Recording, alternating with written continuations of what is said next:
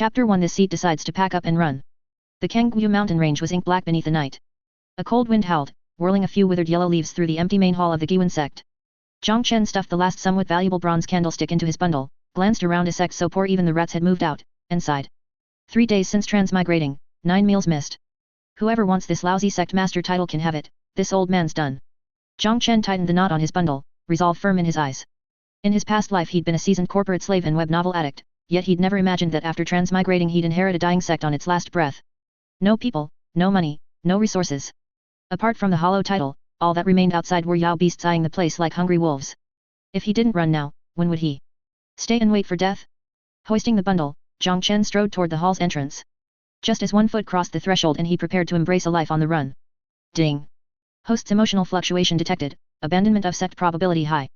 Strongest sect system emergency activation. Chen's steps froze. He hung midair for 3 seconds, then quietly retracted his outstretched foot. System, he tentatively called in his mind. Better late than never. A cold mechanical voice exploded inside his head. System, affirmative. This system is dedicated to assisting the host in forging the foremost sect across all heavens. Currently detected disciples, 0, mountain protecting array on verge of collapse. Recruit disciples immediately or face erasure. Stop right there. Chen cut the system off. Don't talk erasure. I'm heading down the mountain, kill me if you want. Staying here just means getting eaten by Yao beasts. As he spoke he made to leave again. Dead either way, might as well die on the road and at least enjoy the scenery. System, host, please remain calm. Given the extreme starting difficulty, the system hereby grants cross-plane summoning privileges. The host may summon souls from Blue Planet, reconstruct physical bodies, and aid sect construction. Chen's feet stopped once more. Blue Planet? Soul entities? As a modern man he knew exactly what that meant. Fellow hometown folks.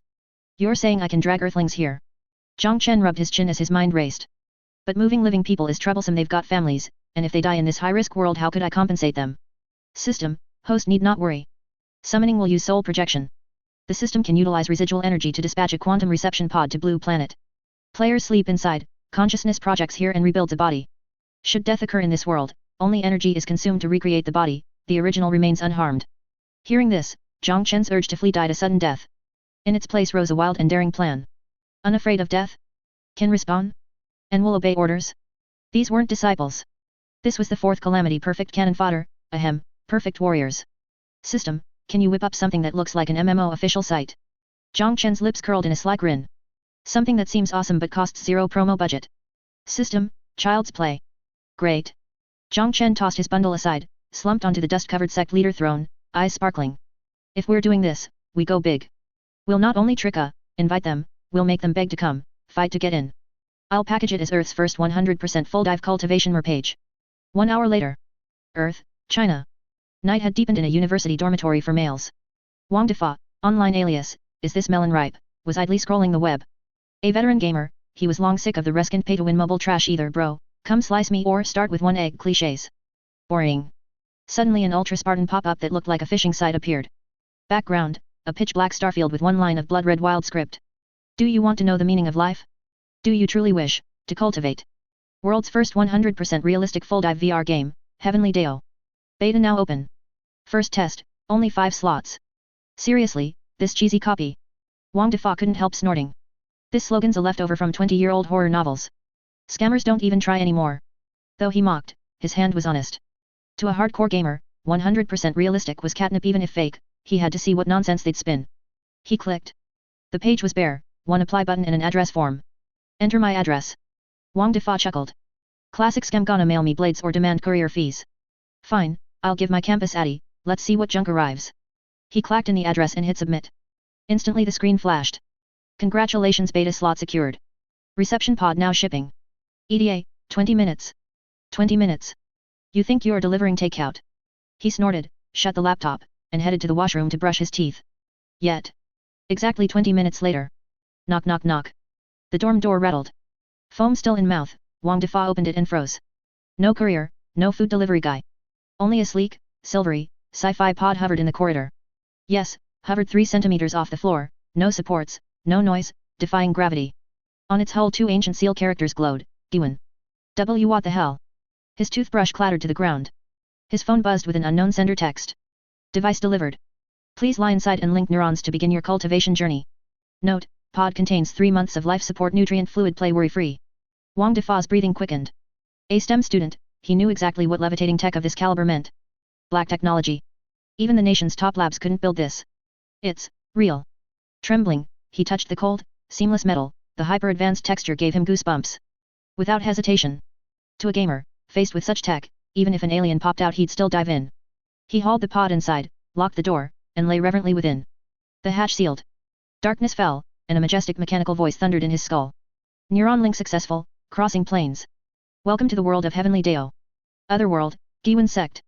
On the plaza, broken walls looked even bleaker under moonlight. Jiang Chen stood before the newly repaired teleportation array, watching 5 beams of light ignite. He straightened his slightly rumpled collar and donned his mask of the aloof sect leader. Hands clasped behind him, robes billowing. They're here. He murmured, eyes gleaming with mischief and anticipation. My very own Fourth Calamity Legion, welcome to the trap. Chapter 2. This game is way too hardcore. Guiyuan Sect Plaza. The light slowly faded. 5 bodies, condensed from system energy, turned from phantom to solid in moments. Wang Defa, ID, is this melon ripe, felt as if he'd woken from a long, trippy dream. A heartbeat ago he'd been in his dorm, choking on his roommate's rank foot odor. The next, a cold, crisp mountain wind rammed into his nostrils. Cough, cough, cough. Wang Defa's eyes snapped open, the earthy, rotting leaf-laden wind set him hacking. What the? This texture. Instinctively he grabbed a fistful of gravel beneath him. The stones were sharp, biting into his palm, their icy chill outrageously real. He jerked his head up and looked around. A half-ruined ancient hall, broken stone pillars, the distant Qingyang mountain range rolling like a beast's spine under moonlight, everything assaulted his retinas in 8K plus clarity. Holy crap! Wang Defa froze for 2 seconds, then sprang up and slapped the shoulder of another dazed player. Bro. Does it hurt? Tell me it hurts. The player whose ID was Newton's coffin lid staggered, frowned, pushed at non-existent glasses, and snapped. Of course it hurts. Pain set to 5% weight. Newton's coffin lid looked as if he'd discovered a new continent. He squatted, scooped dust, and rubbed it between his fingers, eyes blazing. These particle effects. This physics collision. Look how the dust falls, perfect fluid dynamics. What engine is this? 100 streets ahead of Unreal 5. By then the other 3 players had come to their senses. The ID get rich by first chopping trees belonged to a burly man. Without a word he ran to a dead tree at the plaza's edge and kicked it. Crack. A branch snapped and smacked him on the head. Ow. Awesome full force feedback. The sole female, Little Rabbit, stared at her rough hemp garment, fingered the cloth, and squealed. Heavens, the weave, you can even feel loose threads. The detail. Only the young man called One Sword breaks the firmament stayed calm. He stood still, inhaled deeply, eyes closed, then opened them with a flash of light. Breathing smooth, and there's a faint current moving inside, the qi induction they advertised? It's surreal. On the high platform Jiang Chen watched these country bumpkins gawking like Grand Malu in the Grand View Garden, his face blank. Outwardly unshaken, inside he was nodding like mad. Good. The system's tech was solid, it had these earthlings completely fooled. But this wasn't sightseeing time. The sect's walls were rubble. If a wolf wandered in and bit these 5 precious darlings dead, he'd have nowhere to cry. Ahem. Jiang Chen gave a soft cough. Soft, yet in the silent night it rang clear. The 5 players instantly shut up and swiveled to stare at the white-robed figure in the doorway shadow. Crap. An NPC. Wang Defa's eyes were sharpest, he yelped first. Look above his head, yellow name. In the player's vision, golden text hovered over Jiang Chen. Sect Master of Guiyuan. Jiang Chen rank? Extremely dangerous, favor, cold. Extremely dangerous? Must be the starter village chief or guide, then. Wang Defa was a natural chatterbox, used to trolling NPCs, he grinned and trotted up. Hey, handsome. Since you're the Sect Master you must be loaded, lend me a divine artifact? Or a secret manual? He spoke while bounding up the steps without a shred of restraint. Watching this grinning fatso, his face practically spelling clueless close in, Jiang Chen frowned. Right now he was the aloof, reclusive Sect Master. If the guy slung an arm around him, how could he keep his mystique? How order them to do grunt work later?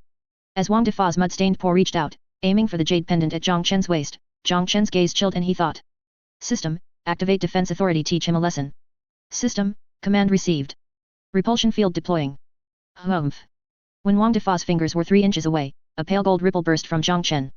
Bang. With a dull thud. 160 Jin. Wang Defa flew off like a punted ball, tracing a perfect parabola through the air. A wet splat later, he crashed into the grass 3 meters away. Oik, damn. Clutching his backside, Wang Defa rolled on the ground, baring his teeth in pain. This NPC, why does it hurt so much? Wasn't pain set to 5%? Feels like 10. Dead silence. The 4 remaining players were dumbstruck.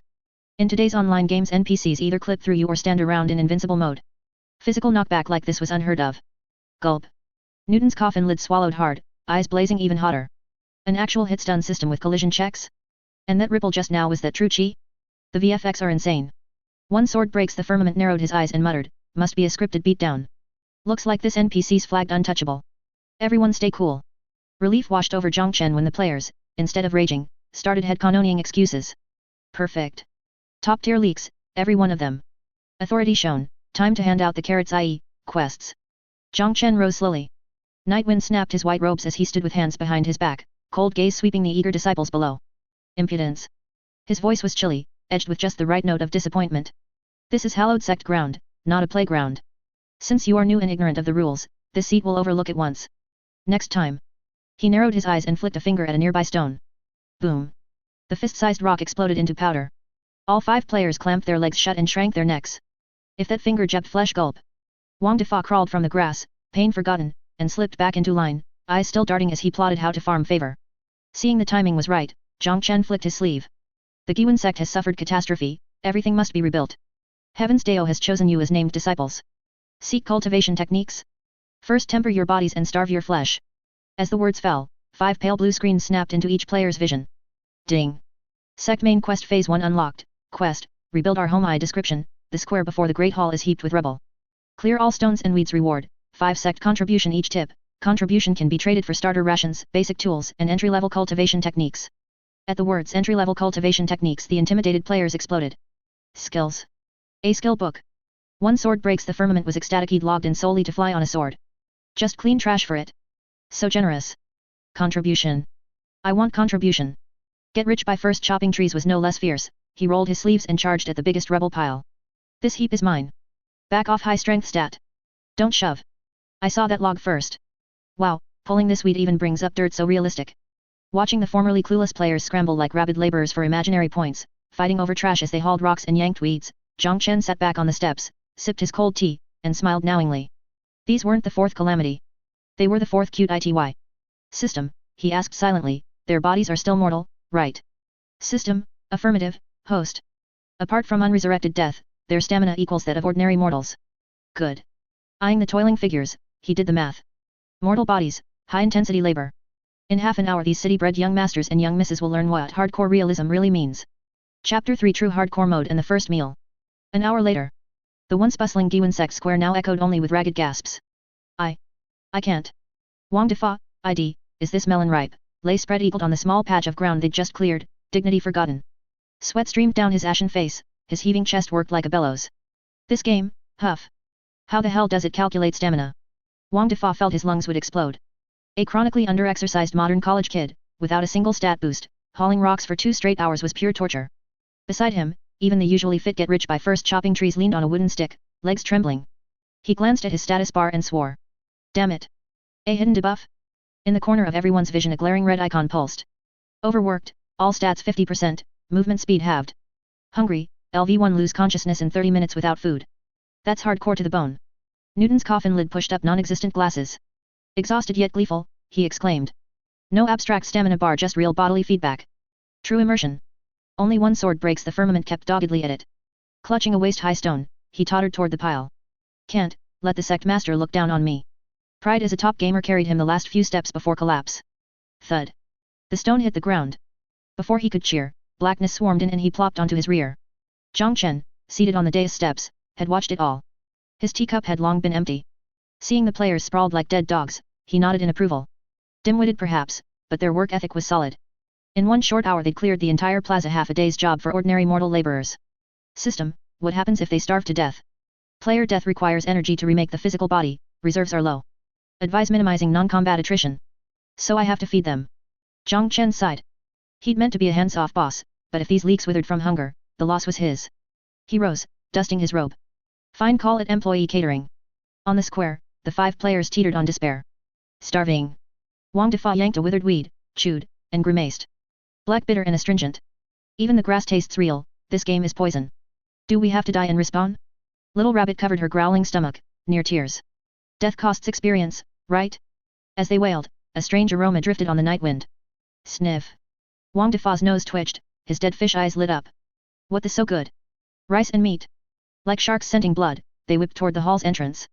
There, the aloof Sect Master Jiang Chen had produced an ancient bronze cauldron. Beneath it, yellow talismans burned without fire, giving pale blue flames.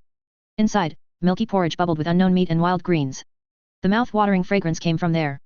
Jiang Chen stirred with a long ladle, indifferent, as if directing the fate of kingdoms. Come. 2 words, uttered without looking up, carried imperial weight. The 5, moments ago limp, found strength to scramble forward. Sect Master, this is for us? Wang Defa drooled at the sight. Used to take out boxes, he'd never smelled food so pure, rich with spiritual qi. Jiang Chen glanced at him, took 5 chipped bowls, the sect's last assets, and ladled porridge onto the steps. Mortal bodies are troublesome, he muttered, as though feeding helpless pets. Eat. You'll work once you're full. Harsh words, yet to the players they sounded like heaven. Thank you, Sect Master. Long live the Sect Master. Ignoring dirt and lack of chopsticks, they gulped the scalding gruel. Slurp. First swallow. Wang Defa's eyes bulged. The scalding rice porridge slid down his esophagus into his stomach, yet instead of burning, it turned into a warm current that instantly spread to every limb. The sore muscles and heavy body regained feeling at a speed visible to the naked eye under that current's nourishment. Ding. Consumed low-grade spirit rice and wild herb congee. Hunger removed, stamina riggin plus 200%. Buff gained, mind and body delight, lasts 1 hour, dot. Holy crap. Wang Defa held the bowl, tears almost falling. What kind of godly flavor is this? It's 10,000 times better than my mom's porridge. And it's not just tasty. One sword breaks the firmament stared at his palm in shock. Do you feel it? The fatigue's gone. This porridge gives a buff its medicinal cuisine.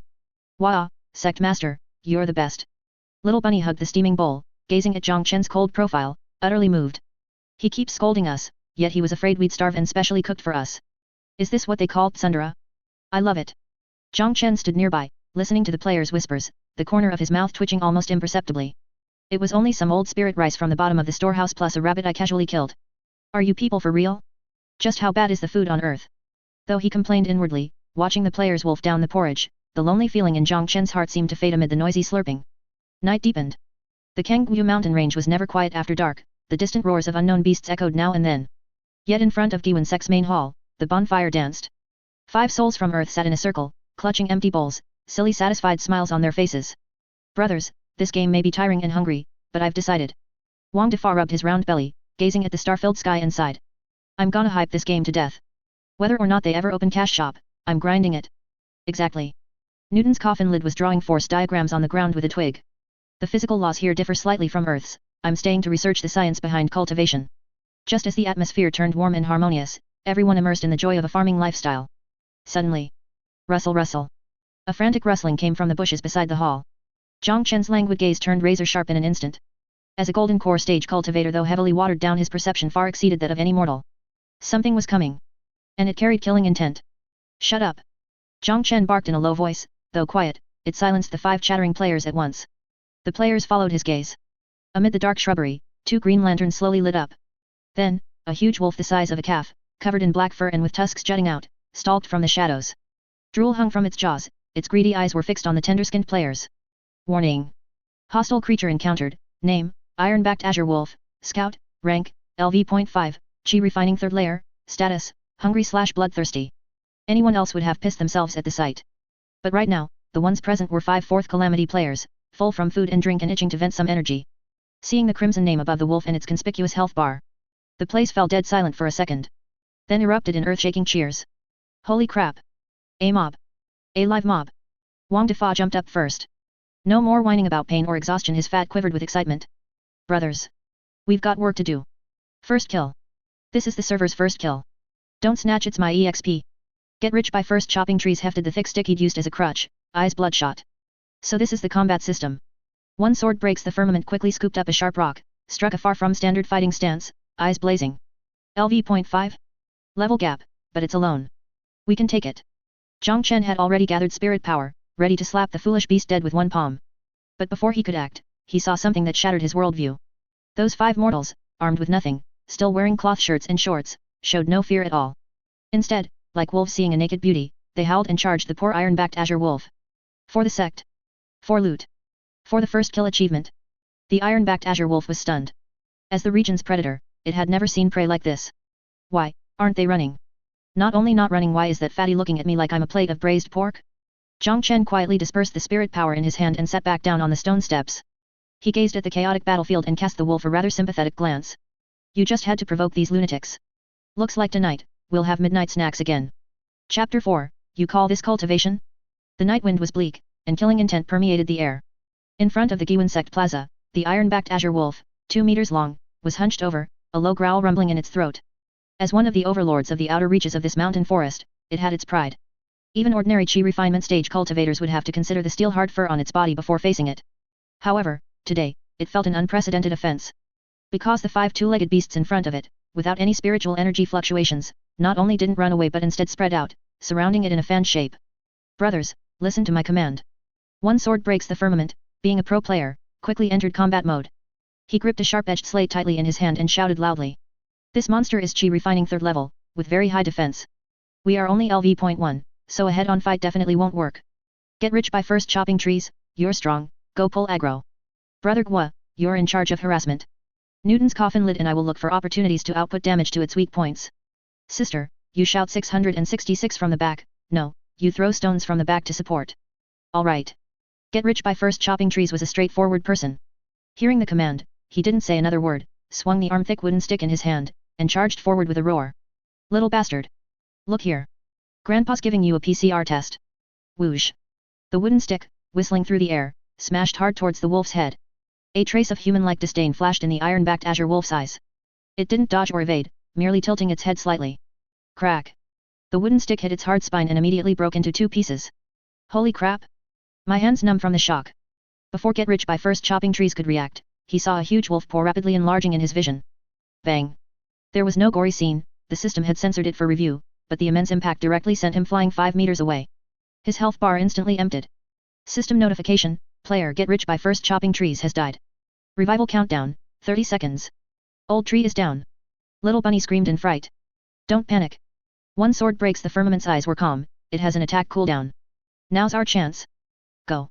Just as the azure wolf's old strength was exhausted and new strength hadn't yet emerged, Wang Defa, is this melon ripe, moved. The fat displayed a flexibility completely at odds with his physique. He didn't attack the wolf's body but instead pulled out a handful of collected, lime powder, actually white ash from construction waste, from his Hawaii. I'm scattering it. A large handful of white ash was directly thrown onto the azure wolf's face. Awoo. The azure wolf was caught off guard, its eyes instantly blinded, and it frantically shook its head in pain. Jiang Chen, who was sitting on the steps watching the show, almost spat out a mouthful of tea. Lime powder? How despicable. My dignified Guiyuan Sect, a famous righteous sect, its first battle actually started with lime powder? But this was just the beginning. Taking advantage of the azure wolf's blindness, one sword breaks the firmament, like a phantom, slid under the azure wolf with a slide tackle. Hee hee hee, iron-backed azure wolf. Your back is iron, but I don't believe your belly is too. The rusty dagger in his hand, a starter gift, fiercely stabbed into the azure wolf's softest abdomen. Pfft. The sharp blade entered the flesh. Although it only went in an inch, the dagger was too dull, it was enough to make the azure wolf go mad with pain. It frantically jumped around, trying to stomp the wretched human under its belly to death. I won't let go. Newton's coffin lid was also a ruthless person.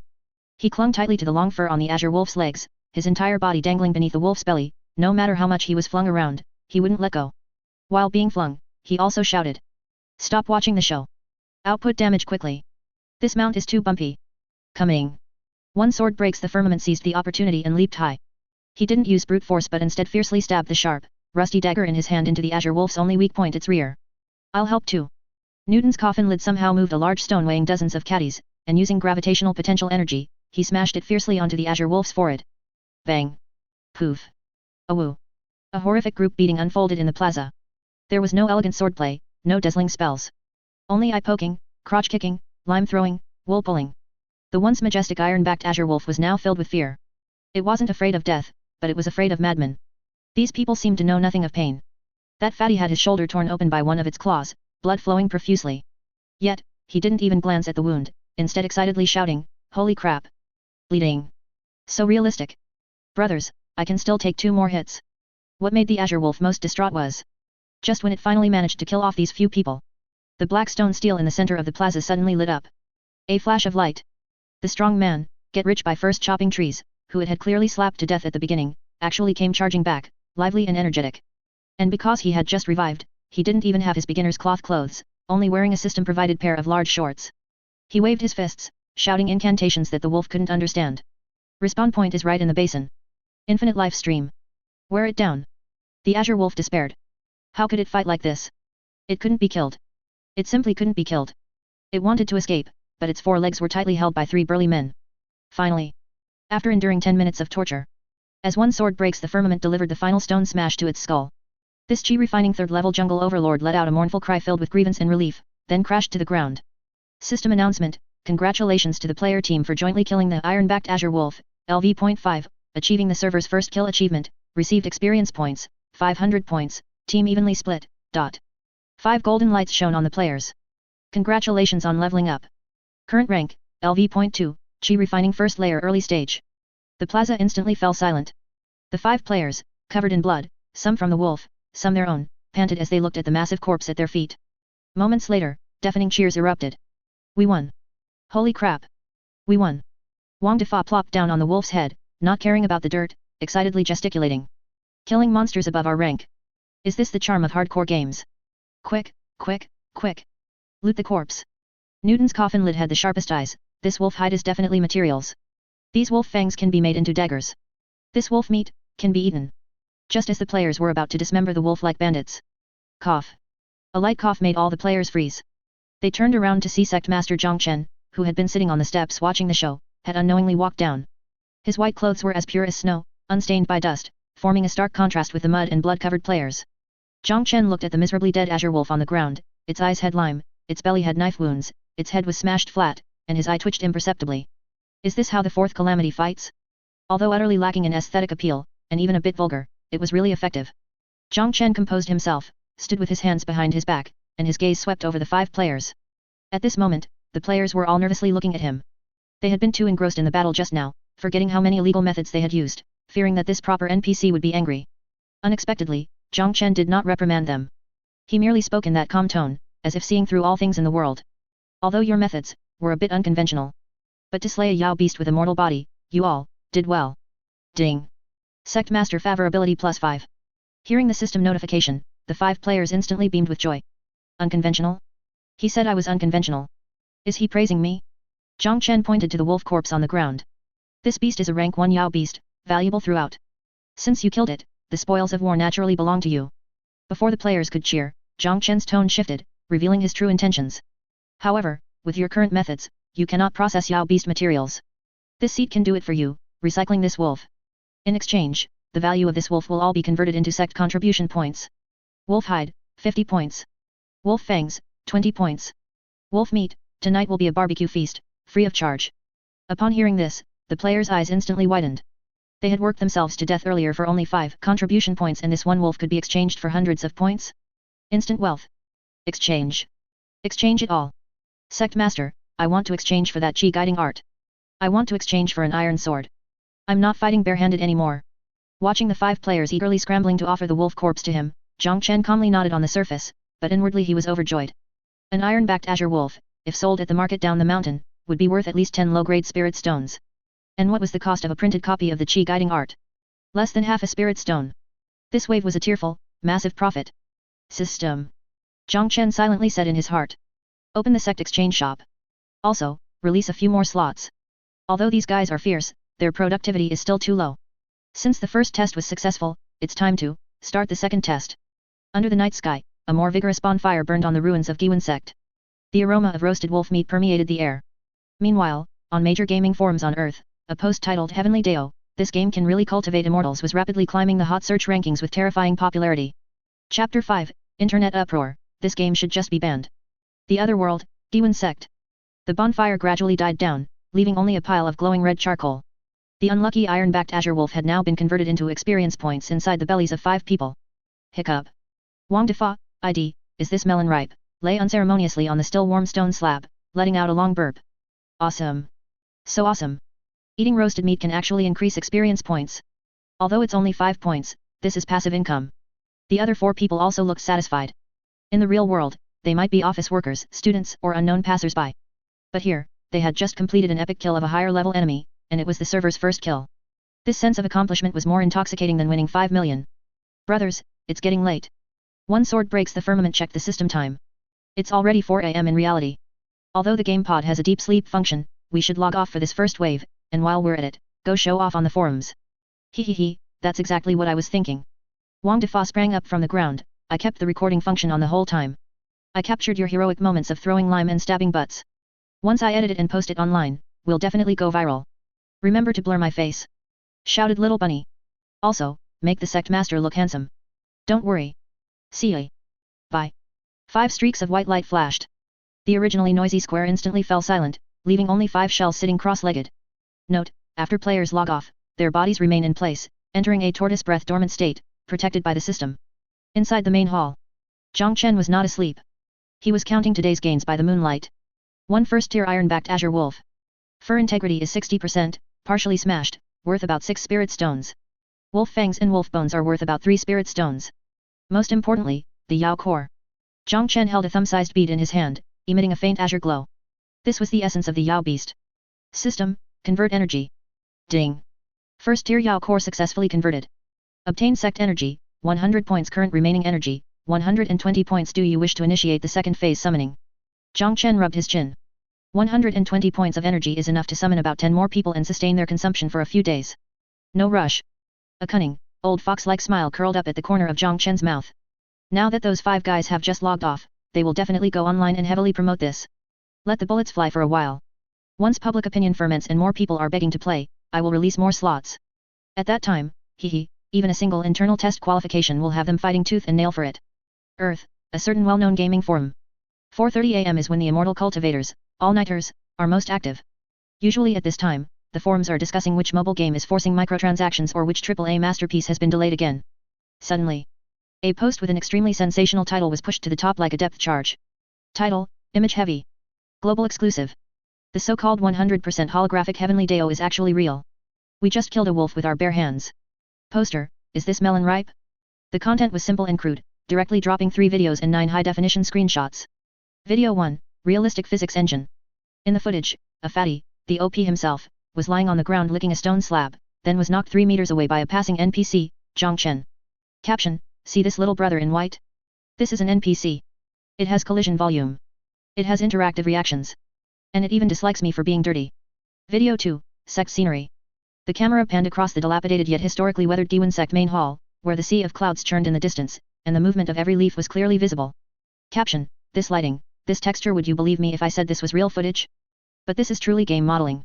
Video 3, the first kill battle. The footage was extremely shaky and chaotic. A group of people wearing coarse cloth clothes and shorts, holding wooden sticks and stones, were ganging up on a huge black wolf. The white mist from the thrown lime, the visual effects of blood splattering, the wolf's death wail, even through the screen, one could feel the brutality of the close-quarters combat. Only a few sporadic replies appeared within the first minute of the post going live.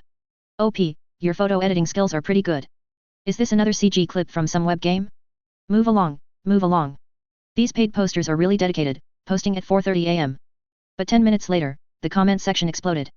Floor 23, Tech Guru. Wait a minute. I work in CG rendering. If this were CG, the light and shadow calculation would require a supercomputer to run for at least a month. And the dynamics of that wolf's fur.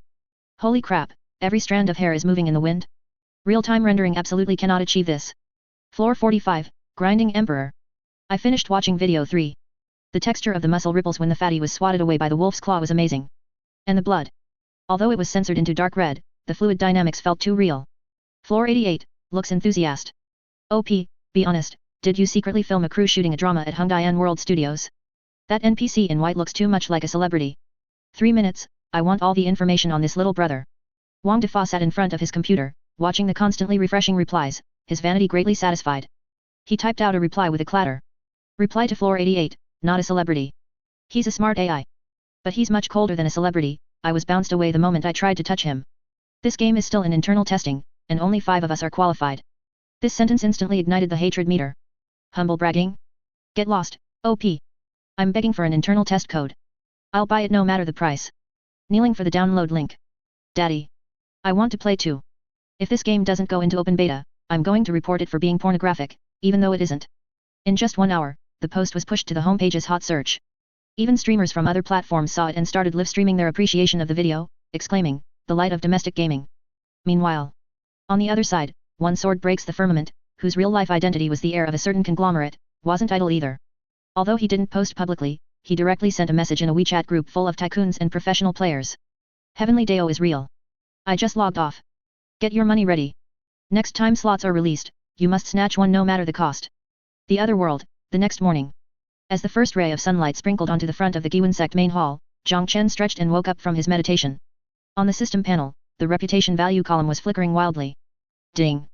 Detected increased discussion heat for Guiyuan Sect on Earth's network. Obtained reputation value, 500 points. Reputation value has reached the critical point. Unlocking building blueprint, disciple residence, elementary dormitory, unlocking new function, official website lottery wheel.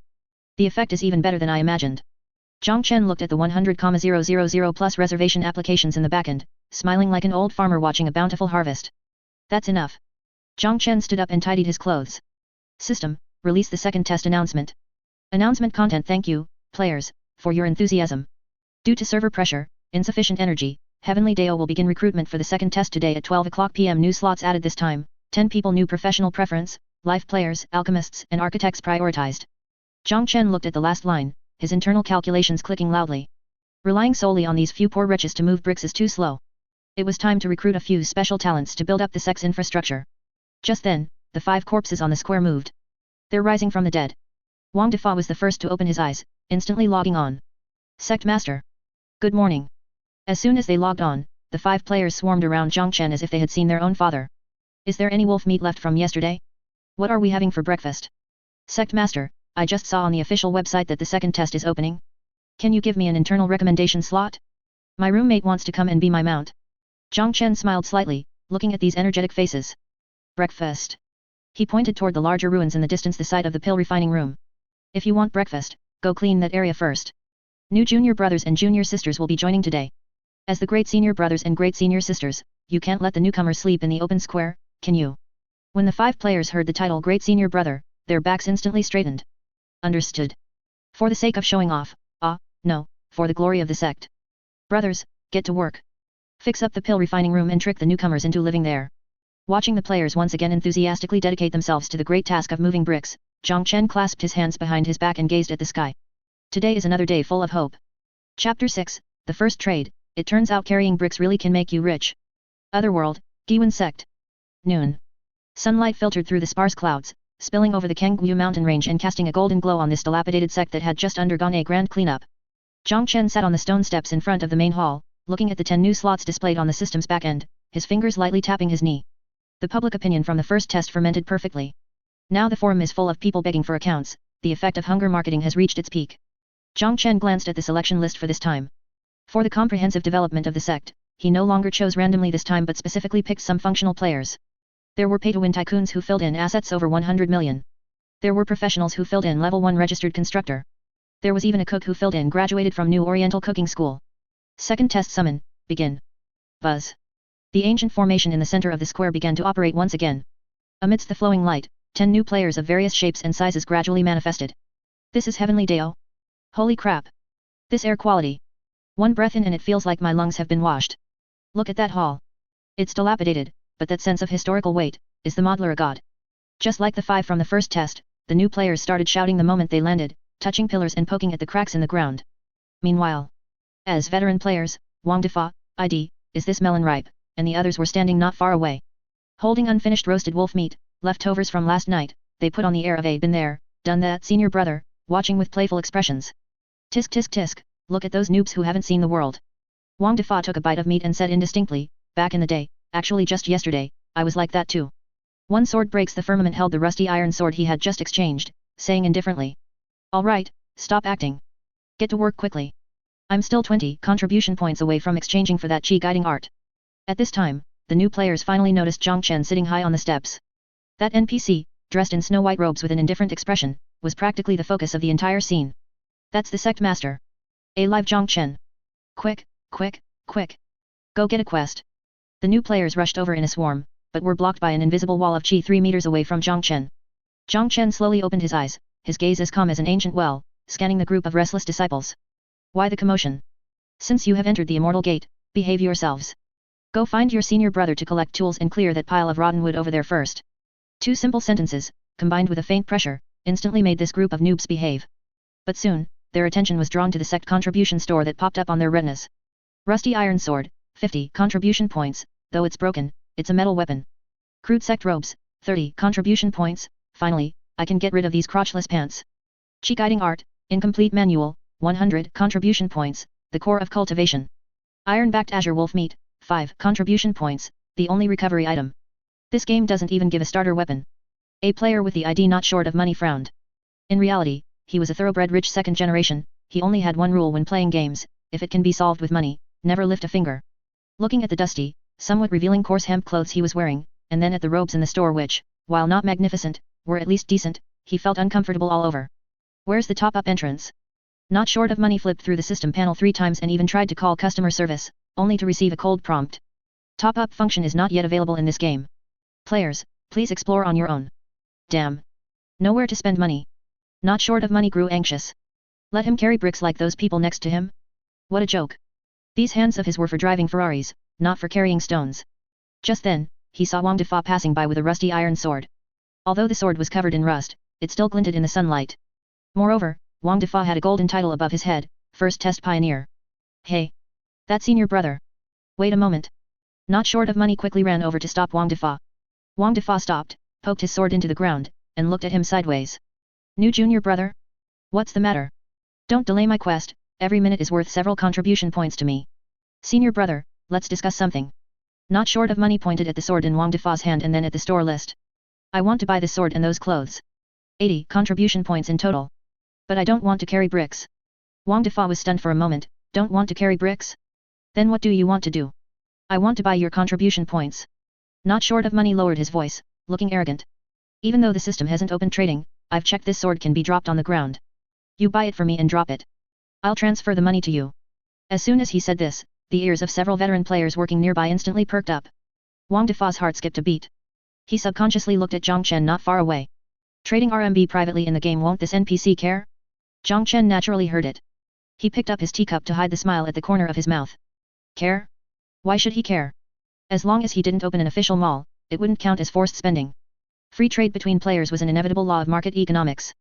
Moreover, only by linking contribution points to real-world currency would the enthusiasm of these leaks, disciples, truly explode. With a thought, Jiang Chen silently enabled the item drop/gift permission in the system's backend. Seeing that the NPC didn't react, Wang Defa grew bolder. He swallowed and asked tentatively. Buddy, are you serious? These contribution points are very hard to grind. Carrying one large stone only gives 1 point, and it takes 10 minutes. I'm just asking if you're selling. Not short of money was getting a bit impatient. I saw someone on the Taiba forum estimate the price. 1 contribution point for 10 RMB, how about it? This sword is 50 points, the clothes are 30, 80 points in total. I'll transfer 800 RMB to you. 800. Wang Defa's voice rose slightly. Although it wasn't an astronomical sum, he had earned this just by playing the game yesterday. It was like playing for free and earning a Heidai Lao meal on top of it. Sell. I'll definitely sell. Without another word, Wang Defa brought up the system-simulated phone interface and added not short of money as WeChat. Ding. WeChat arrival, 800.00 yuan. Straightforward. After receiving the money, Wang Defa immediately ran to the store's light screen, spent the contribution points he had worked so hard to save, exchanged them for a robe and a new sword, and then eagerly dropped them for not short of money. Boss, your equipment. Wishing you a prosperous immortal journey. Not short of money picked up the equipment and happily changed into it. Although it was just starter gear, compared to the circle of noobs around him still wearing crotchless pants, he instantly felt like the coolest guy on the street. Worth it. This game experience is worth it. This scene was like a pebble thrown into a calm lake. A middle-aged man squatting on the ground studying the texture of a stone, ID, old Jiang from the construction site, pushed the AR glasses on his nose, and his gaze instantly changed. He was originally just recommended the game by his son and thought it was just an ordinary VR game. But the scene just now made him keenly sniff out a different atmosphere. He looked at the massive blue stone beside him. The system showed that carrying this stone to the designated location would reward 1 contribution point. 1 contribution point equals 10 RMB. This stone is about 80 pounds. Although it's a bit heavy, stamina recovers quickly in the game. If I just carry 10 stones like this, that's 100 RMB. If I carry 50 stones a day. Old Zhang's heart beat violently. 500 RMB a day? This was more profitable than him working at a construction site in reality. And the air here was good, with no formaldehyde. Not just old Jiang. The other new players nearby who were originally complaining about carrying bricks being too tiring and not wanting to work all had their gazes change. Was that a ruin? That was clearly money all over the ground. Move. This piece of wood is mine. A player who looked like a college student suddenly lunged, grabbing a piece of rotten wood on the ground. Don't anyone fight me for it. This is my supper money for tonight. Hey, rich bro. I have 5 contribution points here. Will you buy them for 50 bucks? Boss, look at me. I can be your bodyguard. Only 20 contribution points a day. The originally lazy square instantly turned into a noisy wet market. The players looked at each other with eyes full of wariness and at the ruins with eyes full of greed. Even their brick-carrying movements became agile after all, every brick carried was real money coming in. Jiang Chen watched this scene and put down his teacup with satisfaction. This was the effect he wanted. The anchoring effect of money. As long as players realized labor in-game equals gain in reality, the productivity these people would unleash would be terrifying. And as the source of all this, Jiang Chen only needed to control the output of contribution points to sit steadily behind the scenes and watch this group of people build for him. System, Jiang Chen said faintly in his mind. Detected high player enthusiasm. Appropriately increase the refresh frequency of construction quests. Also, give that old Jiang from the construction site a big job. I saw him touching that foundation just now, he seems to know his stuff. On the square, old Jiang from the construction site had just grabbed a stone and was about to start carrying it. Suddenly, a golden exclamation mark lit up above his head. Ding! Triggered hidden class quest. Old Jiang was stunned, then ecstatic. A hidden quest? Could it be even more profitable than carrying bricks? Jiang Chen looked at old Zhang's excited back, the corner of his mouth curling slightly. Only by letting professionals do professional things can the efficiency of carrying bricks be doubled. Chapter 7 Old Jiang from the construction site, you call this a project? Another world, Guiyuan Sect Square. Although the exchange rate of one contribution 10 RMB had only just been secretly agreed upon among the players, the butterfly effect it unleashed was terrifying. At that moment the square looked less like an immortal sect and more like a rush hour farmer's market. Move. I saw that stone first. Out of my way. Out of my way. My hoe doesn't have eyes. A dozen players darted about the ruins like headless flies. Some, greedy for big hauls, hoisted 100 jin beams onto their shoulders, pausing every 2 steps, tongues hanging out from exhaustion. Others fought over loot, 2 carrying a basket of rubble crashed into each other when they tried to go opposite directions, stones scattering everywhere. One new guy even tried to dig the hard-rammed earth layer with bare hands and snapped a fingernail. Extremely inefficient. Utter chaos. Jiang Chen sat on the temple steps, teacup in hand, his frown deepening. Everyone was enthusiastic after all, they were literally picking up money, but this was sect rebuilding, not simple garbage collection. If they kept up this mess, forget houses, they'd end up with a few shaky death traps at best. System, should I hire a few foremen? Jiang Chen mused inwardly. Just as he considered stepping in himself. Stop. Every last one of you, freeze. A roar packed with the authority of a man who had spent years shouting on construction sites instantly drowned the clamor. The voice carried a long-honed power that made every player flinch and freeze mid-task. They turned to look. There, on a tall remnant wall, stood a middle-aged player whose ID read Old Jiang from the construction site. Rusty shovel in hand, his whole body shook with rage, face twisted in disappointment, he pointed down and bellowed. What do you think you are doing, hey? That's a load-bearing pillar. You toss it on the ground like that? Can you pay for it if it snaps? And you over there? Who told you to pile rubble and timber together? Think sorting it later won't take time? No plan, no flow, just random hammering. Are you building a sect or manufacturing industrial waste? Silence fell. The youngsters gaped at the shouting uncle. Wang Defa, ID, is this melon ripe? Muttered, unconvinced, neck stiff. Uncle, who are you? We're just here to play the game and earn a bit hauling bricks, why so picky? Earn? Old Jiang snorted, leapt down from the wall, and absently pushed at non-existent glasses on his nose. At this rate you'll need 10 minutes per trip, an hour nets you maybe 6 contribution points. Killing yourselves for cigarette money. Listen to me and I'll double your efficiency. 15 points an hour is no dream. Hearing double and 15, the resistant player's eyes lit up. Really, uncle? You're a pro? Double? That's over 1,000 a day? Old Jiang ignored them, walked straight to Jiang Chen. He stopped 3 meters away, drew a deep breath to calm himself. Then cupped one fist in the other and bowed awkwardly but with utmost respect. Sect Master. This disciple, Old Jiang from the construction site, was a builder before joining the sect. I see chaos in this square, if the junior brothers keep fooling around we'll face delays and safety hazards. This disciple humbly asks the Sect Master to place overall charge of the rebuilding, in my hands. Jiang Chen looked at the determined, dust-covered man and the corner of his mouth lifted. Here he was. The specialist he needed. Better an expert run experts than a layman bumble about. Jiang Chen set down his teacup, approval flickering in his eyes. Good. Since you have the skill, let it be fully used. From this day forward you have full authority over the square's repairs and the new elementary disciple quarters. As he spoke, Jiang Chen flicked a finger. A streak of golden light sank into old Zhang's brow. Ding! Congratulations, player Old Jiang from the construction site, on obtaining the temporary post, foreman. Permissions unlocked. Regional voice shout. Issue co-op tasks, rewards settled by system.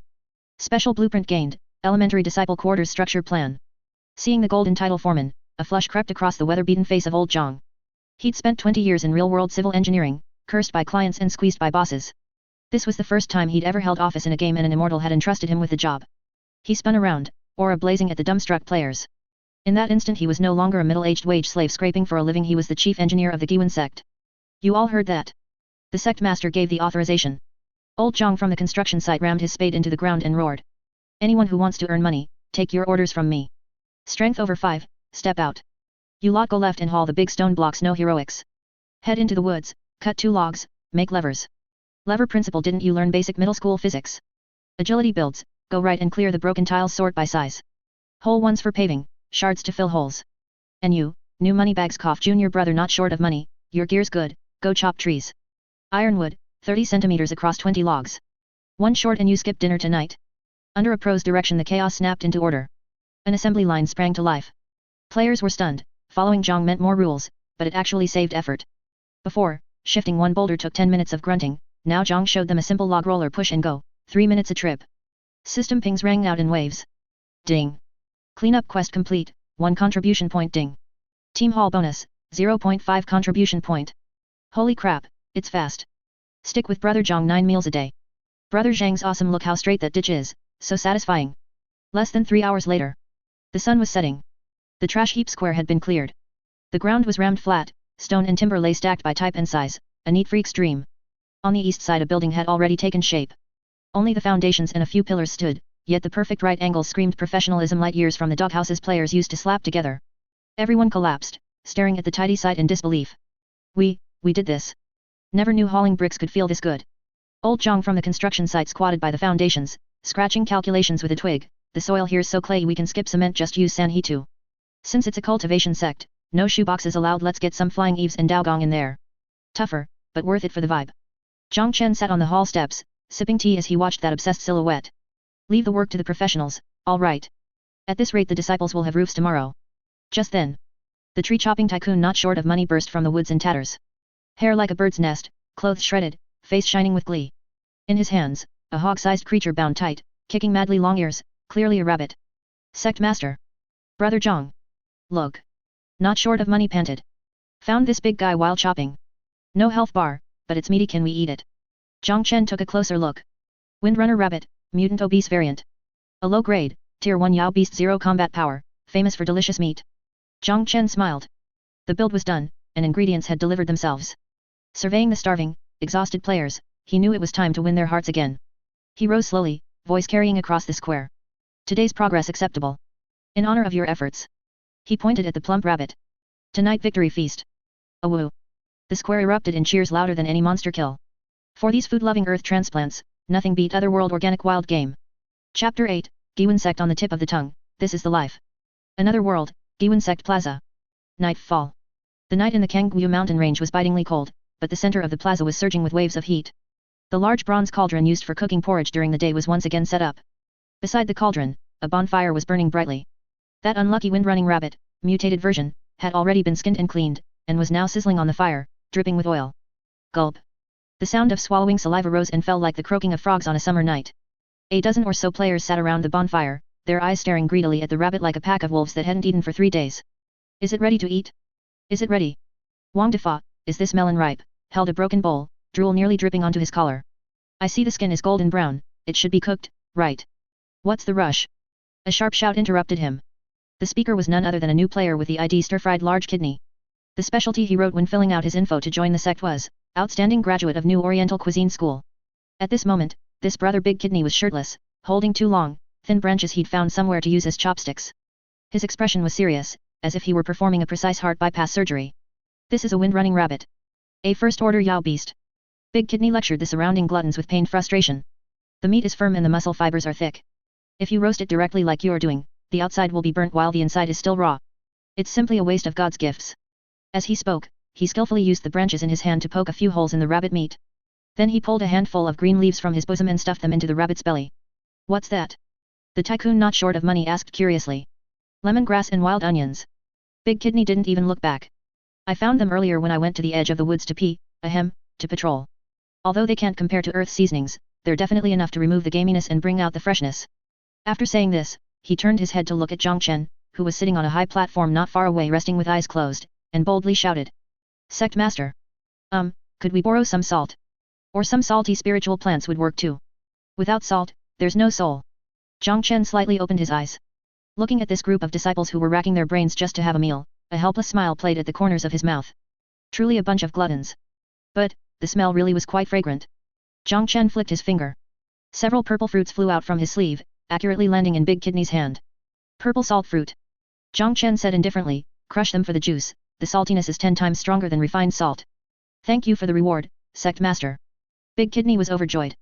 He crushed the fruit with force, and the purple juice drizzled onto the golden rabbit meat, instantly triggering an aggressive, savory aroma. Sizzle. Fat dripped onto the charcoal fire, sending up a puff of white smoke. That complex scent, a mix of meat, the fresh fragrance of lemongrass, and the saltiness of the purple salt fruit instantly exploded across the plaza like a bomb. Holy crap! I can't take it, I feel like my taste buds are dancing. This modeling. This scent simulation. The takeout I ordered in reality suddenly doesn't smell good anymore. Just as the players were about to lose control and pounce to gnaw on it raw. Big Kidney shouted, out of the pot. Using a stone knife, a masterpiece that I am here to steal manhole covers spent the whole afternoon grinding, he quickly sliced the rabbit meat into thin pieces and distributed them into everyone's crude bowls. The remaining carcass was thrown into the large cauldron next to them and simmered with wild vegetables into a milky white bone broth. Dig in. With that command, the dozen or so players instantly transformed into gluttonous beasts. Wang Defa picked up a piece of rabbit meat that was still sizzling with oil and put it in his mouth. In that instant, his eyes went wide and round. No technology or artificial additives. Only the purest meat fragrance exploded in his mouth. The skin was crispy, and the meat was springy. With one bite, the scalding meat juices overflowed, and the sense of satisfaction went straight to his head. You! Wang Defa cried while he chewed. It's too delicious. Mom, I've eaten the best barbecue of my life in another world. Ding! Consumed special wind-running rabbit meat. Stamina fully restored, obtained buff, abundant chi and blood, cultivation speed plus 10%. Ding! Consumed wild vegetable bone broth. Cold dispelled, energy limit plus 5. It even adds stats. Old Jiang from the construction site took a sip of the soup and felt like his old back, which had been carrying bricks all day, was suddenly no longer sore. This is simply a natural tonic. It's way more effective than the energy drinks I drink at the construction site. Even the consistently aloof one sword breaks the firmament couldn't care about his image now. He held meat in his left hand and soup in his right, eating until his mouth was covered in oil. As the mastermind behind all this, Jiang Chen didn't go down to compete with the disciples for food. But he wasn't idle either. Big Kidney was a sensible person. The first piece of meat he cut, the tenderest rabbit tenderloin, had already been respectfully wrapped in a lotus leaf and delivered to Jiang Chen. Sitting in the shadows, Jiang Chen unhurriedly picked up a piece of meat. The taste was indeed not bad. It was much better than the head chef in the old sect cafeteria who only knew how to boil cabbage in water. He looked down at the faces around the bonfire, each overflowing with a happy smile. The firelight reflected on their faces, dispelling the chill of the ruins. Although they were wearing coarse hemp clothes and were covered in dirt, that heartfelt happiness couldn't be faked. Old Jiang. Tomorrow let's finish the roof. Rich bro, how about catching 2 more rabbits tomorrow? Big Kidney, tomorrow I'll find you some chili substitutes. I want to eat spicy rabbit head. Listening to these conversations full of the flavor of life, the chill of being a solitary man in Jiang Chen's heart completely dissipated. This Guiyuan Sect finally had a bit of the feel of a home. Meanwhile, on the Earth web, the Heavenly Dao official forum already exploded. Wang Defa, that attention seeker, wasn't idle even while eating. He turned on first-person mukbang mode and uploaded the video of the roasting, carving, and frantic eating to the forum exactly as it happened. Title: Late Night Revenge on Society. The first barbecue in another world. This image quality, this meat juice, are you guys jealous? It was currently late night on Earth. Countless cloud players who hadn't managed to get an account were waiting in the forum for updates, and as a result, clicking the video was a total critical hit. The comment section was brutally flooded. You animal! Posting this in the middle of the night? OP, be a human. The instant noodles I just made suddenly look like pig slop. The texture of this meat, the marbling. I don't believe this is a game. Is this freaking a bite of China? I'm on a diet. I hate you. Begging for a spot in the second beta. I don't care about cultivation, I just want to go in and have a meal. Who's that chef? That knife work is amazing. This game actually recruits cooks. The popularity soared again. Originally, everyone followed Heavenly Dao because of holographic technology and hardcore cultivation. Now, a new tag had been applied: Otherworld Gourmet Simulator. And the instigator, Jiang Chen, looked at the again skyrocketing number of pre-registrations in the backend. Many people's reason for joining had become, I want to taste wind-running rabbit, and closed the interface with satisfaction. The night grew deep. The players had eaten and drunk their fill. Some logged off directly to sleep, while others were reluctant to leave, lying on the still warm stone slabs counting stars. Jiang Chen stood up and glanced at the chef, stir-fried large kidney, who was wiping his stone knife. Since you have such skill, you will be responsible for the sect's meals from now on. Jiang Chen left behind a faint sentence. Tomorrow, go to the bamboo forest on the back mountain. There should be a few iron-feathered chickens there. This seat wants to taste. Beggar's chicken. After saying that, Jiang Chen drifted away. Leaving Big Kidney standing there, his face flushed with excitement. I've triggered a hidden quest. The Sect Master ordered a dish. Brothers. Tomorrow's target is locked on the back mountain bamboo forest. For the Sect Master's Beggar's Chicken. Charge. Server-wide announcement, Story Quest meal supply has been activated. The spring for lifestyle players has arrived. Chapter 9, you call this a robbery? This is clearly a delivery. The next morning. Guiyuan Sect Square. After a night of rest and reorganization, coupled with that feast of rabbit meat full of spiritual qi, the players who logged in on the second day were all full of energy, as if they had been injected with chicken blood. The clanging sounds of hammering echoed across the square once more. Under the direction of the chief engineer, old Jiang from the construction site, the main structure of the first disciple quarters had already been erected. Although it was just a simple common bunkhouse, at least it had walls and a roof. Careful. Handle with care. Old Jiang wore a straw-woven hard hat, for a sense of professional ritual, and held simple blueprints in his hand, directing with rapt fascination. This beam is made of ironwood. It's hard enough, but its flexibility is poor. Don't break it. Got it, Engineer Jiang. Although the tycoon not short of money was a wealthy heir, he had now become well acquainted with the others and was happily working while carrying a log. After all, yesterday's roast meat made him feel that labor in this game is rewarded.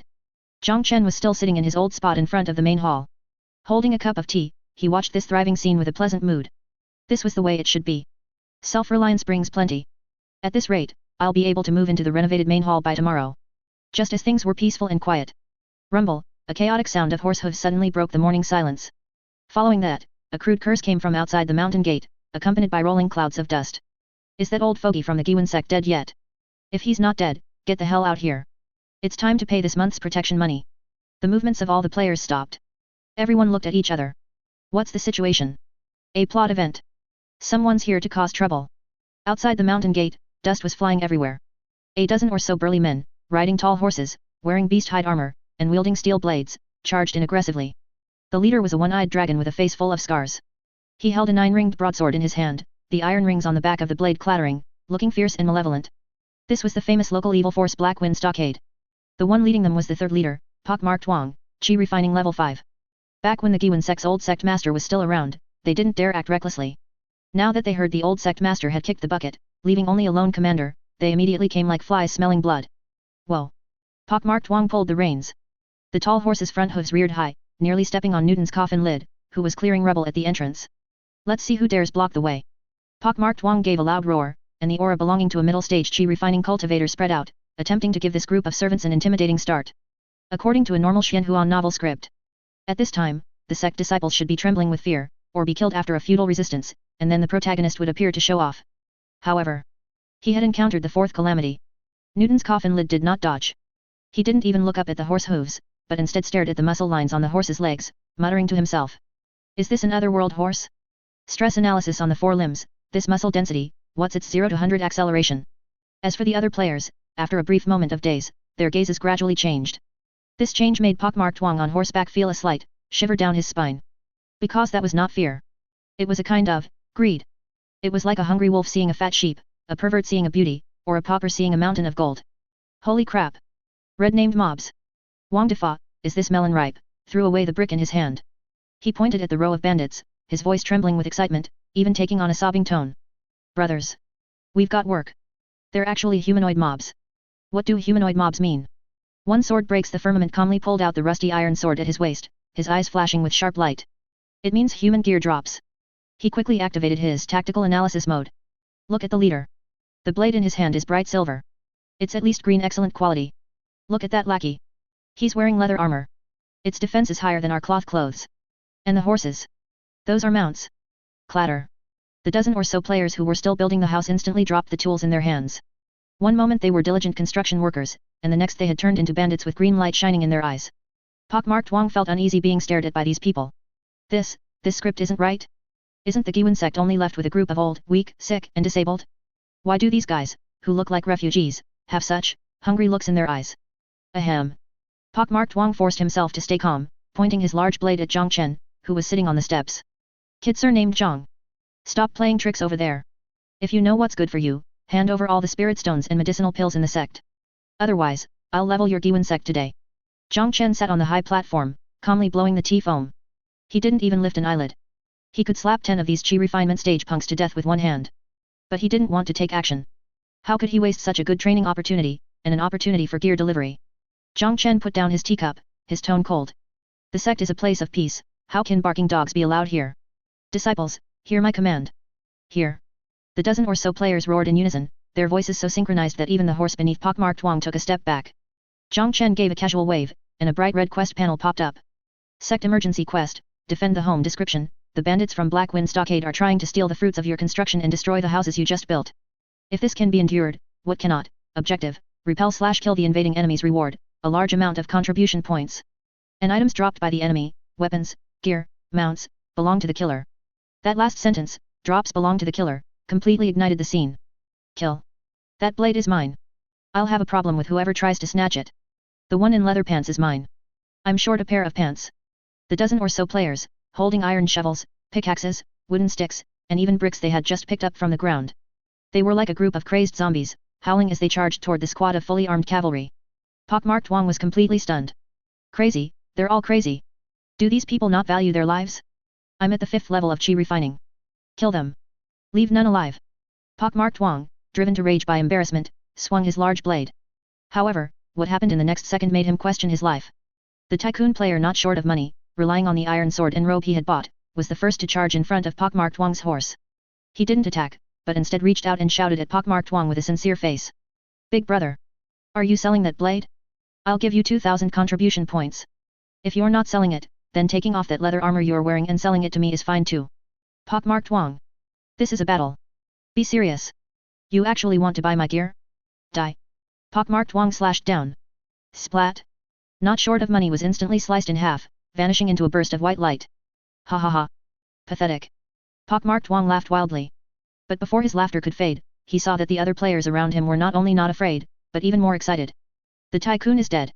No one's left to compete with us for the gear. Brothers. The boss has an attack interval. Now's the time. Body block him. Old Jiang from the construction site brandished his iron shovel, showing an amazing combat proficiency, honed on construction sites. Team 1 and Team 2. Use the logs to trip the horse legs. Get them off their horses first. Team 3. Throw the lime. That's our unique hidden weapon. Whoosh. The sky full of lime powder, construction waste, made its appearance once again. Not only that, some players splashed over the hot soup left over from the porridge they had just cooked. Ah! My eyes! What kind of soup is this? It's scalding me to death. Despicable. Shameless. The Guiyuan Sect is a famous righteous sect, and yet you use lime. The bandits were thrown into chaos.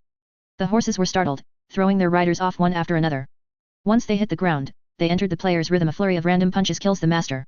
Several players pinned down a bandit, not using any specific moves, but just greeting their heads with bricks.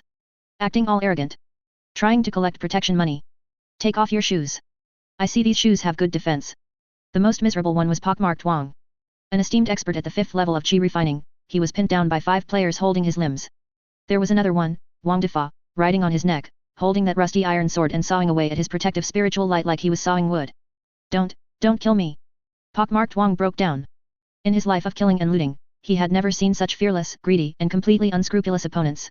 I'll give you money. I'll give you gear. Just don't strip my pants. Sitting on the steps, Chen watched this human tragedy and couldn't help but cover his face with his sleeve. Too brutal. Too embarrassing. In the future, never tell anyone you're my disciples. I can't afford to lose face like this. However, Chen looked through the gaps between his fingers at the swords, leather armor and the dozen or so fine war horses the players were stripping away. Is this the legendary Express Delivery Transport Brigade? Simply wonderful. Chapter 10, Looting Scene. You call this a prestigious orthodox sect? Guiyuan Sect Plaza. Early morning. The battle was over. The insufferably arrogant third leader of Black Wind Stockade, Pockmarked Wang, now lay quietly in a pile of rubble, having died a far from peaceful death. His face was covered in white lime powder, and the animal skin armor he took such pride in had been torn into rags. His entire body was covered in dense footprints, brick marks and even bite marks. A brief, deathly silence fell over the plaza. A dozen or so players maintained their final positions from the group beating, panting heavily like dying dogs that had just finished a 1,000-meter dash. Huff, huff, is he dead? Wang Defa, ID, is this melon ripe, slumped onto the ground, feeling like his lungs were about to explode. He hadn't felt it during the adrenaline rush, but now that he relaxed, his whole body ached. He should be dead, right? Newton's coffin lid pushed up the bridge of his nose, his hands still trembling. He had just hoisted a 50-pound boulder and smashed it down hard several times, now he couldn't even lift his arms. Did we really take down a boss? The new player, old Jiang from the construction site, still tightly gripped the iron shovel that had done great service, its edge now curled. He looked dazed, unable to believe that he, a middle-aged man in civil engineering, had actually participated in an armed brawl in the cultivation world. Just as everyone was recovering from that aftermath of survival exhaustion. Clatter. A soft sound broke the silence. Above Pockmarked Wang's corpse, several glowing orbs emitting an enticing, faint light slowly emerged. It was the glow of dropped loot. This light acted like a potent stimulant, instantly curing everyone's fatigue and soreness. Holy crap! Items dropped. Someone shouted, their voice cracking. In the next second, a 100-meter dash human pyramid more intense than the actual battle unfolded on the plaza. It's mine. I got the last hit. I saw the system notification. The pro player 1 sword breaks the firmament was usually very calm, but this was the server's first drop from a humanoid field boss. He abandoned all expert decorum and lunged forward like a hungry tiger. Bullshit. If I hadn't blinded him with lime, you guys would have wiped long ago. The MVP is mine. Wang Defa shouted as he scrambled into the crowd using both hands and feet, like a nimble fat man. Don't push. Who stepped on my hand? This glowing stone is mine. I touched it first. I've already put it in my pocket.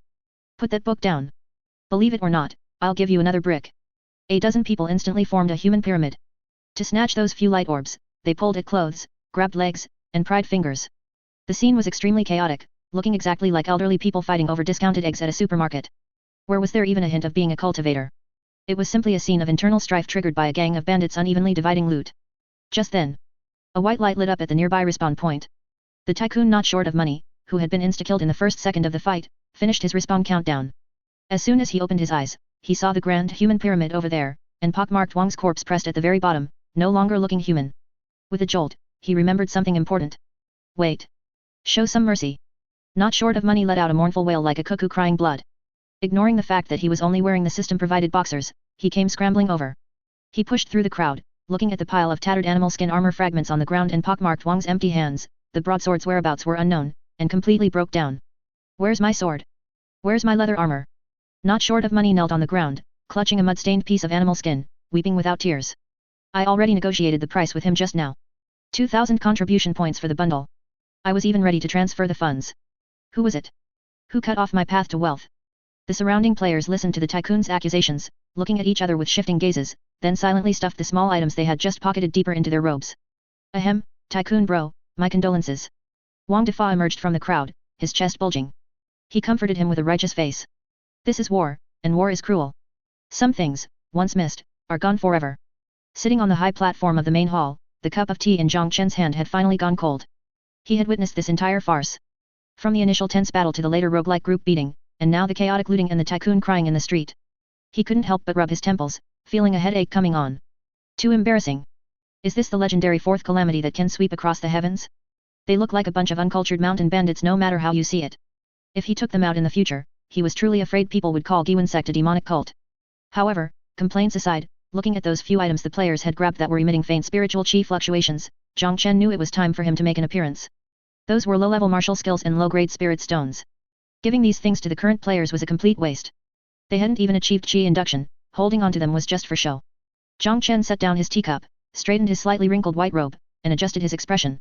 It was time to display the Sect Master's majesty, finessing ability. Buzz. He didn't release any powerful pressure, but merely channeled a wisp of spiritual energy to make his voice ethereal and distant, complete with a built-in reverb effect. Have you had enough of this nonsense? The voice wasn't loud, yet it clearly entered everyone's ears, carrying a chill that commanded respect without anger. The chaotic crowd on the plaza instantly fell silent. Everyone froze, only then remembering that a true cultivation big shot was still sitting nearby. The players awkwardly let go of each other's throats and stood up straight, looking like elementary students who had done something wrong as they watched Jiang Chen slowly walk down the steps. Jiang Chen walked with composed steps into the center of the crowd. He didn't look at the loot, but first glanced at the players' wretched states. Each one was covered in dust, in tattered clothes, and bearing wounds. With mortal bodies, using wisdom and courage, lime and bricks, you have slain a chi refinement stage cultivator. Jiang Chen's voice remained flat, but in the players' ears, it was full of affirmation. You all have not disgraced the name of my Guiyuan Sect. As soon as these words were spoken, the players' originally apprehensive moods instantly turned into pride. Their backs straightened significantly. Hehe, the Sect Master praised us. I told you, our coordination this time was invincible. This is what you call tactics. Seeing that the atmosphere was sufficiently prepared, Jiang Chen changed the subject, his gaze falling on the book tightly gripped in one sword breaks the firmament's hand and Wang Defa's nearly bursting pocket. However, Jiang Chen frowned slightly, his tone taking on a hint of gravity and concern. These spiritual items scavenged from mountain bandits are tainted with too much blood-soaked evil chi. You have not yet stepped onto the path of immortality and possess mortal bodies. If you forcibly keep them by your side and have contact with them day and night, I fear your minds will be eroded by the evil chi. At best, you will suffer chi deviation, at worst.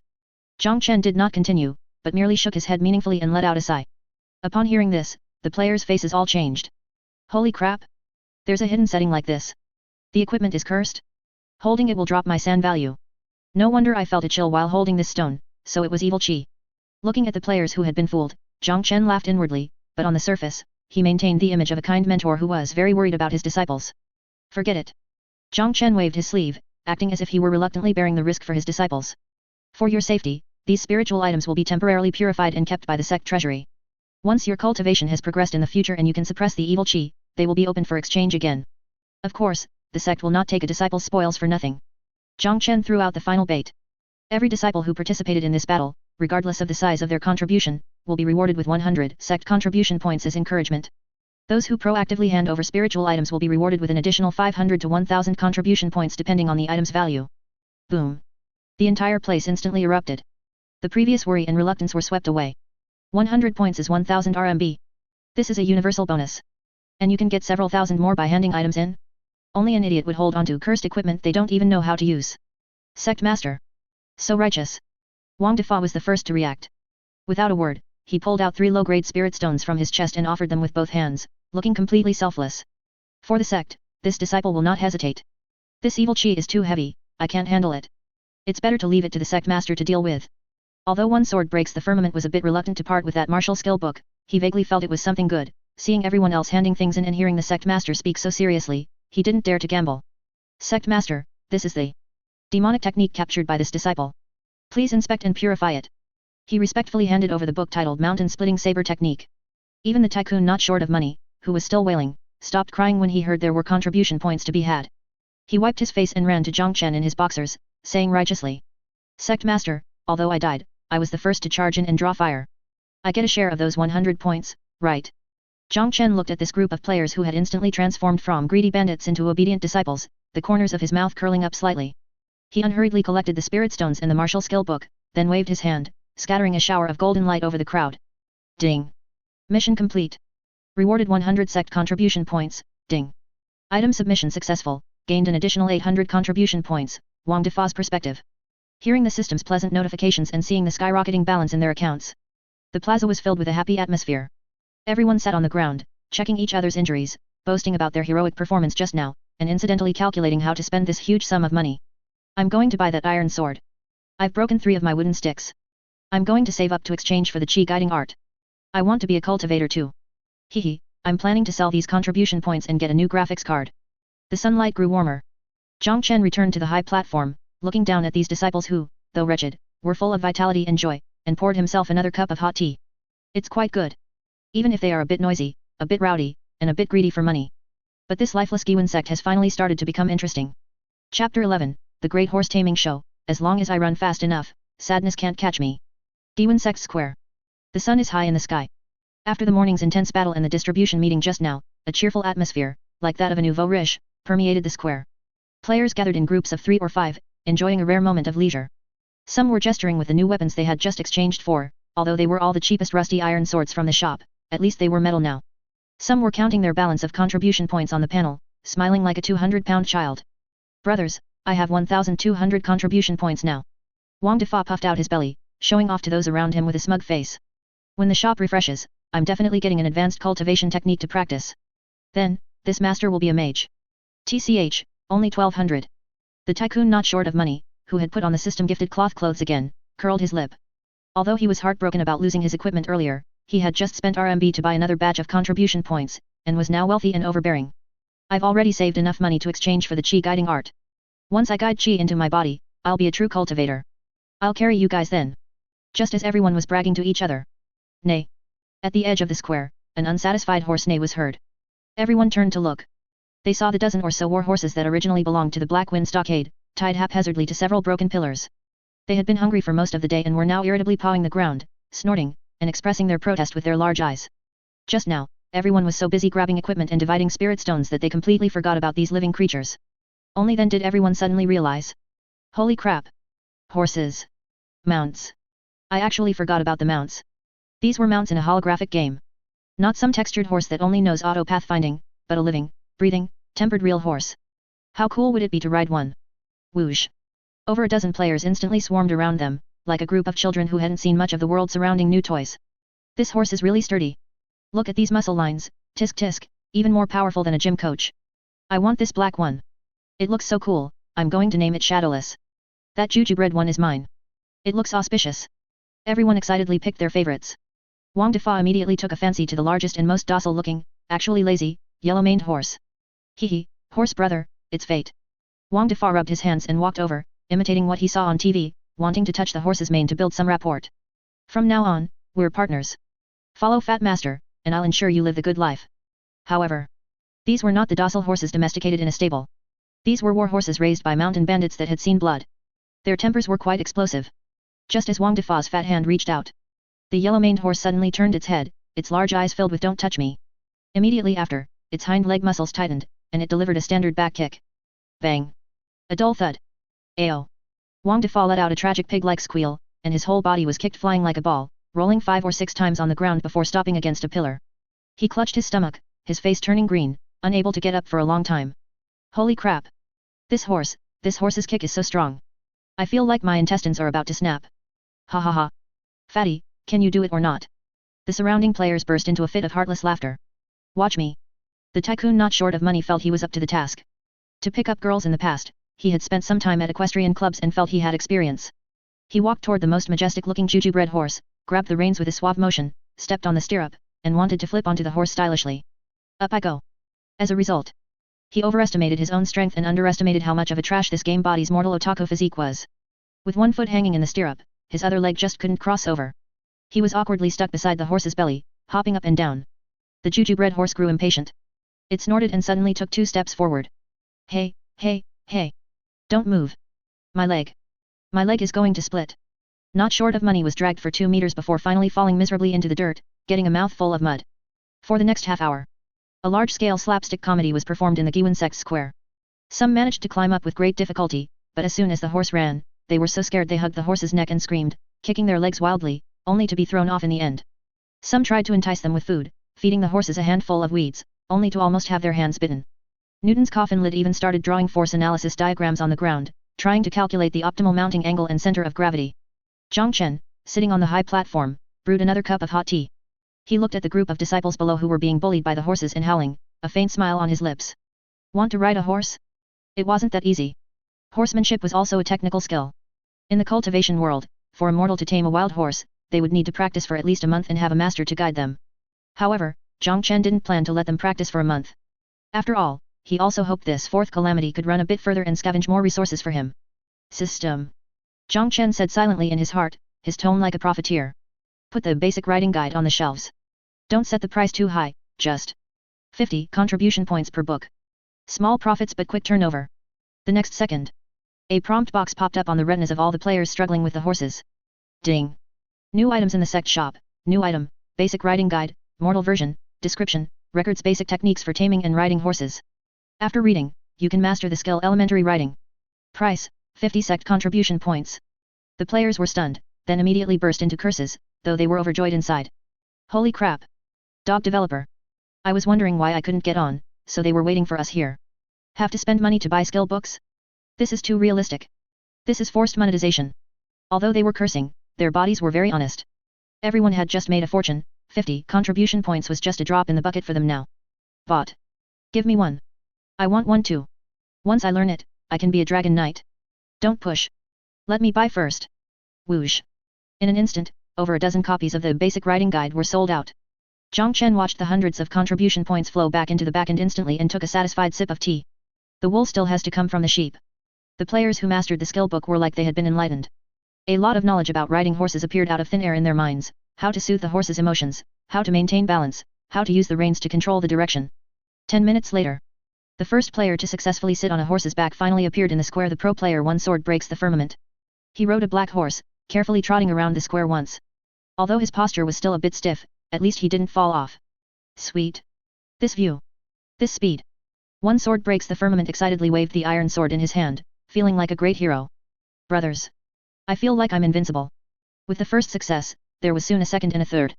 Although everyone rode crookedly, some like they were riding a stubborn donkey, others like they were on a roller coaster, at least they could all move. Ha ha ha. This fat master is also a person with a mount now. Wang Defa finally climbed onto that yellow-maned horse. Although the horse looked a bit strained, he still smiled like a 200-pound fool. Giddy up. Giddy up. As long as I run fast enough, sadness can't catch me. Over a dozen players rode their horses, scurrying around the small square, kicking up a cloud of dust. Seeing this group of energetic cavalry, Jiang Chen knew the time was ripe. He slowly stood up. His voice, through spiritual power, clearly reached everyone's ears. Since you have all learned the art of riding. Jiang Chen pointed far down the mountain, in the direction the Black Wind Stockade had come from. Then go down the mountain and take a look. This seat has heard that the Black Wind Stockade has accumulated much over the years, and its warehouse is quite abundant. These words were like a spark falling into a gasoline barrel. The players' eyes lit up instantly. They were just so happy to have horses that they had forgotten about this. The main force of the mountain bandits had been wiped out, their nest must be empty. Isn't this just meat delivered to the door? Holy crap! Looting the house. Brothers. This is the true main quest. Rob the money. Rob the grain. Rob the territory. Guiyuan Sect 1st Cavalry Regiment. Move out. Rumble. Over a dozen war horses, carrying a group of howling bandits, were like a mudslide, rushing out of the dilapidated mountain gate of the Guiyuan Sect and galloping down the mountain. Jiang Chen stood on the high platform, watching the rolling dust fade into the distance. He took a gentle sip of tea. Go, Fourth Calamities. Go and take back everything that belongs to the seat. Chapter 12 Locusts passing through, fellow villager, open the door, we are from the Guiyuan Sect. At the foot of the Qingyang mountain range. On the dirt road leading to the Black Wind Stockade. Dust flew everywhere as the sound of horse hooves became a chaotic mess. Looking from afar, the aura of this group was quite astonishing, giving off a feeling of 1,000 armies and 10,000 horses avoiding the white robe. But if one looked closer, it was a completely different sight. Slower. Slower. I'm about to throw up from the jolting. Wang Defa, ID, is this melon ripe, was sprawled across the back of a yellow stallion, his hands clutching the horse's neck tightly, not daring to straighten his back. The fat on his face trembled with every jolt of the horse, and his stomach was in turmoil. Who the hell is leading the way? Did we go the wrong way? Why are there branches everywhere? My face is about to be scratched to pieces. The tycoon, not short of money, riding at the very front, held a simple map he had just scavenged from pockmarked Wang's corpse. With a look of confusion, he turned the map upside down to look at it, then turned it back. It should be, right? There's a skull drawn on the map. Going this way should lead to their lair. Don't worry about it. Just head toward the sun and we'll be fine. One sword breaks the firmament, shouted from behind, trying to maintain order in the group. Over a dozen novice cavalrymen thus spent an hour traversing the mountain forest in a crooked, noisy, and chaotic fashion. Finally, a stockade built against the mountain, made of thick logs, appeared in everyone's sight. A tattered black flag hung at the stockade entrance, with the words Black Wind scrawled crookedly upon it, fluttering weakly in the wind. At this moment, inside the Black Wind stockade, only a few elderly, weak, and disabled bandits remained behind, along with a fat cook in charge of meals. The main force had all followed pockmarked Wang to the Guiyuan Sect to collect protection money. Why hasn't the third leader and the others returned yet? A one-eyed old bandit sat at the entrance basking in the sun, a straw dangling from his mouth, looking quite comfortable. Logically, half an hour should have been enough to deal with those old and weak folks. Maybe they went to the neighboring village to snatch some girls on the way. Just then, the rumbling sound of horse hooves approached. The old bandit's eyes lit up. He stood up and patted the dust off his buttocks. They're back. I told you, with the third leader leading. Before he could finish his sentence, it got stuck in his throat like a duck being strangled. Because the one charging at the front wasn't the majestic third leader. Instead, it was a fat man wearing tattered novice cloth armor, waving a rusty iron sword, his face filled with an excitement as if he had seen a peerless beauty. Behind the fat man followed over a dozen guys who were equally disheveled, with touching horsemanship, but their eyes were all glowing with a green light. Those eyes were more terrifying than those of hungry wolves. Whoa! Wang Defa charged to the stockade gate and yanked the reins hard. The yellow stallion beneath him reared up on its hind legs, snorted, and threw him off once again. Ouch! Wang Defa skillfully rolled on the ground, then quickly scrambled up, patted off the dust, and struck what he thought was a cool pose, pointing his iron sword at the stunned old bandit. Fellow villager! Open the door. We are from the Guiyuan Sect. We don't take a single needle or thread from the masses. The old bandit was dumbfounded. Guiyuan Sect? Wasn't that place about to go bankrupt? Where did this cavalry come from? And what did not taking a needle or thread mean? Does your posture look like you're here to offer warmth? Before he could react, the players behind had already swarmed forward. Stop wasting time. Charge in. Men to the left, women to the right. No. Tie up the men, hand the women over to the system NPCs. Carry everything away. One sword breaks the firmament took the lead, riding his horse and crashing straight through the stockade gate. The remaining dozen or so people were like a floodgate opening, howling as they poured into the Black Wind stockade. For the next half hour, the Black Wind stockade faced its darkest moments since its establishment. If bandits going down the mountain was considered robbery, then these players entering the village was practically a hard drive format. Holy crap! The warehouse is over here. A player kicked open a room door and let out a scream of joy. There's food. And cured meat. So much cured meat. Crash. Over a dozen people instantly squeezed inside. Pack up all the rice and flour. Don't leave a single grain behind. This cured meat looks good. Where's Big Kidney the chef? Come quickly and identify if it's edible. Is it poisoned? In another room, the tycoon not short of money was rummaging through everything. He looked down on that junk, his heart was set only on finding gold, silver, and jewelry. Poor bastards. Why is it all copper coins? So heavy, I don't want to carry them. He disdainfully kicked a chest of copper coins aside and finally discovered 2 small wooden boxes in a hidden compartment. Opening them, one box contained pieces of silver, about 100 taels. The other box actually held 2 shimmering low-grade spirit stones and a bottle of low-level healing medicinal pills labeled golden sore ointment. Haha. I knew there would be good stuff.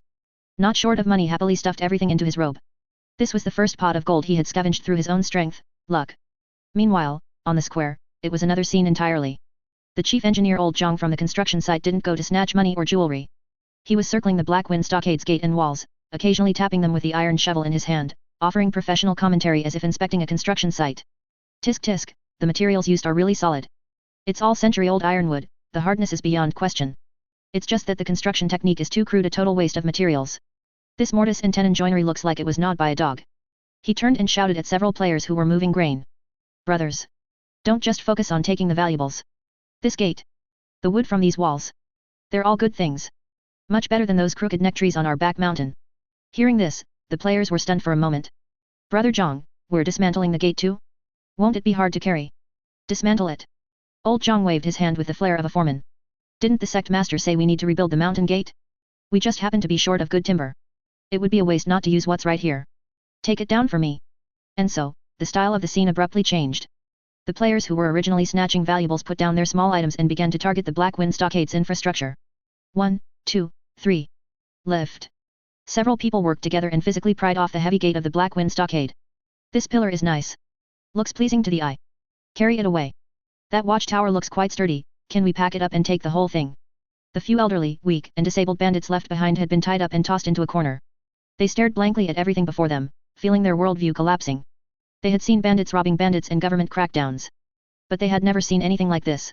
Are these people crazy from poverty? Robbing money is one thing, and stealing grain is tolerable. But they're even carrying away the damn gate, the pillars, and even the big black cooking pot from the kitchen. Woo.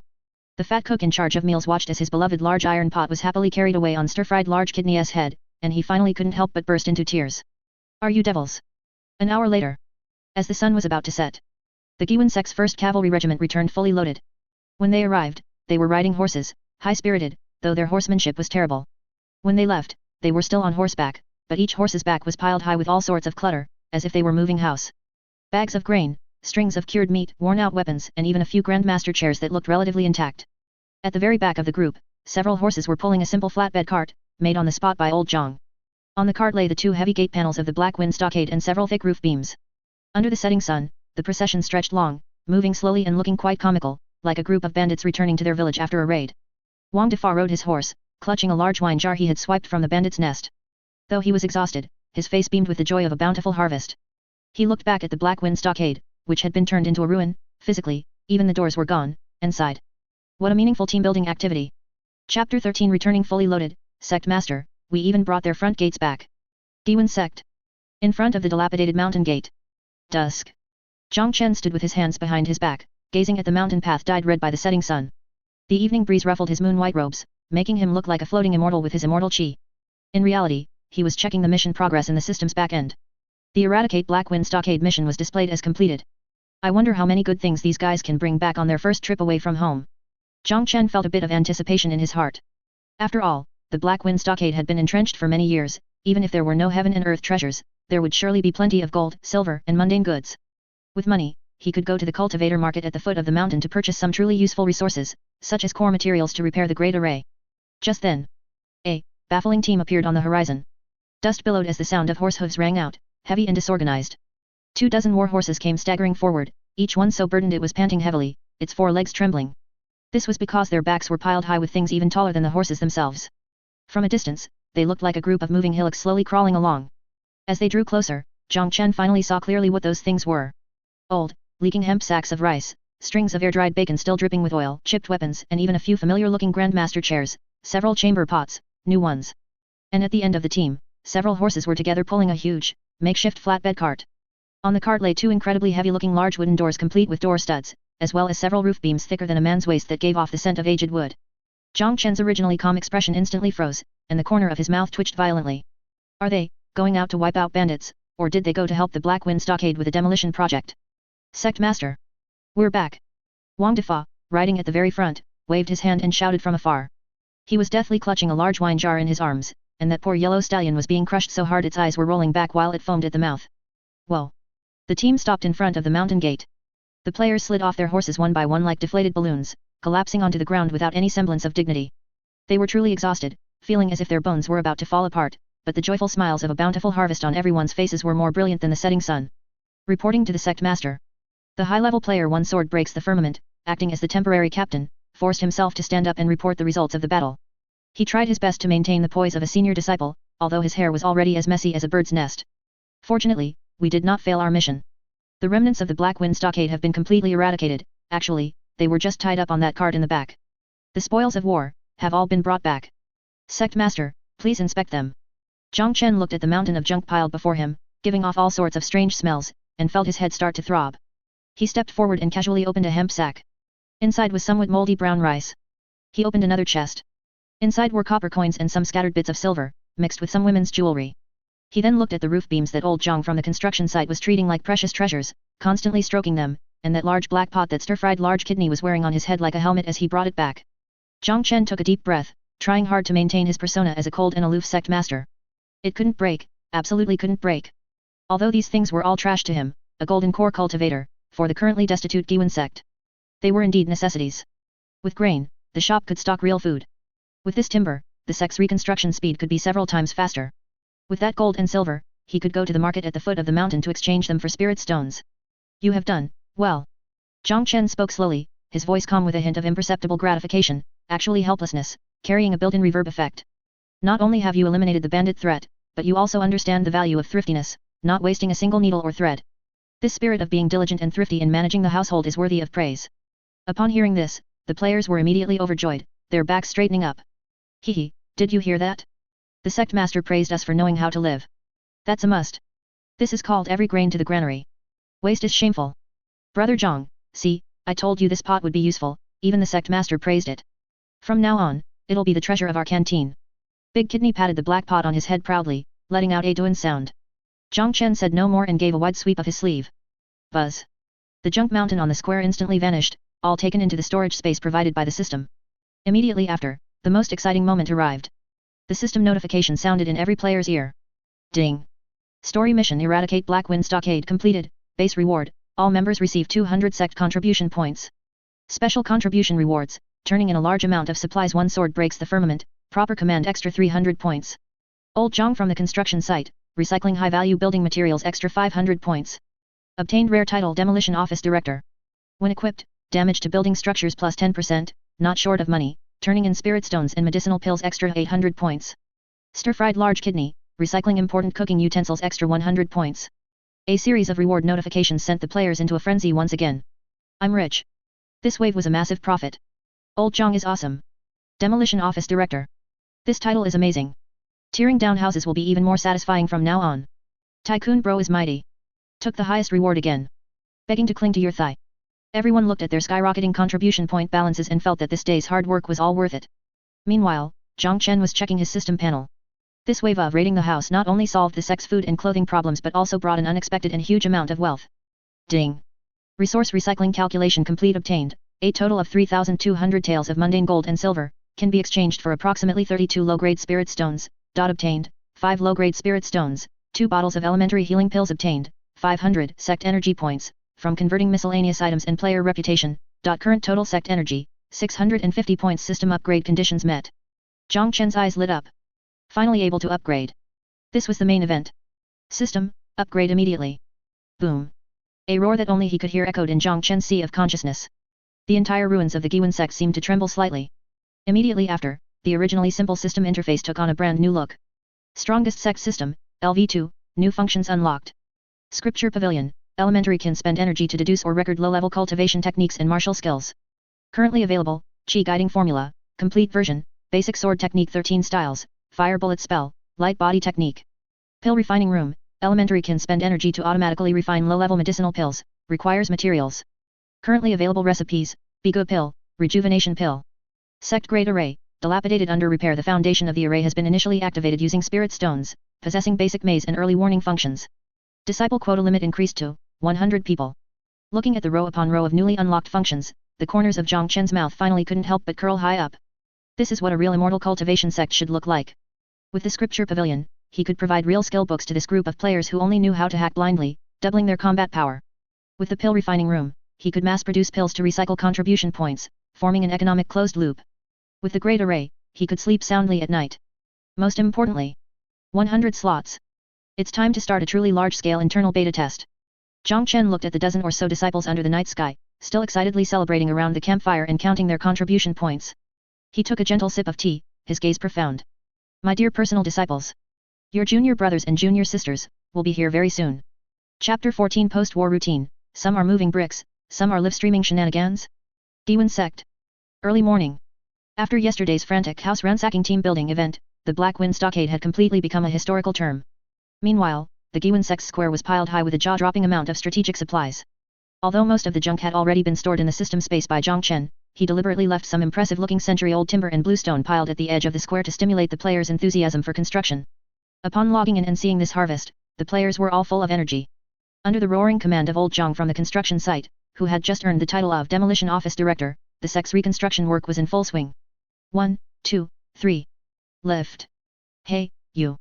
Don't drop that wood on someone's foot. However, amidst this bustling army of brick movers, a few figures with rather peculiar styles appeared. In an open space in the corner of the square, a female player with the ID I Love Farming was squatting in a small, newly cultivated vegetable patch.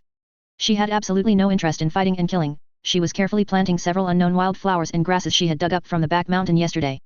Wow, the moisture level of this soil, the detail of these roots. Her hands were covered in mud, but her face beamed with a happy smile as she muttered to herself while farming. This game is simply a paradise for plant lovers. This one looks like a mutated foxtail grass. I'll plant it and see if it grows into something novel. On the other side, in the open space beside the main hall, a Unibiu youth with the ID The Real Long Aotian was holding a wooden sword he had just exchanged for with contribution points. Iron swords were too expensive for him, practicing a non-existent sword kinesis technique against the air. Humph, mere common iron, how can it carry my sword intent? He struck an extremely embarrassing pose, pointing his fingers together toward the sky. Sword, come, why isn't it coming? Is the pose wrong? One more time. Sword, come.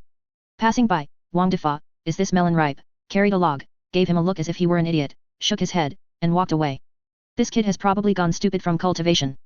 But the most ridiculous one was the fellow standing below the steps of the main hall entrance. This person's ID was YM I Proud and Arrogant, and his real-life identity was a mid-sized game streamer on a certain fish platform. At this moment, he was holding a Y-shaped branch he had picked up from somewhere, with a smooth, reflective piece of mica, system black technology with camera functions, wedged into it, conducting a first-person perspective otherworld live stream of himself. Brothers. Family. Good morning. YM I Proud and Arrogant shouted at the branch with an exaggerated expression, completely ignoring the looks from people around him who thought he was a lunatic. Welcome back to Proud's live stream. This is the closed beta site of the world's only 100% realistic cultivation game Heavenly Dao. The brothers who missed yesterday's stream missed out big time. We just leveled the largest nearby novice village boss Black Wind Stockade. We even brought back their front gate. As he spoke, he turned the branch camera toward the busy crowd and the piles of supplies on the square. Look at this grand occasion. Look at these spoils of war. This is all the territory I've conquered. Although in the game he was just talking to the air. On the other end of the Earth's network, in his live stream room, the bullet chat was already going crazy. Bullet chat list, holy crap. This lighting. This modeling. It looks stunning every time. Streamer, stop bragging. Didn't you spend the whole time hiding in the back shouting 666 yesterday? You didn't even touch a single hair.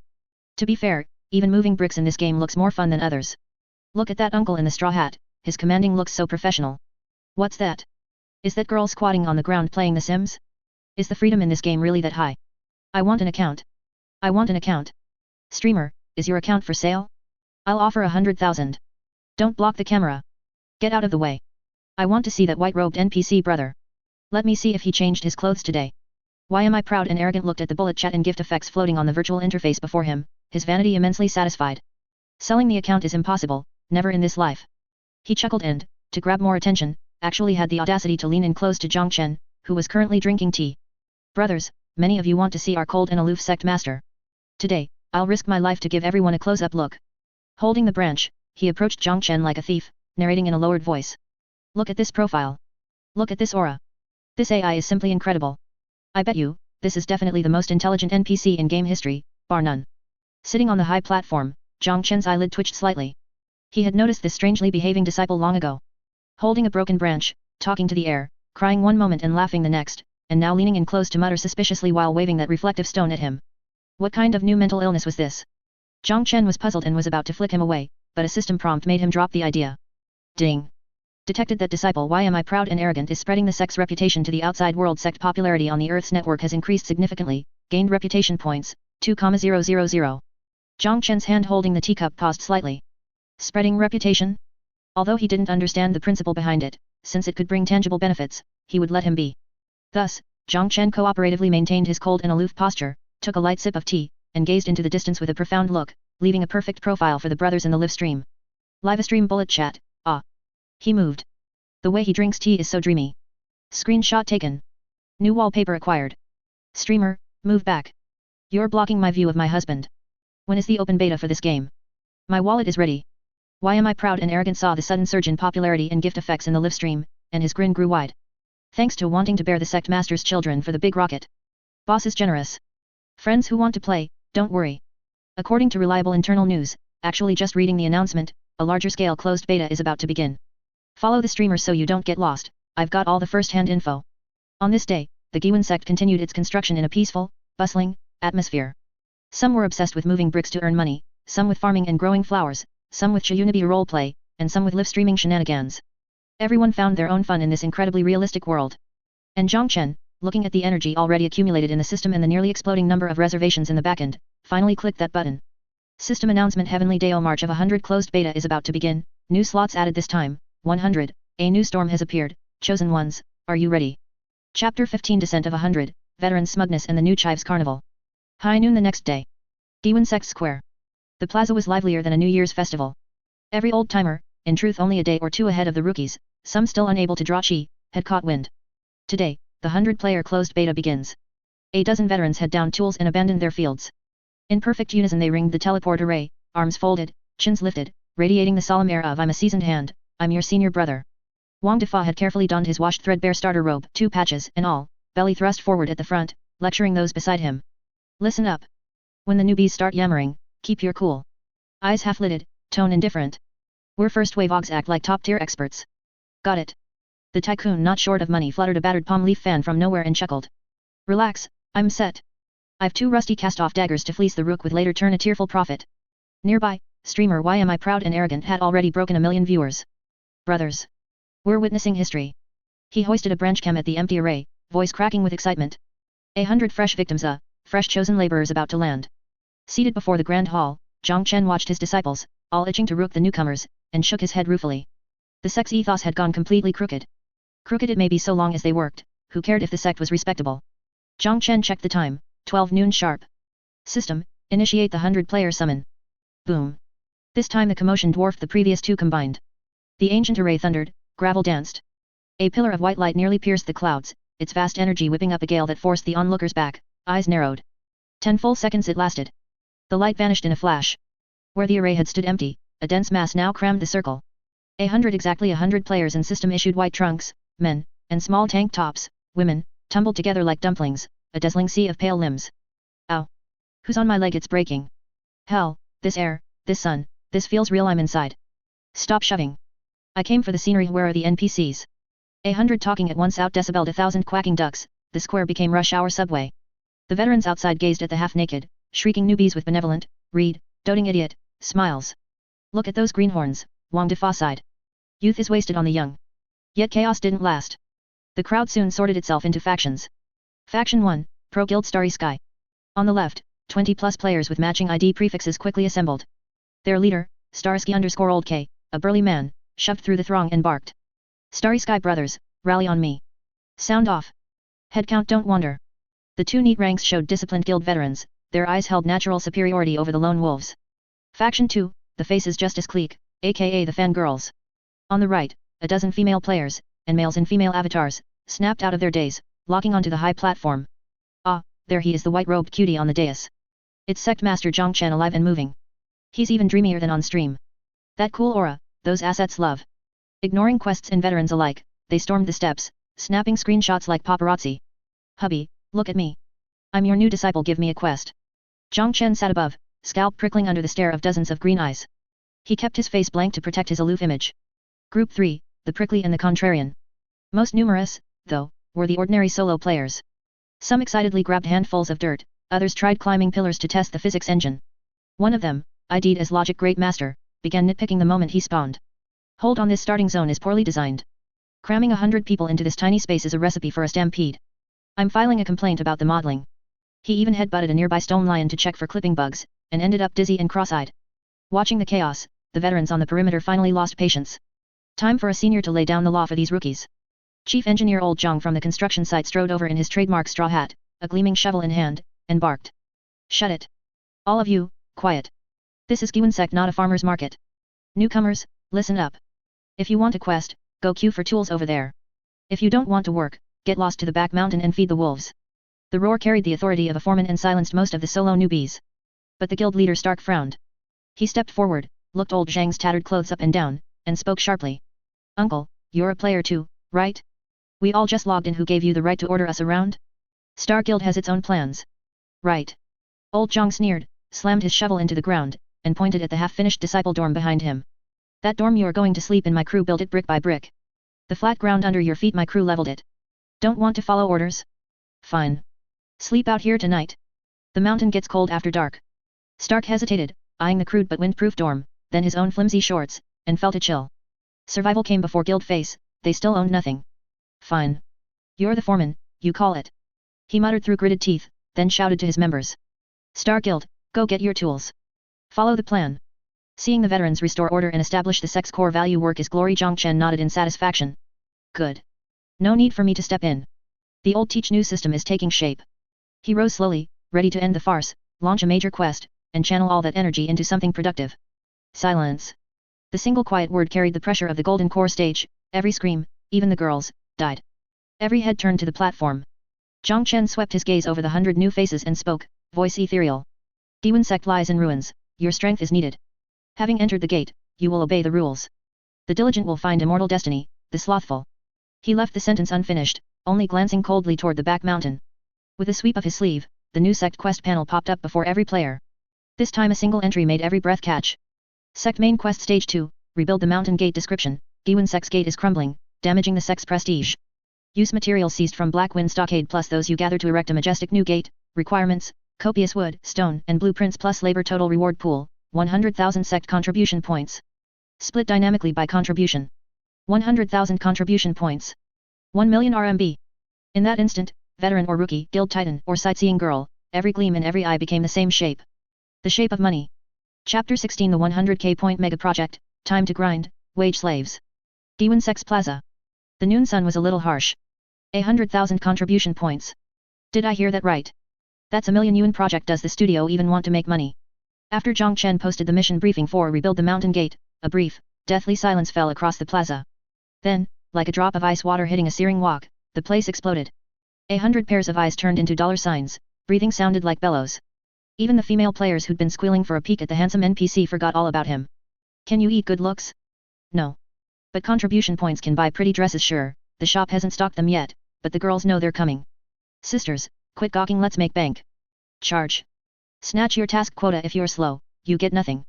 No one knew who started it, but the crowd scattered like a burst dam, flooding every corner of the plaza. Battlefield 1, Tool Grab Fest. As the saying goes, to do a good job, you need sharp tools. Before you can work, you need gear. In a corner lay yesterday's leftovers: shovels, pickaxes, and hatchets, only 30 or 40 pieces in all. That shovel's mine, I saw it first. Scram. I'm strength spec, only I can swing this pick. It'd be wasted on you. Quit shoving. Who stepped on my flip-flop? A mob of barefoot newbies in baggy shorts nearly came to blows over a handful of chipped tools. Dust flew, curses rang out. That's when veteran cleverness showed.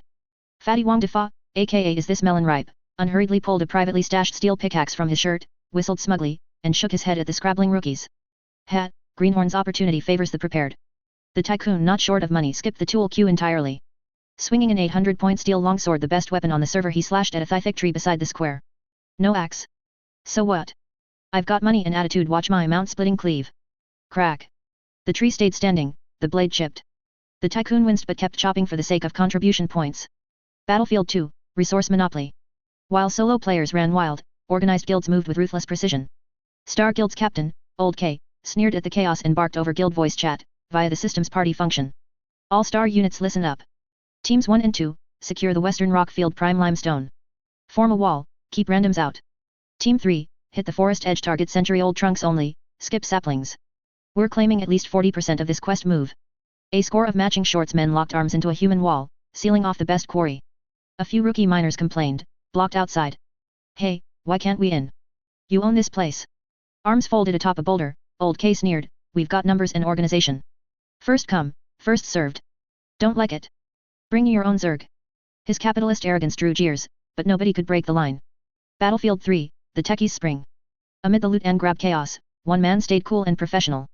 Meet Demolition Office Chief Old Jiang from the construction site. He'd skipped both the tool rush and the turf wars. Instead, he studied the 2 gate planks seized from Blackwind Stockade, chin in hand, eyes deep in thought. Rebuilding the mountain gate, this is the Sect's face. No more slapdash Lego jobs. A fanatic gleam lit his eyes. For a lifelong builder, nothing beat designing a landmark with his own hands. Mortise and tenon joints, upturned eaves, the grandeur of a true gatehouse. Blackwind's wood is fine stock, 2 bandit flavored needs carving, repolishing. Excited, he squatted, grabbed a twig, and sketched furiously on smooth sand. Dogong bracket here, mortise there, stress point needs recalculating. He muttered jargon, lost in his blueprint. A few tool-less rookies wandered over, curious. Whoa, engineering schematics. Is this dude calculating load bearing? You can play the game like this. Big bro, take my knee. I'm tagging along. Soon a flock of tech-minded newbies gathered, preferring to apprentice rather than brawl. Without looking up, Jiang rattled off orders. If you're with me, fetch clay this color and hard granite, no weathered junk. Scram. On it, Foreman Jiang. Seated before the grand hall, Jiang Chen finished his tea, watching his disciples riot over 100k points.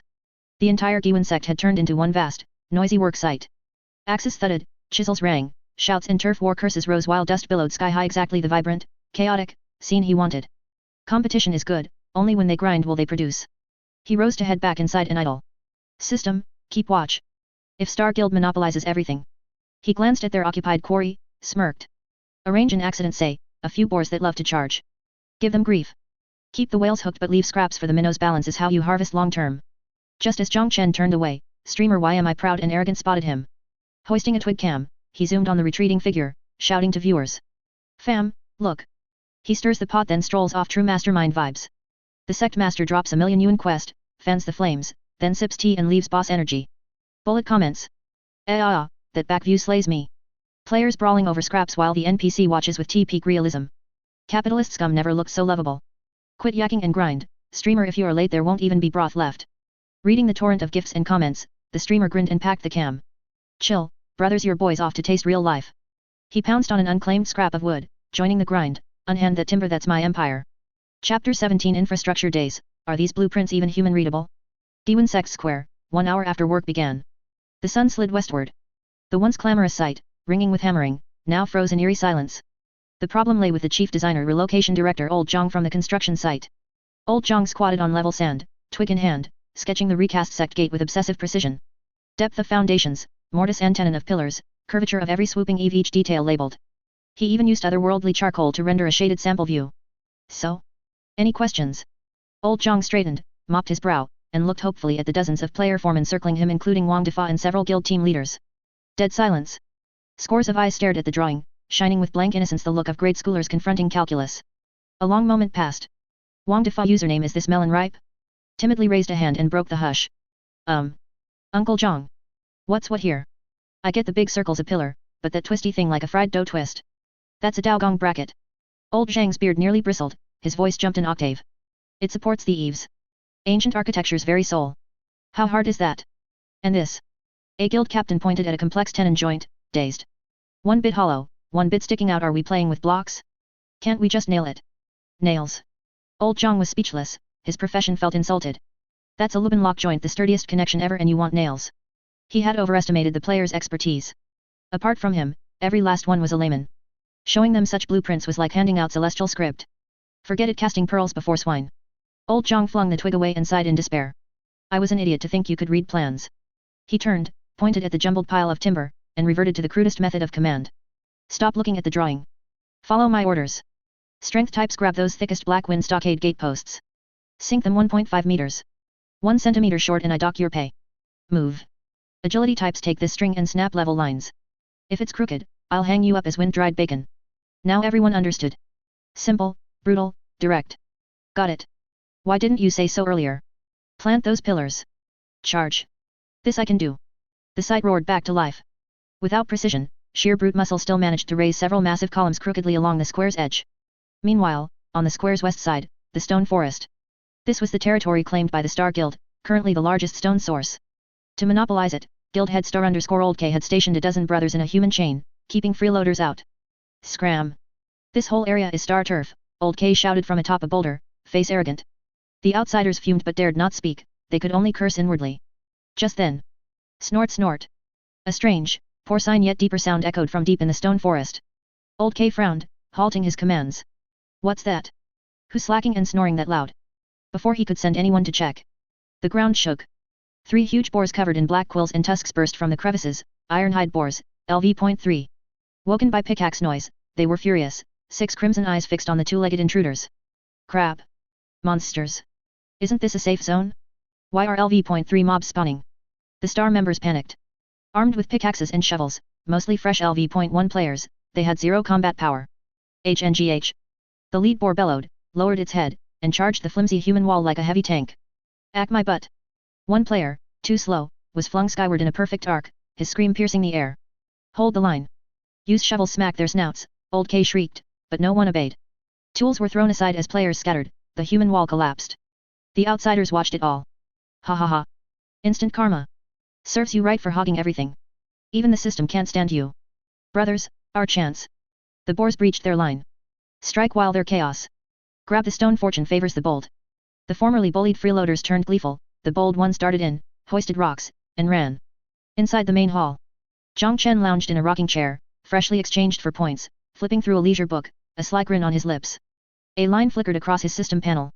Ding. Random mobs successfully spawned in target zone, Ironhide Boar X3. Monopoly? Did you ask me? He turned a page languidly, feeling pleased. A random event to spice up gameplay. Seems these disciples are still too idle, they need excitement. He glanced outside at the chaotic site and the crooked pillars, nodding in satisfaction. Bumpy road, but at least things are moving. Slow work yields fine products, no rush. Plenty of time to train them properly. Chapter 18. The Sect Gate is finished. You call this art? Guiyuan Sect Plaza, dusk. After a day of dust-choked chaos, the new gate that carried the hopes, and 100,000 contribution points, of the entire sect finally took shape beneath the setting sun. One had to admit, old Jiang from the construction site did know his stuff. The journey had been bumpy, but the result was solid. 2-century-old ironwood trunks each needing 3 people to encircle donated by Black Wind Stockade, sank deep into the ground as pillars. On top, a massive crossbeam locked in place with rock-solid mortise and tenon joints. Still unpainted, it looked drab and as crude as a bandit stockade gate, yet the weighty, indestructible aura was undeniable. Old Jiang stood beneath the gate, patted a pillar in satisfaction, and felt his career had reached perfection. Solid foundation, perfect structure. It could withstand an earthquake. He declared, intoxicated. He turned to the players behind him, exhausted as dead dogs yet still gazing hungrily at their payout. Ahem, next comes the final soul-breathing step, carving an inscription. Anyone here with an art background? Or studied calligraphy? This is the face of our gate, if you've got butterfingers, don't even think about it. A ripple ran through the crowd. Art skills? Does getting a little red flower in kindergarten count? Calligraphy? I can do artistic signatures, the kind no one can read. Amid the unreliable answers, a few self-styled artsy players stepped forward. Among them were the farming enthusiast I love farming and an abstract artist whose ID was Soul Painter. Relax, Foreman Jiang. Leave it to us. Soul Painter confidently took chisel and hammer, thumping his chest. I'll fill this gate with artistic aura. Old Jiang felt a twinge of doubt, but meeting their confident eyes he thought, how bad could it be? It's only a few clouds. Fine, do your thing. I'll sit nearby, this day has drained me. He found a stone block, sat, closed his eyes. Half an hour later, dusk had deepened. Foreman Jiang. It's done. Come see our masterpiece. Hearing the excited shouts, old Jiang opened his eyes expectantly and hurried to the brand new gate. Then, his smile froze. His mouth began to twitch uncontrollably. His blood pressure spiked, darkness crept at the edges of his vision. This is your idea of auspicious clouds and auspicious beasts. He jabbed a trembling finger at the left pillar, Parkinsonian. The once smooth ironwood was now densely packed with chaotic carvings. No clouds, no auspicious beasts. Prominently displayed, a crooked stick figure wielding a sword bigger than itself, captioned in scrawled text, "One sword breaks the firmament" was here. Below the stick figure, a huge coin with a square hole, inscribed with a blunt wish, "Bring wealth, 10,000 a day." Further down, inscrutable scribbles mim faces, "Seeking sugar mommy, closed beta souvenir 2024.x.x." Old Jiang felt he was suffocating. He turned to the right pillar. The right side was worse. To showcase the sect's vitality, I Love Farming had carved an enormous corn cob. Yes, a plump, lifelike corn cob occupying half the pillar, and the carving was disturbingly good. Beneath it, neat small characters read, "Scientific farming starts with me. This is a crime against carpentry." Old Jiang finally howled, despairing. "I asked for decoration, not a graffiti wall. This is the gate of an immortal sect. The left begs for cash, the right grows corn. Are we turning into a farm stay?" Confronted with his roar, the players looked innocent. Soul Painter declared righteously, "Foreman Jiang, you don't get it. This is postmodernism, our unique take on cultivation life." "Exactly," I Love Farming chimed in. "Food is paramount, what's wrong with corn? It's authentic, it embodies the corporate culture of us Fourth Calamity." Just as old Jiang grabbed a shovel to purge the sect. "What is all this racket?" A cold voice drifted over.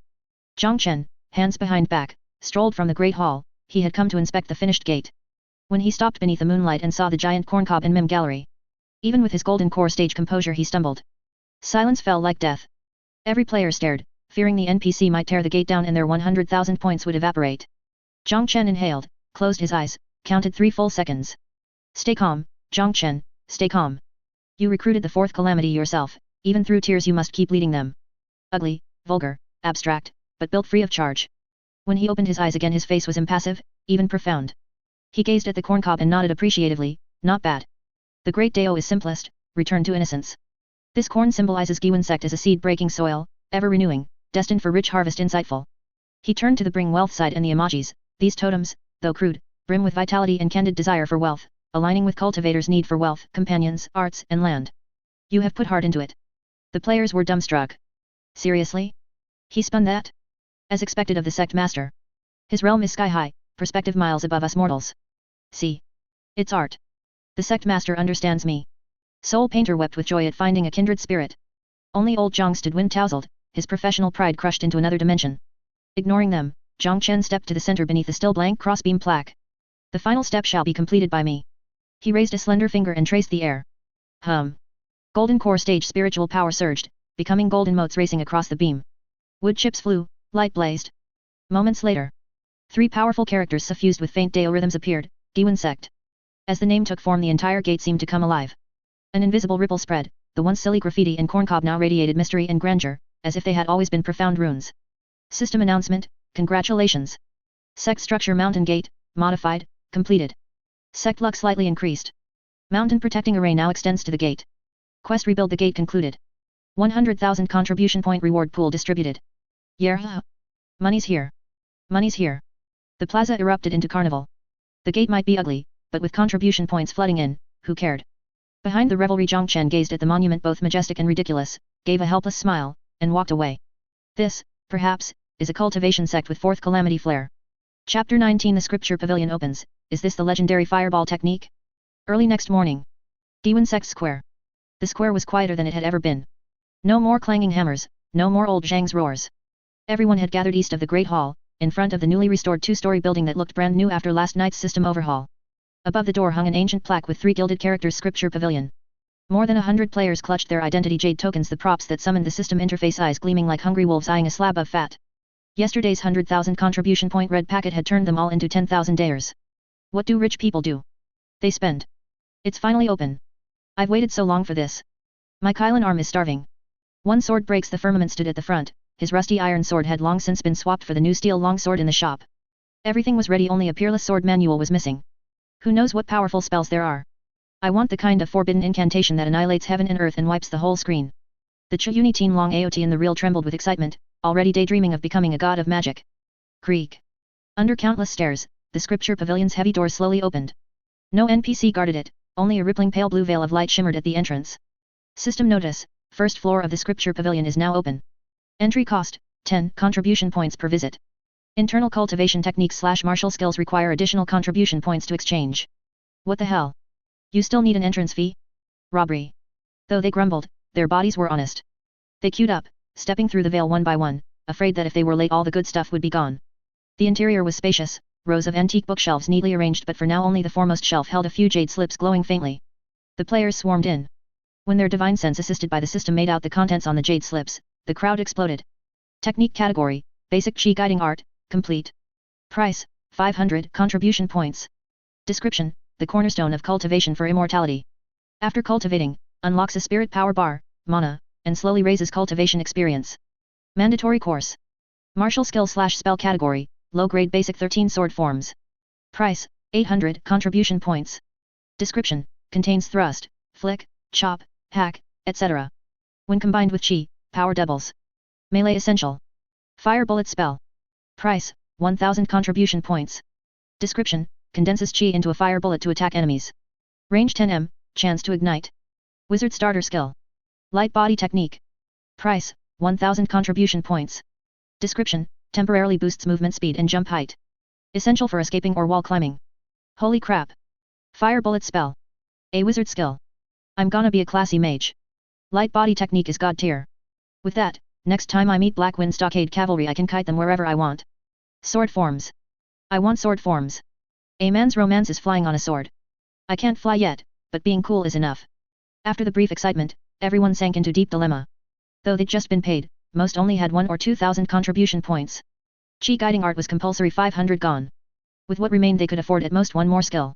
Be a wizard tossing fireballs? A swordsman looking cool? Or a parkour runner? That was the question. I pick fire bullet spell. Wang Defa was the first to decide. Grinding his teeth at the memory of pockmarked Wang's blade, he said, I'm sick of melee brawls. I'm gonna be a ranged cannon. Anyone who comes close gets blown to bits.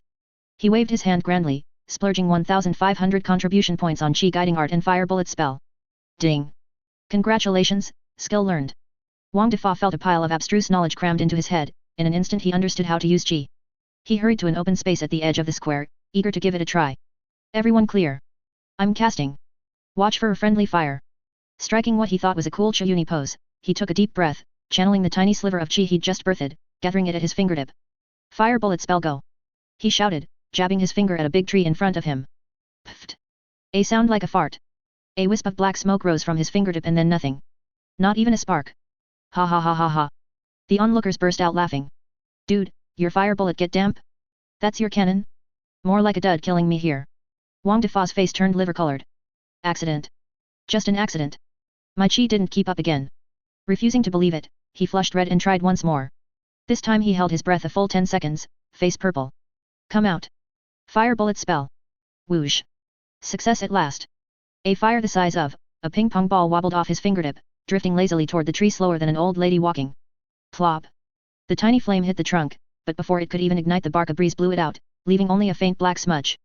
Everyone roared with laughter again. Oh man, I can't breathe. That's fire bullet spell? Call it lighter technique. That power couldn't even light a cigarette. Wang Defa wasn't the only one, other players who'd exchanged skills flipped just as hard. One sword breaks the firmament had picked the sword forms. Trying for a cool sword chi sweep, he overexerted, his chi couldn't keep up, his foot slipped, and man and sword plunged into a nearby flower bed, face planting and eating a mouthful of mud. Long Aot in the reel had taken light body technique. He yelled woohoo, lift off. And jumped. He did hop half a meter higher than usual, but lost balance midair and landed face first, nearly ruining his looks. The square was filled with cheerful air. Only now did they realize skill books weren't click and win. The mind could learn, but body and chi still needed practice the difference between buyer photos and seller photos. Seated on a high platform, Chen sipped hot tea, watching the rookie mage's clown show, a faint smile on his lips. Not bad, they all want to improve.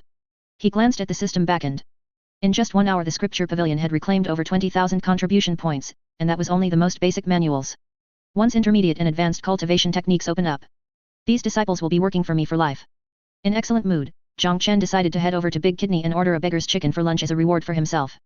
Chapter 20 The First Dungeon, Claustrophobia and Red Eyes in the Dark. The back mountain of the Guiyuan Sect.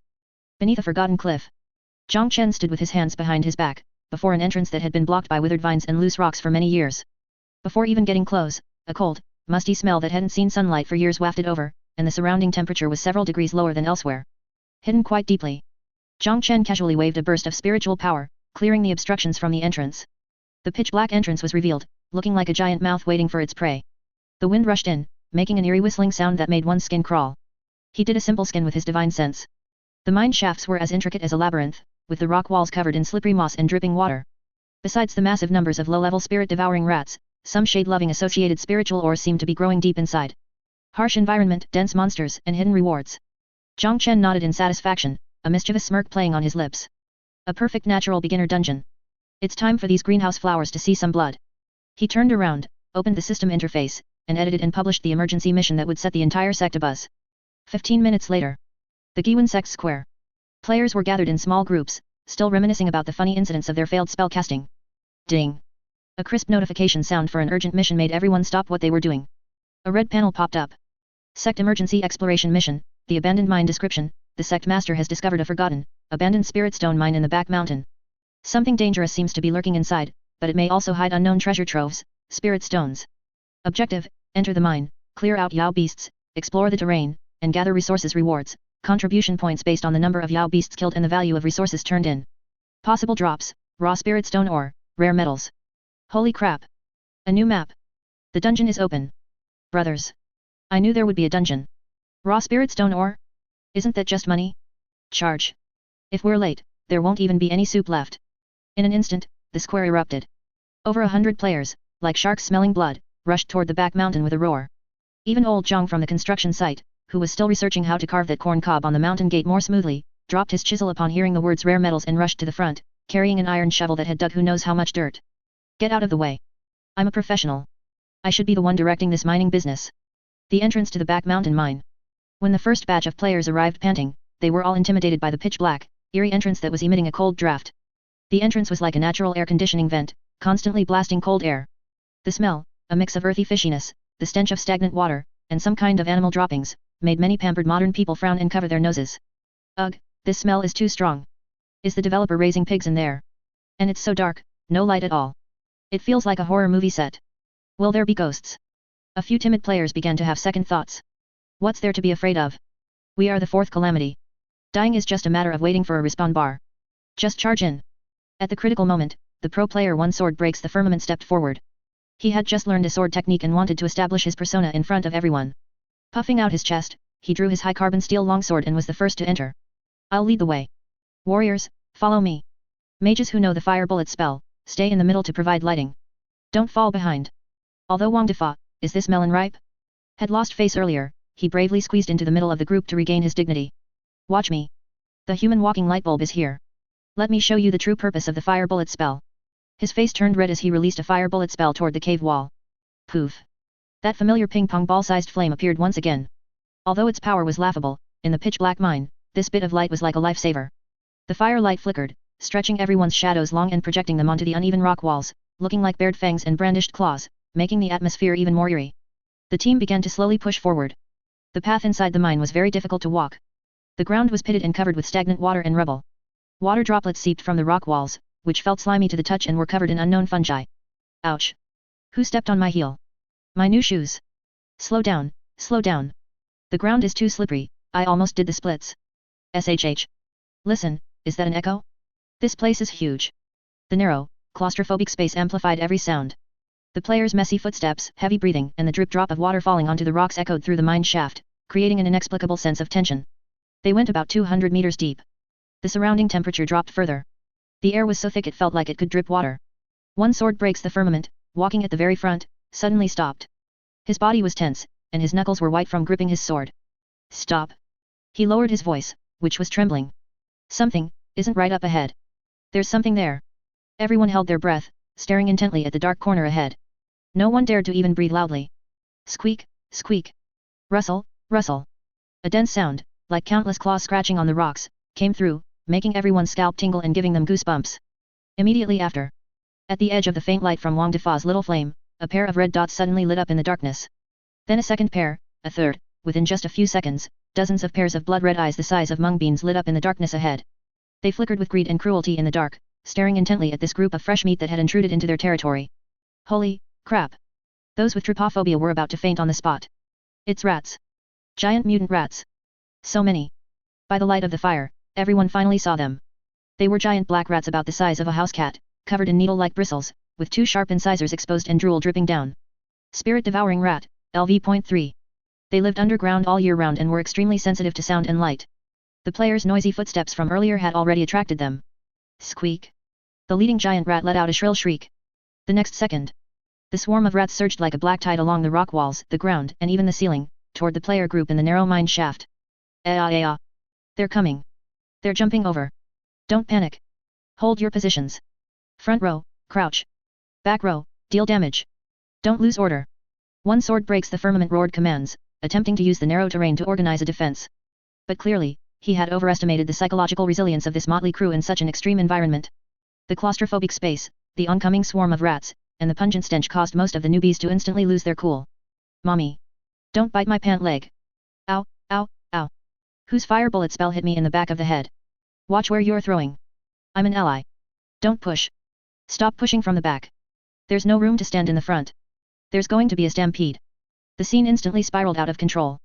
The narrow mine shaft became a nightmare for the players, everyone was huddled together, throwing skills randomly, injuring their own people before even hitting a rat. Screams of pain rose and fell. At this critical moment, standing in the middle of the group and nearly suffocating from the crush, Wang Defa looked at the dense, crowded swarm of rats and suddenly had a stroke of inspiration. So dense? Isn't this just a target prepared for me? No need to aim. He took a deep breath, once again putting in every ounce of effort he had to release a fire bullet spell at the densest part of the rat swarm. Burn. My youth.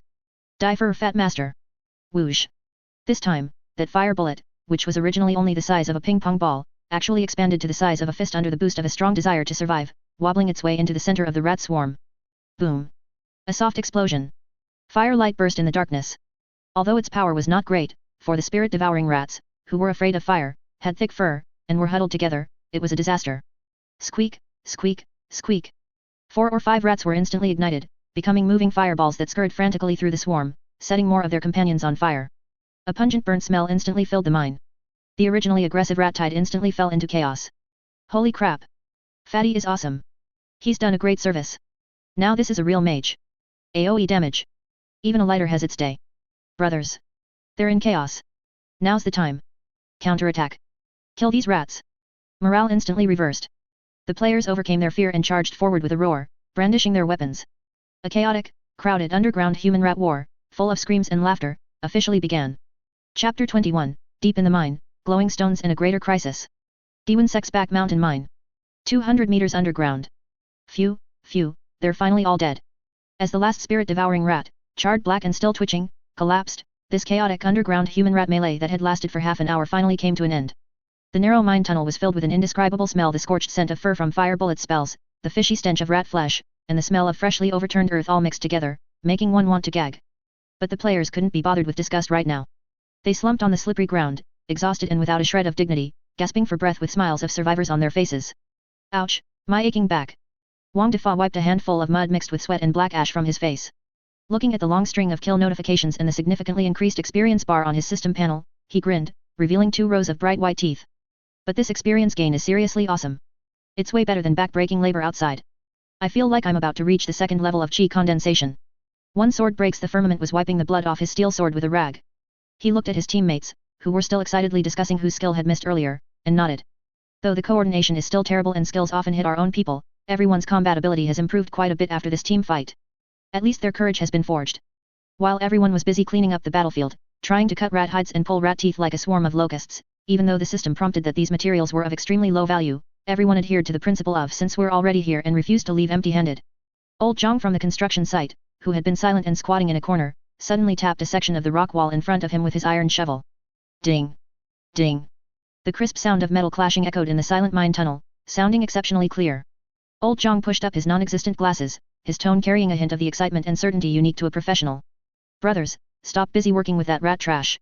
We might have hit the real deal. What? Everyone immediately dropped the rat hides in their hands and crowded around. Old Jiang used his shovel to carefully pry away a thick layer of wet moss and rock crust, revealing a small cross-section of ore inside. Under the dim light from Wang Defa's fire, that thumbnail-sized cross-section of ore actually emitted a faint, soft milky white glow. Although the light was weak, in the pitch-black mine where one couldn't see their own hand, it appeared exceptionally dazzling, as if containing infinite magic. Holy crap! It's glowing. What is this? Could it be the legendary Night Luminous Pearl? Night your head. Didn't you read the quest description? This is a freaking spirit stone. A low-grade spirit stone ore. An experienced player who knew his stuff cried out, his voice cracking. Spirit stones. The hard currency of the cultivation world. They can be exchanged for contribution points, buy equipment and improve cultivation. This wasn't just a stone, this was pure, unadulterated money. In an instant, the players' eyes turned into the shape of spirit stones, and their breathing became even heavier than during the fight. Move aside. Let me dig. I have a strength bonus. I'm strong. Don't push. I saw this piece first. Anyone who steals it is asking for trouble. The greedy players once again showed the same vigor they had when looting bandit equipment, swinging their pickaxes and shovels at the rock wall in a chaotic frenzy, sparks flying everywhere. Stop. Everyone freaking stop. Old Jiang once again exerted his authority as a foreman, slapping the rock wall with his shovel and shaking down a shower of debris, trembling with heartache. You bunch of spendthrifts. This is a spirit stone vein. It's a treasure. Not some dirt clod from outside. If you dig blindly like this, you'll easily shatter the raw ore. If it shatters, the spiritual chi leaks out and it won't be worth anything, you hear. After being scolded by old Jiang, everyone looked at the stone fragments on the ground and finally calmed down. Then, Uncle Jiang, how should we dig? We'll listen to you. Old Jiang snorted and began an on-site tutorial, reclaiming his dominance. Mining is a technical skill, you need to use finesse. You have to find the direction of the vein first, then use finesse to strip away the surrounding waste rock, and finally extract the raw ore intact. He began assigning tasks. Strength types, go over there and carve out a workspace, clear away the large waste rocks. Agility class, take small hammers and chisels and chip away at the edges bit by bit. Slow work makes fine products. Mage types, you're in charge of lighting, keep the light steady. Understood? Move out. 4 contribution points. Under the professional's command, the chaotic mining scene instantly became orderly, filled with an industrial beauty. The clinking sounds of tapping rose and fell. Soon, the first intact low-grade spirit stone ore was personally chipped off by old Jiang. It was a fist-sized, crystal-clear stone emitting a warm luster. Holding it, one could clearly feel the surging spiritual power contained within. Good stuff. Old Jiang lamented, his eyes shining. This piece, if taken back to the sect, should be worth at least 100 contribution points, right? Hearing the price, the players became even more excited, each full of drive as if they wanted to turn into pangolins and empty the entire vein. However, just as everyone was immersed in the immense joy of getting rich through mining, one sword breaks the firmament, who was responsible for scouting ahead to prevent any stragglers from escaping, suddenly rushed back, his face appearing somewhat pale and grim in the firelight. Uncle Jiang, everyone, stop digging for a moment. He lowered his voice, which carried a faint, imperceptible tremor, and pointed deeper into the mine tunnel. Up ahead, things aren't right. Everyone stopped their actions, and the tunnel instantly fell silent, leaving only the sound of heavy breathing. Everyone walked over holding torches. The tunnel ahead became wider, as if entering a natural cavern. But the marks on the ground were heart-stopping. On the originally slippery ground, several massive, deep claw marks appeared. Each was half a meter long, sunk deep into the rock as if plowed out by some giant creature. Beside the claw marks, some large white bones were scattered. Judging by the shape, they definitely didn't belong to small things like spirit-devouring rats, but looked more like the remains of some large beast after being devoured. The fishy stench in the air became even thicker, even carrying a nauseating scent of decay. These claw marks. Wang Defa swallowed hard, his voice trembling slightly as he shrank back. These are way bigger than those spirit-devouring rats, right? How big is this monster? Godzilla.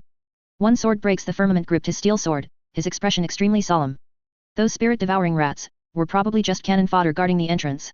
Deep in this mine, I'm afraid there's a real big fellow hidden. Hey boss. A chill crept into everyone's hearts, and the surrounding temperature seemed to drop a few more degrees. The joy of mining was instantly replaced by the fear of the unknown. Everyone looked at each other, seeing the intent to retreat in each other's eyes. How about, we retreat? Quit while we're ahead. A timid player suggested in a low voice. We've already dug up quite a few spirit stones anyway. Retreat? We're already here. The tycoon, not short of money, had somehow changed into a set of second-hand leather armor he just bought from the shop. Wielding an iron sword, his eyes flashed with a gambler's light. Fortune favors the bold. A boss this big will definitely drop top-tier equipment. Maybe even blue-tier equipment. If we die, we just respawn. What's there to fear? The Fourth Calamity shall never be enslaved. Charge. Driven by the tycoon, and the temptation of top-tier equipment, the player's gambler mentality took over once again. Right. We're players. What are we afraid of? 4 equipment. 4 spirit stones. For the first kill achievement. Let's do this. The team assembled once more. Although their hearts were pounding and their legs were shaking, their steps remained firm as they walked toward the unknown giant shadow deep in the mine. Chapter 22, The Final Battle, The Arrival of the Rat King and the Dirty Tactics of the Fourth Calamity. The deepest part of the Guiyuan Sect's back mountain mine cave. The team advanced another 500 meters through the dim, foul-smelling mine tunnel. The stench of rot in the air had become so thick that it made people want to wear gas masks. The path ahead suddenly opened up, revealing a massive natural cavern about the size of half a football field.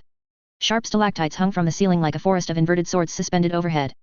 Countless massive Yao beast skeletons were scattered across the ground, and in the center sat a huge nest constructed from withered bones, rocks, and unknown fur.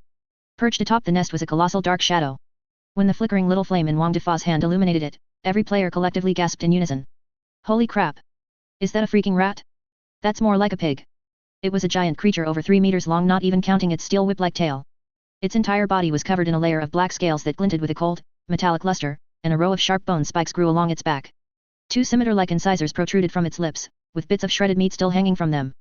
The most terrifying part was its eyes.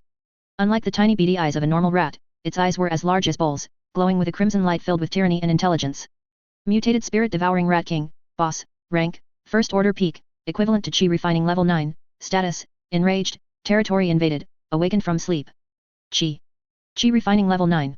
Wang Defa, is this melon ripe? Looked at the name above the boss's head, which was a deep, bruised purple and marked with a skull, and his legs began to tremble uncontrollably.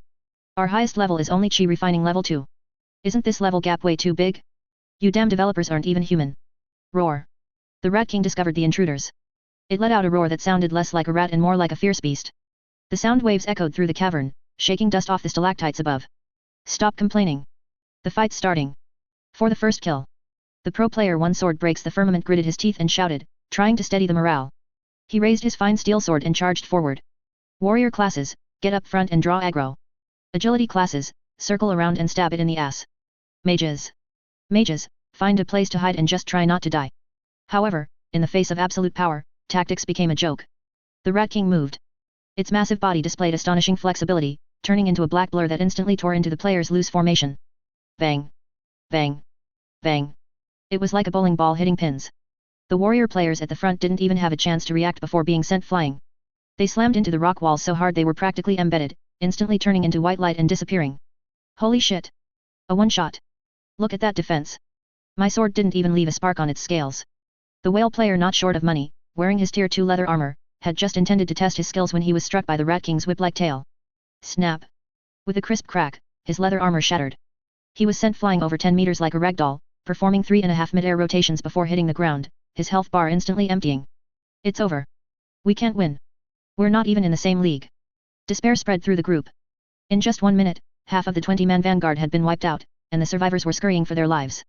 Just as everyone was about to give up resistance and wait for a total party wipe to respawn in the city. Don't panic. Why are you running? Listen to my orders. An unexpected voice rang out. It was old Jiang from the construction site. This middle-aged man, who usually only knew how to mine and build houses, was currently hiding behind a boulder. He held his mining shovel, and his eyes glittered with a certain, destructive wisdom. So it's big, right? Its scales are hard? It's fast. Old Jiang sneered, pointing a finger at the massive, precarious stalactites on the cavern ceiling, then at the soft ground beneath the Rat King's feet. Brothers, what do we do for a living? We're in engineering. Since we can't beat it head-on, let's use the environment. Let's give it a taste of some shoddy construction work. Everyone froze for a moment, looked at the ceiling, then at the ground, and instantly understood. Damn. Uncle Jiang, you're evil. This is a dirty move. But I love it. Hehehe. Action. Action. Follow Engineer Zhang's lead. The tactics shifted instantly. No one was foolish enough to charge in and die for aggro anymore. The surviving players scattered and began sabotaging the cavern. Strength-based players took their pickaxes to the edges, frantically striking the joints where the stalactites met the ceiling. 80. 80. 80. Break for me. Accompanied by rhythmic chants, the rock cracked, and massive stalactites began to loosen, hanging precariously. Agility-based players circled behind the Rat King. Instead of attacking its body, they used shovels to frantically dig up the ground beneath its feet, creating traps. Dig. Dig a hole for it. Make it twist its ankle. Wang Defa and the other surviving mages weren't idle either. Fire bullet spell. Burn its damn nest. The small fire bullets were no longer aimed at the Rat King, since they couldn't break its defense anyway, but instead flew toward its nest made of dry bones and fur. Whoosh. The nest ignited instantly upon contact with the fire. Flames roared upward, and the foul stench intensified. Roar. With its home burning, the Rat King went completely berserk. It twisted its body frantically, trying to douse the flames and crush these annoying little insects. However, the ground beneath its feet suddenly gave way. The pits dug by the agility players worked. The Rat King's massive frame stumbled, its front leg sinking in, nearly causing it to fall. At that critical moment, a tooth-gritting cracking sound echoed from the cavern ceiling. Crack boom. Thanks to the tireless efforts of the strength players, over a dozen stalactites weighing hundreds of pounds finally snapped. With a whistling wind, they descended like divine justice, slamming into the immobilized Rat King below. Aieee. The Rat King let out a shrill, miserable scream. Though its scales were hard, they couldn't withstand the concentrated impact of so many boulders. Its back was smashed into a bloody mess, and one of its bone spikes was snapped clean off. The massive impact left it temporarily stunned. Now. It's stunned. Do it. One sword breaks the firmament seized this once-in-a-lifetime opportunity. He leaped high into the air, gripping his fine steel longsword with both hands, channeling all his remaining spiritual chi into it. His target, the Rat King's eye, which was injured and surrounded by shattered, bleeding scales. Pucci. The longsword sank deep into the eye, right up to the hilt. Roar. The Rat King let out one last unwilling roar. Its massive body convulsed a few times before crashing to the ground, kicking up a cloud of dust. The cave fell silent. Only the heavy breathing of the players and the crackling of the fire remained. We won. Wang Defa slumped to the ground, staring in disbelief at the behemoth they had managed to cheese to death. We really did it. We killed a level 9 boss with level 1 characters. A second later. Massive cheers resounded throughout the mine. Holy crap. First boss kill. That was awesome. Uncle Jiang is the MVP. That tactic was brilliant. Knowledge really is power. Quick, quick. Loot the body. This big guy must drop great stuff. I want its teeth. Everyone swarmed forward, surrounding the Rat King's corpse for the joyous loot division phase. No one noticed. Beneath the Rat King's corpse, in the freshly dug earth, the corner of an ancient, moss-covered stone altar was faintly revealed. Chapter 23, You call this a rat? This is clearly a monster. Guiyuan Sect Square. Late at night. The night seemed thicker than usual, but the Guiyuan Sect Square was as bright as day. A dozen huge bonfires were arranged in a circle, their roaring flames licking the night sky with a crackling sound. Over 100 players, none of whom had logged off to sleep, were gathered here. Like a pack of hungry wolves waiting for a meal, they craned their necks, their eyes burning as they stared at the pitch-black path leading to the back mountain. They're here, they're here. I hear footsteps. It sounds heavy. Quick, move aside. Make way for the big shots. Don't block my view, I've got screen recording on. The crowd parted like a tide to both sides, leaving a wide passage. Rumble schlick. A series of heavy, rhythmic footsteps, mingled with the harsh scraping of something heavy being dragged across the gravel, came from the depths of the darkness. The ground seemed to vibrate slightly. Under the gaze of everyone filled with anticipation, curiosity and attention that made them hold their breath. 24 players, covered in mud and bloodstains, their clothes as tattered as beggars and their IDs a deep, glowing purple, chanted a rhythmic and hoarse cadence as they shuffled into the firelight of the square. On their shoulders, they collectively carried a terrifyingly massive creature. By the flickering firelight, everyone finally saw the full appearance of the thing. The entire square instantly fell into a deathly silence. It lasted for a full 3 seconds, with only the sound of heavy breathing and the swallowing of saliva to be heard. Then, a wave of exclamations erupted, loud enough to blow the roof off the main hall. Holy shit! This is a rat? You call this thing a rat? Are you messing with me because my biology was taught by a PE teacher? This is a damn baby Godzilla. Look at the size, the scales, the teeth. It could swallow me in one bite. It was the corpse of a giant beast over 3 meters long, not including its whip-like tail, covered in black scales with a cold metallic sheen. Its back was covered in hideous bone spikes, and 2 saber-like incisors were exposed. Even in death, the lingering aura of ferocity and the heavy scent of blood made nearby players instinctively step back, their faces turning pale. Mutated spirit-devouring Rat King, corpse. The large, blood-red words floating above the corpse stimulated everyone's nerves. The boss. They really killed the boss. No one knew who shouted first, but the crowd instantly exploded, surging forward like a bursting dam, surrounding the victorious team and the Rat King's corpse until it was impenetrable. All sorts of bizarre reactions unfolded at this moment. It was practically a grand exhibition of confusing human behavior. Several players with feminine IDs screamed and squeezed to the front not out of fear, but excitement. Ah! It's so big and hideous. But why is it so cool? Is this the beauty of the wild? A female player with the ID beauty filter level 10 completely ignored the foul-smelling saliva still dripping from the Rat King's mouth. She forced herself next to an incisor larger than her head, struck a cute peace sign, and pouted. Besties, help me take a screenshot. Find a good angle, make sure both me and its big teeth are in the shot. I'm going to post this on my moments with the caption, tamed a little tiger today. On the other side, a male player with glasses, customized in-game, and the ID biological dog graduation project squeezed in with glowing eyes. Unfazed by the filth, he lay directly on the Rat King's cold scales, touching and pinching, tapping and prodding, muttering to himself like a madman. Incredible.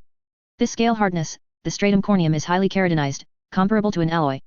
And this muscle fiber density, the mutation is truly thorough. If I could take this back to Earth for slice research, my graduation thesis would definitely be outstanding. This could be published in Nature magazine. There were also a few profiteer players who usually liked reselling second-hand gear. Their eyes darted around as they held small knives, trying to scavenge from the corpse. Ooh, this whisker is nice. It's long and tough, it should work as a loot string, right? It'll definitely be worth a lot to the bard class. One player, while no one was looking, reached out to pull one of the Rat King's meter-long, needle-like whiskers. Smack! Before he could act, the back of his hand was struck hard by an iron shovel, instantly turning red and swollen. Old Jiang from the construction site, although exhausted and covered in black soot, glared at him like a mother hen protecting its food, still tightly clutching the iron shovel that had performed so well. What are you doing? Keep your hands to yourself. This is collective property. It has to be handed over to the sect. Anyone who tries to pocket something will be buried in the mines to fill the cracks.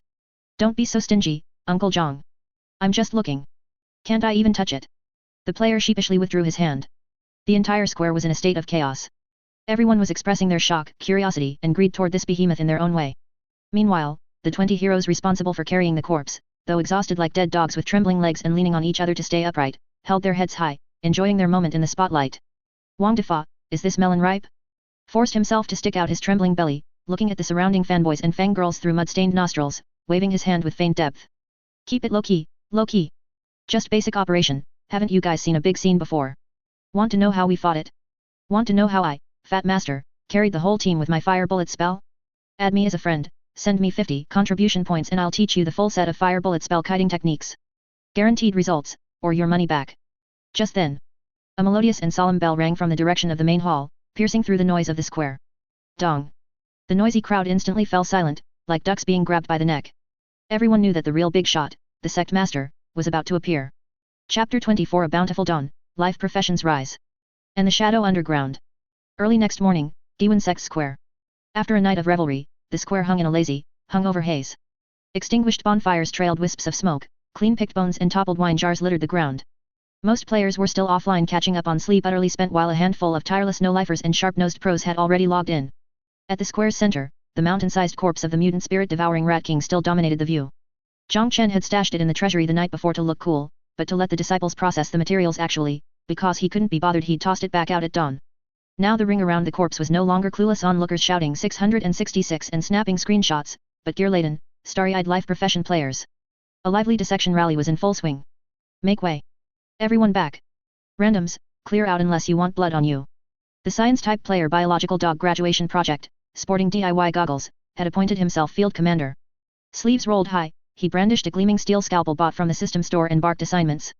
The Rat King's hide is freakishly tough after mutation, ordinary blades won't even scratch it. We need weak points. Where's old Jiang from the construction site's crew? You've got the muscle and the gear, take hatchets and saws, sever the limbs along the joint lines. Don't butcher the bone structure. On it. Dismemberment's grunt work, but we know it's same as felling trees. Old Jiang spat on his palms, hefted a lumber axe and a two-man saw, and charged with a few burly civil engineer buddies. Bone dust flew, the scene was brutally hardcore. Manual gang, the DIY vlogger, where are you? You claim you can craft anything. These priceless scales are yours. Peel them off intact, break even one and I'll mount you as a specimen. A frizzy-haired player festooned with odd tools swaggered forward. Relax. I've whipped up a lever pry knife overnight, every scale will pop off perfect. And the organs, those spoil fastest. Chef stir-fried large kidney, you still want that jumbo liver and heart? If not, I'm taking them for bio-samples. Yes yes yes. Of course those are the jewels. The portly chef big kidney waddled over, cleaver in hand, eyes shining at the steaming viscera. Prime nourishment, high-grade Yao beast blood chi. Tonight's special, stir-fried Rat King giblets, guaranteed stat boosts. In an instant the square brimmed with a cheerful, bloody, busy, professional air. Combat players who only knew fighting and hauling stood dumbstruck at the fringe, watching these usually low-profile life pros steal the show. Damn, that skinning's museum grade. Way harder than killing mobs. Pros are different, if I tried it'd be mincemeat. Looks like every trade has its champions in this game. Meanwhile, atop the Great Hall Terrace, Chen wasn't lounging with tea and a show as usual. Hands clasped behind him, he seemed to watch the bustling disciples below, but his focus pierced past the square toward the gloomy rear mountain mine.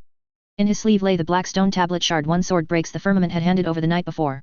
The shard was ice cold, even through cloth it exuded an evil aura that made pseudo-golden core Chen uneasy. Ancient Demon Gate Altar. He murmured inwardly, brows locked, rare gravity in his eyes. According to sealed system archives, the Qingyang mountain range had been a major righteous vs demon battlefield 10 millennia ago. Countless secrets and dangers slept beneath. The Rat King had likely mutated to peak first rank, gigantic size because it lived deep in the mine, catalyzed by traces of devilish chi leaking from that altar. Barely a wisp of leaked chi, yet it birthed a quasi-foundation establishment Yao beast. If the altar fully revives and the seal shatters, whatever's underground comes out. Chen dared not finish. With Guiyuan Sect's rookies top-tier barely chi refinement level 3 or 4, thrilled over a leather jerkin they'd be appetizers.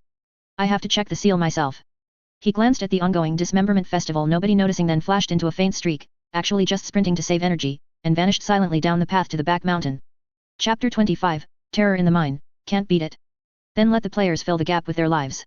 The deepest part of the Guiyuan Sect's back mountain mine cave, 300 meters underground. This area surpassed the previous human rat battlefield, an absolute forbidden zone that even the first-tier peak Rat King dared not easily trespass. As he continued deeper, the surrounding environment underwent a chilling transformation. The rock walls were no longer slick. Instead, they were exceedingly dry, exhibiting a scorched black color as if burned by fire. The nauseating stench in the air had completely vanished, replaced by an extreme coldness. That coldness was not merely low temperature, but a chill that seemed capable of penetrating a spiritual power shield and directly freezing the soul. The surroundings were deathly silent, only Chen's own footsteps echoed in the empty passage, causing a prickle of fear. Finally, a strange red light appeared ahead. Jiang Chen stopped, standing before the ancient altar that had been partially excavated. There was no natural light here. The only light source came from the dark red runes inscribed on an unknown black stone slab at the center of the altar, which slowly flickered, brightening and dimming like breathing. The light was not warm, instead, it exuded a sinister aura. Staring at it for too long could even incite a mad urge to worship. Who? Jiang Chen exhaled a puff of white air, which instantly condensed into frost. His expression was extremely grave. Although he knew the danger, as the Sect Master, he had to figure out the nature of this thing. He took a deep breath, circulated the pitiful amount of pseudo-golden core spiritual power within his body, and very cautiously separated a trace of divine sense, intending to lightly probe the edge of the altar like a tentacle. Buzz. The moment his divine sense made contact with the faint red light emanating from the altar, a sudden change occurred. The dark red runes, which had been flickering slowly as if asleep, suddenly flared up tenfold, like a poisonous snake whose tail had been trodden upon. An extremely brutal and bloodthirsty will awakened from the altar. The red light twisted and condensed in mid-air, transforming into a monstrous, desk-sized blood-colored ghost claw. Carrying terrifying, suffocating evil chi, it shot like lightning along the connection of the divine sense toward Jiang Chen's glabella. Before the ghost claw even arrived, the aura of death rushing towards him had already stiffened Jiang Chen's entire body, making it difficult even to move a finger. Forget about him, a mere pseudo-golden core with only a shell, even a true foundation establishment stage great perfection cultivator facing this sneak attack which was equivalent to a blow from a golden core stage powerhouse of the demonic sect would likely suffer immediate divine soul damage and become an idiot, or even perish outright. Damn it. I'm finished. Jiang Chen's pupils contracted to pinpricks, the hair on his body stood on end, and his heart seemed to stop beating. In this moment of extreme peril, the system in his mind, which usually had little presence, finally emitted a piercing alarm sound. Warning. Warning. High-risk energy entity erosion detected. Host life is in danger. Passive absolute defense mechanism forcibly activated. Warning. This defense will consume sect reserve energy, 500 points. Energy is overdrawn, entering dead status. As the system's distressed voice faded, an intensely dazzling golden barrier erupted without warning from within Jiang Chen's body, forming an indestructible shield in front of him. Boom sizzle. The blood-colored ghost claw slammed hard into the golden barrier, causing a violent, irritating corrosive sound, like scalding oil poured into ice water. The ghost claw frantically clawed at the barrier, emitting plumes of foul black smoke. The golden barrier trembled violently, flickering erratically, as if it would shatter the next second. The stalemate lasted for a full 3 breaths of time. The blood-colored ghost claw finally exhausted its power, letting out an unwilling shriek like a malevolent spirit before dissipating into the air. Cough, cough, cough, cough, cough. Jiang Chen looked as if he had just been pulled from water, soaked entirely in cold sweat. He staggered back a few steps, leaning against the scorched rock wall and gasping for breath, his face as pale as paper. He looked at the altar, which had returned to calm, breathing slowly as if nothing had happened, and a deep sense of lingering fear and apprehension flashed in his eyes. I was careless, this isn't just a remnant of an altar. This is clearly a core seal formation and the seal has already loosened. Jiang Chen wiped the cold sweat that was almost freezing on his forehead. If not for the system's money-grubbing defense mechanism, he would be completely dead now. This threat was too great. If left unchecked, it wouldn't be long before whatever was inside completely broke the seal and emerged. When that happened, the entire 100 li radius around the Guiyuan Sect would be turned into a demonic domain. What should I do? Jiang Chen's mind raced. With his current strength, trying to reinforce the seal was pure fantasy. The system energy was also overdrawn, he couldn't withstand another attack. Unless... Jiang Chen's gaze flickered in the darkness, suddenly turning toward the direction of the cave entrance. That was the location of the plaza, where his 100+ energetic good disciples were waiting for new equipment. A crazy, bold, and extremely black-hearted plan gradually formed in his mind. What does devilish chi fear most? It fears grand righteous chi, and it fears abnormally vigorous life force. These disciples of mine, although their cultivation is low and their thinking is unconventional, the kind of fearless, extremely vigorous, and even chaotic and goofy life force they possess, referring to the Fourth Calamity spirit, is simply the natural nemesis of the serious devilish chi. And the most crucial thing is, they can resurrect. A familiar, old fox-like smile slowly curved at the corners of Jiang Chen's pale mouth. Since I can't handle it alone, I'll launch a people's war. Train soldiers for 1,000 days to use them for an hour. It's time to assign them a real major project. Chapter 26 The Great Infrastructure Era. If the contribution points are enough, I'll bulldoze the demon sovereign's grave. A quarter hour later, on the path to the back mountain mine. A ferocious-looking, oddly styled column was double-timing it. If yesterday they'd still been refugees clutching splintered sticks and wearing newbie rags, today galvanized by an epic quest and outfitted by the artifact refining pavilion they finally looked a bit like a proper army of an immortal sect, albeit a beggar-grade version. Leading the pack, Wang Defa, is this melon ripe, wore a pitch-black leather cuirass whose surface gleamed with a weird oily sheen. It was the standardized rat-scale light armor, low-grade magical artifact, sewn from the hardest part of the Rat King's hide. Because the system mass-produced it, the craftsmanship was crude to the extreme. It looked like a sentient sackcloth had flung itself over his torso, but that didn't dampen Wang Defa's swelling ego one bit. In his hand he swung a rat-toothed dagger honed from the Rat King's gate teeth, its cold glint flashing as he stabbed at the air every few steps, certain he looked utterly awesome. Brothers. Keep up. Hold formation. Wang Defa thumped the hard scales on his chest, the dull thud sounding as he proudly glanced back and shouted. We're a fully equipped regular army now. With this defense, I could stand still and let 10 spirit-devouring rats gnaw on me without losing a drop of blood. More than 100 of them, fully kitted out though most still carried pickaxes and shovels charged into the mine howling, their aura suggesting they were about to rob a vault rather than do grunt work. 300 meters underground, at the deepest part of the mine. When the column reached the frigid cavern that had nearly cost Jiang Chen his life, every foot instinctively hesitated. The temperature here was more than 10 degrees lower, every breath came out white. A heart-clenching oppression hung in the air. The black altar, chipped open on one side, glowed with a ghost red light in the darkness, like the single eye of a man-eating beast coldly sizing up the intruders. Any normal low-stage cultivator sensing the faint terrifying devilish chi would have fled on trembling legs. Unfortunately, what came were the Fourth Calamity players who trade their lives for rewards. After a brief hush, excited chatter erupted even louder. Holy crap! This is the quest spot? What atmosphere! The lighting's insane. That red glow, that chill, plus the BGM, even though there isn't one, this screams high-tier hidden map. Cut the chatter. The quest timer's ticking. 500,000 contribution points are waving at us, move it. Under the hoarse roar of the foreman, old Jiang from the construction site, a construction frenzy destined for the annals of the cultivation world began. Strength builds. Quit sightseeing. Haul those blue stone blocks we just shipped in and stack them around the altar octagon formation. Handle with care, smash a foot and I'll smash you. Agility builds. Take the ink lines and snap the guide threads. If a line's crooked I'll stuff you into the altar as a sacrifice. Driven by the fat reward, the players went berserk. They ignored the altar's terrifying aura and treated it as just another job site obstacle. Occasionally, stimulated by living breath, a gout of black evil chi would spurt from the altar.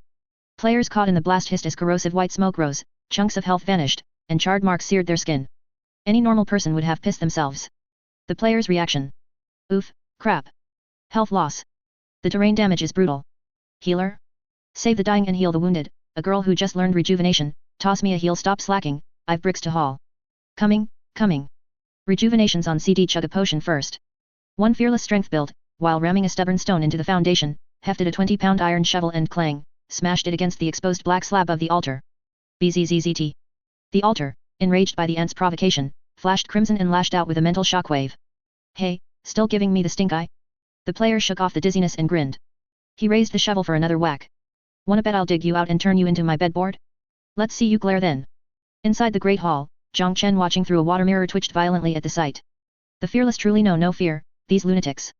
Yet it was precisely this chaotic, disorderly, exuberant vitality like basin after basin of dog blood that forcibly suppressed the altar's demonic nature and kept it from erupting. Progress was stunning. In barely half a day, 8 crude 2-meter-high foundations for demon-suppressing stone towers, built of blue stone and lightning-struck wood, ringed the altar. Rough as they were, they physically isolated the thing. Ding!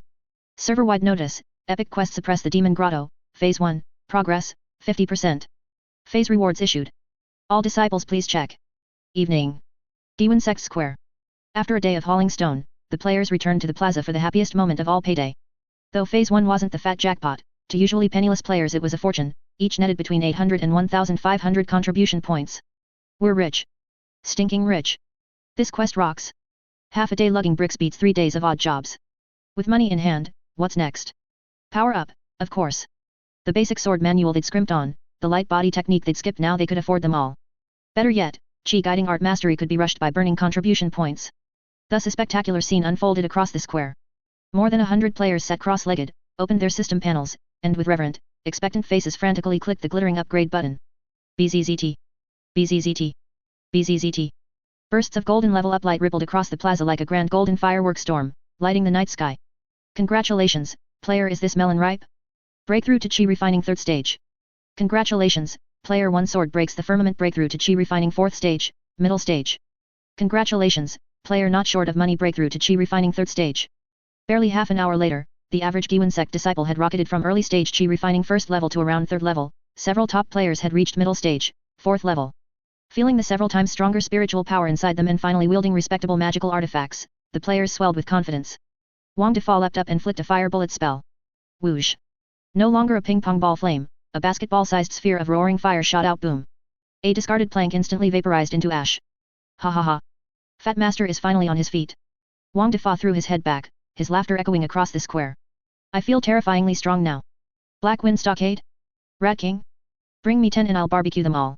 Who else wants some? On the high platform, Jiang Chen watched the disciples, their power skyrocketing, cavorting like demons.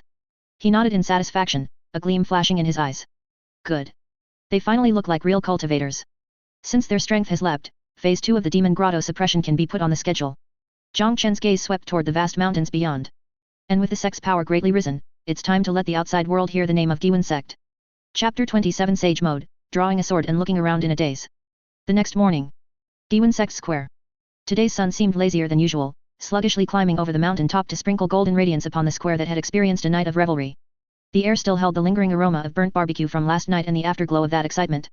Over 100 players logged online one after another. Yan online, online. Wang Defa, ID, is this melon ripe, rubbed his bleary eyes, habitually crawling out of his temporary shack made of haystacks. The next second, he suddenly shuddered, remembering the big event from last night. Holy crap! I almost forgot. Your grandpa is an expert now. He impatiently summoned the system panel.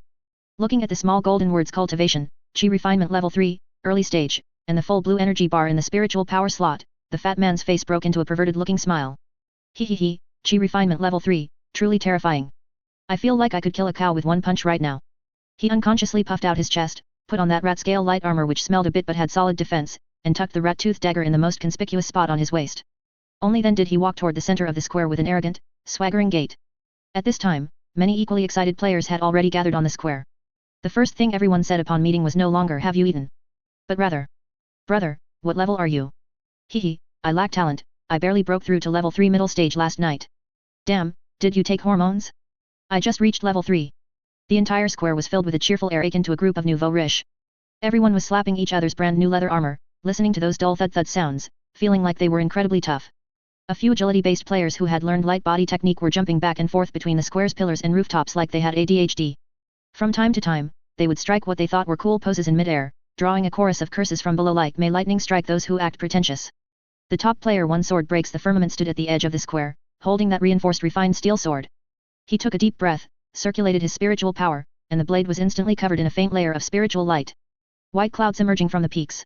He shouted lowly, thrusting his sword into the air. Whoosh! A translucent sword Qi whistled out, flying 5 meters away. With a pff sound, it accurately sliced off the head of a foxtail grass by the roadside. Cool. Several newbies nearby gave him face by clapping. One sword breaks the firmament satisfiedly sheathed his sword and stood with his hands behind his back, looking like a lonely master at the top. However, this excitement only lasted for about an hour. When the clock pointed to the hour of the snake, 9 a.m., the sunlight grew more intense, but the atmosphere on the square gradually became eerie. Everyone suddenly discovered an extremely serious problem. Hey, brothers, what are we doing today? A player scratched his head, asking the question in everyone's hearts. Black Wind Stockade? Its ashes had already been scattered. The spirit-devouring rat swarm in the back mountain mines? They had been killed into an endangered species. As for that terrifying demonic sect altar, the Sect Master had already issued a death order, system barrier, that was an invisible wall, impassable. Thus, a sense of emptiness known as Sage Mode spread across the square like a plague. Over 100 energetic players who had just mastered transcendent powers and were well equipped were suddenly unemployed. Damn, this is so boring. Why isn't there even a single red-named mob? Wang Defa sat down on a stone bollard, boredly fiddling with a small fireball in his hand. The fireball danced at his fingertips as he squeezed it flat one moment and rolled it round the next. Where's the dev? Come out and take your beating. How are we supposed to level up without monsters? Do you want me to use this fireball technique to roast an ant nest? He actually lowered his head, trying to find an anthill on the ground. In another corner of the square, a few players who were bored to tears started doing performance art. One player took off his shoes, using his newly learned spiritual power to reinforce his toes, then tried to pick up a blue brick with them. Witness my great Vajra toes. Rise, ow, crap, I got a cramp. Another player, in order to test the defense of the rat scale armor, let a companion hit his back hard with a wooden stick. Harder. Haven't you eaten? You want to break my defense with that little strength, ow. You hit my funny bone. You did that on purpose, didn't you? Who has dice? Come on, place your bets, let's gamble on whether the next leaf lands face up or face down. The entire Guiyuan Sect square was filled with a cheerful yet extremely bored atmosphere. Everyone was squandering their nowhere-to-be-placed energy in their own bizarre ways. Right at this critical moment of total silence and utter boredom, a figure slowly stood up on the high platform steps in front of the main hall. It was that Chiyunibu youth, the real Long Aotian. He had specially changed into a black robe he got from somewhere today, though it was a bit big and the sleeves had to be rolled up, still holding that wooden sword. He looked at the group of salted fish below who had no fighting spirit, a flash of pained disappointment in his eyes. Sigh. He let out an extremely affected long sigh, his voice loud enough for half the square to hear. Invincibility is truly a kind of loneliness. He looked up at the sky at a 45-degree angle, striking what he thought was the most desolate silhouette. We cultivators have just stepped onto the immortal path, how can we be so slack? Since there are no more enemies outside, then this sword. He suddenly turned around, pointing his wooden sword directly at the center of the square, and shouted loudly, "Can only drink blood from within."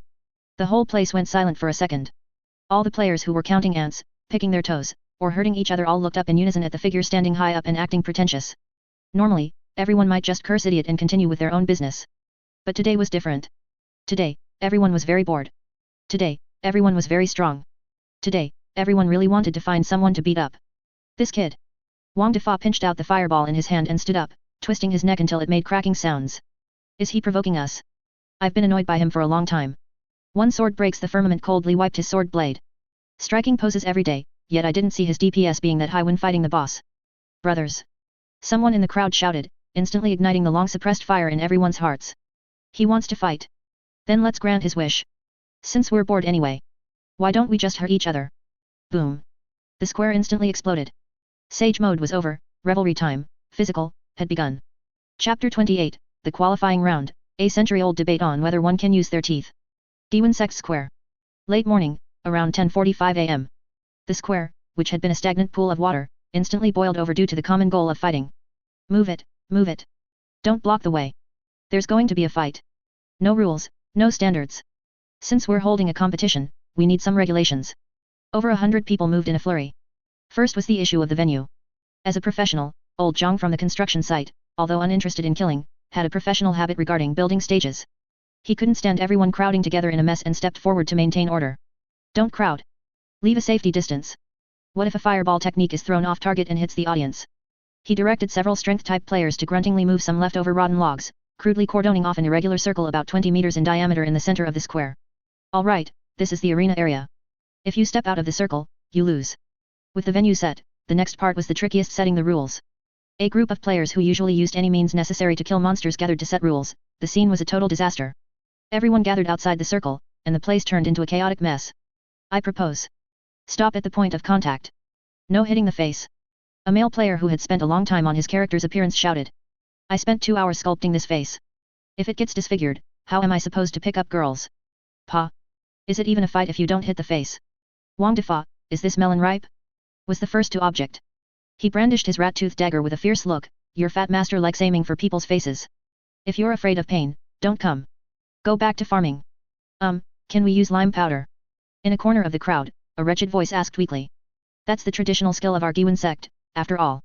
Beat it. Why use lime powder when fighting our own? Who's going to be responsible for washing it out if it gets in someone's eyes?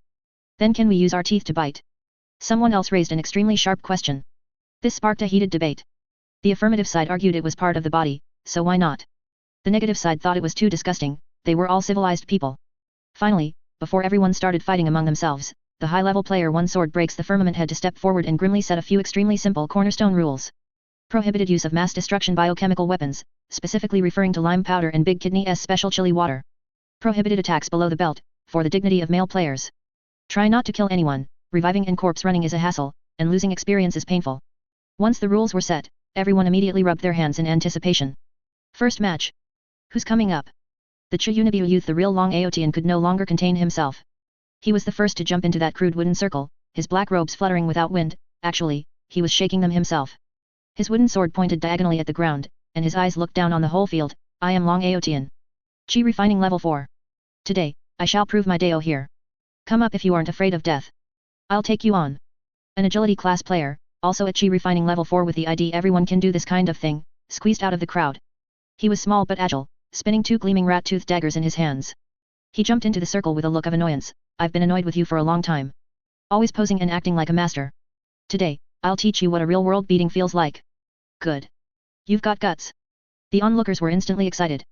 The first match was a showdown between Qi refining level 4 experts. This was definitely worth the price of admission. Bets are open, bets are open. The tycoon, not short of money, immediately smelled a business opportunity.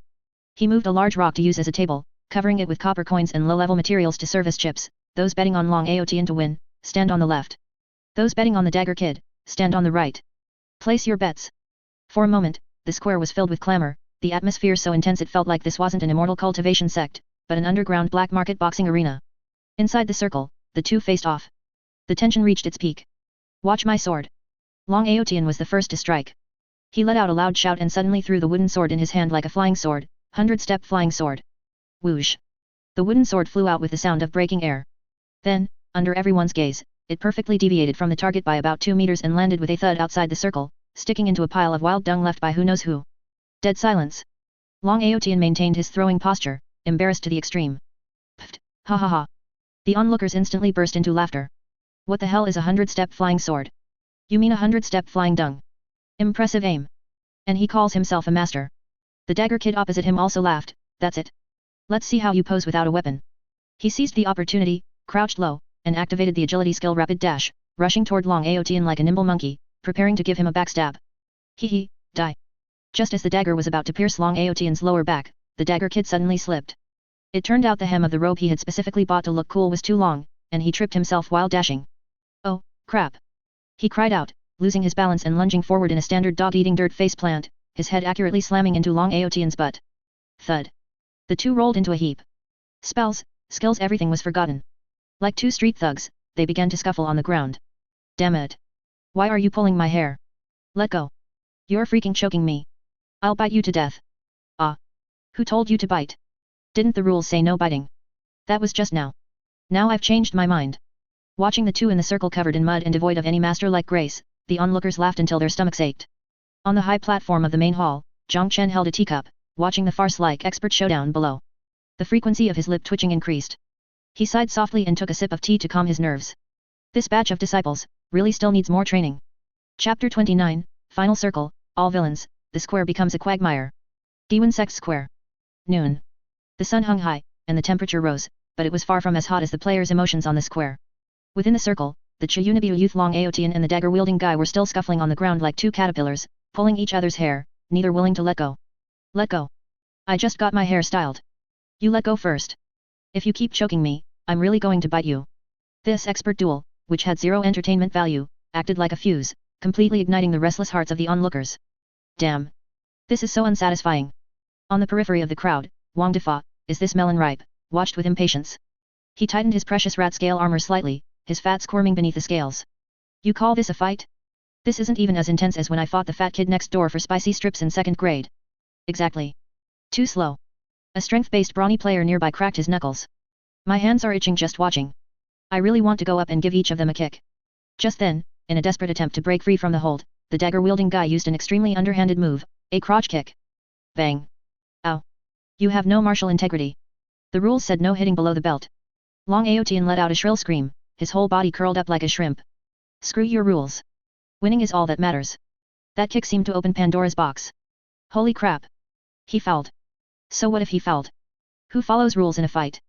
Brothers, I can't hold back anymore. I want to fight too.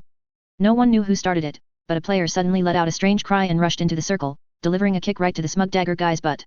Ouch. Who kicked me? It's your granddaddy. I've been annoyed by you for a long time. Things went completely out of control. I'm in too.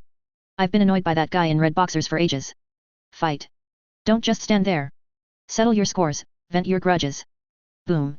The dozens of spectators who were originally outside the circle surged in like a bursting flood, swarming into that pitiful small wooden ring that was only 20 meters in diameter. The wooden boundary that old Jiang from the construction site had worked so hard to build was instantly trampled to pieces. The first martial arts tournament officially evolved into a 100-player square brawl. The scene spiraled into total chaos. Spells, sword techniques, positioning, none of it existed anymore. Everyone seemed to have returned to a primitive society, communicating their feelings in the most simple, physical, way. The fat man Wang Defa made full use of his size advantage. He tucked his head in and, relying on his thick rat scale armor, rampaged through the crowd like a fleshy bowling ball. Make way, make way. Fat Master can't stop the car.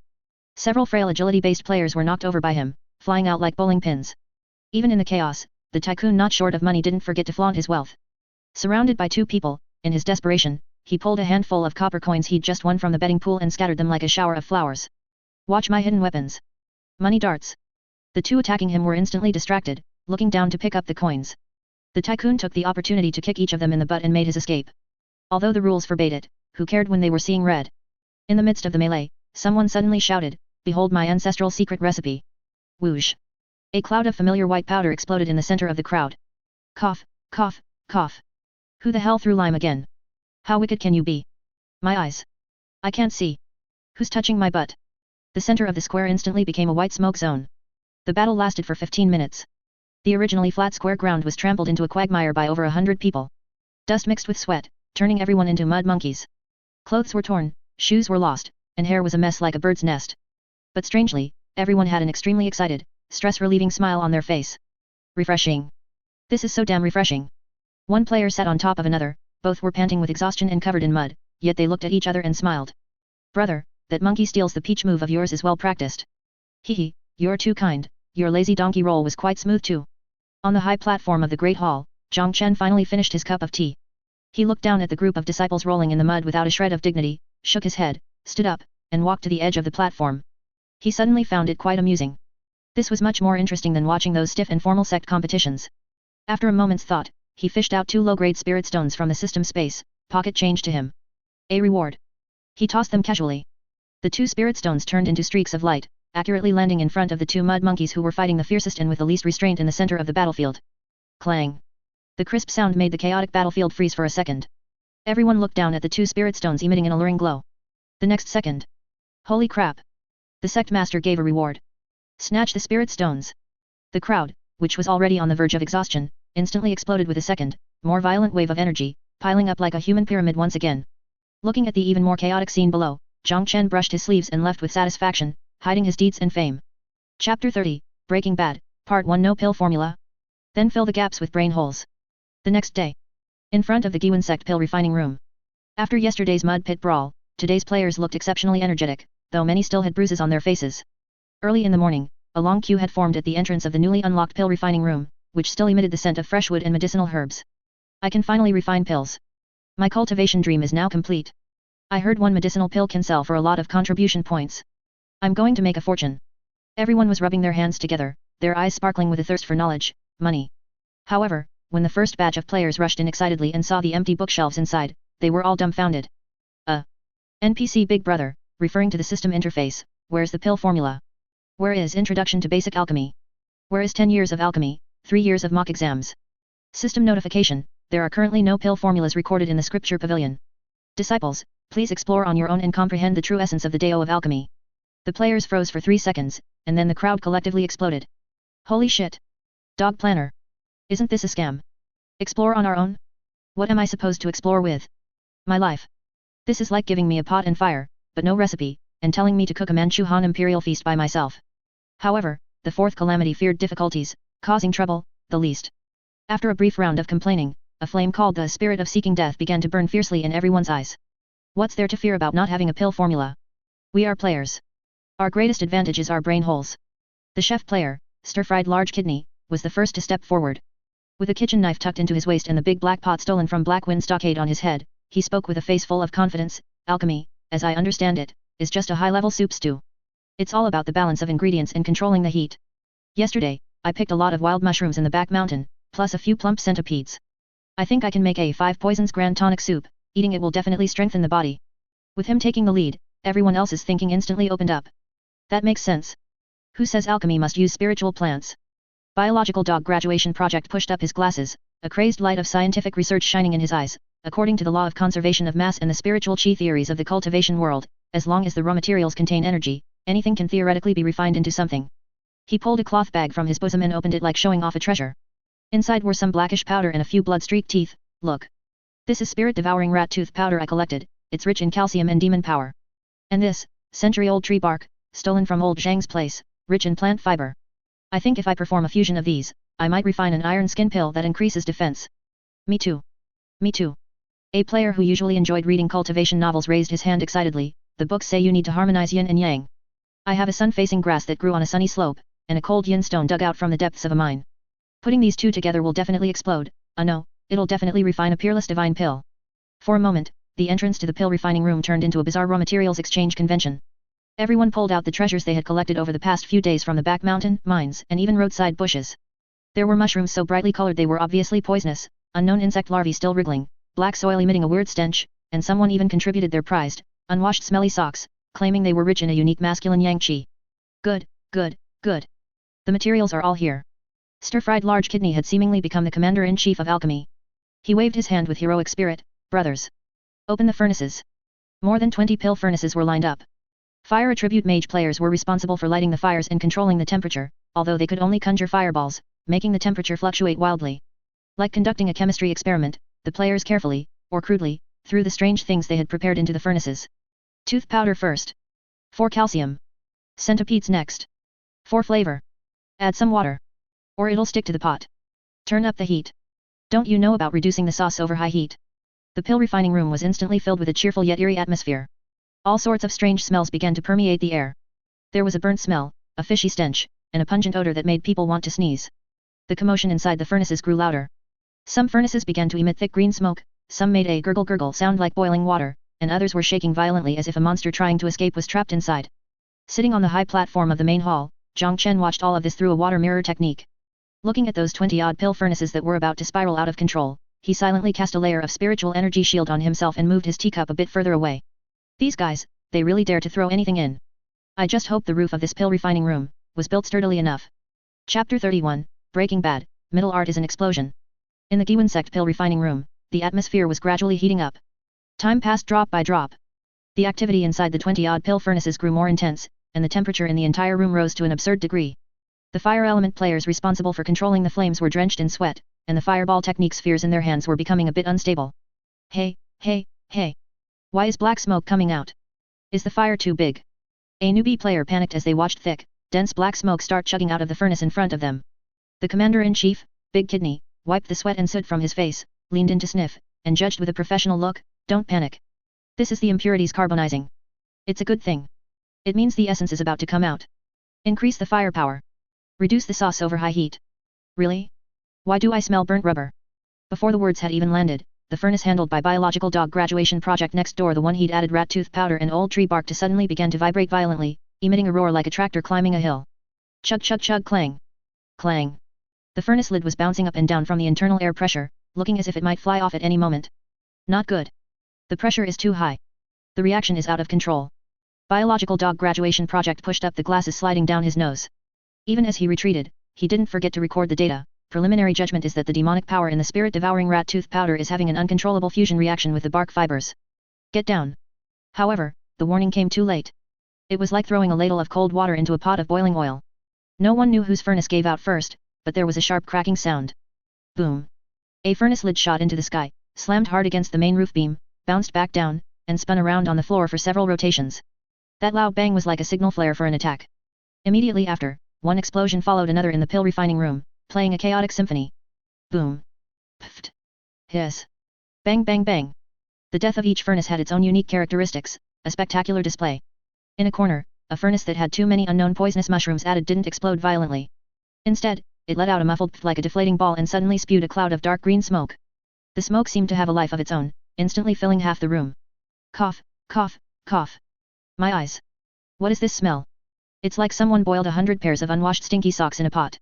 On the other side, Big Kidney's highly anticipated 5 Poisons Grand Tonic Soup furnace was a different scene. Because too much water had been added, the contents had boiled into a pot of slimy, pitch-black, asphalt-like substance that was bubbling eerily. At the final moment, it finally couldn't withstand the pressure. Like a miniature volcanic eruption, it went boom, spraying that pot of scalding black mud everywhere. Being the closest, Big Kidney bore the brunt of it, his face and body instantly plastered in it. He became a black clay statue, with only the whites of his eyes blinking in terror. My soup, it burnt. He spat out a mouthful of black mud, utterly heartbroken. The most tragic was the player who tried to achieve yin and yang harmony. His furnace exploded the most cleanly. Boom. With a massive roar, the entire bronze pill furnace seemed to endure more energy than it should have at its age and shattered directly. Scalding metal fragments and crimson medicinal dregs flew everywhere. Holy crap. Get down. Fortunately, everyone nearby was wearing rat-scale armor and had reacted quickly by diving to the ground, so there were no serious casualties. However, the massive shockwave still knocked 5 or 6 people over, leaving them flat on their faces in a row. In just half a minute, the originally clean and tidy pill refining room had completely turned into a ruin that looked like it had just undergone a baptism of artillery fire. The walls were blackened, the floor was covered in viscous medicinal dregs and puddles, and the air was filled with a suffocating, mixed stench. 20-odd players lay scattered across the floor or leaned against the walls coughing. Each of them looked like they had just crawled out of a coal mine, pitch black all over, their hair blown into afros, with only the whites of their eyes and teeth remaining white on their faces. Fatty Wang Defa hadn't personally started refining, but he had been caught in the crossfire while watching. Sporting a head of curly hair that was still smoking, he wiped the black soot from his face. Looking at his teammates who looked like they had just been executed by cannon fire, he suddenly couldn't hold it in. Pfft. Ha ha ha ha. His laugh was like a switch. Everyone looked at each other, and seeing their own ridiculous, ghostly appearances, they all burst into deafening laughter. Ha ha ha. Kidney, you look like a terracotta warrior. You're not much better. Your hair is singed. Exciting. So exciting. This is way more fun than fighting a boss.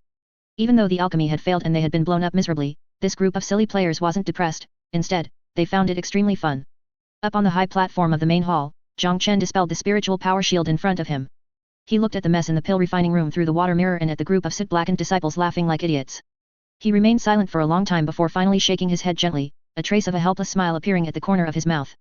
At least, the roof didn't collapse. Chapter 32, Breaking Bad, Part 2. These medicinal pills are a bit too strong. Guiyuan Sect pill refining room. 15 minutes after the explosion. Most of the thick smoke had finally dissipated. At this moment, the pill refining room looked like a vegetable patch that had been rooted up by a pack of wild boars, a complete mess. Several large holes gaped in the roof, allowing sunlight to beam straight in.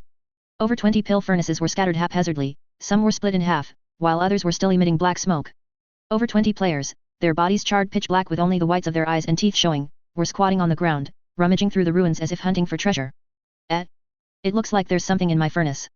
Biological dog graduation project pushed up the frames of his glasses, which had been blackened by the smoke, and excitedly dug several dark, round objects out of a pile of charcoal. Are these medicinal pills? Why do they look like goat droppings? A player leaning in from the side covered his nose in disgust. Bro, are you sure these are edible? Why do I smell burnt protein? Shortened player tag looked solemn. According to my calculations, although the reaction was a bit violent, the active ingredients should all be inside. This is a prototype of the calcium-rich iron skin pill. On the other side, stir-fried large kidney had also made a discovery in the wreckage of his exploded large black pot. From the center of a lump of solidified black asphalt-like substance, he dug out a squishy, jelly-like mass that was still emitting a faint green glow. Hey! My 5 poisons great tonic soup concentrated essence. Big Kidney was overjoyed. He pinched the green jelly with 2 fingers. The quality looks good, crystal clear. It's just the color, why does it feel a bit like a product of nuclear radiation? For a moment, everyone was pulling bizarre results out of their respective furnaces. There were black pills hard enough to crack walnuts, colorful mucus as soft as snot, and even some medicinal pills that actually trembled slightly in hand, as if they were alive. Facing this pile of things that clearly didn't look right, everyone fell into deep thought. To eat, or not to eat? That was the question. What's there to be afraid of? We're players.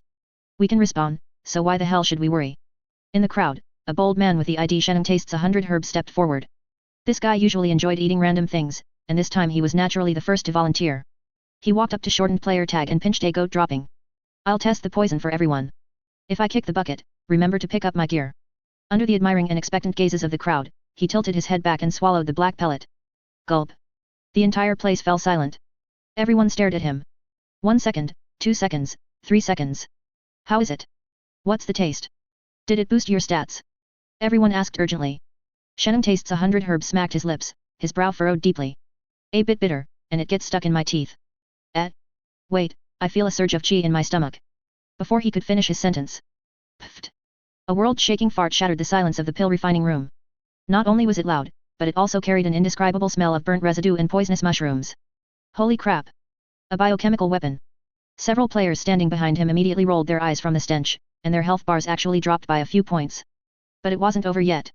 Shannon tastes 100 herbs' face suddenly turned blue, then green. Immediately after, his entire body began to emit a faint fluorescent green glow, looking exceptionally conspicuous in the dim room. Holy crap! He's green. He turned green. A human walking night luminescent pearl? This attribute is awesome. We won't need torches when going into mines anymore. Seeing that no one died from eating it and instead got such a fun special effect, the other player's courage instantly swelled. I'll try this one too. Another daring player grabbed the green jelly from stir-fried large kidney and swallowed it in one gulp. The next second, his body suddenly stiffened. Then, under everyone's horrified gazes, his limbs began to twitch and swing uncontrollably.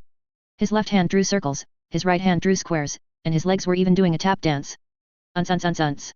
He was actually providing his own BGM uncontrollably, performing an extremely bizarre and twisted dance in the ruins, looking very much like an electrocuted octopus.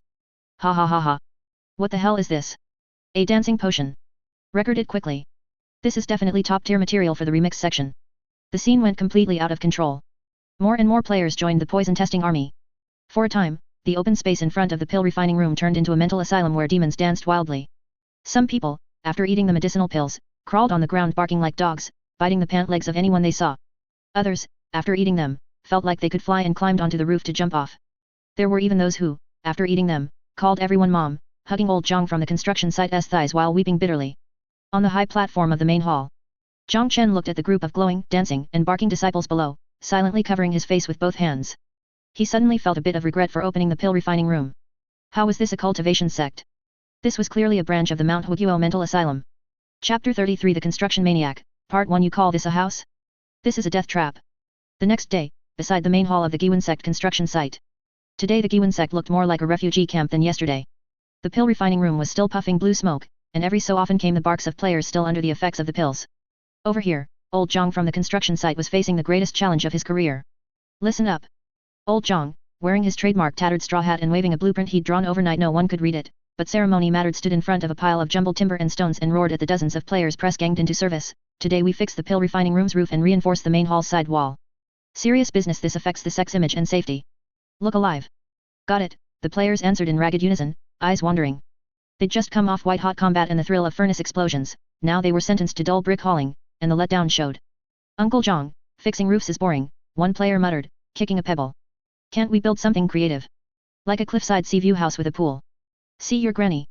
We're in an inland mountain range, where's the ocean? Old Zhang's beard bristled. Shut up and work. Agility class, scaffold. Strength class, mix mud. Mages stay back and stop setting things on fire. Under old Zhang's iron rule, work began then veered out of control. What's the hallmark of the Fourth Calamity? Unbridled creativity, also known as destructive power.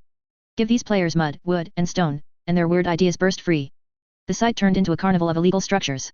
On the hall's left, several strength class hulks laid blocks with gusto. Who needs a spirit level or plumb line? They scoffed, those were for sissies. Why snap chalk lines? A pain. With my single trained fiery eyes I can see straight. By feel they stacked stones past 2 meters, stepped back, and stroked their chins. Bro, isn't that wall, leaning left? Looks like it, no problem. We'll jam a bigger rock on the right to balance. Thus, by the classic add water to water method, they produced an S-curved death wall. From afar it looked like a Guiyuan branch of the Leaning Tower of Pisa, shivering in the wind. Nearby, players of unique taste found grey stone and logs too dull. They scavenged the ruined pill refining room for rainbow pill dregs and leftover rat king bones and fur, determined to build the flashiest shack on the server. They painted walls with green glowing dregs, framed windows with white leg bones, and planted charred sticks shaped like explosions on the roof. The result resembled a spider cave of some black wind mountain demon, oozing nether art, small animals deterred. Others preferred the subterranean. At the site's far edge, players bored with surface buildings wanted to go down. Immortal cultivation needs an immortal cave underground, stealthy and classy. They picked what they swore was prime feng shui, grabbed shovels, and dug like mad. Dig, brothers, straight to the planet's core. Dirt flew. They forgot one detail, this spot sat behind the hall, alarmingly close to the sect's dilapidated public latrine. Half an hour later, Uncle Jiang, come judge. Players dragged the near catatonic old Jiang to the S-wall. See the dynamic beauty, they beamed. Old Jiang stared at the quivering wall, blood pressure spiking. His trembling finger pointed, words failed. Just then a terrified scream rose from the digging pit. Holy! What is that stench? An indescribable reek rode the wind across the site. The tunnelers crawled out smeared in unnameable brown goo, retching. We pierced the latrine. A second of silence, then collective retching filled the sky. Everyone fled, noses pinched. Abomination! Old Jiang hurled his blueprint heavenward and howled. All he'd wanted was to fix a roof. How had it come to this? Chapter 34 The Calamity of Li Qing. Please, just give me a clean death. Originally, Li Qing had only come to the outskirts of the Qingyang mountain range on orders, treating it as a leisurely stroll. As an inner sect disciple of the Qingyang Sect, he had always looked down on this wretched backwater. Now, flying low over the forest on his sword, his dark cyandaist robe fluttered in the mountain wind, the jade pendant at his waist chiming softly. Thinking of those fellow disciples toiling away in cultivation back at the sect, the corner of his mouth curved in a smug smile. This kind of patrol duty was the idle comfort suitable only for someone of his caliber. Just as he was about to turn back, a commotion in the valley below caught his eye. A group of ragged, disheveled people were knocking about the ruins with chipped hoes and sharpened sticks. Using the most primitive methods to haul stone and daub walls with mud, they looked like a pack of uncivilized savages. Li Qing drifted down to land lightly on the cliff, arms folded in a sneer. Where did these hillbillies crawl out from? That shack they're building isn't even fit to be a pigsty in our Qingyang Sect. He swore he'd only said those 2 sentences. But the next instant, he saw the most terrifying sight of his life. The eyes of those savages suddenly blazed green, shouting something about elite mobs and dropping loot, then hundreds of packets of white powder smashed over him. When he woke again, he was, at the gate of the Guiyuan Sect under the scorching afternoon sun. On a pillar carved with a giant corn cob, the Qingyang Sect's elite disciple Li Qing had been hanging for a full day and night. The word miserable would be a compliment to his present appearance. His white inner robe was soaked with sweat, plastered to his body and caked with dust.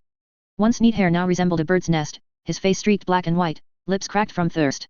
What crushed him most wasn't the physical torment but the mental assault. As a foundation establishment stage expert, his hearing was keen. All day he'd been forced to listen to 1,000-person free-for-all in the square, smell the toxic fumes and scorched stench drifting from the pill refining room, and just now endure a biochemical blast from an exploding latrine. What kind of devil's den is this? Li Qing stared blankly at the sky, 2 lines of humiliated tears rolling down. He only wanted to die, wanted Uncle Li Yuanba to come back and end him with a single palm. Yet fate seemed to feel he hadn't suffered enough. With the construction site temporarily halted, a gang of bored players wandered to the gate. Hey? Brothers, look. There's still an NPC hanging here. Shenum tastes 100 herbs pointed at Li Qing as if discovering a new continent. Almost forgot about him. He's a Foundation establishment stage big shot, he must have a hidden quest. In a swirl, more than 20 idle players crowded around. Li Qing looked into those green, mischievous eyes and trembled uncontrollably, a dread greater than facing demonic cultivators surged through him. You, what do you want? A gentleman can be killed, not humiliated. He rasped. Haha, don't be scared, little Qing Qing, let's chat. A female player calling herself intimate big sister, clearly some burly guy behind the screen, leaned in, tickling his soul with a foxtail grass. Tell big sis, do you have some unspeakable secret? Or a family heirloom hidden somewhere? Spill it and I'll untie you. Ha ha ha, stop, it itches. Get lost, demoness. Twisting frantically, Li Qing shrieked. My, what a fiery temper. Intimate big sister wasn't angry, turning to the others she said, this NPC's mouth is tough, looks like we need torture. Torture? I'm good at that. Several players brightened, but their idea of torture lay far beyond Li Qing's imagination. No whips, no branding irons. One player set a small stool in front of him and, expressionless, began reciting a lame joke. Once upon a time there was a mountain, on the mountain a temple, in the temple an old monk told a tale to a young monk. What was the tale? Once upon a time there was a mountain. He looped like a broken record for half an hour. Li Qing's brain felt it would boil. Arg, shut up. You devil, just kill me. Another researcher-type player, biological dog graduation project, took a keen interest in Li Qing's anatomy. With a ruler and notebook he circled Li Qing, pinching an arm or leg now and then. Tisk, this is the flesh of a Foundation establishment cultivator. Muscle density really is higher than normal. Don't move, bro, let me measure your biceps circumference for data comparison. Several art-loving players fetched colorful dregs of pills that had exploded in the furnace. This NPC's complexion is too dull, let's brighten him up with makeup. Thus, under Li Qing's despairing gaze, they painted 2 rosy blobs on his cheeks, turned his lips into a blood-red maw, and drew a vivid little turtle on his forehead.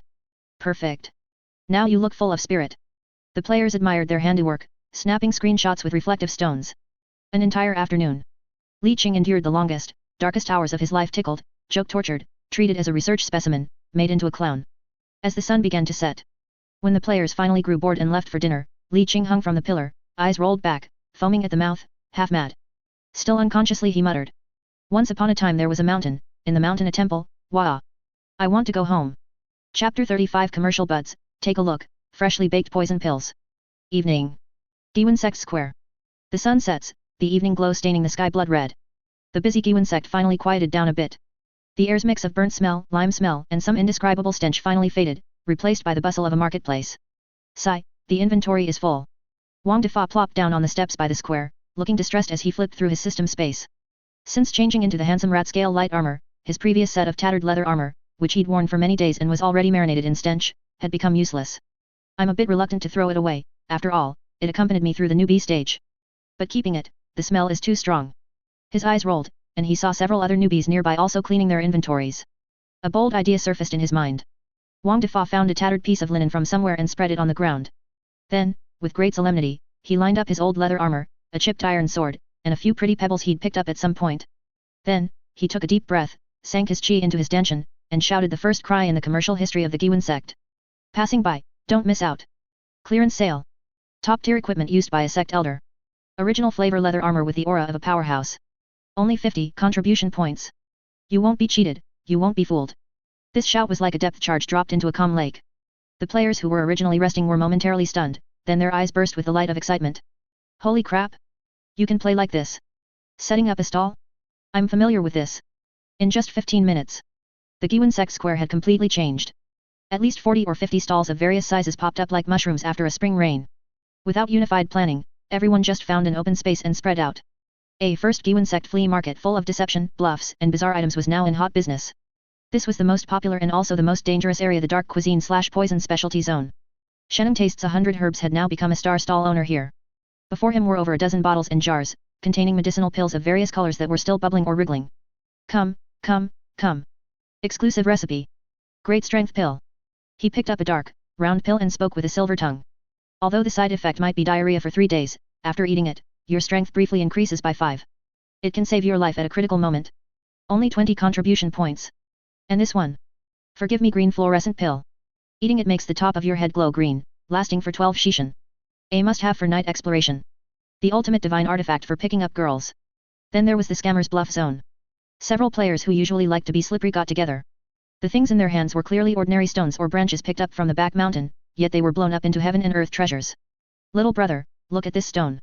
Its texture is clear, and it faintly exudes a trace of spiritual qi. This is a Dao enlightenment stone left behind by an ancient cultivator. I see you have an extraordinary skeletal structure, I'll sell it to you cheap. Take it for 100 contribution points. A newbie was being bluffed into a daze and was about to pay when he was slapped awake by an old player next to him. Are you stupid? That's just a green brick used to prop up a latrine. Because everyone didn't have many contribution points, even more bizarre trading methods soon emerged: cross-dimensional trading. A student player wearing glasses held up a sign that said, accepting real-world homework writing services. Proficient in all subjects for primary and middle school. Exchange for a handy weapon or 2 blood recovery pills. Someone actually went to ask for a price. Can you do advanced mathematics? I'll give you a rat-tooth dagger. The square was bustling with noise, the sounds of bargaining, arguing, and wails after being cheated rose and fell one after another. Make it cheaper, boss. We're all fellow disciples of the same sect. Don't try to act all close with me. Even brothers keep clear accounts. Buy it or leave it. On the high platform of the main hall, Chen held a teacup, looking down at the square full of the atmosphere of everyday life and listening to those ridiculous shouts. He took a light sip of tea, a meaningful smile curling at the corners of his mouth. The economic base determines the superstructure. Although it looks like a beggar's sect market now, as long as there is trade and circulation, this sect can be considered truly alive. However, Chen's gaze fell on the fat man selling original flavor leather armor, and he frowned in disgust. Isn't this smell a bit too strong? Should I consider building a bathhouse? Chapter 36: The Lost Lamb. Holy crap. A living wild NPC. Noon the next day. Outer edge of the Qingyang mountain range. At the foot of Guiyuan Sect's mountain. The scorching sun hung high in the sky. A figure was trudging through the dense forest, stumbling with every step. This was a young loose cultivator who looked to be in his early 20s, named Lu Renjia, passerby A. He wore a faded grey daoist robe, carried a worn-out bamboo basket on his back, and used a chipped iron sword as a walking stick. He only had a cultivation of the 2nd level of qi refining, the lowest level of existence in the cultivation world. He had entered the mountains to pick a few low-level spiritual plants to exchange for spirit stones, but ended up getting lost. It's over, it's over. This looks like the territory of the Black Wind Stockade. Lu Renjia wiped the cold sweat from his forehead, trembling with fear. The Black Wind Stockade was notoriously ruthless. A small loose cultivator like him would be dead meat if he encountered them. Exhausted and hungry, he stumbled forward blindly. Suddenly, the forest ahead opened up. He saw a dirt path worn down by footsteps. Looking up the path, a rather spectacular building came into view. Lu Renjia froze. It was a mountain gate. But it was completely different from the immortal sects he had seen in picture books. 2 thick log pillars stood crookedly, and hanging on them was a huge, lifelike carving of a corn cob. Behind the gate, some bizarre-looking buildings were faintly visible. Some walls were S-shaped, looking like they were about to collapse. Some roofs had charred, explosive-looking charcoal sticking out of them, emitting a sinister aura. Is this the base of some demonic sect? Lu Renjia swallowed hard, his heart pounding. This decoration style was too wild and too eerie. He turned to run, but strong curiosity and the will to survive, maybe he could get a drink of water, made him stop. Summoning his courage, he hugged the side of the road and moved cautiously toward the gate. At this time, near the gate, several players were squatting by the roadside, shooting the breeze out of boredom. Hey, fatty, your leather armor is smelling worse and worse. Can you stay away from me? Biological dog graduation project covered his nose in disgust. Wang Defa picked at his toes, looking indifferent. This is called manly scent, don't you get it? Besides, there aren't any bathhouses right now, so just deal with it. Just as the few were bantering back and forth, the sharp-eyed Wang Defa suddenly paused, his small eyes, squeezed into slits by fat, suddenly widened. He pointed a chubby finger, trembling, at the sneaky grey figure down the mountain path. Oh holy crap! Brothers, look! What's that? The others followed his finger. A stranger wearing a daoist robe, carrying a bamboo basket, with a yellow name, neutral unit, over his head. The air went dead silent for a second. Then, a shout more excited than New Year's erupted. NPC. A living NPC. A wild one. Not a domesticated one like Li Qing. It's from outside. Quick, quick, quick. Don't let him get away. Maybe there's a hidden quest. This shout was like a nuclear bomb dropped into a calm lake. Over 100 players who were sunbathing, setting up stalls, or spacing out on the plaza were instantly activated. Rumble. A thunderous sound of footsteps shook the mountain. Lu Renjia was about to get a bit closer to check things out when he suddenly felt the ground vibrating. He looked up in terror and saw a scene he would never forget for the rest of his life. A large group, at least 100 disheveled, bizarre-looking men swarmed out of the mountain gate. Some wore smelly leather armor, some wore only a pair of boxers, some had afro-like hair covered in ash, and some were glowing with an eerie green light. Their eyes gleamed with green light, drool dripped from the corners of their mouths, and they let out strange howls as they sprinted toward him. Stop! Don't run! Fellow villager! Stop! We're good people! Let me see! Let me see what treasures you are carrying! This scene was 100 times more terrifying than the bandits of Black Wind Stockade descending the mountain. Oh my god! Demonic cultivators! A group of demonic cultivators! Lu Renjia's soul flying away and spirit scattering, his legs went weak, and he collapsed directly onto the ground. He wanted to run, but his legs were trembling so hard he couldn't stand up. In the blink of an eye, he was surrounded by this group of crazy humans. Over 100 pairs of eyes stared intently at him as if looking at some rare treasure. Lu Renjia curled into a ball, holding his head, and pleaded with a sob. Great demonic cultivators! Spare my life! I'm just a herb gatherer. I only have 2 stalks of blood-stopping grass on me. I have no money. Don't eat me. However, this group of demonic cultivators didn't strike him. A chubby hand reached out, not to strangle him, but to touch his grey robe. Ooh, this fabric, though a bit coarse, is much better than our system-issued boxers. Wang Defa commented with envy. Then, more hands reached out.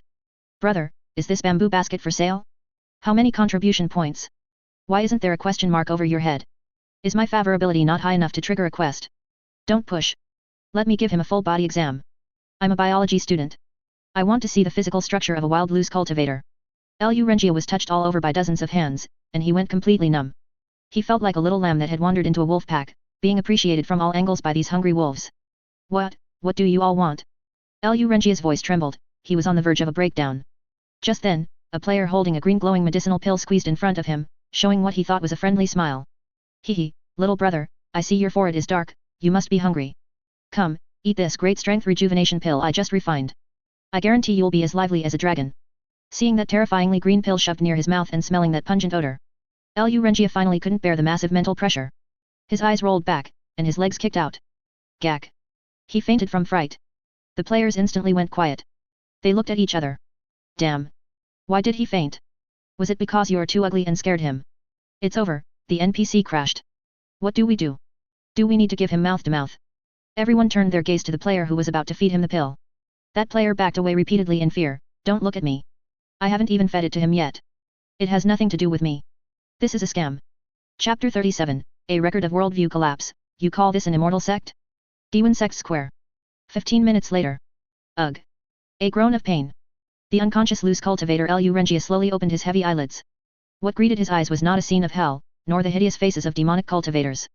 Instead, it was a dense circle of large faces leaning in extremely close. Over 100 people formed a circle, looking down at him from above, as if they were surrounding a newly hatched chick. He's awake, he's awake. The NPC rebooted successfully. Quick, quick, quick. Bring my treasure over. I want to trade with him. Lu Renjia was so startled he jerked, wanting to sit up, only to find he couldn't move an inch. As it turned out, to prevent him from fainting from excitement again, as the players put it, several enthusiastic strength-based players had used thick hemp rope to tie him up as professionally as a zongzi, leaving only his head exposed. You guys. Lu Renjia looked at these demonic cultivators in their strange clothes and fanatical expressions, his voice trembling like a leaf in the wind. Great kings, I really have no money, and my meat is sour, it doesn't taste good.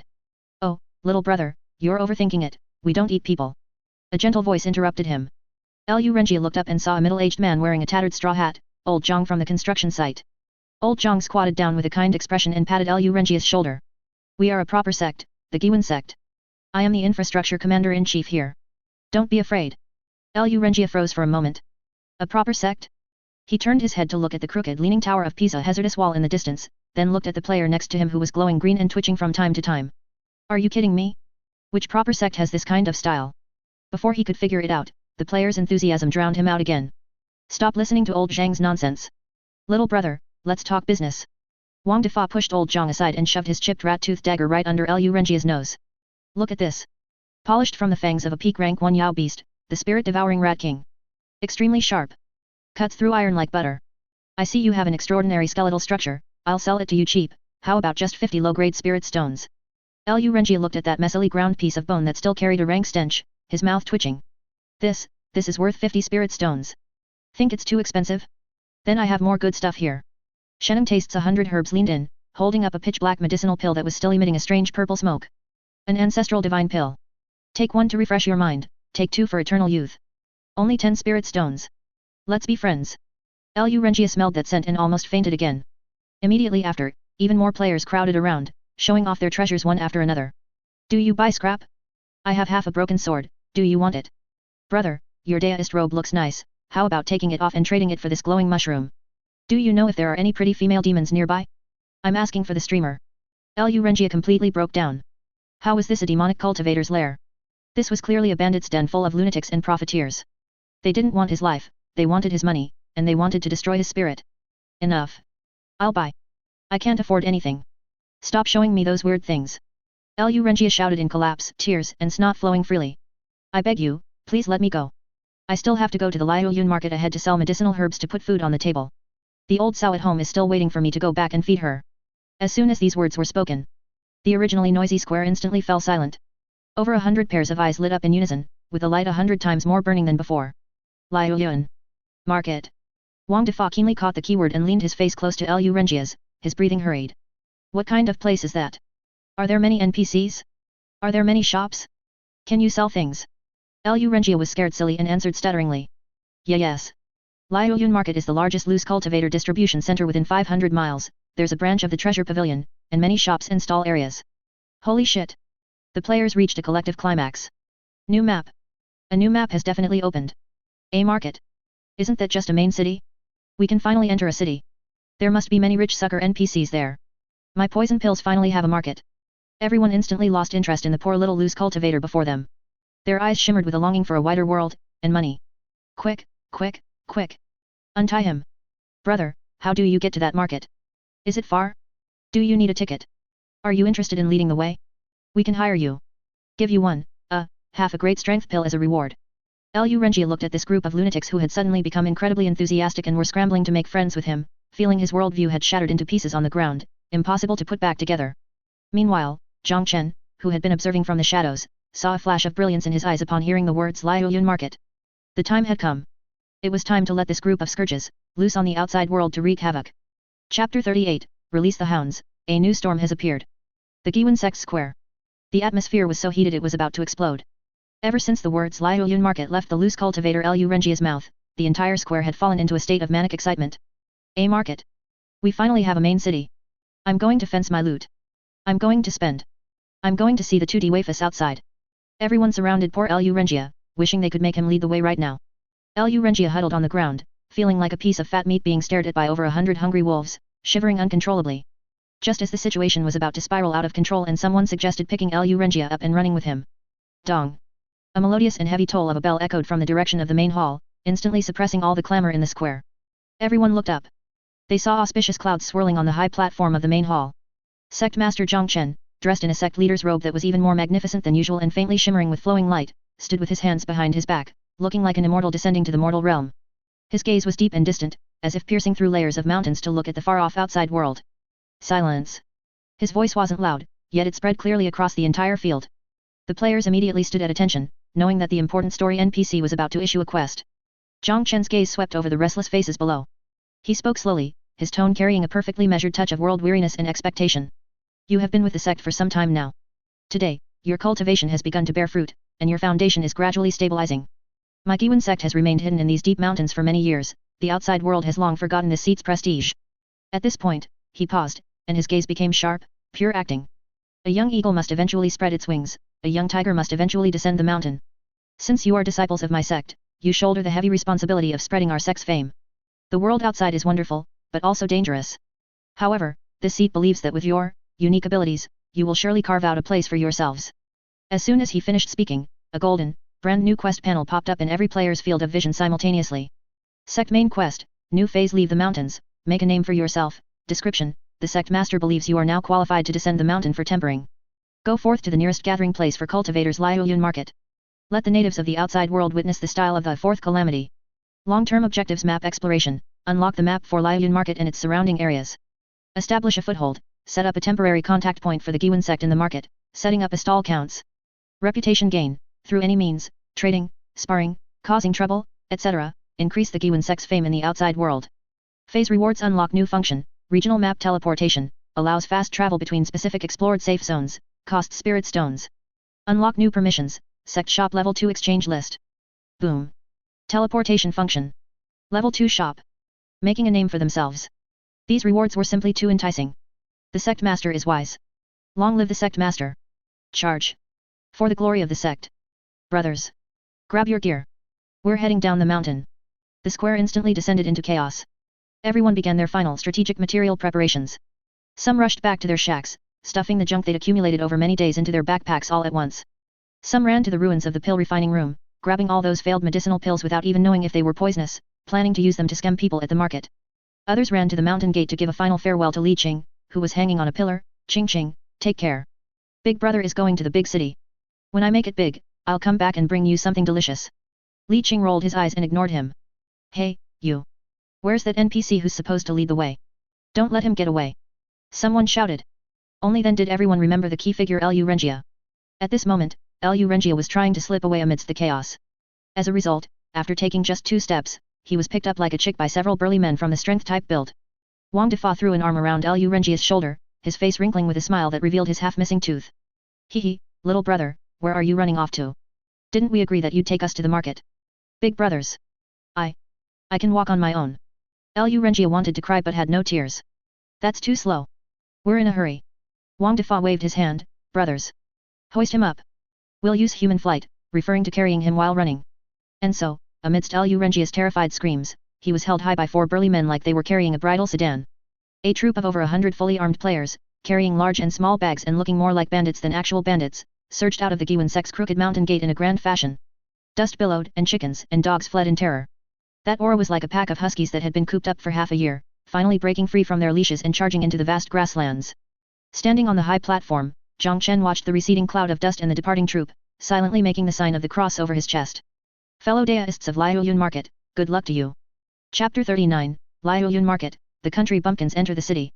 On the outskirts of the Qingyang mountain range, on the main road leading to Liuyun Market. Today, this quiet main road, which usually saw only a few scattered loose cultivators and merchant caravans, welcomed its loudest day in history. From a distance, billowing dust rose into the sky as if an army of thousands were charging. Upon closer inspection, good heavens! A group of over 100 people formed a grand procession stretching for half a mile. The style of this group could only be described as shocking.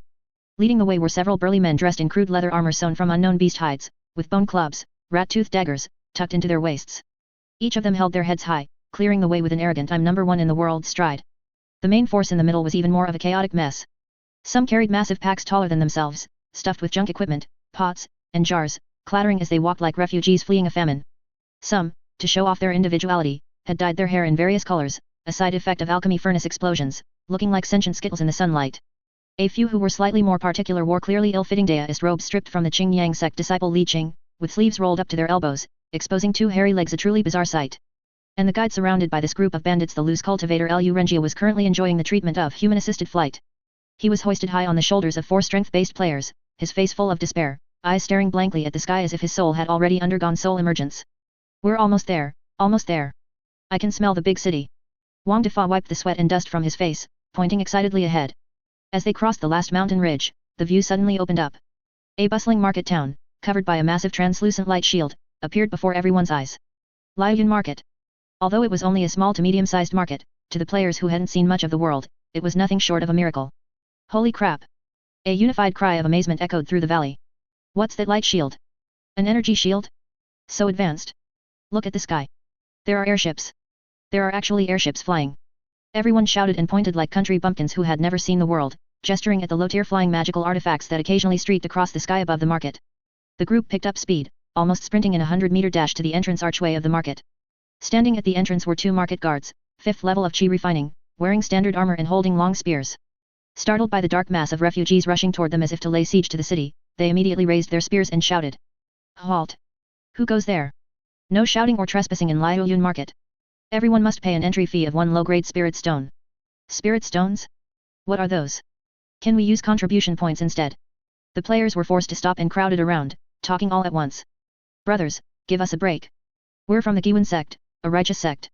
What do you think of this rat-toothed dagger? Can I use it as collateral for the entry fee? Some bold players, like the streamer Am I Proud and Arrogant, walked right up to a guard and poked his shiny armor with a finger. Whoa, brother, this material is nice. It's much harder than my rat skin. Where did it drop? Or did you buy it from a shop? How much? The 2 guards' faces turned green. They had guarded the market for years and seen poor loose cultivators and arrogant demonic cultivators, but they had never seen such poor, arrogant, and overly familiar weirdos. The guard whose armor was poked was at his wit's end and was about to lose his temper. Just then, A pot-bellied middle-aged cultivator wearing magnificent silk robes happened to walk out of the market. He was carrying a large wooden chest half the height of a person, which looked very heavy. The player's attention was immediately drawn to him. Look at that fat guy. He must be a rich NPC. Isn't he tired carrying such a big chest? While the players were buzzing with discussion, the middle-aged fat cultivator walked to the market entrance and stopped. He casually unhooked a palm-sized, dusty-looking cloth bag from his waist.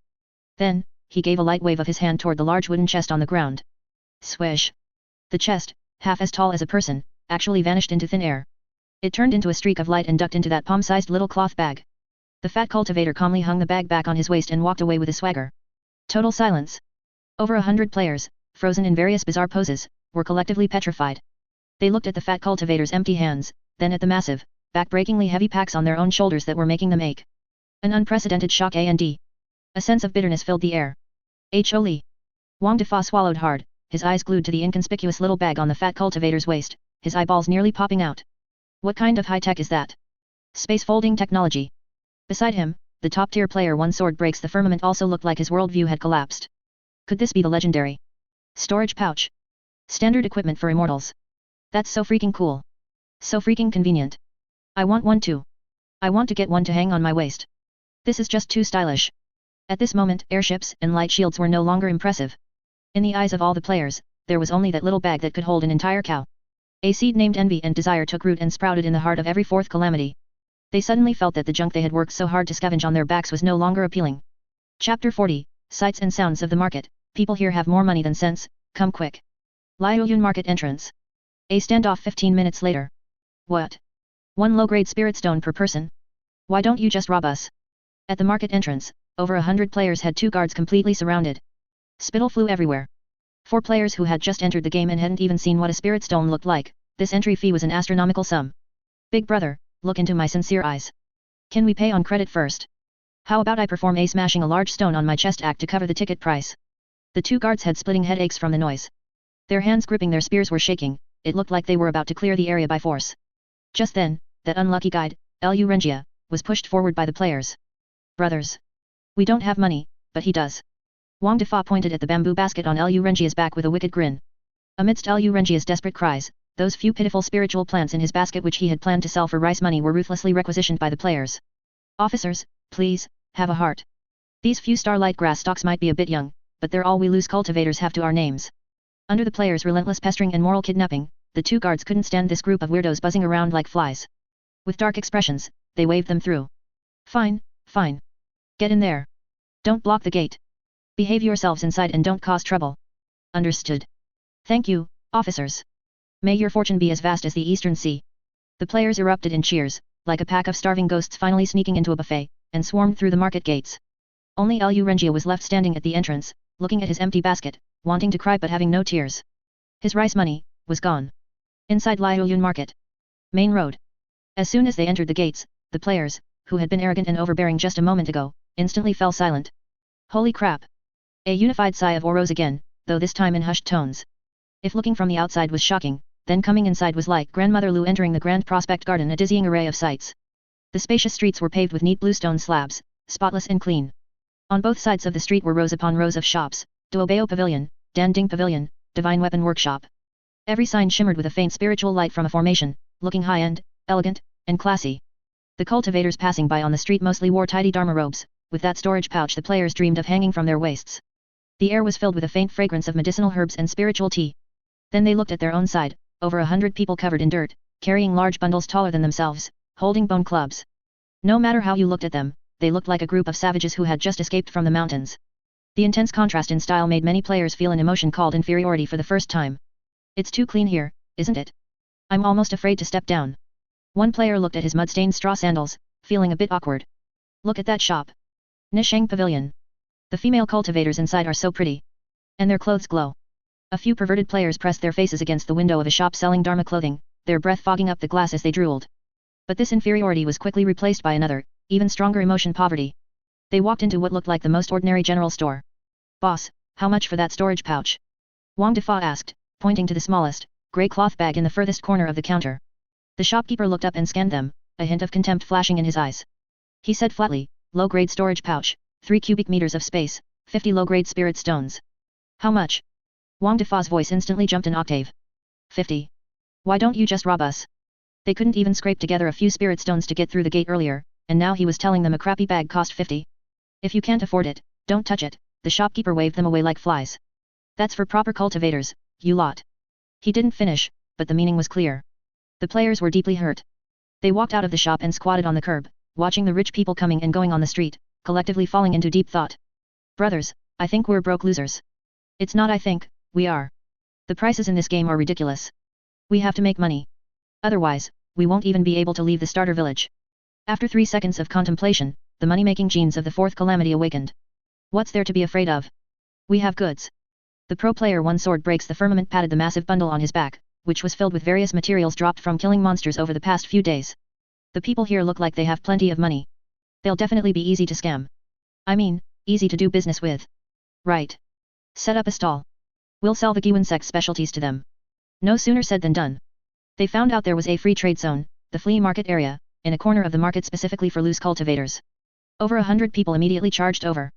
That area originally only had a few scattered loose cultivators selling low-level herbs. Suddenly, a large group of burly men with a bizarre aesthetic swarmed in. Without a word, they occupied the most prominent positions. Clatter.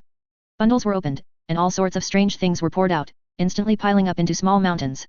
Tattered rat skins emitting a foul stench, bone clubs stained with blood and mud, failed alchemy products, poison pills, of various colors, weird shapes, and even some that were still wriggling, and that piece of charred wood someone brought that had been blown into an exploded shape. The originally somewhat tidy stall area instantly turned into a massive garbage recycling center. The surrounding loose cultivators and passing cultivators were stunned. They all covered their noses and backed away, looking at this group of people as if they were madmen. However, the players didn't feel embarrassed at all. Wang Defa was the first to stand on a wooden crate. Taking a deep breath and focusing his chi in his dantian, he brought out the specialty skill he had honed in real-world wet markets, shouting the first cyberpunk-style sales pitch that shocked the cultivation world. Take a look, come and see. Guiyuan Sect bankruptcy clearance sale. Top-tier Yao Beast materials originally worth 1 or 200, now all for just 10 spirit stones. 10 spirit stones won't break the bank, 10 spirit stones won't lead you astray. Don't miss out as you pass by. Real mountain goods. Real wild game. Freshly made poi. I mean, divine pills. Chapter 41, the first stall in the market, redefining business genius. Liaoyun Market. Loose cultivator free trade zone. Wang Defa's shout, sinking his chi into his dantian with a highly penetrating take a look, come see, had an outstanding effect. The originally peaceful and quiet stall area, where everyone was talking in low voices, was instantly like a rooster had been thrown in, everyone's eyes were drawn over. What's going on? Where's that noise coming from? Guiyuan Sect? Never heard of it. Is it some new sect that just popped up? Why do they act so crudely? Nearby loose cultivators and passing low-level cultivators gathered around out of curiosity. However, when they pinched their noses and saw the true face of this stall occupying prime real estate, their curiosity instantly turned into deep disgust. They saw over 100 unkempt men, reeking of sweat and mud, standing there like door gods. On the ground were messy piles of stinking, tattered beast skins, bone clubs stained with dried blood, and a heap of colorful mud balls that looked like they were highly poisonous. What kind of junk is this? A middle-aged cultivator wearing a clean green robe with a jade pendant hanging from his waist covered his nose. His eyes swept over the goods on the ground as if looking at trash, his brow furrowed deeply. You have the nerve to bring such unprocessed low-level Yao Beast materials to the market to sell? Aren't you afraid of defiling this place? It's simply a disgrace to refinement. Hearing this, the players were unhappy. It was okay to look down on them for being poor after all, they were indeed poor right now but they couldn't look down on their goods. This was the crystallization of their hard work, earned through back-breaking labor in the mines and exploding furnaces in the pill refining room. Hey! Fellow deist, you can't say that. You have eyes but cannot see Mount Tai. The top player one sword breaks the firmament stepped forward and blocked the middle-aged cultivator. He fully utilized the Fourth Calamity's ability to call a stag a horse, casually picking up an unwashed spirit-devouring rat leg bone from the ground. It even had a few rat hairs stuck to it and began to bluff with a serious face. Don't be fooled by its rough and unkempt appearance. This is, ahem, the leg bone of the ancient variant earth-shaking divine rat. Although most of its essence has been lost over time, a starved camel is still bigger than a horse. Use it to refine a one-time use throwing magical artifact, and its power will be incredible. For only 10 spirit stones, buying it for self-defense is definitely not a loss. The middle-aged cultivator looked at him as if he were an idiot and laughed out of anger. Do you think I'm blind? This is just the most ordinary spirit-devouring rat bone, not even rank 1, and it still has fresh rat droppings on it. This kind of thing wouldn't even sell for 1 spirit stone for 100 pieces.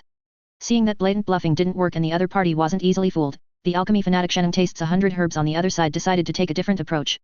He brought out the ultimate commercial routine he had learned in his original world, the blind box marketing method. He packed his pile of colorful, chemically unstable poison pills into a few slightly cleaner wooden boxes, lined them up, and began to shout loudly. Come one, come all. Don't miss out. A first in the cultivation world. The exciting and fun medicinal pill blind box. Inside, there might be a divine pill that lets you reach foundation establishment overnight, or a poison pill that gives you diarrhea for 3 days. It's all based on luck. Only 5 spirit stones for 1 draw. Take a gamble, turn your bicycle into a motorcycle. Maybe the next child of destiny will be you. This move indeed attracted many young loose cultivators who liked to gamble on their luck. Is there really a divine pill? A young loose cultivator who seemed inexperienced was a bit tempted and reached into his pocket. Of course. I guarantee it with my character. Honest prices for everyone. Shenum tastes 100 herbs patted his chest. Just as the young cultivator was about to pull out his few spirit stones to try his luck, a passing old man with a pill cauldron pattern embroidered on his chest squeezed in. He just glanced at the mixed auras emanating from those wooden boxes and flew into a rage. Nonsense. Absolute nonsense. These aren't medicinal pills at all. This is clearly just waste residue from an exploding furnace due to conflicting medicinal properties. The colors are messy, the smell is pungent, and they contain pill toxins. Whoever eats them will be unlucky. You are disregarding human life. Being exposed on the spot by a professional, the atmosphere became very awkward. The onlookers backed away one after another, pointing and whispering at the players with eyes full of disdain. Seeing the business about to fail and being branded as scammers, the stall owner Shenum Tastes 100 Herbs got anxious. His eyes darted around, and he decided to use his ultimate move, the staged fall. Away.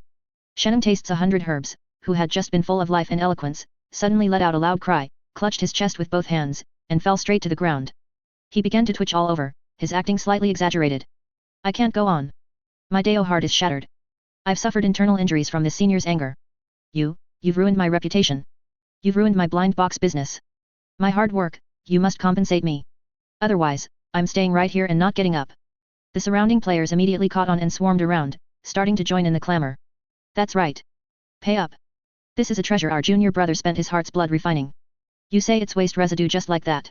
This isn't over without 100 spirit stones. Otherwise, we'll go to the market management office and report you for using your status to bully outsiders. How could that upright alchemist old man have ever seen such a scene? His beard was shaking with anger, and his face turned the color of pig liver as he pointed at the scoundrel on the ground. You people, are simply unreasonable. Scoundrels. Rogues. The scum of the cultivation world. Hehe, thanks for the compliment. Wang Defa fanned the flames from the side with a proud look. Our Guiyuan Sect focuses on being true to one's nature.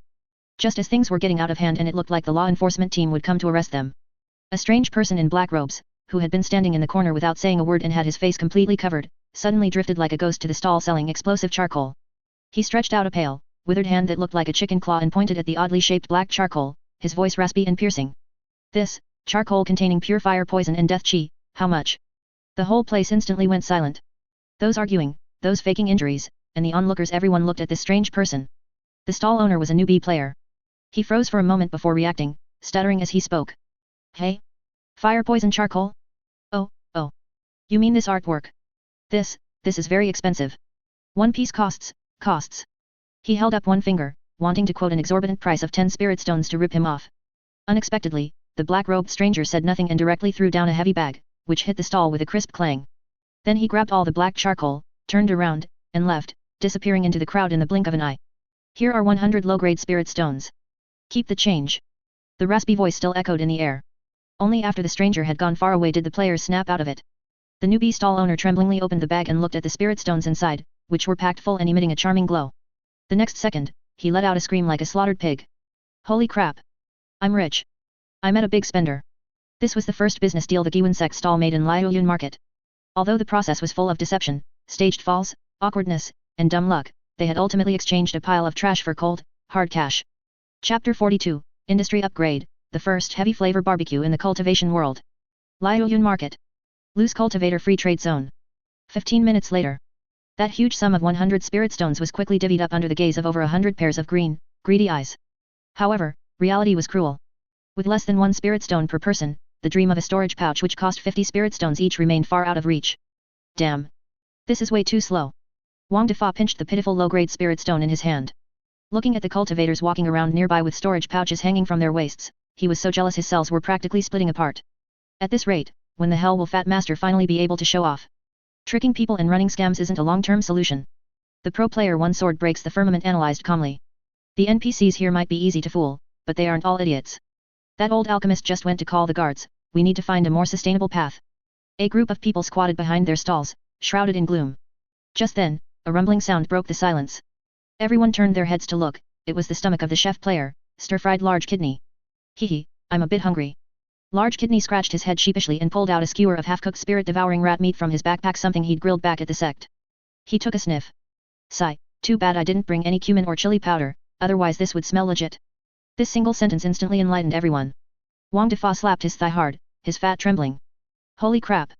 Kidney. You're a genius. We can sell food. Food is the people's priority, even cultivators have to eat, right? The restaurants here are deathly expensive and require spirit stones. If we do something down to earth and heavy on flavor, there's definitely a market. The executive power of the Fourth Calamity was terrifying. No sooner said than done. The style of the stall area shifted abruptly once again. The unsellable trash bones and beast skins from earlier were quickly packed away. Several strength-type players grunted as they hauled over large blue stones, stacking them by the roadside to form a simple stove. The fuel was also ready-made, the leftover furnace explosion charcoal that the mysterious person hadn't finished buying earlier. Stir-fried Large Kidney naturally stepped up as the head chef. He propped his signature large black pot onto the stove, grabbed a handful of weirdly colored seasoning powder from who knows where, and began his performance. Sizzle. The first skewer of marbled rat meat was pressed onto the scorching stone slab. The fat burst instantly, and an incredibly domineering aroma, a mix of charred fragrance and spicy smoke, soared into the sky, rapidly spreading in all directions. For cultivators accustomed to bland spiritual food and be-good pills, this smell was a shock on the level of a biochemical weapon. Cough, cough, cough. What is that smell? Where's the fire? So pungent. Is this smoke poisonous? My divine sense probe was actually blocked by this smoke. The surrounding stall owners and passers-by covered their noses and backed away, looking at this sudden, smoke-billowing stall with terrified eyes. However, the players were completely oblivious. Wang Defa found a broken wooden board and used charred charcoal to scrawl several large characters. Guiyuan Sect's number 1 barbecue, 1 skewer to reach the soul, so delicious you'll ascend to heaven. He planted the sign in front of the stall, holding 2 skewers of sizzling, oily meat, and began to hawk his wares with all his might. Come one, come all. The only heavy flavor barbecue in the cultivation world. Selected first rank Pikyao beast meat. Secret seasonings. Grilled over a fierce fire. Crispy on the outside, tender on the inside. Eat this and feel the prosperity of the mortal world. Find your humanity again. Only 1 spirit stone for 3 skewers. If it's not fragrant, it's free. This aggressive aroma and shouting, while driving away most dignified cultivators, successfully attracted certain specific groups. For instance, several young loose cultivators who usually ate be-good pills until their mouths were tasteless. Smelling this domineering meat fragrance they had never experienced before, their Adam's apples actually bobbed uncontrollably. Under Wang Defa's intense persuasion, one loose cultivator finally couldn't resist the temptation, pulled out a spirit stone, and bought 3 skewers. He took a cautious bite. The next second, his eyes went wide. That complex mouthfeel of spice, char, and exploding fat was like a bomb detonating on his long numb taste buds. Holy crap! This is too intense. It's 10,000 times better than those tasteless chi recovery pills. Boss. Give me another 20's worth. The first repeat customer appeared. A small queue instantly formed in front of the barbecue stall.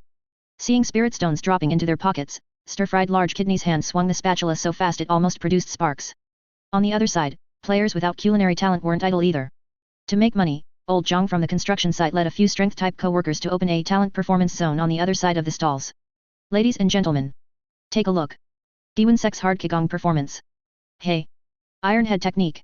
Old Jiang, shirtless, gave a loud shout and smashed a blue stone brick with his head. The surrounding loose cultivators clapped and cheered sparsely, tossing a few copper coins. Not enough for you? Brothers, let's show them our specialty. Several players who had previously eaten poisonous pills and learned the weird dance stepped forward. They lined up and began to perform a mechanical dance on the market street, with stiff limbs and distorted movements, providing their own BGM. Boom shakalaka. Boom shakalaka. This never-before-seen form of dance, looking as if they were possessed, instantly stunned all the passers-by. When the patrol team from the Market City Management Office arrived, what they saw was a scene of chaotic revelry. On the left was a smoke-filled barbecue stall. On the right was a group of shirtless men smashing stones on their chests and performing shamanistic dances. And in between were all sorts of bizarre hawking cries. The originally high-end and immortal chi-filled Liaoyun market had been forcibly turned into a rural temple fair by this group of people. Chapter 43, The City Management is here, defend our barbecue stall to the death. Liaoyun Market. Prime location on the main road. Hour of the Monkey. At this time in the market, the air quality had reached an all-time low. The business of the stir-fried Large Kidney barbecue stall was too explosive. That simple stone stove was perpetually shrouded in a thick cloud of black and yellow smoke. Unluckily, a draft blew through. This poisonous snake of smoke took a turn and dived headfirst into the luxuriously decorated high-end medicinal pill shop next door, Qingyang Pavilion. Inside Qingyang Pavilion, shopkeeper Chen was welcoming a distinguished guest from the Foundation establishment stage, who was dressed in a magnificent dharma robe, with a face full of smiles. Before he could finish his sentence, an extremely overbearing smell of oily smoke, carrying the scent of charred food and chili, rushed towards them. Cough, cough, cough. The distinguished guest was caught off guard and choked, coughing until tears came out. Bastard! What is this smell? Is this the kind of environment your Dangxiang Pavilion has? It's simply an insult to refined culture. The distinguished guest was furious, flicked his sleeve, covered his nose, and left without looking back. A big deal that was in hand had fallen through. Shopkeeper Chen watched the back of the departing guest, the fat on his face trembling violently. He turned his head and stared fiercely at the barbecue stall outside that was still emitting black smoke, then rushed out of the shop and roared. Where did these rogue cultivators come from? Get rid of this foul-smelling chi for me. You've driven away my distinguished guest, can you afford to compensate me? Facing the NPC's wrath, the players' reactions were very calm. Wang Defa, is this melon ripe? Was busy collecting money and didn't even look up. Oh, uncle, don't get life chi. Doing business is about harmony bringing wealth. Why not have a skewer of big kidney to vent your chi? I'll give you a 20% discount. Bah! Who wants to eat your filthy things? Shopkeeper Chen was so angry he almost had a brain hemorrhage. He turned around, took out a communication talisman from his bosom, and crushed it. Fine. You refuse the easy way and choose the hard way. You just wait.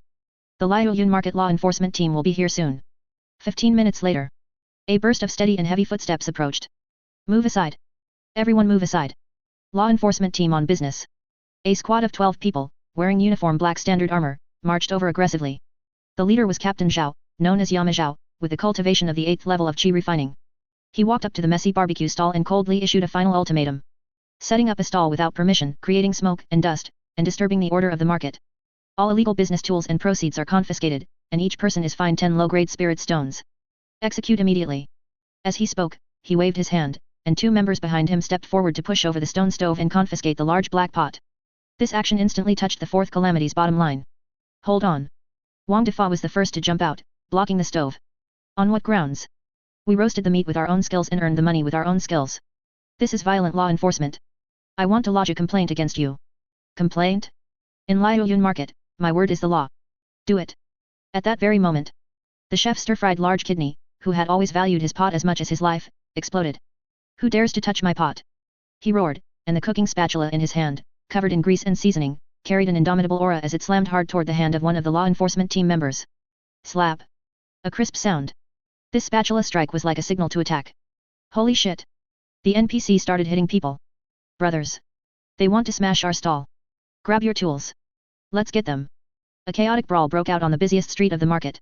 Big Kidney protected the pot with one hand and brandished the cooking spatula with the other, performing a set of 9 solitary shovels so tightly that the scalding grease flying off kept the law enforcement team members from getting close. To protect his prop blue bricks, old Jiang from the construction site let out a loud shout of Iron Head technique and knocked over a team member with his head.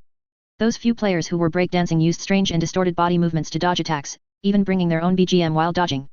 Meanwhile, the fat Wang Defa scurried through the crowd, trying to take advantage of the chaos to cut the storage pouch at Captain Zhao's waist. The entire street turned into a mess. The originally clean and tidy bluestone road of the market instantly became a battlefield filled with the smoke and fire chi of the mundane world.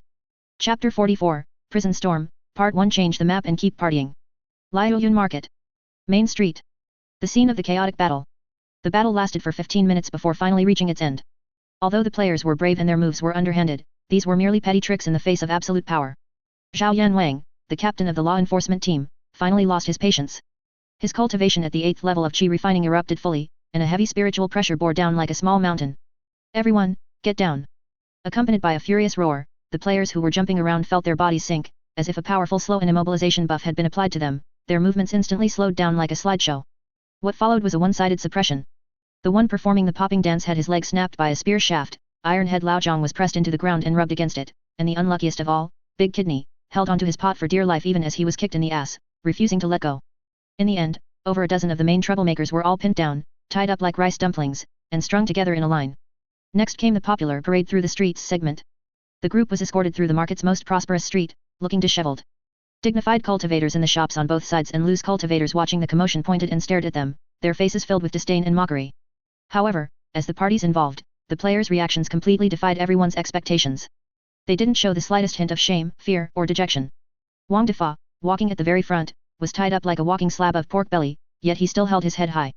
He kept turning his head back to look at Captain Zhao's waist, muttering with a face full of regret. Damn it, I was just a hair away. If my hands had been a bit faster just now, that storage pouch would have been mine. What a waste of a whole bag of spirit stones. Beside him, One Sword Breaks the Firmament was looking around with an excited expression. Brothers, this scene is spectacular. Doesn't it look like a cut scene from a movie? Quick, take screenshots. This is a record of our guild's first large-scale collective event. The faces of the law enforcement team members responsible for the escort turned green. They felt like they weren't escorting prisoners, but a group of lunatics on a sightseeing tour. 15 minutes later. The market dungeon. Following a toothacheing sound of heavy iron doors grinding, over a dozen players were roughly shoved like trash into a large, dark, damp, and musty-smelling prison cell. With a clink, the steel-barred door was locked. The cell instantly fell into a dead silence, save for the heavy breathing of a few old NPC prisoners in the corner. The light was dim, moldy straw covered the floor, and the walls were overgrown with slimy green moss. However, the silence lasted for only 3 seconds. Holy crap! A new map has been unlocked. The top-tier player One Sword Breaks the Firmament was the first to scramble up from the ground. He walked to the iron bars and touched the rust-stained railings. Is this the legendary market dungeon instance? The atmosphere feels pretty good. This modeling, this lighting, the eerie and terrifying vibe is spot on. This place isn't bad. Wang Defa rolled around on the pile of moldy straw and found a comfortable position to lie down. Warm in winter and cool in summer, and no rent to pay. It's much better than that drafty shack back at our sect. Let's just treat this as a vacation. The research enthusiast biological dog graduation project crouched in a corner, excitedly scraping the moss off the wall with a small wooden stick. This kind of mutated fungus growing in extreme environments has great research value. I'll take some back for the Sect Master to see. The old NPC prisoners in the corner watched these lunatics who weren't afraid, but instead treated the cell like a new home and even started studying the wall scrapings. They silently shrank further into the corner, fear of these newcomers appearing in their eyes for the first time. Chapter 45, Prison Turbulence, Part 2. Old man, do you have a question mark over your head? Liuyun Market Dungeon. Cell block ding. Half an hour passed. The atmosphere in the cell became extremely bizarre. Originally, 4 old prisoners were squatting here. They had long since grown accustomed to the darkness and despair, huddling in the corners like the walking dead every day, waiting to die. Until today, when this group of lunatics arrived. At this moment, the 4 old prisoners were squeezed tightly into the furthest corner, shivering as they watched the center of the cell with eyes that looked as if they were seeing monsters. There, a unique prison tea party was in progress. Hey, I'm talking to you, old man over there. Wang Defa lay comfortably on a pile of straw, a stalk of grass dangling from his mouth, looking every bit like a prison boss. Stop huddling up, come over and chat for a bit.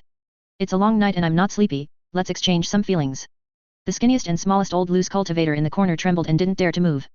Seeing that the NPC wasn't cooperating, the high-level player One Sword Breaks the Firmament became a bit impatient. He stood up, walked a few steps to the corner, and squatted in front of the old man. He sized up the old man with an extremely professional and fanatical gaze, as if he were looking at an unidentified piece of equipment. Old man, don't be afraid. One Sword Breaks the Firmament tried his best to make his voice sound kind and amiable. I just want to ask, on your head, is there one of those yellow, glowing, big question marks? The old loose cultivator was dazed. Question mark? What kind of magical artifact is that? This old man doesn't have one. Tisk, you don't understand. One Sword Breaks the Firmament changed his phrasing, then do you have any grievances? For instance, some unavenged blood feud for your father? Some stolen family heirloom? Or perhaps a beautiful granddaughter lost for many years who needs saving? Sheneng Tastes 100 Herbs, who was nearby, also leaned over and added with an expectant look, or do you know if there's a secret passage in this dungeon? Where some peerless martial arts secret manual is hidden? The several old prisoners were almost scared to tears. Please, masters, have mercy, we just stole a spirit stone, we really don't know anything, the old loose cultivator kept kowtowing. Damn, trash NPC, he actually doesn't have a hidden quest. The several players were greatly disappointed and walked away grumbling. Consequently, the style of the cell shifted drastically once again. The players who were doing the robot dance began practicing handstands and Thomas flares in the cramped space. The chef stir-fried large kidney squatted on the ground, drawing circles in the dirt with his finger as he brainstormed new recipes. But the most outrageous ones were the 2 infrastructure-focused players Liang Shanbo and Pig Hard-On. They had somehow obtained 2 broken wooden spoons used for eating and were currently lying prone in the darkest corner of the cell, sticking their butts up as they grunted and dug at the dirt at the base of the wall. SHH. Keep it down. One of them said with a serious face, based on my experience from watching 500 episodes of Prison Break, the soil at this spot is the softest. If we persevere and dig for 3 to 5 years, we can definitely dig through to the sewers outside. 3 to 5 years? Brother, aren't we getting released tomorrow after paying the fine? The other player was a bit confused. What do you know? This is called a sense of ritual. If you don't dig a tunnel while in prison, can you even call it being in prison? The 4 old prisoners in the corner watched these scenes, someone doing handstands, someone drawing circles, someone digging a wall with a spoon. They looked at each other, seeing deep despair and self-doubt in each other's eyes. Have we already gone mad? Chapter 46, the Sect Master arrives in person. At that moment, I just wanted to pretend I didn't know you. Liuyun Market. Entrance to the Market City Management Office Dungeon. Evening. As the sun set in the west, a big shot arrived at the entrance of the Market City Management Office. Chen was dressed in an immaculate moon-white Sect Master's robe, a jade pendant hanging from his waist. His body was surrounded by a faint aura of spiritual power. Standing with his hands behind his back, he looked like a banished immortal who did not consume the food of mortals. Opposite him, a Foundation establishment stage deacon of the Market City Management Office was accompanying him with a smile, his forehead covered in sweat. This seat has been in seclusion for years and has been lax in discipline, allowing these inferior disciples to cause trouble for the market. Jiang Chen's voice was ethereal, making it impossible to tell his mood. He appeared as steady as an old dog on the surface, but his heart was bleeding. Over 100 people. A fine of 10 spirit stones each. Plus compensation. 1,200 spirit stones. The sect treasury was almost drained dry. Jiang Chen suppressed his heartache, maintained his expert demeanor, paid the fine, and followed the deacon deep into the dungeon. With a harsh scraping sound, the heavy reinforced steel door opened. A foul stench rushed toward him. Jiang Chen frowned and sealed off his sense of smell, preparing to face the group of suffering disciples with his most majestic posture. However, when he saw the scene inside the cell clearly, his aloof immortal venerable face instantly froze. The imagined weeping and wailing did not exist at all. The cell was as lively as a vegetable market. In the corner, the chef stir-fried large kidney was using moldy buns to feed a grey rat with bristling fur, trying to train a dish-testing rat. On the other side, 2 players were sticking their butts in the air, using spoons to dig a tunnel while shouting the slogan "Jailbreak tonight." In the center of the cell, the high-level player One Sword Breaks the Firmament was giving an ideological education lesson to the 4 old NPC prisoners who had already suffered mental breakdowns, urging them to join the Guiyuan Sect. Jiang Chen stood outside the bars, watching these absurd and bizarre scenes. At that moment, he really wanted to turn around and leave, telling the deacon next to him, "I don't know these people, you can just kill them." Sigh. Jiang Chen let out a long sigh in his heart. He took a deep breath, circulated his spiritual power, and made his voice sound full of majesty and anger. "Have you had enough trouble?" The voice was like a great bell, echoing in the cramped dungeon. The cell instantly fell silent. The players turned their heads and saw the Sect Master standing in the light. Holy crap! The Sect Master is here. It's a cut scene. We're getting out of jail. The Sect Master is so handsome. He comes with his own holy light. The players surged to the bars excitedly, like a group of monkeys waiting to be fed. Looking at this group of unrepentant, grinning faces, Jiang Chen could only force his expression to stay firm and said coldly, "Come out." 15 minutes later. Liaoyun Market Main Road. An unprecedented public execution, social death version, was taking place. Jiang Chen was still dressed in white as pure as snow, walking at the very front, trying his best to maintain his sage-like image. But behind him, a group of over 100 players, smelling of sour sweat, with hair like bird nests and mysterious excited smiles on their faces, followed in a grand procession. As they walked, they also loudly exchanged their prison experiences. "Hey, the straw in that cell was actually quite comfortable to lie on. What a pity, if I had dug that tunnel for 2 more days, it definitely would have gone through. Are we coming back next time? I feel like I haven't played enough yet." In the shops on both sides of the street, the loose cultivators by the roadside all looked at this bizarre team as if they were rare animals, especially the immortal-like Sect Master walking at the front. Jiang Chen felt the strange gazes coming from all directions, feeling as if his back was covered in crawling ants. He quickened his pace, only wanting to leave this place of social death as quickly as possible. Chapter 47, Review Meeting. We were wrong, but we'll do it again next time. Late night. Guiyuan Sect Square. Cold moonlight spilled across the empty square. Compared to the bustling market, the Guiyuan Sect appeared exceptionally shabby and lonely. Over 100 players, just released from the clink, stood sparsely in the center of the square. On the high platform of the main hall, Jiang Chen maintained his sage-like sitting posture, holding a teacup that had long run dry. His gaze swept over the group of disciples below who had made him lose face and emptied his private savings. His heart was bleeding profusely. Ahem. Jiang Chen set down his teacup, cleared his throat, and spoke with a majestic voice. "Regarding today's events, you have just entered the cultivation world and do not know the rules, acting recklessly. Publicly brawling in the market and destroying public property not only landed you in prison but also caused my Guiyuan Sect to lose face. Do you admit your guilt?" Facing the Sect Master's questioning, a rustle of whispering immediately broke out among the player ranks. "Hey, the Sect Master's lines sound so familiar. Doesn't it sound like my school dean's lecture?" "Quiet, quiet, we're in the middle of a cut scene." Standing in the front row, Wang Defa nudged One Sword Breaks the Firmament beside him and laughed softly. "Brother, we can be considered people who have achieved the jailbird achievement. Do you think this counts as a hidden life credential?" One Sword Breaks the Firmament nodded deeply. "It definitely counts. A cultivation career without having spent time in jail is incomplete." Looking at the disciples below who not only lacked any sense of remorse but were even exchanging prison experiences, Jiang Chen felt his blood pressure rising again. "In view of your atrocious behavior this time, this seat has decided to impose severe punishment." Jiang Chen waved his hand and coldly announced, "Every participant in the disturbance will be deducted 500 sect contribution points as a warning." WTF. The players who were laughing just a moment ago instantly exploded. 500 points? That's robbery. I moved bricks for 2 days just to save 800 points, and you're taking more than half in one go. Dog developer. You're not human. Wails echoed through the square. For players, losing money was 10,000 times more painful than going to jail. Seeing the disciples below finally knowing pain, Jiang Chen's heart felt a bit more balanced. Having finished the fines, he knew he had to guide their emotions. His tone softened slightly, and with a hint of inducement, he said, "During this trip down the mountain, I presume you have witnessed the prosperity of the outside world. Those high and mighty cultivators, those dazzling magic treasures and medicinal pills, do you not envy them?" These words instantly struck the player's weak spot. The square fell silent. Everyone's minds conjured images of those glamorous cultivators in the market, the storage pouches that could store everything with a wave of a hand, and those top-grade flying swords priced at thousands or tens of thousands of spirit stones. Then they looked down at their own tattered ratskin armor and the bone clubs in their hands. An unprecedented, massive wave of bitterness known as poverty surged into their hearts. "We are broke losers," someone whispered first.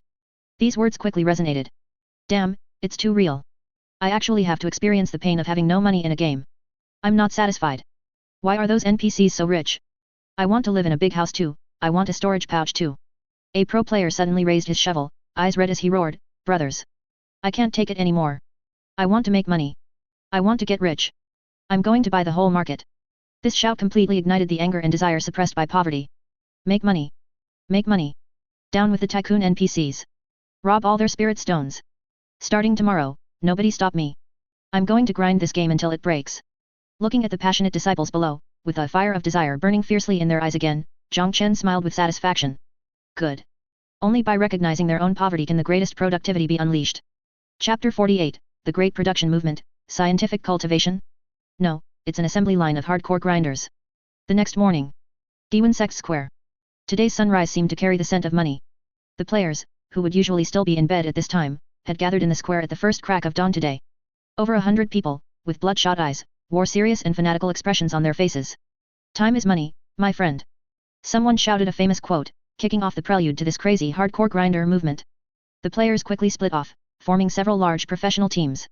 Beside the ruins of the pill refining room, over 20 life skill players led by Biological Dog Graduation Project and the chef Stir-Fried Large Kidney set up a dozen large pots. They had thoroughly summarized their lessons and decided to introduce an advanced industrial assembly line operation mode. Listen up, everyone. We don't have pill formulas or talent, but we have scientific thinking and human wave tactics. Biological Dog Graduation Project had practically become the factory director, giving orders with a small notebook in his hand. Thus, an extremely bizarre industrial scroll full of cyberpunk cultivation style slowly unfolded on the Guiyuan Sect square. At the very front of the production line were 5 burly men from the strength department. They sat around a giant stone mill like tireless human crushers, pushing the heavy millstone with rhythmic grunts. All sorts of unknown herbs, weirdly colored poisonous mushrooms, and even hard beast bones were dumped in, all ground into powder amidst a toothacheing grinding sound. Slogans like "Strength creates miracles. The finer it's ground, the better the flavor," rose one after another. Right next to the mill were a dozen fire element mage players lined up, squatting in front of the large pots. They acted as extremely unstable human gas stoves. At this moment, they were no longer throwing fireballs just for the show of it. Instead, their faces were flushed as they struggled to control their meager output of spiritual qi, trying to maintain a steady flame under the pots. Steady. Steady. Don't let it explode. Imagine you're a timed gas stove. Everyone was sweating profusely from the effort. And at the end of the assembly line was the head chef and communal meal master, Stir-Fried Large Kidney, who was busy beyond belief. He brandished a giant wooden spatula, rushing back and forth between several boiling pots. Following the so-called vague recipe provided by the shortened player tag, he would sprinkle green powder into one pot and pour a ladle of black water into another, then stir frantically while muttering under his breath. Reduce the sauce on high heat. Watch the color. Once it turns green, take it out immediately. Although muffled thuds and black smoke still appeared from time to time, the efficiency had miraculously improved compared to the previous chain explosions. Pots of finished products with bizarre colors and a sour, pungent smell began to roll out continuously. On the other hand, for combat players who didn't want to handle logistics, the way to make money was much more simple and crude: go out and pillage. A 50-man combat group led by the top-tier player One Sword breaks the firmament finished gathering at the mountain gate. Brothers. What is our goal? Make money. Make money. Make money. The group marched grandly toward the deeper parts of the back mountain. Wherever they went, it was like a plague of locusts. Not just yao beasts, but even passing squirrels, slightly spiritual weeds, and pretty-looking stones were all stuffed into their backpacks. Better to kill 3,000 by mistake than to let a single copper coin slip away. This was their operational principle. On the high platform of the main hall, Jiang Chen looked down at the bustling sect, which seemed as if it had been injected with chicken blood. Listening to the noisy slogans and the clatter of spatulas, he silently poured himself a cup of tea. Watching the stockpile of low-level materials in the warehouse grow at a speed visible to the naked eye, a gratified smile curled at the corners of Jiang Chen's mouth. This is the correct way to utilize the Fourth Calamity. As long as you give them a goal, they can grind this world to pieces. Chapter 49, Commercial Expedition, Target Liaoyuan Market. For the storage pouches, charge. 3 days later. Early morning. The temporary warehouse area at the edge of the Guiyuan Sect square. At this very moment, the scene here could no longer be simply described as a disaster site, it was practically a small-scale Resident Evil. To store the frantic fruits of the past 3 days' great production movement, the few wooden and thatched sheds the players had built were now swaying precariously, looking as if they might explode at any moment. In the shed on the left, mountains of spirit-devouring rat pelts emitted a suffocating, heavy stench, a mix of blood and urine. After a few days of crude sun-drying, some pelts had become stiff like salted fish, while others, improperly processed, were still dripping unidentified liquids. A swarm of green bottle flies buzzed and circled above, occasionally, a few flew too low and were knocked dizzy by the soaring stench, plummeting straight down. The shed on the right was even more ridiculous. Dozens of simple wooden crates were stacked haphazardly, with eerie-colored smoke occasionally puffing out from the gaps. Those were the tens of thousands of blind box medicinal pills produced day and night by Breaking Bad. Some pills, held in hand, were still vibrating slightly, while others pulsed with an eerie light like breathing LEDs. Several strange smells combined to form a visible pale yellow miasma. Within a 10-meter radius, not a single blade of grass grew, and even the ants on the ground took a detour. I can't take it anymore, I really can't. The warehouse is completely full, if we stuff any more in, it'll collapse. The player in charge of logistics registration had stuffed his nose tight with 2 cotton balls, shouting in muffled desperation, he felt his sense of smell was about to fail permanently. At this time, upwind of the stinking warehouse entrance, the 3 giants of the Guiyuan Sect Wang Defa, Biological Dog Graduation Project, and One Sword Breaks the Firmament were crouching on the ground for an emergency meeting. All 3 looked terrible, partly from the stench and partly from worry. Brothers, the situation is grim. This is a serious case of overcapacity. Wang Defa patted his trembling belly with a miserable expression. If we don't sell this stuff soon, this pile of junk will rot on our hands. Won't our all-nighters over the past few days have been for nothing? But how do we transport it? That's the fatal problem. Biological Dog Graduation Project pushed up the glasses that had slipped down his nose, using a twig to sketch on the ground. According to my rough calculations, the total volume and weight of this cargo would require at least 20 standard low-grade storage pouches to fit all at once. And right now, we don't have a single one. At the mention of storage pouches, a flash of pain and extreme longing appeared in their eyes simultaneously. It felt like watching someone else drive a sports car while you could only pedal a tricycle. There's no other way. One Sword Breaks the Firmament stood up, looked at the mountain of goods, gritted his teeth, and made a difficult and tragic decision. We can only use the most primitive, stupidest method, carrying it on our backs. He spun around and roared toward the square. Pass the word. Everyone stop production and hunting. Assemble. Prepare for the second expedition to the market. Tell everyone, if you don't want to die poor, put every ounce of strength you have into this. Half an hour later. Guiyuan Sect Square. A bizarre caravan, worthy of being recorded in the logistics history of the cultivation world, had finished assembling. Over 100 players, for that sliver of hope of getting rich overnight, had each transformed into an extremely durable human camel. The entire square was filled with bustle and wailing. Everyone found whatever ropes, vines, or even torn old clothes they could use to strap the goods onto themselves. The strength-type bruisers had it the worst and were also the main force.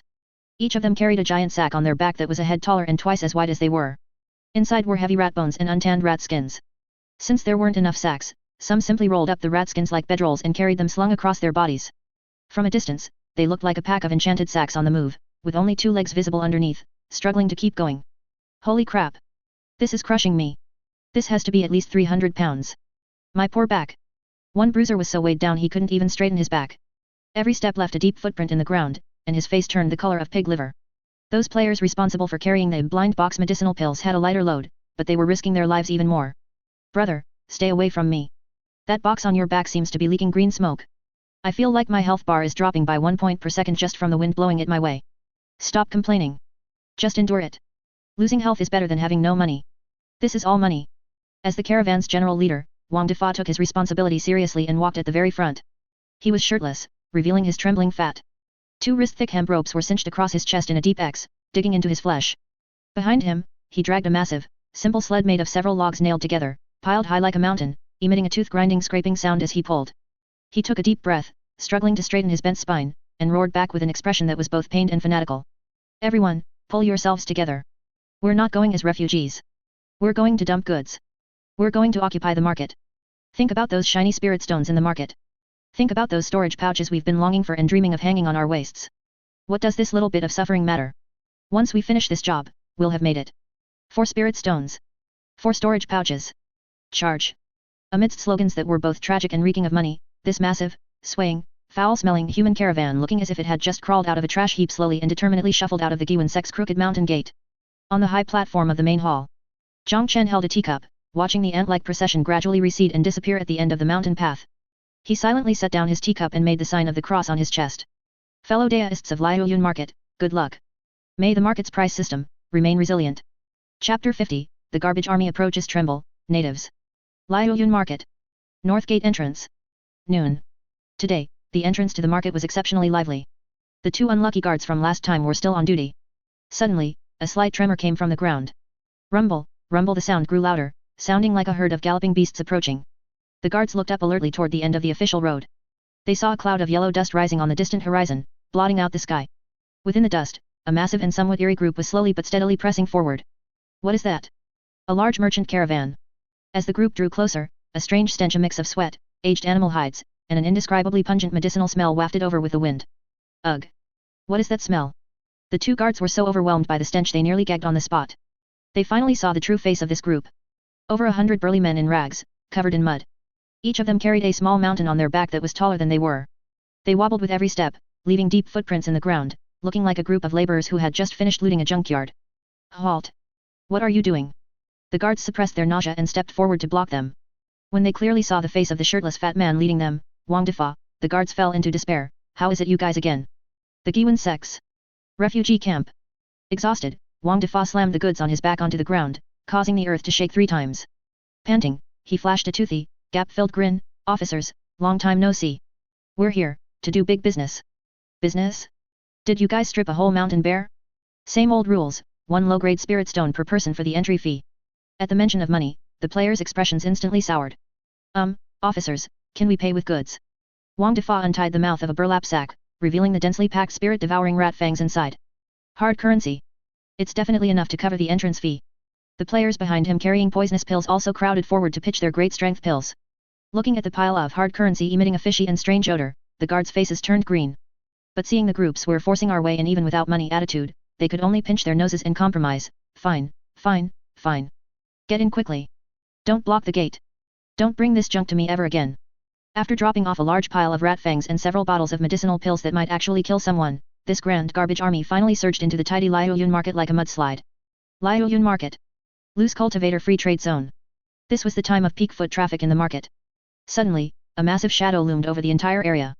Everyone looked up in horror at this group of backpackers who had suddenly barged in.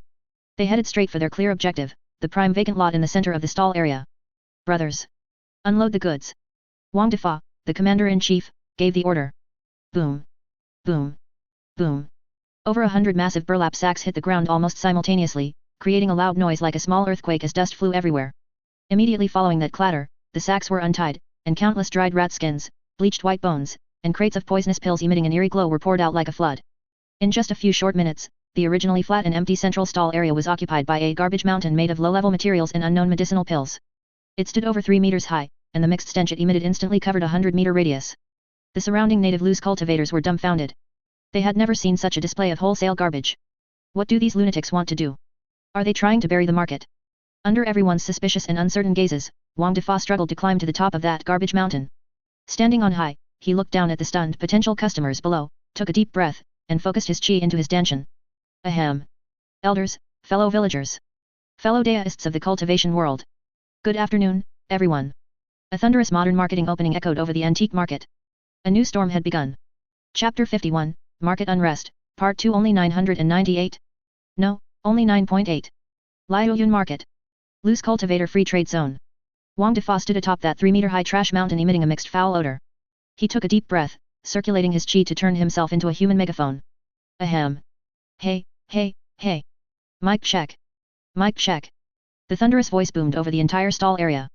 Under the terrified and confused gazes of all the native loose cultivators, Wang Defa began the speech destined to be recorded in the commercial annals of the cultivation world. Fellow deists. Seniors. Passing by or walking through, don't you dare miss out. He casually grabbed a wrinkled, bloody spirit-devouring rat skin and shook it vigorously. Everyone, look. What is this? You think this is an ordinary rat skin? Wrong. This is the skin of an ancient earth-shaking divine rat from the depths of the Qingyang mountain range, having absorbed the essence of heaven and earth and endured 81 tribulations. The loose cultivators below twitched their lips. What the hell is an earth-shaking divine rat? Isn't this just the most common rank 1 Yao beast, the spirit-devouring rat? Wang Defa completely ignored everyone's disdain and continued his performance, his expression full of grief and indignation. Originally, our sect planned to keep such top-tier materials for refining high-level magical artifacts. But our Sect Master, that damned Chen, he's not human. He ran off with all the sect's liquid assets. We have no choice but to use these to cover our wages. Far away in the Guiyuan Sect, Chen, who was drinking tea, suddenly let out 3 earth-shattering sneezes. To recover our funds. To have a hot meal. Today, we are having a tearful fire sale. Wang Defa held up the rat skin and roared at the top of his lungs. This kind of top-tier beast skin would sell for at least 10 low-grade spirit stones in the Treasure Pavilion. Today, it's not 998. Not 98. It's only 1 spirit stone. You heard right. Just 1 low-grade spirit stone. Boom. As soon as this price was announced, the gazes of the loose cultivators who were just watching the show instantly changed. 1 spirit stone? That's too cheap. But he wasn't done yet. Like a magic trick, Wang Defa grabbed a large handful of colorful blind box medicinal pills with his other hand. You think that's it? Too naive. To give back to our many new and old customers. We're holding an event today. Buy 1, get 3 free. As long as you spend 1 spirit stone on a beast skin, we'll give you 3 of these divine blind box pills of cultivation, full of the world's creation, unknowns, and surprises for free. Take a gamble, turn your bicycle into a motorcycle. The psychological defenses of the native loose cultivators began to waver. This cost-performance ratio was too ridiculous. Just as everyone was still hesitating. Over 100 professional shills, other players, who had already been lying in wait among the crowd began to act. The top player, one sword breaks the firmament, squeezed to the front of the crowd, eyes wide, and shouted in an extremely exaggerated tone. Holy crap! So cheap! Boss, are you crazy? I saw this skin at the neighboring stall last time for 3 spirit stones. Give me a set. I want that green blind box pill. I feel it calling to me. Without a word, he pulled out 1 spirit stone and slapped it onto the stall. With the first person taking the lead, the other shills immediately swarmed forward. Don't push, don't push. I want to buy 2. This bone club is not bad. Give me 10. Over 100 people instantly surrounded the stall so tightly that not a drop of water could leak through, creating a crazy illusion of if you don't grab it now, it'll be gone. This kind of group effect was terrifying. Seeing this scene, the native loose cultivators who were still hesitating could no longer sit still. So many people are grabbing it. Could it really be something good? No. I can't let these lunatics take it all. Greed and herd mentality instantly overcame logic. Get out of the way. I want to buy 2. A loose cultivator finally couldn't hold back and rushed in. I want it too. Don't snatch my bone. The scene instantly spiraled out of control. Countless hands reached toward that trash mountain. Spirit stones were tossed into the cash box like rain. Standing at the top of the mountain, Wang Defa looked at the crowd squeezed together below, his eyes narrowing into slits with laughter. He fanned the flames while shouting. Don't worry. Don't push. We have plenty of stock. There's enough for everyone. A real clearance. A real fire sale. On this day, the stall area of Guiyuan Market witnessed a miracle.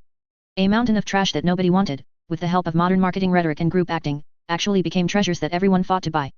Chapter 52, After striking it rich, let's go. Group shopping at the biggest money-sinking hole. Guiyuan Market. Loose cultivator free trade area. Sunset. The noisy stall area finally quieted down after a busy afternoon. The trash mountain that was once 3 meters high had completely vanished. Over 100 players sat slumped on the ground, disregarding their appearance. They were exhausted, truly exhausted. But they were also thrilled, truly thrilled.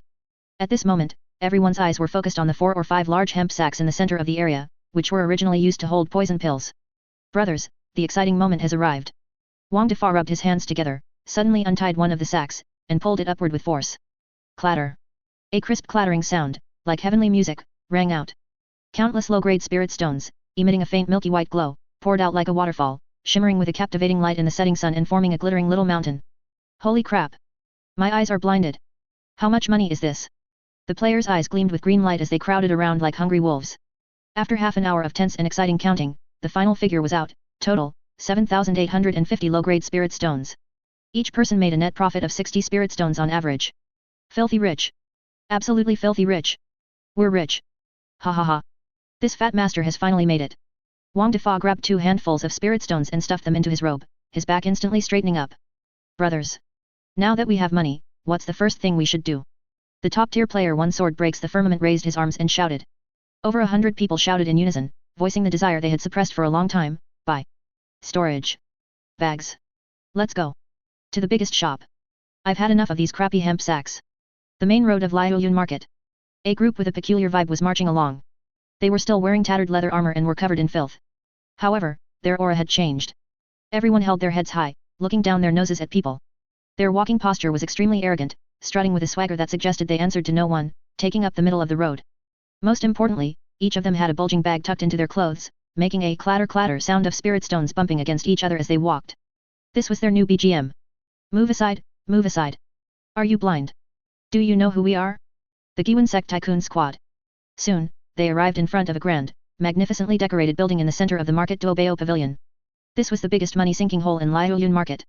At this moment, the two female cultivators welcoming guests at the entrance of Duobao Pavilion were looking at the group of filthy men who had suddenly stopped there as if they were beggars.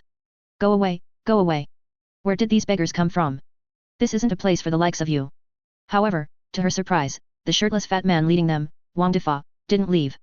Instead, he shot her an extremely contemptuous glance and pulled out a glittering low-grade spirit stone from his robe. Ding!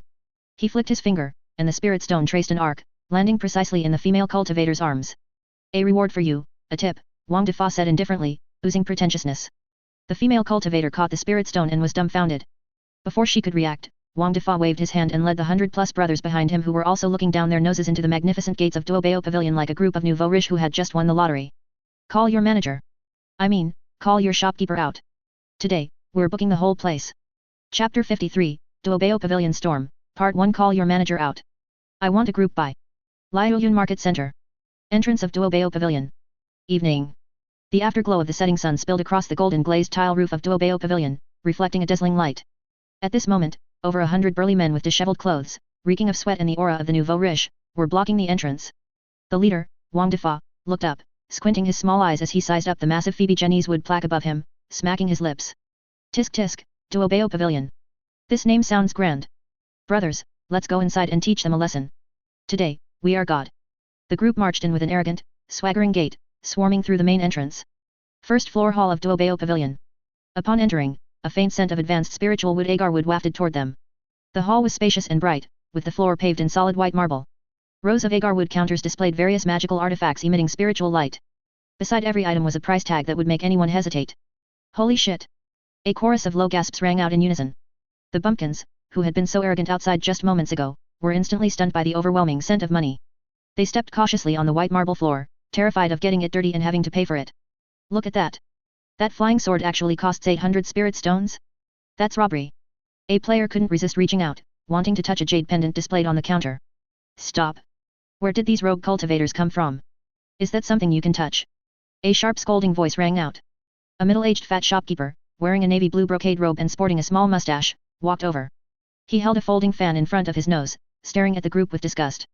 Go, go, go. This is Duobao Pavilion, not a charity house. If you want to beg, go somewhere else. The players were stunned for a moment. Then, Wang Defa laughed. His smile was 3 parts mockery, 3 parts coldness, and 4 parts indifference. Shopkeeper, your service attitude isn't up to par. Wang Defa slowly walked to an empty counter, reaching out with a greasy, chubby hand to slap the precious agar wood surface twice, making a sharp clap-clap sound. The shopkeeper's mustache trembled with heartache. You vulgar brute. Someone, throw them out. Several shop guards surrounded them. Just then, unhurriedly, Wang Defa untied a bulging, tattered hemp sack from his waist. He turned the opening downward toward the counter and gave it a gentle shake. Clatter. A crisp sound, like a rainstorm hitting a jade plate, instantly echoed throughout the quiet hall. Countless low-grade spirit stones, emitting a charming milky white glow, poured out like a flood, piling into a blindingly bright mountain on the agar wood counter. The shopkeeper's scolding came to an abrupt halt. The shop guard's footsteps stopped. All the other respectable cultivators in the hall stopped what they were doing, their eyes wide. The air was deathly silent. Wang Defa rested one foot on a stool, picking his teeth with his rat-toothed dagger. He looked sideways at the completely petrified fat shopkeeper and said calmly. I told you, your service attitude isn't up to par. Call out the highest-ranking manager in charge here. Wang Defa waved his hand, pointing at the 100+ brothers behind him, and shouted that deafening slogan. Today, Fat Master wants a group buy. Give me 115 storage pouches. In stock. Right now. Immediately. Boom. These words were like a bolt of heavenly thunder, striking the shopkeeper right on the forehead. The fat shopkeeper looked at the mountain of spirit stones, then at the shirtless fat man before him. He felt his heart couldn't take it, his eyes rolled back, and he nearly fainted on the spot. Where the hell did this nouveau riche beggar's sect come from? Chapter 54, Duobao Pavilion Turmoil, Part 2. Bargaining is our racial talent. Liaoyun Market. Duobao Pavilion First Floor Hall. The air froze for a full 10 breaths. Fat shopkeeper stared at the mountain of spirit stones on the counter that was blinding to the eyes, and pinched his philtrum hard before he barely managed not to faint. He took a deep breath, and the disdainful expression on his face instantly vanished, replaced by a brilliant, chrysanthemum-like smile. Oh my! So distinguished guests have arrived.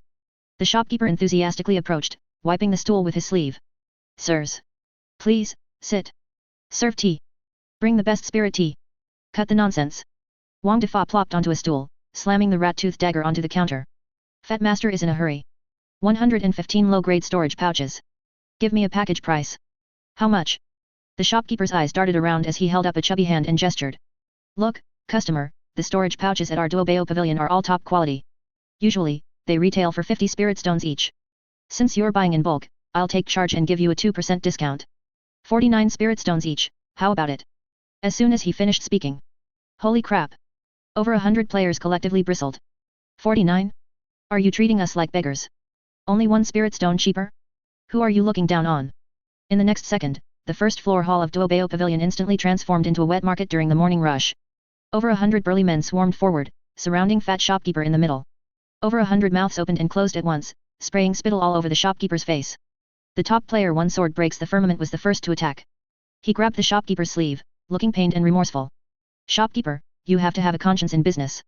We are just honest people who just came out of the mountains and haven't seen the world. Do you have the heart to scam pure loose cultivators like us? On the other side, Biological Dog Graduation Project pushed up his glasses, picked up a sample storage pouch from the counter, and began using a magnifying glass to find flaws. Shopkeeper, what kind of leather is this bag made of? The texture is uneven, and the stitching is a bit crooked. This is a defective product, right? You dare sell a defective product for 49? 30 at most. Even more ridiculous were a few players who were natural actors. They sat directly on the floor, hugging the shopkeeper's thighs and began to fake cry. "Why, shopkeeper, please make it cheaper. We have an 80-year-old mother above and 3-year-old wailing children below, we're counting on these few coins to survive." 40. No more than that. Another player used the classic line, "Boss, I'm in business too, it's not easy for anyone. How about this, give me the bottom price, and next time I'll bring everyone from our village here to buy." Surrounded in the middle, fat shopkeeper felt like he had fallen into a pen of ducks, his head buzzing. This wasn't bargaining, this was clearly a mental attack. Stop, stop, stop. Sirs. Stop shouting. My brain is about to explode. Half an incense stick later, fat shopkeeper finally broke down. He raised his hands in surrender, looking like he'd lost all will to live. "I'm afraid of you guys. One price. 45 spirit stones each. This really is the limit of my authority. Any lower and I'll be losing money." From 50 down to 45, everyone saved a huge sum of 5 stones. The players glanced at each other, showing smiles of victory. "Deal." Wang Defa waved his hand. "Check out." The shopkeeper felt as if he had been granted a grand amnesty and quickly told the assistants to bring the goods from the warehouse. Soon, a large wooden crate filled with storage pouches was carried to the center of the hall. "Sirs, 115 low-grade storage pouches are all here. Styles are random, first come, first served." These words were like a starting gun. The players, who had been united in bargaining just a moment ago, instantly fell into infighting. "Holy crap! Grab them! Don't push me! I want that dark grey one! Who the hell stepped on my foot? That one with the cloud pattern is mine." The scene went out of control again. Over 100 people dove into the crate like ants at a supermarket scrambling for discounted eggs. The most ridiculous one was a 2-meter-tall, muscular strength-type player. He squeezed out of the crowd, clutching a storage pouch embroidered with a small pink flower that had somehow gotten mixed in. "Ha ha ha ha! I got it! Macho pink! This is my destined color." The macho player solemnly hung the small pink pouch on his chest, which was covered in chest hair. Fat shopkeeper slumped behind the counter, wiping away cold sweat as he watched this group of weirdos fighting tooth and nail over a few lousy bags. He suddenly began to question his life. These days, are rich people also unpretentious and boring? Chapter 55, a massive unboxing scene. How do I use this thing? Waiting online, it's pretty urgent. Center of Guiyuan Market. On the street at the main entrance of Duobao Pavilion. Evening. The sun was about to set, but the liveliness of the market didn't diminish in the slightest. Just then, the golden silk phoebe doors of Duobao Pavilion were slammed open. Over 100 Guiyuan Sect players, who had just completed an epic group purchase, marched out with their heads held high, like a group of generals who had just won a battle. Hanging from each of their waists was a brand new, small grey cloth bag emitting faint fluctuations of magical power. Their previous gunny sacks and tattered bundles had been heartlessly abandoned. Few refreshing. Wang Defa, is this melon ripe? Stood in the middle of the street, taking a deep breath of the air filled with the scent of money, feeling as if his whole being had been sublimated. He looked down and stroked the storage pouch at his waist. Its texture was somewhat coarse, but in his eyes, it was smoother than silk. A goofy smile spread across his face. "Brothers. The gear is in our hands. What should we do next?" The pro player one sword breaks the firmament raised his arm and shouted, "Of course we unbox and inspect the goods." Over 100 people shouted in unison, their voices so loud that the signs of the neighboring shops shook 3 times. Thus, the busiest main road of Guiyuan Market instantly turned into a massive open-air testing ground. At first, everyone was a bit dazed. How do you open this thing? There isn't even a zipper." A newbie player held his storage pouch and yanked on the drawstring at the mouth of the bag as if he were pulling a radish, his face turning red from the effort, yet he still couldn't pull it open. Stupid. This is a magical artifact. You have to use spiritual power. One sword breaks the firmament, instructed with the air of an expert. After a series of chaotic attempts, finally, the first sound of success rang out. Buzz. The storage pouch in Wang Defa's hand vibrated slightly.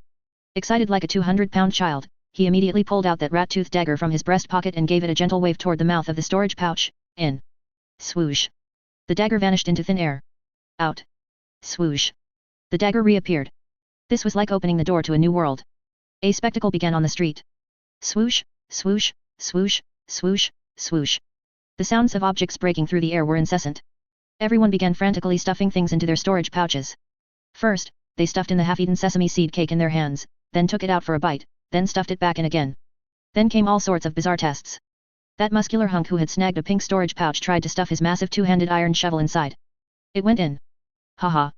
I won't have to carry this thing across the map anymore. Biological dog graduation project displayed the rigor of a researcher. He ran to a spiritual tea stall by the roadside and, without a word, picked up a basin of tea washing water and poured it into his storage pouch to test its water resistance.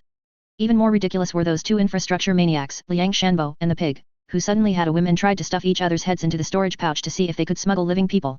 The surrounding passers-by, the shopkeepers, and even the welcoming female cultivator who had just driven them away were all dumbfounded.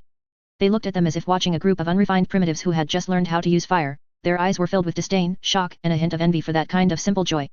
On this day, the people of Guiyuan Market finally recalled the fear of being dominated by a group of bumpkins who treated low-grade magical artifacts as divine artifacts. Chapter 56, Market Aftermath, Financial Crisis and Undercurrents Surging. Guiyuan Market. Loose Cultivator Free Trade Zone. Nightfall. As night fell and the lights flickered on, the market that had been bustling all day finally receded like a tide, leaving behind a mess. Although that group of Guiyuan Sect disciples, who were like a swarm of locusts, had already patted their butts and left, the commercial plague they created had only just begun to spread. The loose cultivator free trade zone was filled with gloom. The cold wind swirled dead leaves and discarded wrapping paper across the ground, making it look exceptionally desolate. In a dim corner, an old loose cultivator with graying hair stood over his empty stall, tears streaming down his face. Before him remained only two complete first-rank rat skins that he had painstakingly skinned and tanned. Normally, these two skins would sell for at least a few spirit stones, which would have covered his rent and bigo pills for the next month. But today, he had crouched in the cold wind all afternoon, and absolutely no one had shown any interest. What a sin. The old loose cultivator wiped his cloudy tears with the back of his rough hand, his voice trembling. 10 skins for 1 spirit stone, and they even give away medicinal pills? This market is completely finished. This is forcing us honest folk who rely on our craftsmanship to death. Not just him, the entire low-grade materials market was filled with wails of despair. That crazy dumping, which lacked both martial ethics and a bottom line, had completely shattered the price floor that Guiyuan Market had maintained for many years. Countless merchants who had hoarded goods watched their assets depreciate in an instant, destined for a sleepless night. Meanwhile, at the center of the market, inside a secret pavilion that looked unremarkable on the outside but was extremely luxurious on the inside, the air was thick with a suffocating sense of pressure. The fat shopkeeper of BY A Pavilion, who was usually arrogant and haughty, was now kneeling on the ground, his fat trembling uncontrollably as cold sweat soaked his expensive brocade robes. Sitting in the Grand Master chair before him was an old man with a sinister face and sunken eyes, one of the true masters behind BY A Pavilion, Elder Huang, who possessed a late foundation establishment stage cultivation. You're saying, a group of wild cultivators who don't even know where their sex gate is spent nearly 6,000 low-grade spirit stones at your place in one go? And they even bought out the entire stock of low-grade storage pouches. Elder Huang twirled 2 heavy iron balls in his hand, his voice raspy and harsh, revealing no emotion. The fat shopkeeper kowtowed like a woodpecker, stuttering as he reported how the Guiyuan Sect disciples had become overnight millionaires by dumping a massive amount of low-grade materials. Yao beast dens? Humph, where would there be so many Yao beasts for them to kill on the outskirts of the Qingyang mountain range? Elder Huang let out a cold laugh, a glint of greed flashing in his cloudy eyes. He turned his gaze toward the pitch-black night outside the window, as if trying to see through the vast mountains. Such a massive amount of resources is definitely not something achievable by human effort alone. Unless, they found some unknown ancient ruins, or a new, undeveloped secret realm. As soon as the words secret realm were mentioned, the temperature in the room seemed to drop by several degrees. In the cultivation world, this meant an immense opportunity that could drive people mad in the ensuing bloodbath. Thud.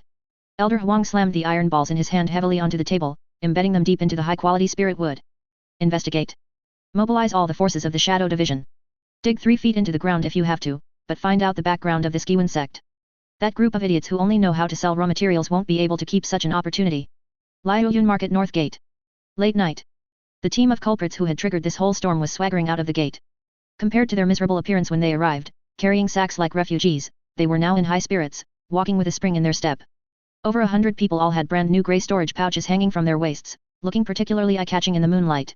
From time to time, they would deliberately pat them rhythmically, for fear that others wouldn't notice. Wang Defa walked at the very front. He suddenly stopped and looked back at the brightly lit market behind him with an extremely pretentious air, letting out a long sigh as he entered standard Versailles mode. Sigh, so this is the legendary Liaoyun market, the largest within 1,000 miles? It's nothing special.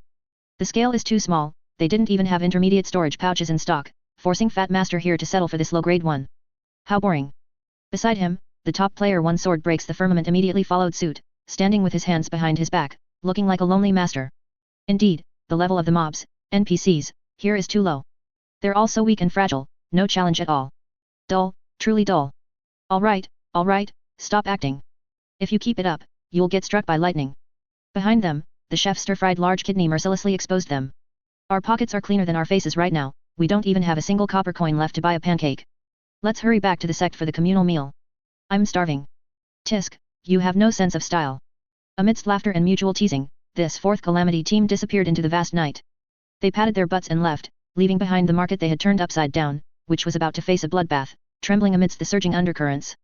Chapter 57, Triumphant Return. Sect Master, we aren't squandering money, we went to restock. Evening. The outskirts of the Qingyang mountain range. On the rugged mountain path leading to the Guiyuan Sect.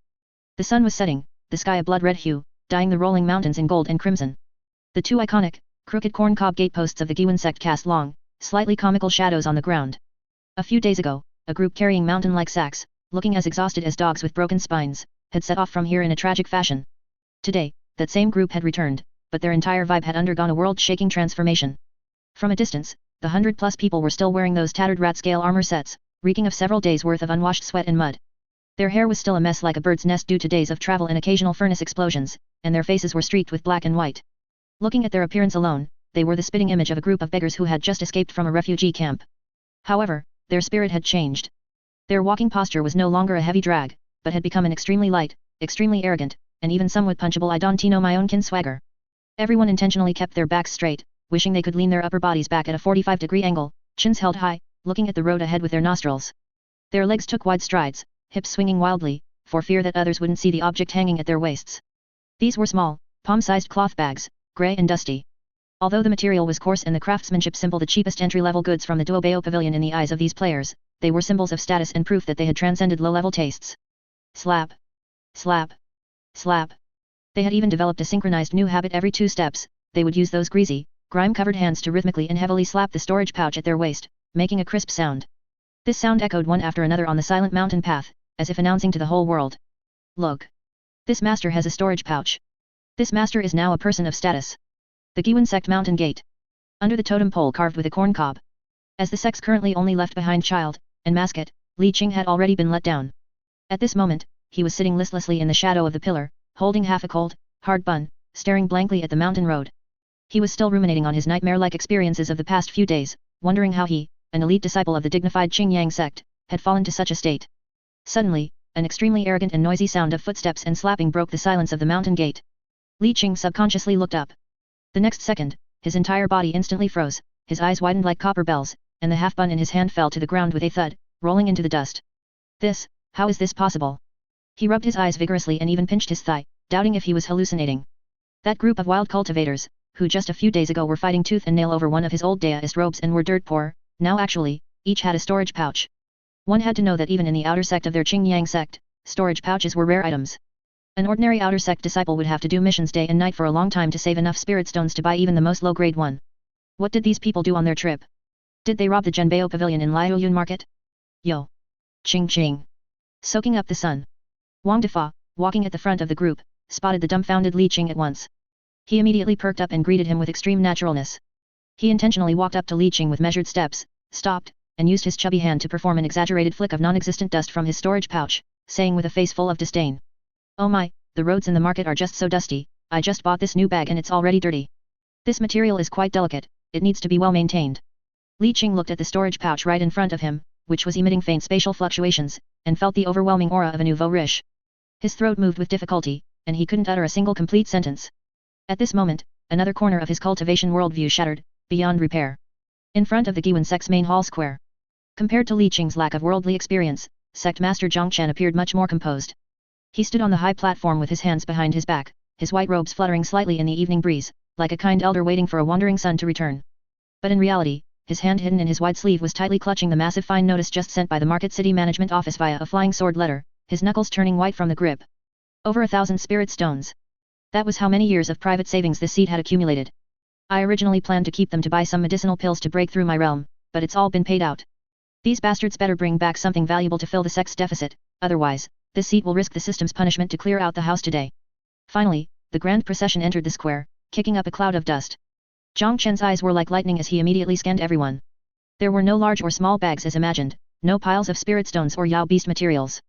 Aside from the small pouch at their waists, everyone was empty-handed. Where's the cargo? Where's the money?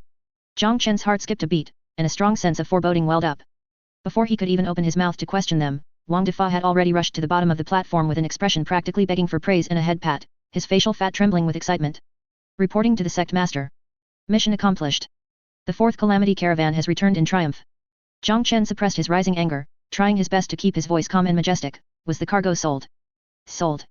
Not a single hair left. Everything was dumped and cleared out. Wang Defa puffed out his chest proudly. That kind of trash, no, that kind of material, only we could have sold it. Very good. Jiang Chen extended a hand, palm up, preparing to receive this huge sum to fill the massive hole in his small treasury. Then where are the spirit stones? Hand them over.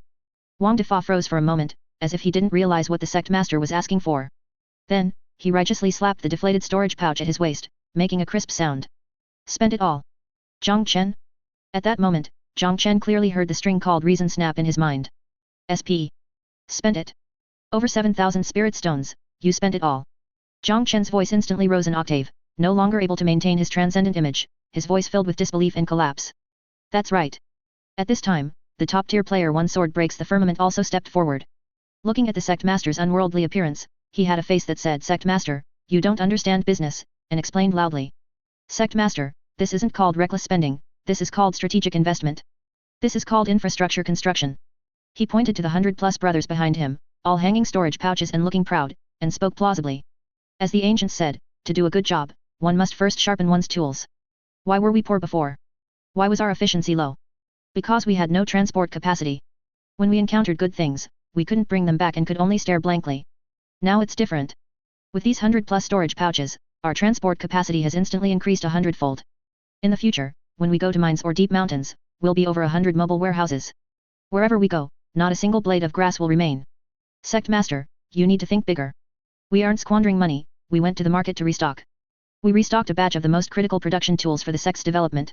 The players below all nodded in agreement, feeling that they were simply too witty and far-sighted.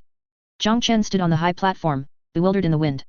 He looked at this group of disciples who had spent all the money, brought back only a pile of empty bags, yet still felt they had achieved great merit and were waiting for a reward.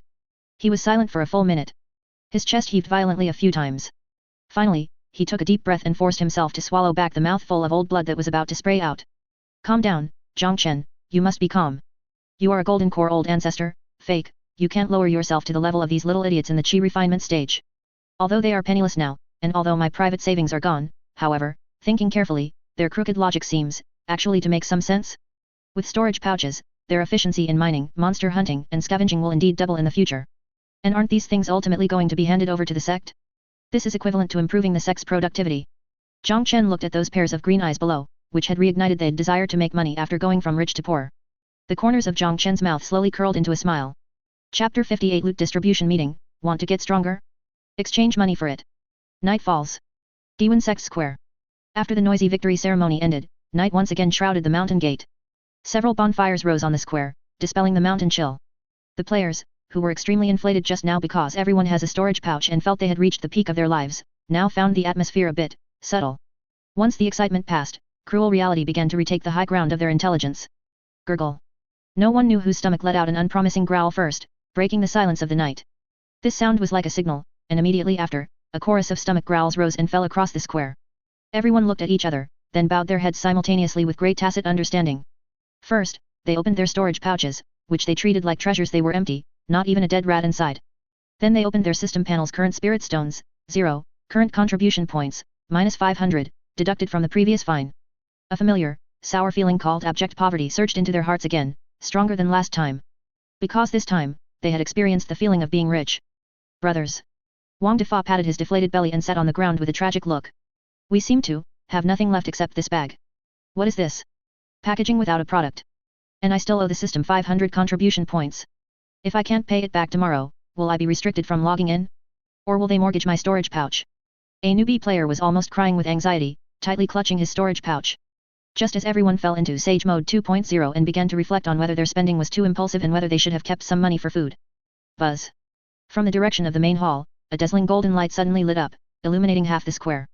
That light was extremely holy and extremely tempting, instantly attracting the gaze of all the leaks, oh no, disciples. Sect Master Jiang Chen was seen standing on the high platform again at some point. He had changed into a more magnificent robe, system transformation, with special effects fully loaded around him. With a casual wave of his hand, the huge Sect stone tablet behind him, which originally only displayed some basic information, suddenly shone brightly. Countless golden runes jumped and reorganized on the stone tablet, finally turning into rows of brand new, fatally tempting text lists. Sect announcement, in view of the disciples' success in opening up the market and completing a great feat, referring to spending all their money, I hereby open the Sect Treasury Exchange List, Level 2 Authority. The players' breathing instantly quickened. They pounced in front of the stone tablet like hungry wolves, staring wide-eyed at the new items, with drool almost flowing out. Skill Book Category. Fire Bullet Spell, Advanced Version, Description, still troubled by that small flame in your hand that can only light a cigarette? The advanced version lets you conjure a fireball as big as a wash basin. Longer range, double the power.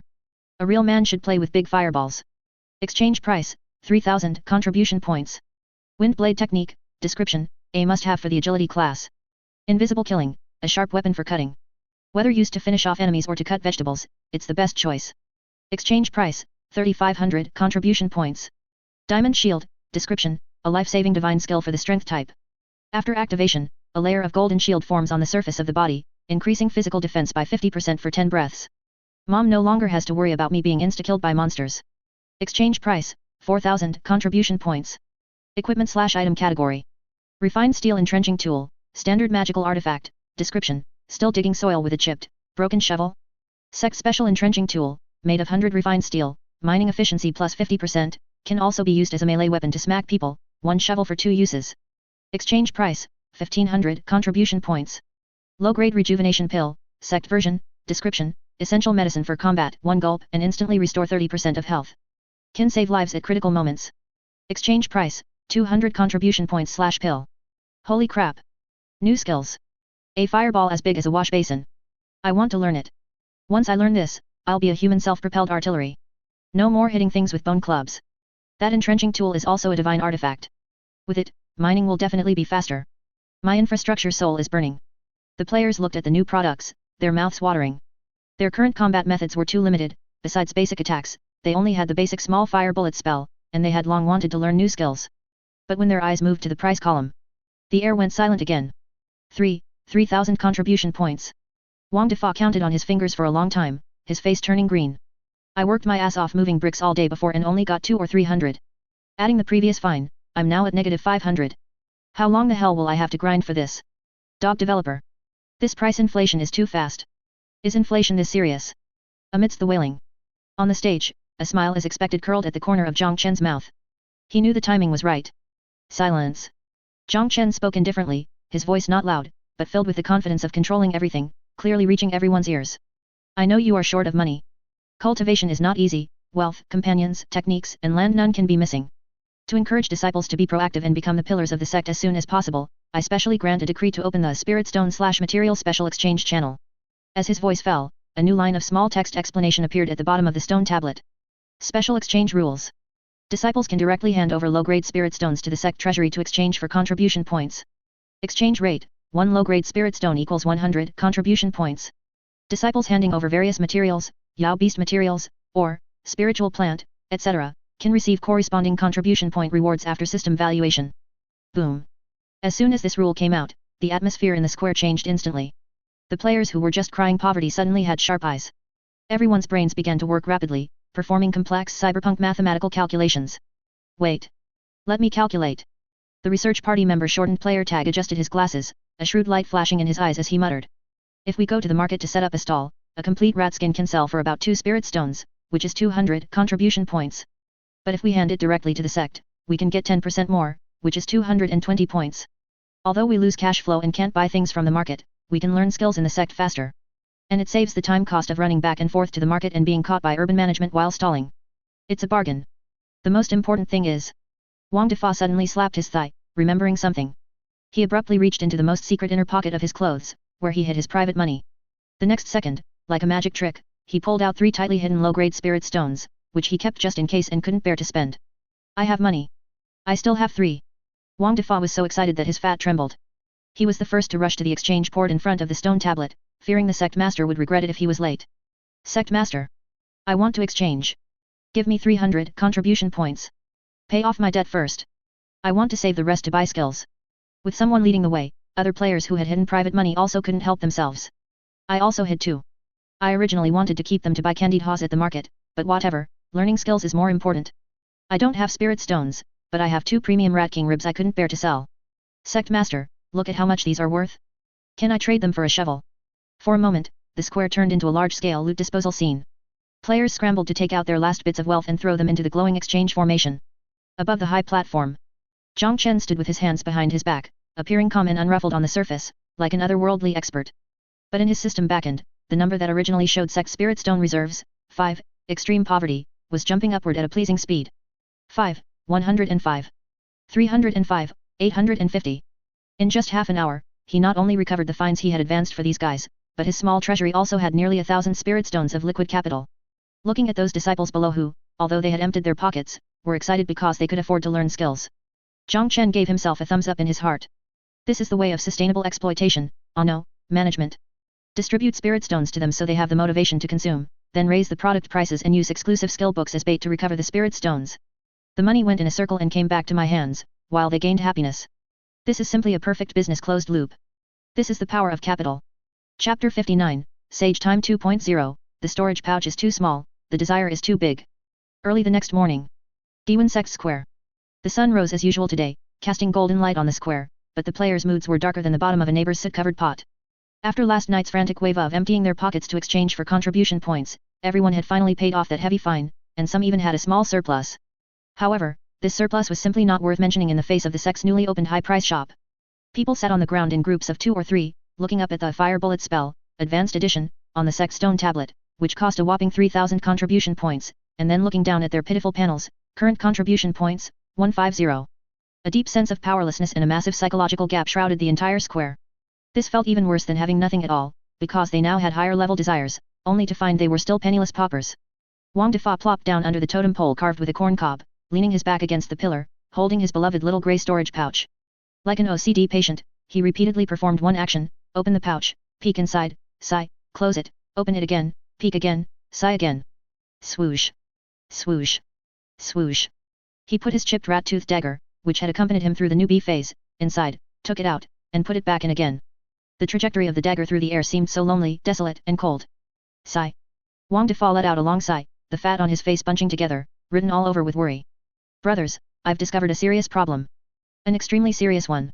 Several nearby players, who were also listlessly playing with the drawstrings of their storage pouches, leaned over and asked weakly, what's the problem? Is the bag leaking? Or did your account get hacked? It's not leaking, it's empty. Wang Defa turned the storage pouch upside down and shook it hard. Besides that broken dagger falling out and wobbling twice in the dirt, not even a copper coin dropped. Look, even though we have these bags now and look like decent people, there's nothing inside. This feels like going bankrupt to buy a sports car, only to realize you have no money for gas and can only push it around the garage for a bit of a thrill. These words struck a strong chord, and a wave of echoing sighs rippled across the square. Too real. The top-tier player One Sword Breaks the Firmament also gloomily pulled out his fine steel sword to wipe it, the blade reflecting his bitter face. It's like having a max-level account but wearing a full set of newbie white-tier gear, standing dazed in the main city, unable to even run a dungeon. And this elementary pouch is way too small. The chef stir-fried large kidney complained, he was trying to stuff a spare broken pot he'd scavenged into it. As a result, the pot was too big and got stuck at the opening, unable to go in or out. Only 3 cubic meters. 2 pots and it's full. How am I supposed to go to the market to stock up on supplies, buy spices, in the future? This tiny space can't hold my culinary dreams at all. Desire is like a snowball, the more it rolls, the bigger it gets. When you have no money, you want money, once you have money, you want a bag, once you have a bag, you find it too small and want to learn that new skill that can conjure a fireball the size of a wash basin. No. We can't keep being salted fish like this. At this rate, we won't even be able to leave the newbie village. The research-oriented biological dog graduation project pushed up the glasses on the bridge of his nose, a rational cold light glinting behind the lenses. He took out a small notebook and began to analyze the situation. According to the new exchange rules released by the Sect Master, as long as we turn in valuable materials, we can obtain a large amount of contribution points. This is our only way out right now. We must restart the great production movement. Keep grinding. As long as we're not dead from grinding, grind to the death. Grind? Grind where? Someone pointed toward the barren back mountain with a look of despair. Yesterday, our locust group swept through for a whole day, scraping the ground 3 layers deep. Forget spirit-devouring rats, we didn't even see a nursing wild rabbit. The nearby ecological chain has been wrecked by us. If we keep farming here, it'll turn into a desert. Then go somewhere further. Further away won't work either. The prices for low-level materials at the market have already crashed due to our dumping yesterday. These rat skins and bones we've stockpiled won't even cover the travel costs if we sell them at the market. No one even glances at the stalls now. The path ahead was blocked, and the way back was closed. For a moment, a deathly silence fell over the square. Everyone was racking their brains for new ways to make money, and the air was thick with anxiety. Just then, the old smoker who had been squatting in the corner without saying a word, old Jiang from the construction site, suddenly took a couple of puffs on his dry tobacco, made of rolled grass, and blew out a choking ring of smoke.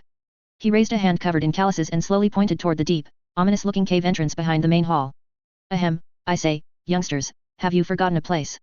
Everyone followed his finger, their gazes passing through the hall and landing halfway up the back mountain. The abandoned spirit stone mine. The place that had once made their hearts race with fear, where they'd nearly been wiped out, and where they later braced themselves to go in and repair walls for a quest. The place the Sect Master had repeatedly designated as an absolute forbidden zone. Uncle Jiang, are you crazy? A timid newbie player shrunk his neck, his voice trembling. There's devilish chi in there. Last time we went in to lay bricks, our health dropped like crazy just by getting close. And that place is so gloomy and creepy. Wealth is found in danger. Old Jiang tapped the ash out of his pipe, looking calm. As an old hand in the Jianghu, he knew the principle that risks and rewards coexist. In truth, he was also going all in for that newly released entrenching tool. Think about it carefully. Around that big altar, weren't there a lot of strange black stones? And those mutated plants that grew all twisted because they were tainted by devilish chi. The Sect Master said, valuable materials. Since that altar could create something as powerful as the Rat King, could the soil and stones around it be ordinary? They're definitely worth more than the weeds outside. At this point, old Jiang lowered his voice, speaking in a highly seductive tone, as if he were promoting tickets to an underground black market fight. And I secretly tried it last time I was laying bricks. That black soil near the altar, even though it hurts your hands to dig, gives 5 experience points for a single shovel. That's 10 times higher than digging ordinary dirt outside. A full 10 times. Boom. These words were like a depth charge dropped into a calm lake. 10 times the experience. The materials might be very valuable. What devilish chi, what health loss, what forbidden zone, at this moment, in the face of massive profit, none of it mattered anymore. In the player's eyes, the light that had dimmed due to poverty instantly reignited, turning into a blood-red glow representing greed and fanaticism. It was the look of a hungry wolf seeing meat, or a miser seeing gold. Holy crap! I knew that place had to have good stuff. What's there to be afraid of? We're players. We can respawn. At worst, we'll just do a few more corpse runs. What's a few deaths for the sake of experience points? For the fire bullet spell, advanced edition. 4 fireballs the size of wash basins. Let's do this. Over 100 dirt-poor members of the Fourth Calamity, driven by money and experience, instantly reached a consensus. Brothers. Grab your gear. Don't take swords. Take shovels. Take pickaxes. We're going treasure hunting. Target, the altar area deep in the mine. Implement destructive mining. Leave not a single blade of grass. In just 15 minutes.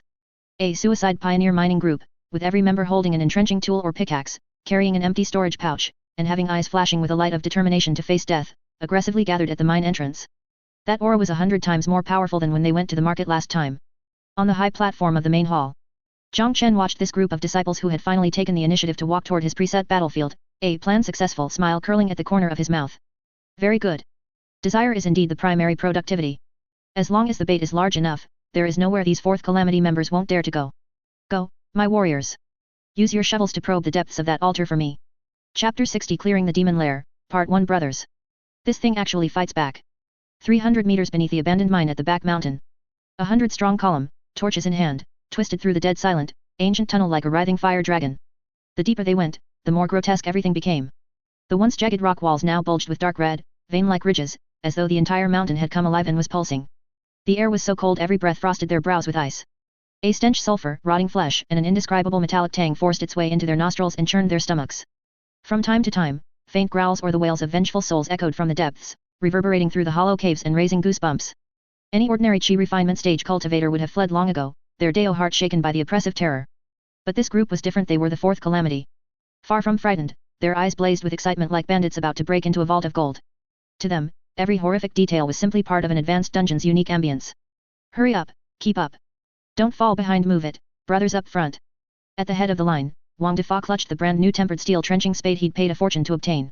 The lure of 10 times the XP per swing crowded out every other thought, he only wished he'd been born with 2 extra legs. Slow down, fatty. The ground's slick with moss, you'll slip and die. So what if I die? I'll revive in town and run back.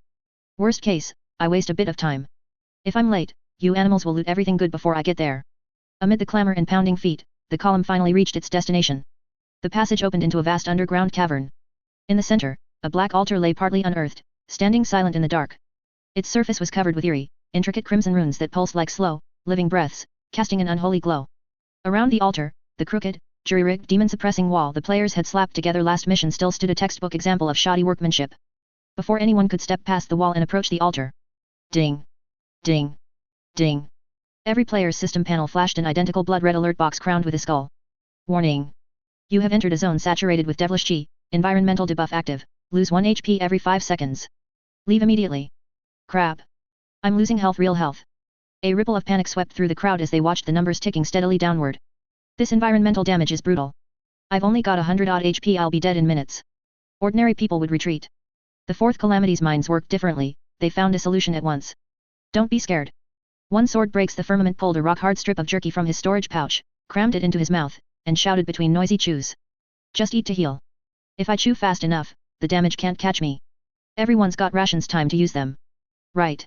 We rotate the tanking mages stay near the exit, warriors dig inside. When your HP drops, step out, eat, heal up, then jump back in. Let's go. Driven by gold and XP, they cast off their fear. Out came the leftover rations, charred rat meat, stale buns, mystery berries while they charged forward, chomping like contestants in a speed-eating contest. At last they crossed the wall and stood at the foot of the altar. The ground here had turned completely scorched black, and the soil was laced with irregular, ruby-like crystal shards that sparkled with a bewitching, dangerous light. This dirt, looks like it's worth a fortune. Wang Defa crouched, scooped a handful of the black earth, and held it under his nose. A pungent reek of sulfur and blood shot straight to his skull, nearly knocking him out on the spot. Cough, cough. That stench is brutal. Definitely top-grade stuff.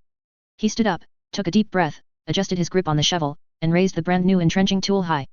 His target, the patch of blackest soil at the altar's edge, richest in color, glowing crimson as if beckoning him. At that instant the entire place fell silent. More than 100 pairs of eyes tracked Wang Defa's every move, as though witnessing a moment of history. For a wash basin-sized fireball technique. 4 experience points. Charge. With a roar to bolster his courage, Wang Defa poured every ounce of his third-layer chi refining strength into the swing and slammed the shovel down. Clang. The shovel struck the black soil squarely, ringing like metal on metal, sparks flying. The ground was as hard as iron. The instant the blade pierced the scorched surface. Bzzzt. The altar's runes, which had been blinking lazily, flared blindingly blood-red. The entire cavern was bathed in crimson, as if hell itself had descended. An ancient will, asleep for 1,000 years, brutish and enraged, awoke. Roar. A deep roar that seemed to rise from the depths of hell exploded in everyone's minds, shaking their very souls. Then the change struck. The black soil beneath Wang Defa's shovel bubbled like boiling water. Countless strands of black evil chi gushed out, coalescing midair into a wrist-thick tentacle of pitch black, studded with barbs and dripping slime. Lightning fast, the tentacle whipped through the fetid air straight at the fat man who had dared disturb its slumber. Smack. A crisp, loud impact. Ow, crap. Before Wang Defa could react, his 200 Jin frame was flung into the air, spun 3.5 times, and crashed 5 meters away like a torn sack, raising a cloud of dust. The full green health bar above his head dropped sharply, turning dangerous yellow. Dead silence. Every player froze, shovels and pickaxes in hand, staring at the writhing black tentacle still brandishing itself in midair. 1 second. 2 seconds. In a normal cultivation novel, everyone would be screaming and fleeing. But this was the stage of the Fourth Calamity. The dust settled. Wang Defa kicked up from the ground. Ignoring the blood at the corner of his mouth, his first reaction wasn't fear, it was excitement as he checked his system combat log. Combat notice, you have been attacked by unknown demonic tentacle. HP -55. You are now in combat. The next instant, Wang Defa's eyes blazed brighter than the altar's crimson light. Pointing at the tentacle, voice cracking with glee as if he'd discovered a new continent, he shouted. Brothers. Look. It actually hits back. It's alive. Not a background prop. An elite mob. It'll definitely drop top-tier gear and tons of EXP. Boom. The word slammed like a shot of adrenaline straight into every player's veins. Fear? Losing HP? Not a thing. To them, the terrifying demonic altar had become a glittering, walking, oversized treasure chest. Holy crap. Elite mob. Knew this trip wasn't wasted. Claim it. First hit gets the loot. That one's mine. Where's the tank? Old Jiang from the construction site, you've got thick skin, go pull aggro. Don't let it escape. Healers, oh right, no healers. Chug potions yourselves. Charge. For the gear. More than 100 players, shovels and pickaxes in hand, howled like starving dogs spotting a bone, rushed the newly awakened demonic altar while suffering a debuff that ticked -1 HP every 5 seconds, all fighting for the kill. Chapter 61, Clearing the Devil's Den, Part 2 Physical Salvation? No, we're here for demolition. Abandoned mine in the back mountain. 300 meters underground. Altar grotto. At this moment, this underground space, silent for a millennium, had completely transformed into a noisy, chaotic construction site filled with the clanging of metal and strange cries. The blood-red devilish light reflected off everyone's faces, turning them crimson. Their expressions were not of fear, but of fanaticism, as if they were staring at mountains of gold and silver. The torchlight cast shadows on the cave walls that danced like a swarm of demons. Charge. For the skill books. Kill steal the mobs. If you're slow, you get nothing. Whoever lands the final blow gets the XP. Over 100 players, enduring an environmental debuff that drained 1 health point every 5 seconds, swarmed the altar area like a school of piranhas smelling blood. Buzz roar. The ancient consciousness within the altar was thoroughly enraged. It had never seen such a vast number of suicidal ants. Accompanied by a soul-piercing roar of extreme fury, the black soil around the altar churned violently again, as if some gargantuan beast was stirring beneath. Puff. Puff. Puff. 7 or 8 more thick, barb-covered black demonized tentacles burst from the ground. Like angry vipers, they whipped through the air with a nauseating, fishy wind, lashing out at this group of ignorant invaders. The true war of humans and demons had erupted. The main tank, Wang Defa, who had just been sent flying by a tentacle, had already popped an inferior health pill, one he'd picked up in the mountains back then, not even knowing if it was expired, and charged back, full of vigor. Relying on his thick skin, and his rat-scale armor, he didn't even try to dodge, instead slamming right into an incoming tentacle. Slap! The tentacle struck his crude rat-scale armor squarely, sending sparks flying and knocking off several rat-hide plates. Wang Defa staggered, nearly falling, and his health bar dropped another chunk. But instead of retreating, he seized the moment when the tentacle's force had spent itself and before it could strike again. He grabbed the slimy, wriggling black tentacle and roared. Damn it! How dare you slap Fat Master's face! Die! He locked his thick arms around the tentacle and swung his steel shovel, the edge of which was already slightly curled, unleashing a frenzy of attacks on the captured limb, even providing his own sound effects. 80. 80. 80. I don't believe I can't smash you to bits. Clang. Clang. Clang. The shovel hit the incredibly tough skin of the tentacle like it was hitting old cowhide, making dull thuds that numbed Wang Defa's hands, leaving only a few shallow white marks. The system notification was deeply touching. Attack effective. You dealt 2 points of true damage to the demonized tentacle. Damn. This mob's defense is insane. Brothers, help me out. Wang Defa shouted. The other players weren't idle either. Knowing their individual damage was too low to break through its defense, they spontaneously formed several demolition squads. 5 or 6 players would surround a tentacle. 2 high-strength players would follow Wang Defa's lead, hugging the tentacle tightly to keep it from moving, often being flung into the air and against the cave walls by the rampaging limb. The remaining players used sharp pickaxes to dig frantically at the base where the tentacle met the ground. Put your backs into it, brothers. Dig it out. I refuse to believe its skin is harder than granite. Constant dripping wears away the stone. The constant clanging of pickaxes and flying sparks filled the air. Though each hit only dealt single-digit damage, they had numbers on their side. Enough ants could bite an elephant to death. Amidst the chaos, the experienced foreman, old Jiang from the construction site, spotted a weakness. He took a puff of his pipe, nimbly dodged a tentacle sweep, and shouted loudly. Don't just focus on the tentacles. Those things regenerate. They'll just grow back. You're treating the symptoms, not the cause. He pointed at a massive black cornerstone peeking out from the base of the altar, his eyes gleaming with professional insight. That's the foundation. Based on my experience, if we dig out the foundation, this illegal structure of an altar will collapse. Engineering team. Those with sledgehammers and crowbars. Follow me. We're going around the back. We'll pull the rug out from under it. Consequently, over 20 strength-type players abandoned the tentacles and circled to the back of the altar. They swung their heavy iron sledgehammers, initiating a violent demolition of the incredibly hard obsidian base. Boom. Boom. Boom. With every strike, sparks flew, and the entire underground grotto seemed to tremble, raining down dust and rubble. The ancient devilish soul within the altar was completely bewildered. It had lived for over a millennium and had envisioned countless grand scenarios of being sealed or besieged by high-level cultivators in epic battles.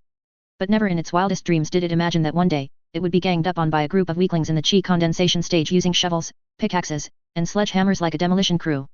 The devilish chi corrosion it took pride in was being tanked by these people while they munched on dried meat, as if it were just an appetizer. Its tentacles, which could easily shatter rock, were being hugged tight and used as targets for pile-driving practice. The most infuriating part was the group in the back actually digging at its foundations. The vibrations from the sledgehammers hitting its main body caused it to feel a long-forgotten trace of fear. Roar. The altar felt an unprecedented humiliation. It decided to stop holding back and make these ants pay the price. The runes on the black stone slab in the center of the grotto suddenly stopped flickering and turned into a constant, blindingly crimson glow. An incredibly cold, evil mental wave filled with negative emotions erupted from the altar, expanding outward in a violent ring. Boss skill, Devil Soul Deterrence, Mass Mental Attack. The players, who were in the middle of their frantic assault, all froze simultaneously. It felt like having a bucket of ice water poured over them in the dead of winter, chilled from head to toe. Even their souls felt frozen. Their vision blurred, filled with blood-red after-images. Their ears were filled with hallucinations of ghostly wails, and an uncontrollable fear and despair welled up from deep within, as if they were falling into a bottomless abyss. Holy crap, what's happening? I can't move. Why is the screen turning red? My SAN value is plummeting. I think I see my great-grandmother. It's the boss's ultimate. An AoE crowd control skill. We're done for, it's a wipe. Over 100 people were instantly paralyzed as if hit by a body-binding spell, frozen in various bizarre poses. Some were holding shovels, some were hugging tentacles, and others were mid-swing with sledgehammers. The health bars above their heads began to drop at an even more alarming rate. The devilish soul within the altar let out a smug, cold laugh. Humph, ants are ants after all. Before true power, tremble, despair, and then become my nourishment. However, it had clearly underestimated the resilience, and sheer silliness, of these creatures. In this critical moment where everyone was controlled and a total wipe was imminent, a voice no one expected broke the deathly silence. At the very back of the group, those few popping and locking players who had stayed back due to poor physical stats found that while their bodies couldn't move, their mouths still could. To resist this mental terror, they instinctively began to look for a spiritual anchor to distract themselves. Thus, one player, with trembling lips and a voice out of tune, began to hum a rhythm etched into their very DNA. Boom chick, pop chick, boom chick, pop chick. Chapter 62 Clearing the Demon Lair, Part 2 Forced to dance on graves in a desperate counterattack. Underground cavern. Before the altar. A deathly silence. More than 100 players stood frozen in bizarre poses, like an army of terracotta warriors someone had hit pause on. Terror was swallowing the light in their eyes, their health bars draining like leaky buckets, many were already on the verge of death. The ancient demon soul inside the altar savored the sight. It relished the despair wafting from these insects' souls its favorite nourishment. It prepared to reap the final harvest and devour every last spirit. So perish in fear. Yet at this critical instant, from the very back of the party, a faint but fiendishly catchy sound unce, became the only variable. It was soft at first, no louder than a mosquito. But in the dead silence of the cavern it rang out razor sharp, impossible to ignore. Like a pebble tossed into a mirror-smooth lake, the infectious rhythm rippled outward. The players nearest the source heard it first. At first their minds were still drowning in the demon soul's shrieks and illusions. Yet the human brain is a curious thing, it latches instinctively onto anything so hypnotically regular. Bit by bit, the terror faded, replaced by an endless loop of unce. Damn it! What garbage BGM is this? Why can't I shake it out of my head? This beat, it's actually kind of fire. Am I less scared? Miraculously, the sudden wave of moronic energy diluted the dread. Then something even stranger happened. Once the brain was hijacked by the beat, it tried to wrest back control of the body. The demon's paralysis still held, but limbs began to twitch in tiny, mechanical spasms. One finger jerked on unce. Another neck tilted on unce. The spasm spread like a contagion. The entire 100+ paralyzed players were forced into a synchronized robot dance. Unce. Every shoulder jerked in perfect unison. Unce. Every knee bent as if doing morning calisthenics. Unce. Everyone shuddered, heads bobbing to the beat. The cavern's gloom evaporated, replaced by suffocating absurdity. Crimson light flickered, spotlighting the grotesque choreography. This wasn't a demon lair, it was a full-scale rave. The demon soul inside the altar was dumbstruck. In its 1,000-year life it had seen victims wet themselves, beg for mercy, even lash out in suicidal defiance. But it had never seen anyone break a synchronized spasm dance under a psychic assault, and why was the dance so infectious that even its own demonic consciousness bobbed a little? What in the abyss was inside these creatures' skulls? Its concentration shattered, the flawless mental suppression wavered for a heartbeat. Now. A chance like this vanishes in a breath. Break. Top-tier player 1 sword breaks the firmament was first to tear free through sheer willpower. Roaring, he bit his tongue to stay lucid and rammed his sword into the ground to steady himself. One after another, players snapped out of their rigor. Holy crap, what just happened? I think I was forced to do some ritual dance. Cut the chatter. The boss's control is broken. It's vulnerable, hit it now. Behind the altar, old Jiang from the construction site, who'd clenched his teeth through the nightmare, finally came to. He eyed the black obsidian base already chipped with several gaping holes, cruelty flashing in his eyes. He spat a bloody glob onto his palms, rubbed them together, and hefted the 80-pound sledgehammer once more. Brothers. It's out of tricks. Everyone pile on. Old Jiang roared with every ounce of breath, veins bulging along his arms. Smash it. Bring its whole nest down. Boom. A dozen hammers struck as one, fueled by vengeance, slamming the largest crack in the base. Crack. A teeth-grating fracture echoed through the cavern. The supposedly indestructible pedestal buckled under raw brute force, splitting wide to reveal a glowing core. Bzzzt poof. The crimson runestone at the altar's heart went dark like a light bulb yanked from its socket. The black tentacles writhing overhead lost their spine, flopping to the floor and dissolving into acrid smoke. The oppressive devilish chi receded. Silence reclaimed the cavern. Only the ragged breathing of 100+ players and the wild drum of their hearts remained. They had won. In a fashion unprecedented in the immortal realm, one slightly humiliating, and dance-filled, they had conquered a demonic altar that even Foundation establishment stage cultivators would hesitate to provoke. Chapter 63 Loot Inventory, just this? You guys call this top tier? Underground karst cave. In front of the altar ruins. As the core of the altar extinguished, the terrifying mental pressure that had been weighing on everyone finally dissipated completely. Over 100 people slumped on the ground without any sense of decorum, panting heavily as if they had just finished a 5-kilometer cross-country run with heavy loads. The air was filled with the smell of sweat, soil, the fishy stench of the dissipating tentacles, and the exhaustion of having survived a catastrophe. Wu. I'm exhausted. Wang Defa wiped a paste of blood and mud off his face. He felt like his arms were about to break, and his rat-scale armor was completely ruined. To act as a meat shield earlier, he had taken at least a dozen tentacle strikes, and his health bar had bottomed out several times. Now, his whole body felt like it was falling apart from the pain. Just now, did I dance? Beside him, an agility class player rubbed his inner thighs while questioning his life choices. His muscles were incredibly sore and swollen from the high-frequency twitching earlier, and he was even walking with a limp now. I feel like my dignity shattered along with that altar. Please, let no one have recorded that dark history. After a brief moment of post-exertion clarity. No one knew who it was, but someone's gaze suddenly fell upon the pile of shattered obsidian base ruins ahead. In the center of the ruins, where the runestone tablet had originally been placed, several faint but exceptionally enticing glimmers were now radiating. That was the light of loot. Holy crap! Light. This single word was like a powerful stimulant, instantly curing everyone's fatigue and muscle aches. Equipment. Gear dropped. Brothers. The moment to witness a miracle has arrived. Let's see what good stuff this boss actually dropped. Whoosh. Over 100 people sprang up from the ground like reanimated corpses. Ignoring their injuries, they scrambled to surround the ruins, each craning their necks with green light in their eyes, wishing they could stick their heads right inside to look. But no one dared to be the first to reach out. This was the rule. A sacred act like looting a boss corpse had to be done by the Emperor of Luck with the best luck in the team. Otherwise, if a pile of trash was pulled out, they would have to take the blame and be flamed to death. Who's doing it? Who has the red hands? Everyone looked at each other. Finally, everyone's gaze unanimously turned toward Chen tastes 100 herbs. The reason was simple, this guy had eaten so many poisonous pills in the pill refining room that were guaranteed to cause diarrhea, yet he hadn't died. He even ate his way to a glowing special effect. How tough must his fate be? How good must his luck be? He was practically a human koi fish. Me? I shouldn't, my hands are cursed. Chen tastes 100 herbs rubbed his hands nervously, trying to decline. Cut the crap. It's you. Wang Defa shoved him to the front. Hurry up. Go wash your hands in that puddle over there. Don't bring your bad luck in. If you pull out trash, don't even think about eating tonight. Thus, under the gaze of over 100 pairs of eyes, Chen tastes 100 herbs walked very solemnly to a nearby puddle, washed his hands with the muddy water, and wiped them on his clothes. Then he took a deep breath and tremblingly reached his hand into the light of the ruins. First loot attempt. Under everyone's bated breath, he pulled out something black, soft, and still slightly wriggling. The thing was about the size of a human head, emitting a nauseatingly sweet and fishy smell. Its surface was slimy, dripping with black mucus. It looked disgusting.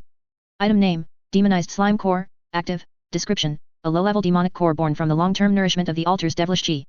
Possesses extremely strong stickiness and weak corrosiveness. Purpose unknown, maybe it can be used for plastering walls?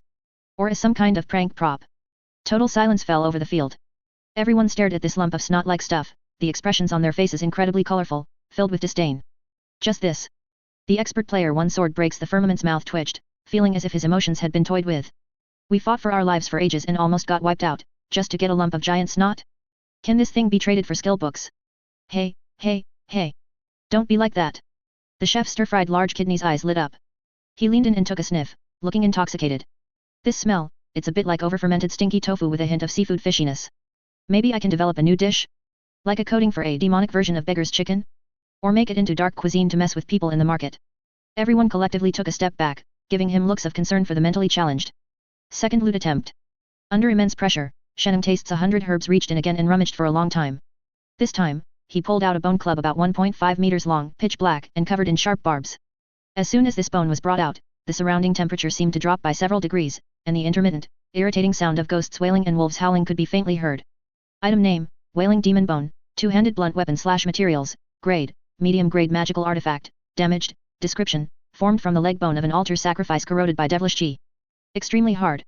Has a certain chance to emit unpleasant noise when attacking, causing weak mental pollution and hearing damage to enemies and allies. Holy crap! A magical artifact. And it's medium grade. Even though it was damaged and came with a debuff, this was the highest level equipment they had ever seen. It was much stronger than the iron shovels in their hands. The Chiyunibu youth, the real Long Aotian, was instantly excited. He snatched the demon bone, ignoring the slimy feel, and struck what he thought was his coolest pose, shouting dramatically. Ha ha ha! My demonic weapon! This is the weapon that truly fits my disposition. Tremble, mortals! Feel the fear from the abyss. He tried swinging it a couple of times. Awooga! The bone emitted a piercing screech like fingernails scratching a blackboard. It was incredibly unpleasant. The players closest to him instantly covered their ears, their faces turning green as they felt like their brains were about to boil. Damn it! You idiot! This weapon is going to take out our own people before it even hits an enemy. Put it away. It's mental pollution. Third loot attempt, ultimate blind box. Only the final and brightest glow remained in the ruins. Everyone held their breath, success or failure depended on this one move.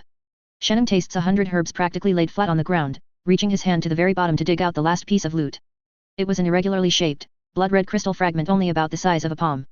It radiated an eerie and pure energy fluctuation, like a heart that was still beating, making anyone who looked at it feel palpitations.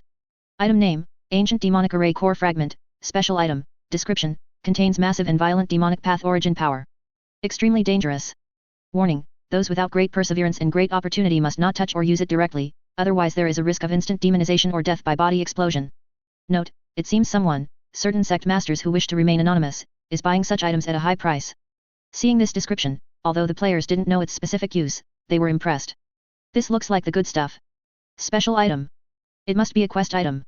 Maybe it's the key to the main storyline. It says someone is buying at a high price. Brothers, are we about to get rich? This is it. Wang Defa carefully wrapped the red crystal in a piece of rag and stuffed it into his empty storage pouch, a miserly smile appearing on his face.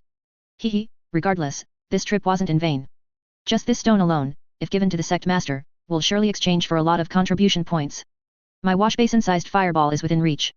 Looking at the three bizarre pieces of loot in their hands, a lump of giant snot, a noisy bone, and a dangerous red stone. Although the 100+ players expressed their disdain, they were still delighted in their hearts. After all, this was the first field boss they had taken down using their own strength and silliness. This sense of achievement was more important than any equipment. Let's go. Brothers. Home. Back to find the Sect Master for rewards. I want to exchange for Windblade art. Amidst laughter and cheers, this tired but excited demolition crew, carrying their loot and supporting each other, set off on their return journey. What they didn't know was that the blood-red crystal Wang Defa had casually stuffed into his storage pouch was flickering slightly, as if calling out for something. A bigger storm was about to descend. Chapter 64, Internal Troubles and External Threats, Sect Master, this thing seems too hot to handle. The next morning. Guiyuan Sect Square. As the first ray of morning light pierced through the clouds, it illuminated the Guiyuan Sect, which had stayed up all night. A team that looked like it had just crawled out of a mudslide returned to the square in a grand procession. Over 100 players, every single one of them injured.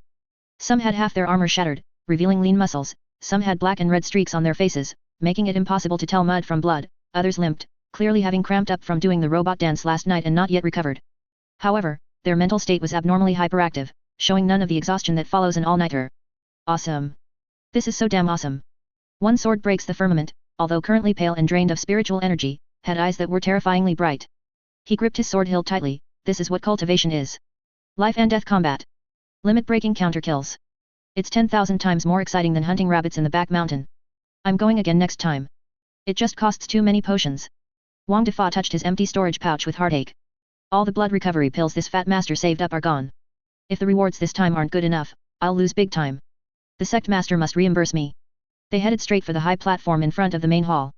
There, Sect Master Chen had already been waiting for a long time. He still maintained the appearance of a calm and collected expert, standing with his hands behind his back as if he knew nothing of the thrilling events of last night, appearing as though he were simply doing morning exercises. Reporting to the Sect Master. As the representative, Wang Defa walked at the front. He tried his best to straighten his back, stepped forward, and gave a somewhat non-standard salute with cupped fists. The disciples have successfully completed the mission. We have successfully dismantled that demonic altar deep in the back mountain cave. We even dug up the foundation. Chen nodded slightly. As his gaze swept over this group of battered but spirited disciples, a flicker of imperceptible surprise flashed in his eyes. They actually did it. Relying on a group of noobs at the 3rd or 4th level of chi refining who hadn't even learned many spells, they actually managed to grind down a demonic altar's will that possessed foundation establishment stage combat power. The Fourth Calamity truly cannot be judged by common logic. These guys' potential, destructive power, is even greater than I imagined. Well done, Chen gave a faint word of praise, his tone unreadable. Are there any gains? Yes, yes, yes. Huge gains. Wang Defa immediately perked up and began pulling things out like he was presenting treasures. The first thing pulled out was that slimy demonized slime core. An indescribable fishy, sweet, and foul stench instantly permeated the air. Jiang Chen frowned slightly and inconspicuously took half a step back, using spiritual energy to block his sense of smell, fearing he might vomit and lose his composure. What is this disgusting thing? A glob of demonic chi sludge? Utterly worthless. Why do these guys pick up any piece of trash? Next was that wailing demon bone. As soon as it was taken out, a faint, sharp noise emanated from the bone, making one's head throb. A broken low-level demonic tool, aside from making noise, it's useless. Trash among trash. Jiang Chen complained wildly in his head, but on the surface, he maintained a profound smile, as if he were inspecting some rare treasure. Until Wang Defa carefully pulled out the last item, a blood-colored crystal fragment wrapped in a rag. The moment that crystal was exposed to the air. Buzz. In Jiang Chen's mind, the system which usually played dead and only came to life to issue tasks suddenly let out an unprecedented, ear-piercing alarm. Warning. Warning.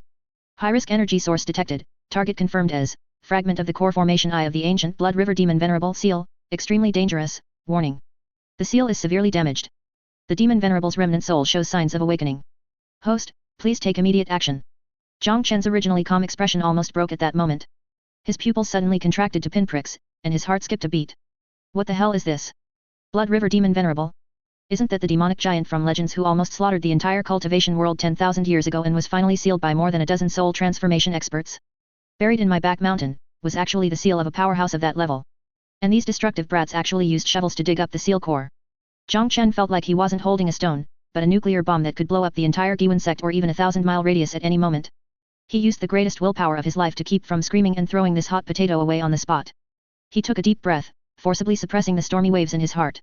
He reached out a slightly trembling hand, hidden by his wide sleeves, and said in a voice as calm and even slightly disdainful as possible. This item is acceptable. It has some history, but its demonic nature is too heavy. Leave it with me for now. I shall study it and purify its demonic nature. After speaking, with an incredibly fast hand speed, he grabbed the crystal and threw it directly into the deepest part of the system space for isolation, fearing it would explode if he were a second late.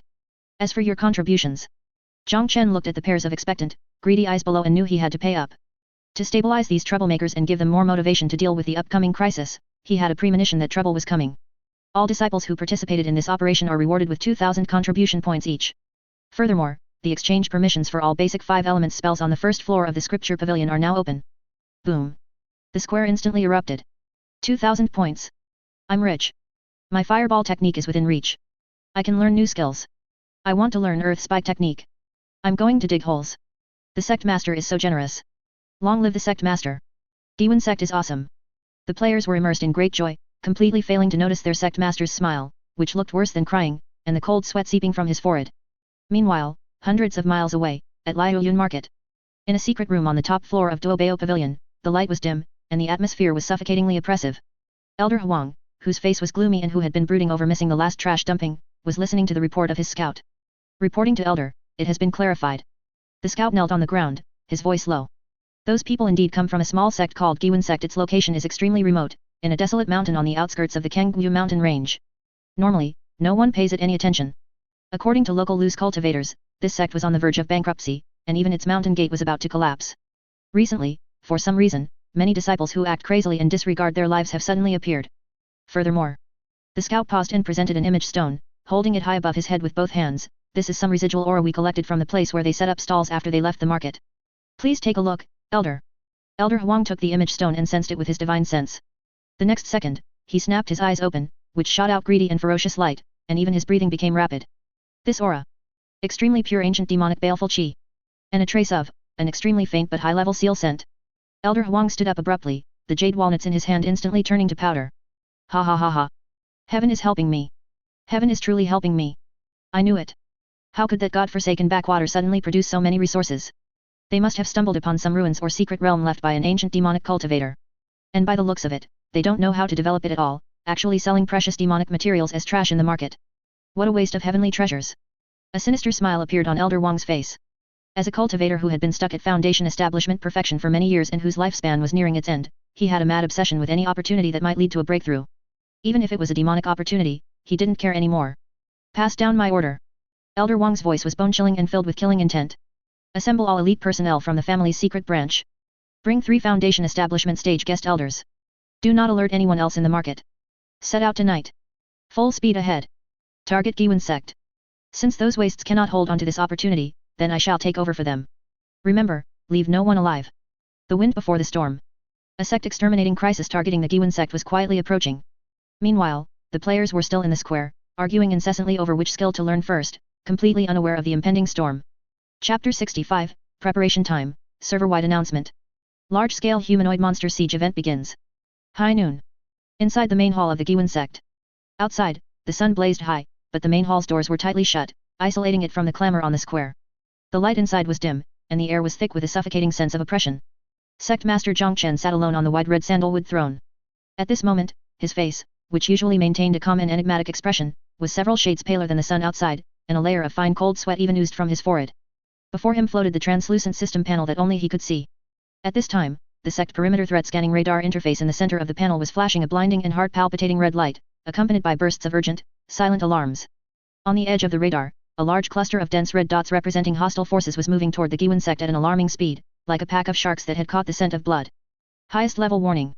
Large-scale hostile force intrusion detected, estimated enemy combat power configuration, 3 foundation establishment stage cultivators. 20 late stage Qi refining.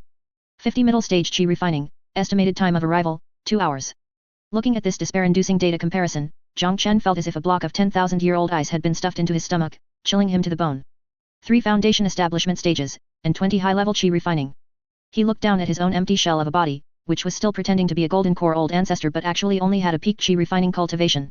Then he thought of the group of silly disciples on the square outside who had just learned to conjure small fireballs and had an average cultivation of only the 4th level of Qi refining. How can we fight this? Fight with our heads? This is simply a suicide mission. Chen rubbed his throbbing temples in despair. If there were even a sliver of a chance, he would want to pack up his belongings and flee. However, he glanced at the hot potato in his system space, the Blood River Demon Lord Seal Core fragment. If he tried to run with this thing, he probably wouldn't even know how he died. I can only defend. Use the home field advantage, use the mountain protecting Grand Array, use that group of Fourth Calamities with their bizarre brain circuits. Chen took a deep breath, his gaze gradually becoming firm and devious. Train troops for 1,000 days to use them for a single moment. My good disciples, it is time to show your true value, as cannon fodder. He reached out and heavily pressed the issue emergency sect-wide mission button. The square in front of the Guiyuan Sect's main hall. At this time, the square was peaceful and lively. Players who had just learned new skills were showing off everywhere, splashing water at each other or creating mountains of earth. Just then. Dong. Dong. Dong. 3 unprecedented, urgent, and heavy tolls of a bell suddenly exploded over the entire Guiyuan Sect. The sound carried a heart-palpitating sense of urgency, instantly drowning out all the noise on the square. All the players were stunned. They stopped what they were doing and looked up blankly toward the main hall. Above the main hall, a massive pillar of blood-red light suddenly rose, piercing into the clouds. Within the light, lines of giant, blood-scented system text slowly emerged, accompanied by a piercing alarm sound effect. Server-wide emergency announcement. Large-scale regional event triggered, event name, Sect Defense Battle Dark Clouds pressing down, background description, a group of greedy external evil cultivators has set their sights on our sect's treasures and has assembled an army to invade. To protect your home, and respawn point, pick up your weapons and prepare for battle, mission objective, repel all invading enemies. Defend the sector array to the death, mission rewards, massive experience points. Huge contribution points. Extremely high chance of dropping the enemy's full set of equipment and storage pouches. Special note, during the event, the death penalty is halved. Respawn time is shortened to 10 seconds. The entire field was dead silent for 3 seconds. Finally, someone broke the silence with a trembling voice, Ho. Lee, crap. Immediately after, the square boiled over like a volcanic eruption. There was no fear, no panic, only a long suppressed, almost perverted ecstasy. Monsters. They're humanoid monsters. A siege event. The devs finally launched a large-scale event. Dropping full sets of equipment and storage pouches. For real? I've been drooling over the NPC's gear for so long. Death penalty halved? 10-second respawn? Brothers. This is just a giveaway. The devs are encouraging us to use the suicide run strategy. The top player one sword breaks the firmament suddenly unsheathed his long sword, his face flushed red with excitement as he raised his arm and shouted. Everyone, assemble. Stop playing with water and mud. A big job is here. Combat group, follow me to block the mountain gate. Life group, go prepare traps and supplies. We're going to do something big this time. On the high platform of the main hall, Chen watched his disciples howling and rushing toward the mountain gate and warehouse to welcome the guests, and his mouth twitched. I hope you can still laugh when you are being beaten to a pulp and crying for your parents later. Chapter 66, Preparing for the Storm. When it comes to stirring up trouble, we're pros. Guiyuan Sect. Mountain Gate to Plaza Area. Preparation countdown, 1.5 Shishan. At this moment, the Guiyuan Sect had completely transformed into a massive, boiling construction site and chemical plant. Driven by the lure of massive profits, dropping full sets of equipment, and ultra-low costs of failure, 3-second respawn, over 100 players unleashed an astonishing level of initiative and creativity. They were very clear about their role: direct confrontation? Don't make me laugh. Therefore, their core tactical philosophy was summed up in one word: dirty. First front, Breaking Bad Biochemical Weapons Group. In a corner of the plaza, a dozen large black pots were boiling over roaring fires. Led by Biological Dog Graduation Project and the chef Stir-Fried Large Kidney, the life skill players were conducting frantic chemical experiments. They dumped mountains of waste pills and poisonous pills from the warehouse into the pots and crushed them. A suffocating, bizarre odor filled the air. But that wasn't enough. Where's the adhesive? We need this toxic powder to stick to them and never come off. Stir-Fried Large Kidney chuckled and pulled out a large lump of demonized slime core, active, a mass that looked like oversized black snot. Without hesitation, he tossed this eldritch blob into the cauldron. Glub glub. A cloud of dark green smoke instantly erupted from the cauldron. After some frantic stirring, a sticky, black and green biochemical toxic sludge that reeked of hell was ready. They poured the sludge into clay jars, creating a Guiyuan Sect specialty, the Lifetaker 3000 biochemical grenade. Second front, infrastructure maniacs trap construction crew. The area near the mountain gate became a massive illegal construction site. Led by old Jiang from the construction site, over 50 players were working up a sweat. The only mountain path leading to the gate was dug up beyond recognition. Pits a meter wide and 2 meters deep were scattered everywhere, their bottoms filled with sharpened animal bones and scrap iron. To increase the lethality, and the gross out factor, they even poured excrement and biochemical toxic sludge into the pits. This is called a mine at every step, a shock at every turn. The players were extremely satisfied with their smelly traps. Besides digging pits, they also set up sonic weapons. That wailing demon bone, which came with its own mental pollution BGM, was hung from a crooked tree at the mountain gate entrance, emitting ear-piercing shrieks in the wind. Third front, wretched-style ambush group. Led by one sword breaks the firmament, the remaining combat players climbed onto the rocks and trees flanking the mountain path to lie in wait. Each held bags of lime powder and sharpened wooden stakes. Remember. One sword breaks the firmament gave the final pep talk. We can't win a head-on fight, so we're focusing on sneak attacks. Aim for the groin. Throw lime. Stab the kidneys. Hit and run, don't get bogged down. On the high platform of the main hall, Chen watched the cauldrons belching toxic smoke, the devastated mountain path, and listened to those incredibly underhanded tactical arrangements, his lips twitching uncontrollably. Is this the art of war of the Fourth Calamity? Chen suddenly felt a bit of pity for the incoming Huang family cultivators. They probably never imagined in their wildest dreams that they were about to face not a normal cultivation sect, but a bunch of lunatics with no bottom line and bizarre imaginations. Come, fellow deists of the Huang family. Welcome to the Guiyuan Sect Shura Field. Chapter 67, Enemy Arrival. Which demonic sect's branch is this? 2:30 p.m. Outskirts of the Qingyang mountain range. At the foot of the Guiyuan Sect mountain, the blazing sun hung high in a cloudless sky. A well-equipped and impressively imposing army of cultivators marched grandly into this originally silent, desolate mountain. Leading them was none other than the sinister-looking Elder Huang of the Duobao Pavilion. For this operation, the Duobao Pavilion had spared no expense, deploying not only the late Foundation Establishment Stage expert Elder Huang but also hiring 2 other Foundation Establishment Stage consultants to bolster their ranks. Behind them followed over 70 elite Dark Division disciples in the middle and late stages of Qi refining. These disciples were all dressed in uniform black cloud brocade martial attire, holding standardized magical artifacts, and marching in perfect unison, radiating a heart-palpitating evil Qi. Such a team, let alone wiping out a few loose cultivators, was enough to level some small, unstable sects to the ground. Ants. Elder Huang stopped, hands behind his back, looking at the dilapidated mountain gate hidden in the sea of trees in the distance, a contemptuous sneer curling his lips. In his eyes, an undisguisable gleam of greed flickered. A bunch of ignorant wild cultivators, thinking they're worthy of occupying an ancient secret realm? What a waste of heaven's gifts. Elder Huang turned around, his voice light yet clearly reaching everyone's ears with the enhancement of spiritual power. Pass down my orders. No need for scouting, no need for restraint. Flatten the mountain gate directly. Except for that leading Sect Master, who is to be kept alive for soul searching, the rest, kill them all. Yes. Over 70 cultivators responded in unison, their voices rolling like thunder and startling countless birds in the forest. Their aura was like a rainbow, surging toward that winding and rugged mountain path like a black tide. In their view, this was nothing more than a one-sided slaughter, an easy plunder. However, when they truly stepped onto that mountain path leading to the Guiyuan Sect, the atmosphere in the team began to undergo a bizarre change. At first, it was a faint, indistinct smell. The few Dark Division disciples walking at the front wrinkled their noses. The smell wasn't simple, it didn't smell like rotting corpses, nor did it smell like decaying leaves. As the team went deeper, the smell became stronger and more pungent, as if a pair of invisible hands were desperately stuffing something into their nostrils. It was a complex biochemical toxic gas mixed with the scorched sourness of failed alchemy, the rotting stench of a large number of Yao beast internal organs fermenting under the scorching sun, and the accumulation of some large-scale biological excrement.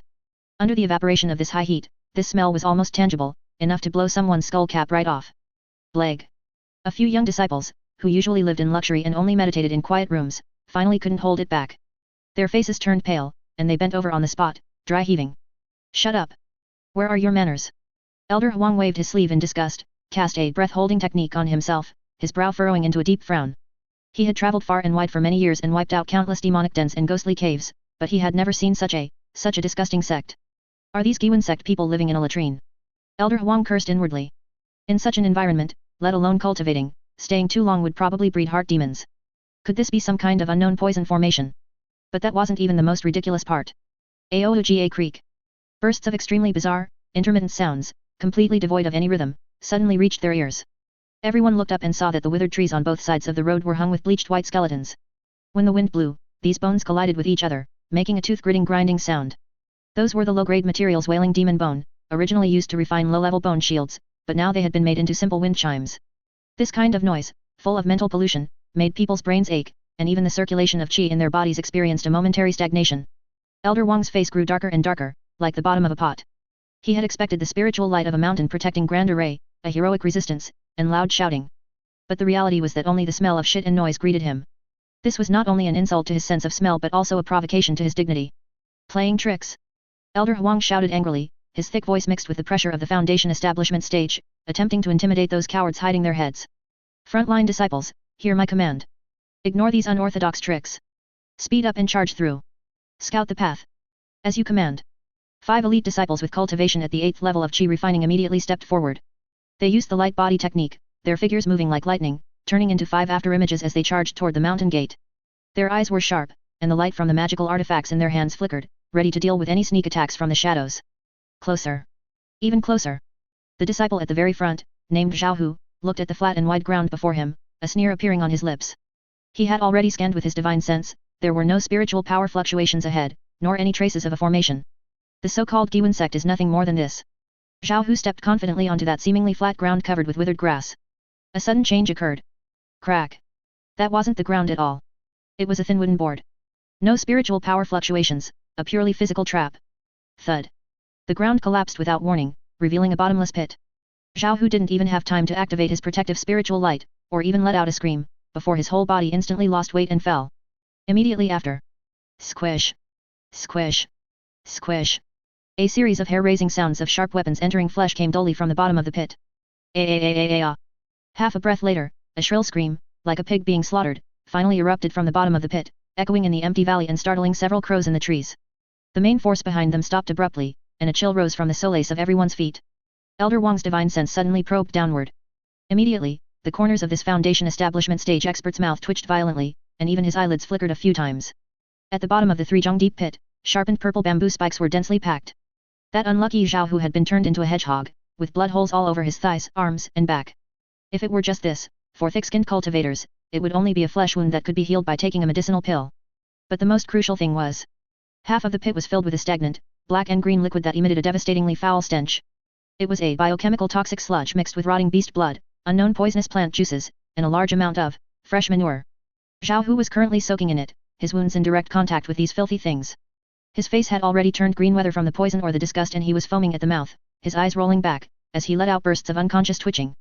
Help, help, ugh. Zhao Hu reached out a hand covered in yellow and white substances, grasping desperately at the sky, before dropping it powerlessly. Total silence. Even the 2 Foundation establishment stage consultants couldn't help but take half a step back, their faces showing looks of horror. Is this really a cultivation sect? Even the demonic blood refining sect isn't this disgusting. The blood refining sect is cruel, but this place is low. Shameless. Perverted. Meanwhile, in a bush not far from the mountain path, several heads with strange characters above them were quietly peeking out. The player with the ID I Love Inventions excitedly lowered his voice, speaking into the image stone in his hand. He was actually live-streaming family. Did you see that? Did you see that? My welcome pit number 1 has done its job. 100% trigger rate. Full marks for the defense breaking effect. The player next to him with the ID shitstirrer looked proud. Of course, look at how much manure I added to the bottom of the pit.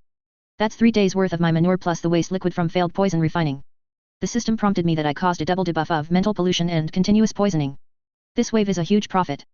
SHH. Be quiet, the boss is looking over. Another player nervously pressed down their heads. Quickly send the coordinates to the guild channel and tell the brothers that the event mobs have spawned. This is a big haul. They're all elite mobs. Back on the mountain path. Looking at the seemingly calm mountain path ahead, which was actually likely full of pits, Elder Huang felt a deep chill for the first time. This Guiyuan Sect.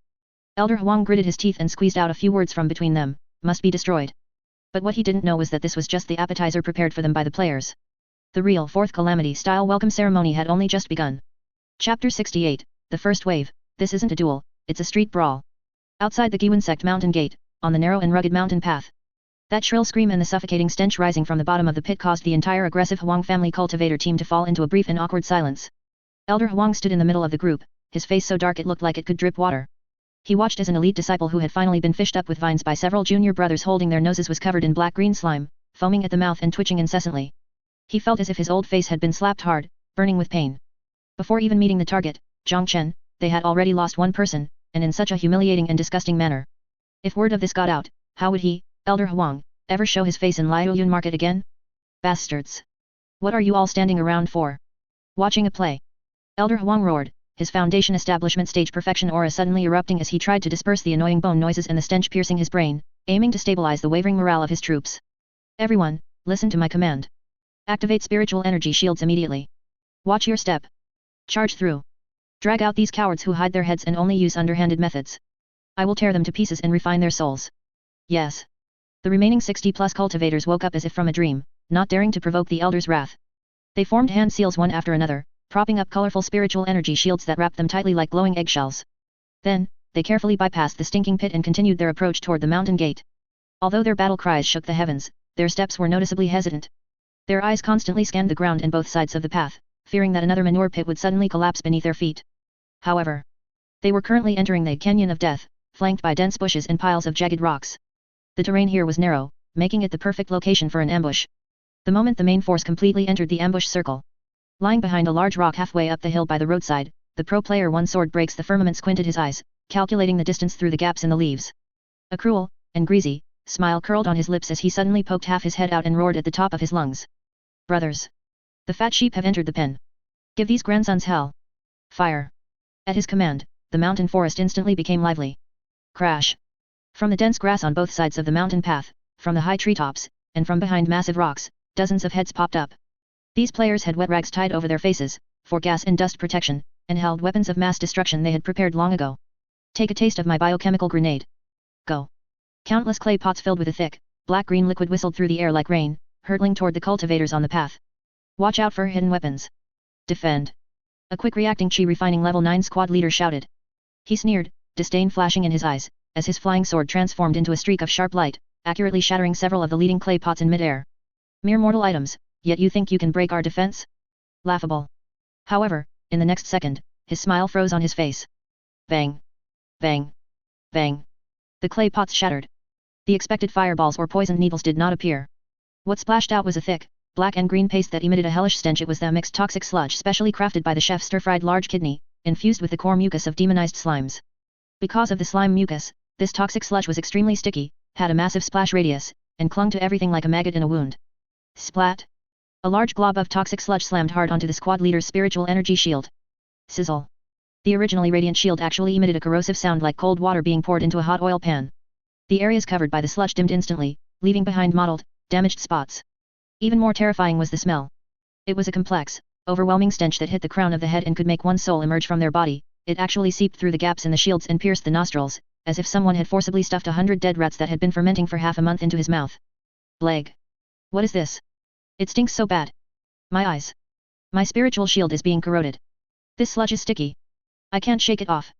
Someone help me get it off. Several unlucky disciples at the front were splashed all over. The smell broke their mental defense on the spot. They doubled over gagging while desperately trying to wipe it off, but the more they wiped, the dirtier they got, and the sludge only smeared everywhere. But this was just the appetizer, the real feast was yet to come. Just as they were in a panic, dizzy and nauseous from the stench while busy cleaning the filth from their bodies. One sword breaks the firmament's excited shout came from the slope again. Second round. Physical blinding. Scatter them.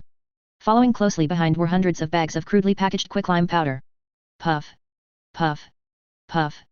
The hemp bags hit the ground or burst upon impact with the cultivator's shields, instantly kicking up massive clouds of choking white smoke. The entire narrow mountain path was completely submerged in a sea of white lime dust in the blink of an eye, and visibility dropped to zero. Cough cough cough. My eyes. I can't see. Toxic smoke. Quick, hold your breath. Close your eyes. Water. Use water spells to wash it off.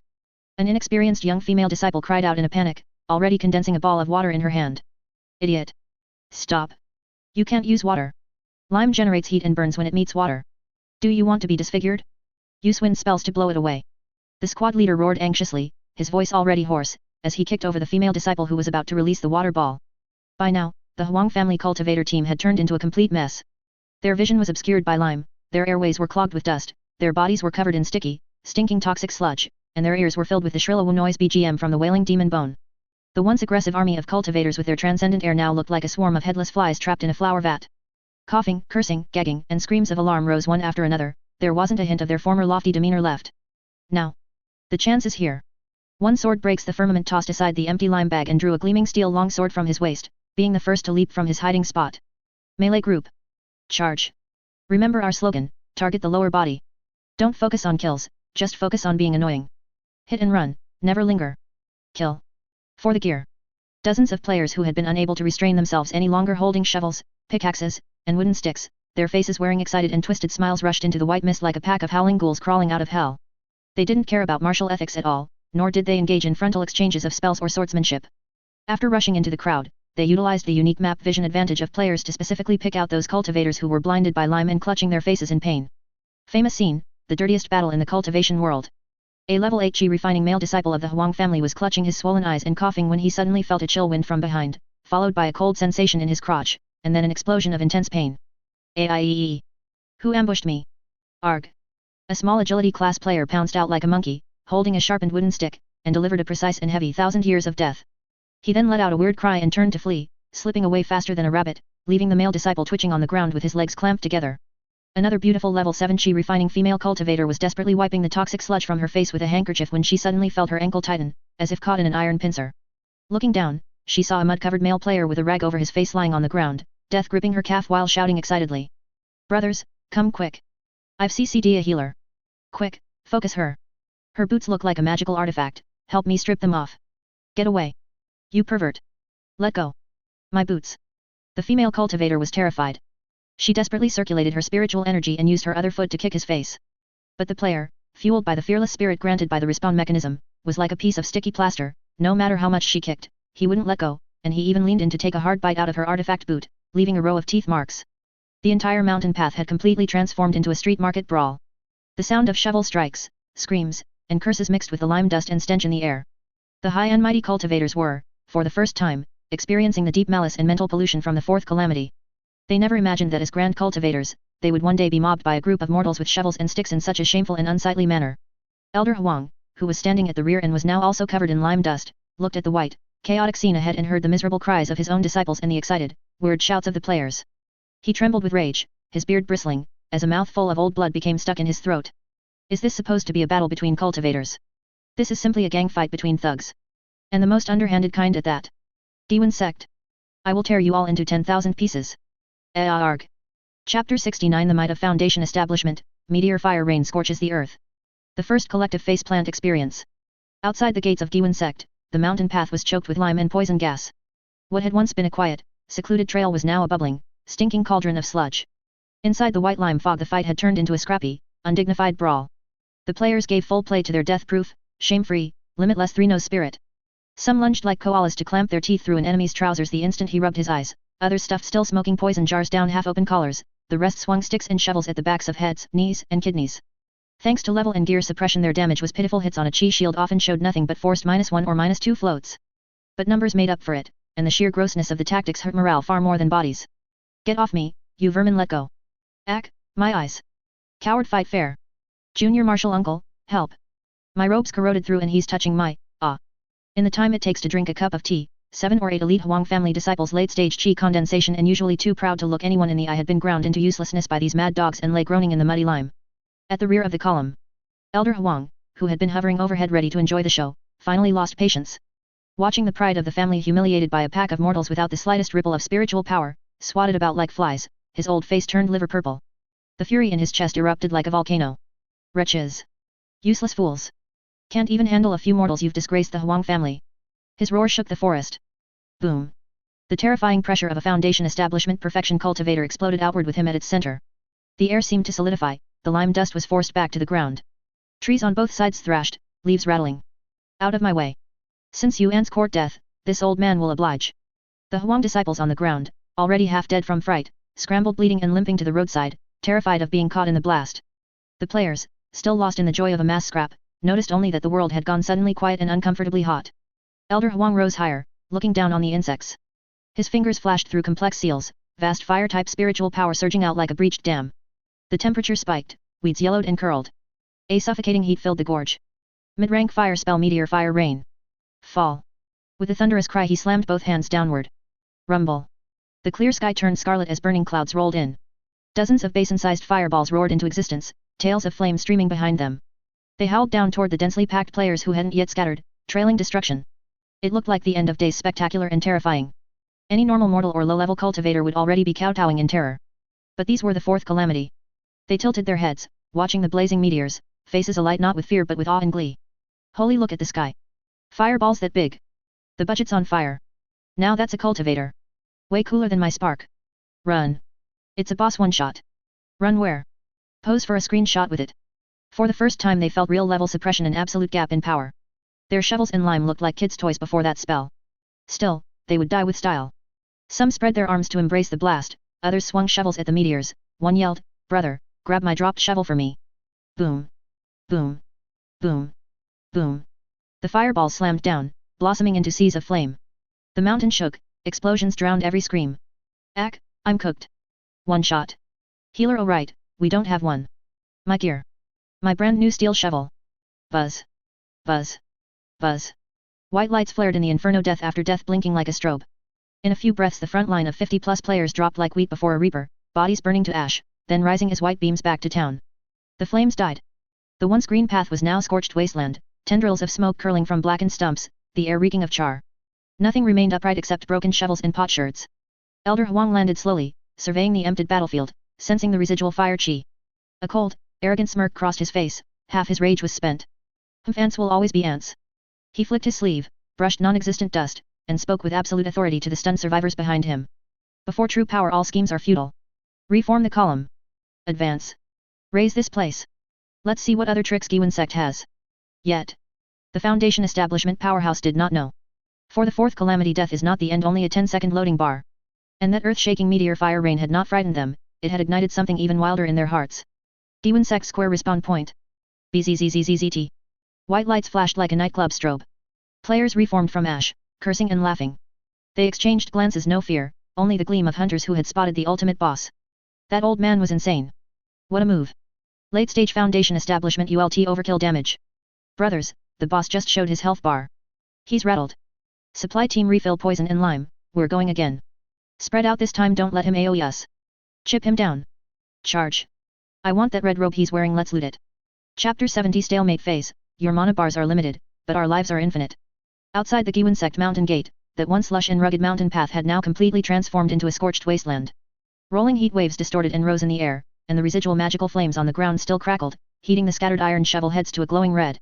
The air was thick with the suffocating smell of burning sulfur and the rank odor of earth baked by high temperatures. Elder Huang hovered 3 feet above the ground, slowly exhaling a breath of turbid air. His once spotless dark red robes were now stained with soot and dust, making him look somewhat disheveled. He pulled a bottle of high-grade chi recovery pills from his storage pouch and poured several into his mouth like beans. Feeling the spiritual power in his dantian, which was nearly dry, begin to slowly recover, his tense nerves finally relaxed. Humph, ants who don't know the height of the heavens and the depth of the earth are still just ants after all. Elder Huang looked at the completely cleared battlefield before him, a hint of disdain flashing in his eyes. In his view, the massive wave of meteor fire rain just now was enough to burn those mortals' physical bodies and souls to ashes, preventing them from ever being reincarnated. This was the price of offending a Foundation establishment stage powerhouse. He turned around and looked at the Huang family disciples behind him, who had survived the ordeal with faces full of fear. Frowning slightly, he barked authoritatively, "What are you all dazed for? It was just clearing out some trash, is it worth such panic? Reform the formation. Clear the obstacles on the road and continue forward. I want to see how much longer that cowardly turtle of a Sect Master hiding in the Guiyuan Sect can stay hidden." Yes. Elder's divine might is peerless. The disciples snapped out of it upon hearing the Elder's vigorous shout. Seeing that the greatest threat had been cleared by the Elder in one fell swoop, they all sighed in relief, straightened their backs, and tried to reclaim their lost dignity as cultivators. The group set off again, treading on the still warm, smoking charred earth, heading toward the Guiyuan Sect's mountain gate formation looming in the distance. However, just as they had walked less than 100 meters and the atmosphere of the group had just shifted from tension to ease. A familiar, chaotic, and hair-raising cacophony of shouting suddenly drifted over from the corner of the mountain gate ahead. Quick, quick, quick. Brothers, keep up. Don't fall behind. The event isn't over yet. Where's the toxic sludge from the life skills group? Bring plenty this time. I died before I could throw enough in that last wave, what a loss. Hey you, stop picking up the shovels on the ground. Those dropped from my corpse, remember to give them back to me later. Elder Huang, walking at the very front, suddenly froze, his steps becoming extremely stiff. The reserved, arrogant, and confident expression on his face instantly solidified. His eyes widened to their limit in disbelief as he stared fixedly at the intersection ahead, his ears ringing, wondering if he was hallucinating. The Huang family disciples behind him were in an even greater uproar. The group instantly fell into a commotion, every face showing a terrified expression as if they had seen a ghost. This voice, why does it sound so familiar? It's impossible, right? I saw them get hit by fireballs and burned to ashes with my own eyes. Not even a speck was left. The next second, the cruel and absurd reality slapped them hard in the face, completely shattering their common knowledge of cultivation. From the smoke-filled corner of the mountain path, a large crowd of people came swarming out. It was the same group of people. Wearing tattered rat-scale armor, holding a variety of farm tools and wooden sticks, with that same excited and wretched smile on their faces that gave them nightmares. Except for their clothes looking a bit newer, not a single person was missing. How is this possible? Elder Wang's pupils constricted sharply, and a sense of unprecedented unease and absurdity welled up in his heart. He had cultivated for 200 years and slain countless demons, yet he had never seen such a bizarre sight. Soul flying away and spirit scattering, physical body turned to ash. How could they reappear here alive and kicking in less than the time it takes to drink half a cup of tea? Could it be an extremely sophisticated illusion formation? The Foundation establishment stage enshrined expert surnamed Li beside him spoke with a trembling voice, gripping his Dharma sword so tightly his knuckles turned white. Or some kind of ancient substitute puppet technique. This is too realistic. I don't care what kind of monsters or ghosts they are. Playing tricks. I'll kill as many as come. Elder Huang refused to believe in such heresy, the unease in his heart made him even more irritable. He would never admit to being intimidated by a group of mortals. He performed hand seals again, and the spiritual power within him, which had only just begun to recover and hadn't fully stabilized, surged out once more. Die. Several more powerful fire spells, explosive fireball and flame blade accompanied by whistling wind and scorching air waves, blasted toward the crowd that had just appeared. Boom. Boom. Boom. Firelight exploded, rubble splashed, and wood chips flew. The dozen or so unlucky players who had just rushed out were instantly blown away, their bodies turning into white light and vanishing in midair. However, this attack did not achieve the intended deterrent effect. For these resurrected ones, death seemed to be just a short break. Before long, those familiar shouts and footsteps rang out again. They were back. And this time, they had clearly learned their lesson. As soon as they appeared, without needing any orders, these fellows scattered instantly like hornets from a disturbed nest.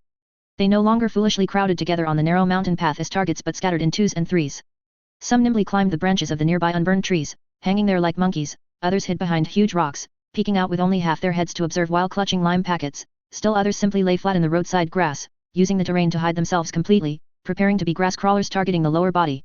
Each of them still held those disgusting toxic sludge jars and lime packets, their glowing green eyes staring intently at the Huang family cultivator group as if looking at a flock of fat sheep waiting to be slaughtered. This time, the faces of the three Huang family elders and all the disciples finally changed completely, turning deathly pale without a trace of color. They finally realized that they might not be facing a group of normal cultivators at all, but a truly immortal army that could never be killed off. The battle was forced into its most desperate and agonizing stalemate phase. The players fully utilized their signature rogue tactic, the infinite resurrection attrition style. They knew very well they couldn't win a direct confrontation against Foundation establishment stage big shots, so they would wear them down, filling the gap with their lives and grinding them down with time. They used scattered positioning to make Elder Huang hesitate to use large-scale spells, as it would be a serious waste of spiritual power. They used the resurrection mechanism to conduct endless suicidal harassment. Above the battlefield, the players' excited tactical exchanges echoed. To the Huang family cultivators, these sounds were like demonic music piercing their ears. Brothers, don't be afraid of dying. It only takes 10 seconds to respawn. You'll be back in the blink of an eye. Just rush up and touch him to get contribution points. Wear them out. Their mana bars are limited. Our lives are infinite. Let's see who outlasts whom. These shouts made the Huang family cultivators' hearts leap and their scalps tingle. They had never fought such a frustrating and desperate battle. Killing no longer brought any sense of accomplishment, instead, it became a mechanical, numbing repetitive task. With every kill, the opponent would resurrect with full health in a very short time, reappearing with an even more wretched smile and even more disgusting items, as if mocking their incompetence. Meanwhile, their own spiritual power was rapidly depleting through the high-intensity spell casting and maintenance of spiritual shields, flowing away like water, never to return. Their medicinal pills were almost gone, and their meridians began to ache from overuse. A feeling called despair began to spread throughout the Huang family ranks. Chapter 71, The Decisive Moment, Part 1. When the boss reveals a weakness. The sun dipped behind the mountains, and the setting sun was as red as blood. The charred battlefield outside the Guiyuan Sect gates appeared even more eerie and tragic under the dim yellow light. 2 full hours had passed since the battle began, and every minute, every second, was a massive ordeal for the Huang family cultivators. The original bluestone road was no longer visible on the ground. In its place was pitted, scorched earth from spell bombardments, a thick layer of white lime powder, black and green patches of dried and scabbed poisonous sludge, and countless broken wooden sticks and twisted iron shovel heads. The air was thick with a nauseating mixture of smells, sweaty stench, blood, burning, the choking scent of lime, and that faint, lingering smell of feces that just wouldn't go away. By now, the army of Huang family cultivators had long since lost the arrogant aura they arrived with. They were like a pack of stray dogs whose spines had been ripped out. Of the 70+ elite Qi refinement stage disciples they had brought, less than half were still standing. Those who remained were all injured and in tatters, their once magnificent uniform robes were corroded into rags by the poisonous sludge, revealing the linings beneath and skin covered in mud and scratches. Their eyes no longer held the pride of immortal cultivators, replaced only by deep exhaustion, numbness, and a soul-deep fear of this undead demon army. As for the 3 high and mighty Foundation establishment stage powerhouses, they were also at the end of their ropes. Elder Huang was doing somewhat better. After all, he was a great expert at Foundation establishment perfection with a deep foundation. He could still barely maintain his dignified air, though his face was terrifyingly gloomy. He frequently stuffed handfuls of Qi recovery pills into his mouth, his eyes filled with anxiety. However, the situation for the other 2 worshippers at the early and middle stages of Foundation establishment was not optimistic. They were now panting like bulls, their faces pale as paper and their backs soaked in sweat. They tightly gripped several low-grade spirit stones, frantically absorbing spiritual energy until their knuckles turned white, but this couldn't keep up with the consumption rate of high-intensity spell casting and maintaining shields. Particularly that early Foundation establishment stage worshipper surnamed Li. Earlier, to show off in front of Elder Huang, he had been the most diligent in throwing fire spells and was the main force in clearing the field. Now the consequences were manifesting, the spiritual energy in his body was nearly dry, his dantian was empty, and even the protective light on his body's surface flickered unsteadily like a candle in the wind. His forehead was covered in bean-sized beads of cold sweat. In stark contrast to the miserable state of the Huang family cultivators was the adrenaline-fueled, excited state of the players. To them, this wasn't a cruel war, but an unprecedented large-scale team-building event, a paradise for farming experience and contribution points. A busy assembly line had formed between the respawn point, the plaza, and the battlefield. Freshly RESP-oned players charged toward the battlefield full of vigor, shouting, "Brothers, Hu Hansen, am back. That last wave, I managed to touch the Foundation establishment boss's butt. It was worth it." Player corpses on the ground that hadn't refreshed yet remained in various poses, some were still hugging an enemy's leg, their faces wearing peaceful, even somewhat perverted smiles. They even began to loudly exchange experiences and insights on the battlefield, completely disregarding their enemies. The old smoker, old Jiang from the construction site, puffed on his pipe and hid behind a large rock, barking orders like a field commander. "Engineering team. Don't take them head on. Go dig at their heels. Create terrain obstacles. Dig up the road. Make them twist their ankles." This chaotic, absurd, yet vibrant scene filled the Huang family cultivators with deep despair. They felt they weren't fighting people, but struggling against a group of mad demons with no end in sight. Finally, the turning point of the battle appeared, both expectedly and unexpectedly. It happened to worshipper Li, the one with the most exhausted spiritual energy. While dodging a bubbling jar of poisonous sludge thrown from the side by a player, his foot slipped. He stepped on a loose charred rock and instantly lost his balance. The protective light on his body flickered violently and actually went out for a brief moment, exposing his defenseless physical body. Although he was experienced and immediately steadied himself to redeploy his shield, that brief moment of weakness was precisely captured by the pro player One Sword Breaks the Firmament, who had been observing the situation from the shadows like a venomous snake. A chance. A once-in-a-lifetime chance. Brothers. Everyone look over there. That old Foundation establishment guy in the blue clothes. One Sword Breaks the Firmament suddenly leaped from the tree canopy where he was hiding and roared with all his might, his voice cracking with excitement as it carried across the noisy battlefield. He's out of mana. His shield is about to break. He's weakened. Now's the time. Ignore everyone else. Everyone focus fire on him. Use Zerg tactics to pile him to death. Kill the boss for loot. Boom. Those words were like a resonant charge bugle, or like a piece of fresh meat thrown into a piranha pond. The hundreds of players who were still roaming, harassing, and fighting their own battles, including those who had just rushed back from RESP-owning, froze in unison for a second. In the next moment, countless pairs of green eyes lit up in the twilight like a pack of wolves in the night. They all turned their sights and unanimously locked onto the teetering, terrified worshipper Li. Charge. Grab the first kill. Don't push me. I want to be the first to touch him. Shovel team ready. Sucker punch him. Loot his gear. Hundreds of people, holding all sorts of weapons, shovels, pickaxes, wooden sticks, and even some lifting large rocks converged into an unstoppable mudslide. With an aura that seemed ready to devour everything, they frantically surged toward worshipper Li. The scene was so spectacular it made one's scalp tingle. Chapter 72, Decisive Battle Moment, Part 2 Feast of the Ant Colony, Twilight of the Immortal Master. As the high-tier player One Sword Breaks the Firmament's voice-cracking roar echoed across the battlefield, the entire situation instantly spiraled out of control like a bursting dam. Hundreds of players who had been wandering the edges of the battlefield, looking for chances to annoy people with lime and poison, seemed to hear the Wolf King's charge signal at the same time. In the dim twilight, countless pairs of green eyes lit up simultaneously, locking onto the blue figure swaying from spiritual energy exhaustion worshipper. Charge! For the horde, wait, for the gear. Grab the first kill, brothers. If you're slow, you get nothing. Over 100 people, holding a motley assortment of weapons, chipped iron shovels, broken pickaxes, and even some holding rocks the size of 2 human heads, converged into an unstoppable mudslide. They surged toward worshipper with a frantic aura, ready to swallow everything. You, what do you want? Don't come over. Get away from me. I am a Foundation Establishment stage cultivator. Looking at those faces distorted by excitement, covered in mud and blood, and those dense, competing dirty hands reaching for him, worshipper felt trypophobia for the first time in his life, along with a shudder from the depths of his soul. As a dignified Foundation Establishment stage cultivator who was usually revered by thousands, when had he ever seen such a scene, like mortal beggars fighting for food? In immense panic, he desperately tried to mobilize the last trace of chi in his body to cast a spell, his hands frantically forming seals. But his meridians were already empty, like a dry riverbed, barely able to squeeze out a few malformed small fireballs no bigger than a lighter's flame. Before they could fly half a meter, they were instantly trampled by the surging crowd, not even causing a splash. He wanted to retreat and flee, but looking back, behind him were the Huang family chi refining stage disciples, equally terrified and unable to save themselves. They were also scared witless by this frantic aura, with no way to retreat. Get away. You ants. Unforgivable. In despair, this noble Foundation Establishment stage cultivator could only swing the now dim high-grade magic sword in his hand like a disorganized mortal martial artist, haphazardly hacking down the first few players who rushed him. But it was of no use. The most terrifying thing about the Fourth Calamity was that they weren't afraid of death at all. A few fell, a white light flashed, and dozens more immediately filled the gap. Moreover, those who came up were even more excited, as if the previous sacrifices were just to pave the way for them. In the blink of an eye, worshipper's isolated blue figure was like a drop of water falling into a boiling pot of oil, instantly submerged by the surging crowd. The shocking scene of many ants biting an elephant to death truly played out in the cultivation world. Grab his legs. Don't let him run. Who has a rope? Tie him up. Pin his hands. Don't let him form seals. I'll bite you to death. Who the hell is pulling my pants? Focus on the boss. Don't take the chance to feel me up. 80. 80. 80. This was the dull sound of old Jiang from the construction site swinging an 80-pound heavy iron hammer, smashing it repeatedly onto the expensive protective soft armor on worshipper's body. A dignified Foundation Establishment stage cultivator, who usually stood high above and viewed mortals like grass, was now being rubbed into the ground full of mud, poison, and lime by a group of small fry who were only at the 3rd or 4th rank of chi refining.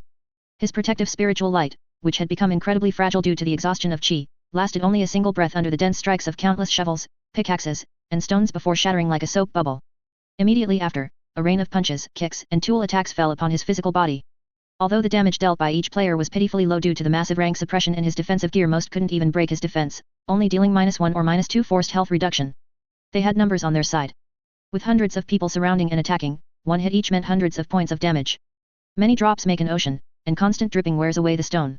Even a Foundation Establishment stage physical body couldn't withstand this continuous attrition. Ah! Bastards! Let go of me. You will die miserable deaths. My hair. Who's pulling my hair?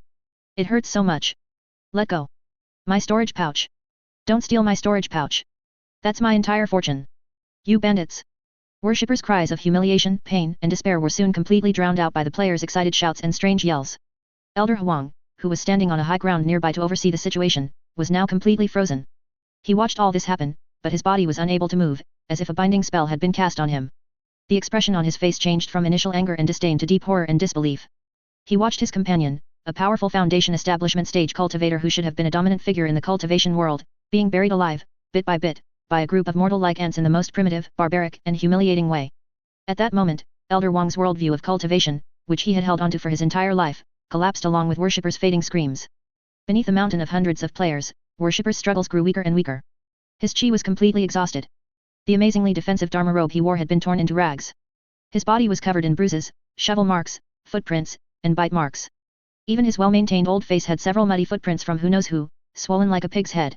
He never dreamed that after decades of cultivation and overcoming countless hardships to successfully reach Foundation Establishment and become a superior being, he would end up in such an extremely stifling way, worse than a mortal Jiang brawl. In his final moments, through the small gaps in the crowd, what he saw was not the sky, but faces full of excitement and greed, as if they were dividing pork during the new year. Devils, you are all devils. Worshipper used his last breath to utter a desperate curse, then his head slumped, and the light in his eyes completely faded. A generation's Foundation Establishment stage powerhouse fell under a flurry of shovels. At the very moment Worshipper breathed his last. Every player who had participated in the beatdown and dealt even a single point of damage heard a system notification as sweet as celestial music. World announcement. Congratulations to players 1 Sword Breaks the Firmament, Old Jiang from the construction site, Wang Defa, and others, over 100 people, for working together to successfully kill the enemy camp's Foundation Establishment Stage Cultivator, Li. Epic Achievement Unlocked, Server-wide Foundation Establishment First Kill. Rewards issued, all participants receive a massive amount of experience points, level up once. Sect Contribution Points plus 500. Obtain Special Limited Edition Title Immortal Slayer, Pseudo. Boom. The crowd instantly exploded. The wave of excitement was even louder than the previous shouts of battle. Holy crap! We actually killed him. A Foundation Establishment Stage. We killed a Foundation Establishment. First kill achievement. Awesome. I'm going to screenshot this and post it on my social media. My life is complete. So much experience. I leveled up. Ha ha ha. I'm now a Chi Refining Rank 5 expert. Nobody stop me. Quick, see what gear dropped. Who gets the storage pouch? Let the one with the best luck loot it. The players climbed off Worshipper's somewhat deformed corpse, hugging each other and cheering, celebrating this historic moment. The entire battlefield instantly became an ocean of carnival, leaving only the lonely and trembling figure of Elder Huang in the distance. Chapter 73 Post-War Revelry, The Great Looting Scene. Night crept in, a pale moon hung above the treetops, coldly lighting the scorched earth outside Guiyuan Sect's gate. The clamor of slaughter had finally died away, replaced by a different, wilder sound of harvest joy, the exclusive whoop of the Fourth Calamity as they looted. The battlefield was beyond devastated. Spell craters pocked the ground, white lime streaks, black-green poison smears, snapped sticks and twisted shovel heads lay everywhere. Among the cinders sprawled a dozen Huang family elite disciples who hadn't escaped. Center stage sat the grandest prize, the corpse of Foundation Establishment Stage Cultivator Worshipper. Over 100 players, counting those who'd RESP'd and run back, now swarmed like tireless ants, finishing the cleanup. Their roles were clear, their moves practiced. This clearly wasn't their first time, even if it was only a game.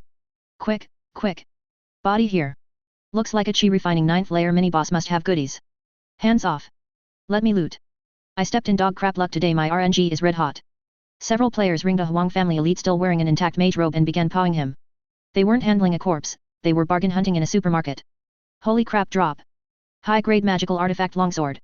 Way sharper than our junk shovels, we're rich. And a robe. Yeah, it's got a poison hole, but defense is defense. Better than my ratty rag dibs. Storage pouch. Found it. Pop it, any spirit stones inside. Every find sparked a pocket of cheers. They divvied loot on the spot, some squeezed into oversized robes, beaming, others struck hero poses with captured swords, certain they looked awesome. The unlucky Foundation Establishment Worshipper got worse. The once dignified cultivator now lay stripped to his underwear on cold cinders, pitiful under the moon. Even the robe scraps torn to ribbons and worthless were scavenged clean. Nice cloth, silky. Take it back for biological dog graduation project to reverse engineer new armor. Hey, why only one boot? Forget it, Wang Defa chewed the other to bits. The real prize was the bulging storage pouch at his waist. In full view, the expert player 1 Sword Breaks the Firmament solemnly pocketed it to hand to the Sect Master for top reward. A couple of nutjobs tried prying his mouth open for gold teeth until the rest yelled them away in disgust. We struck it filthy rich, brothers. Overnight millionaires. Just these artifacts and spirit stones pay us back double. An XP, I leapt 2 ranks. Chi Refining 5th layer expert now. Feel the power. The whole field rang with harvest joy, the air thick with glee.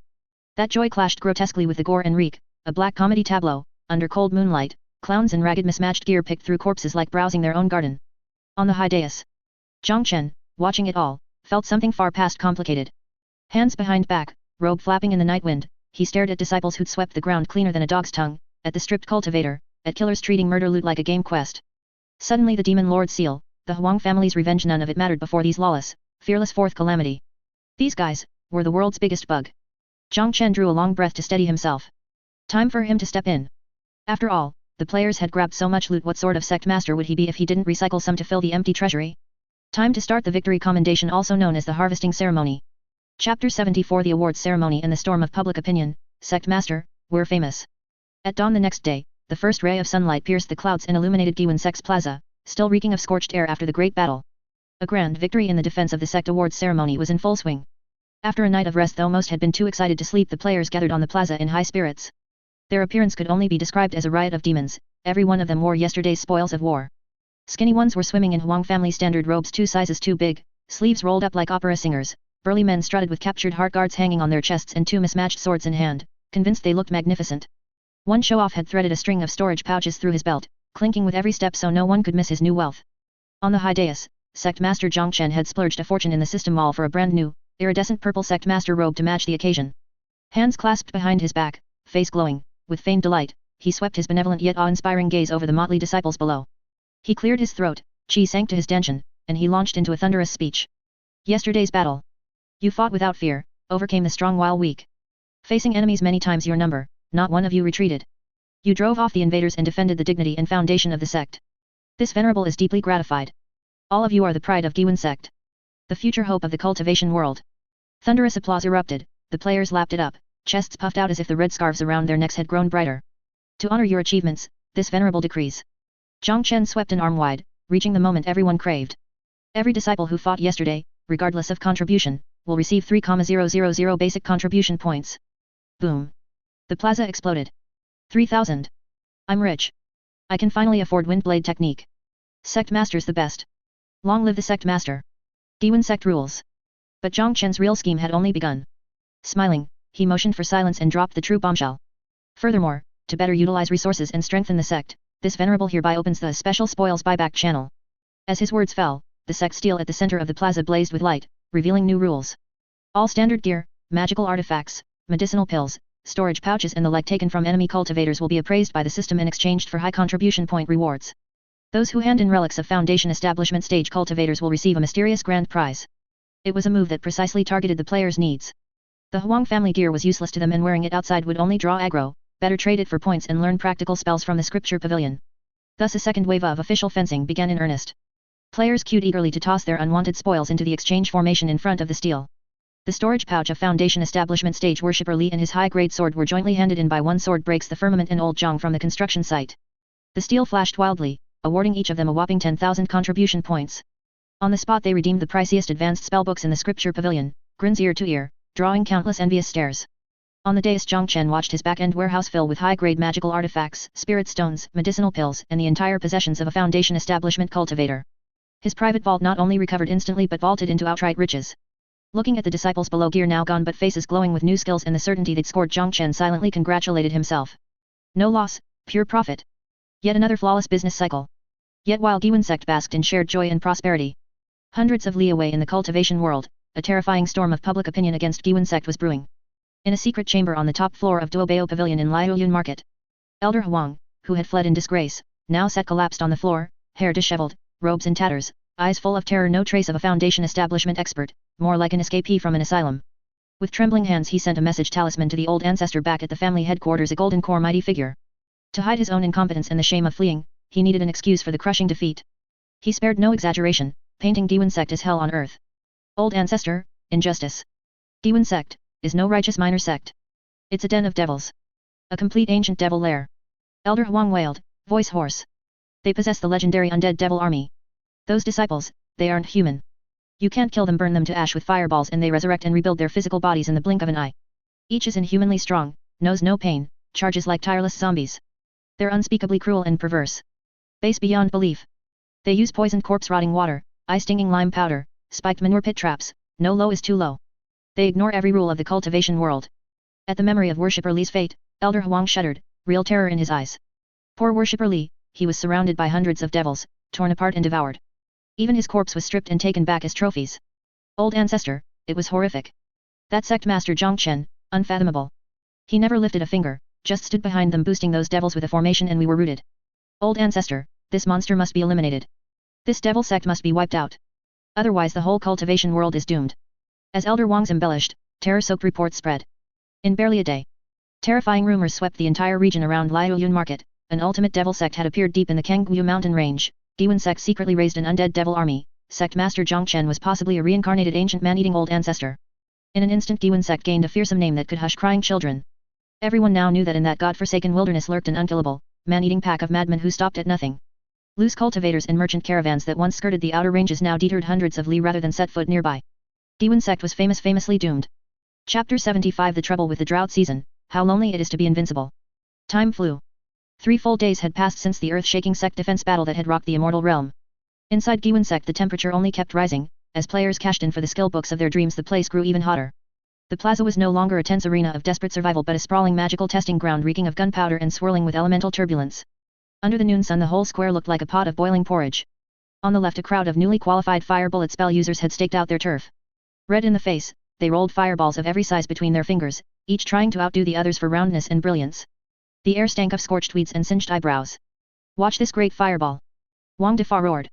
After colossal effort he produced a fist-sized, wobbling flame that poofed out before he could hurl it, drawing merciless laughter. The right-hand clearing belonged to the wind users.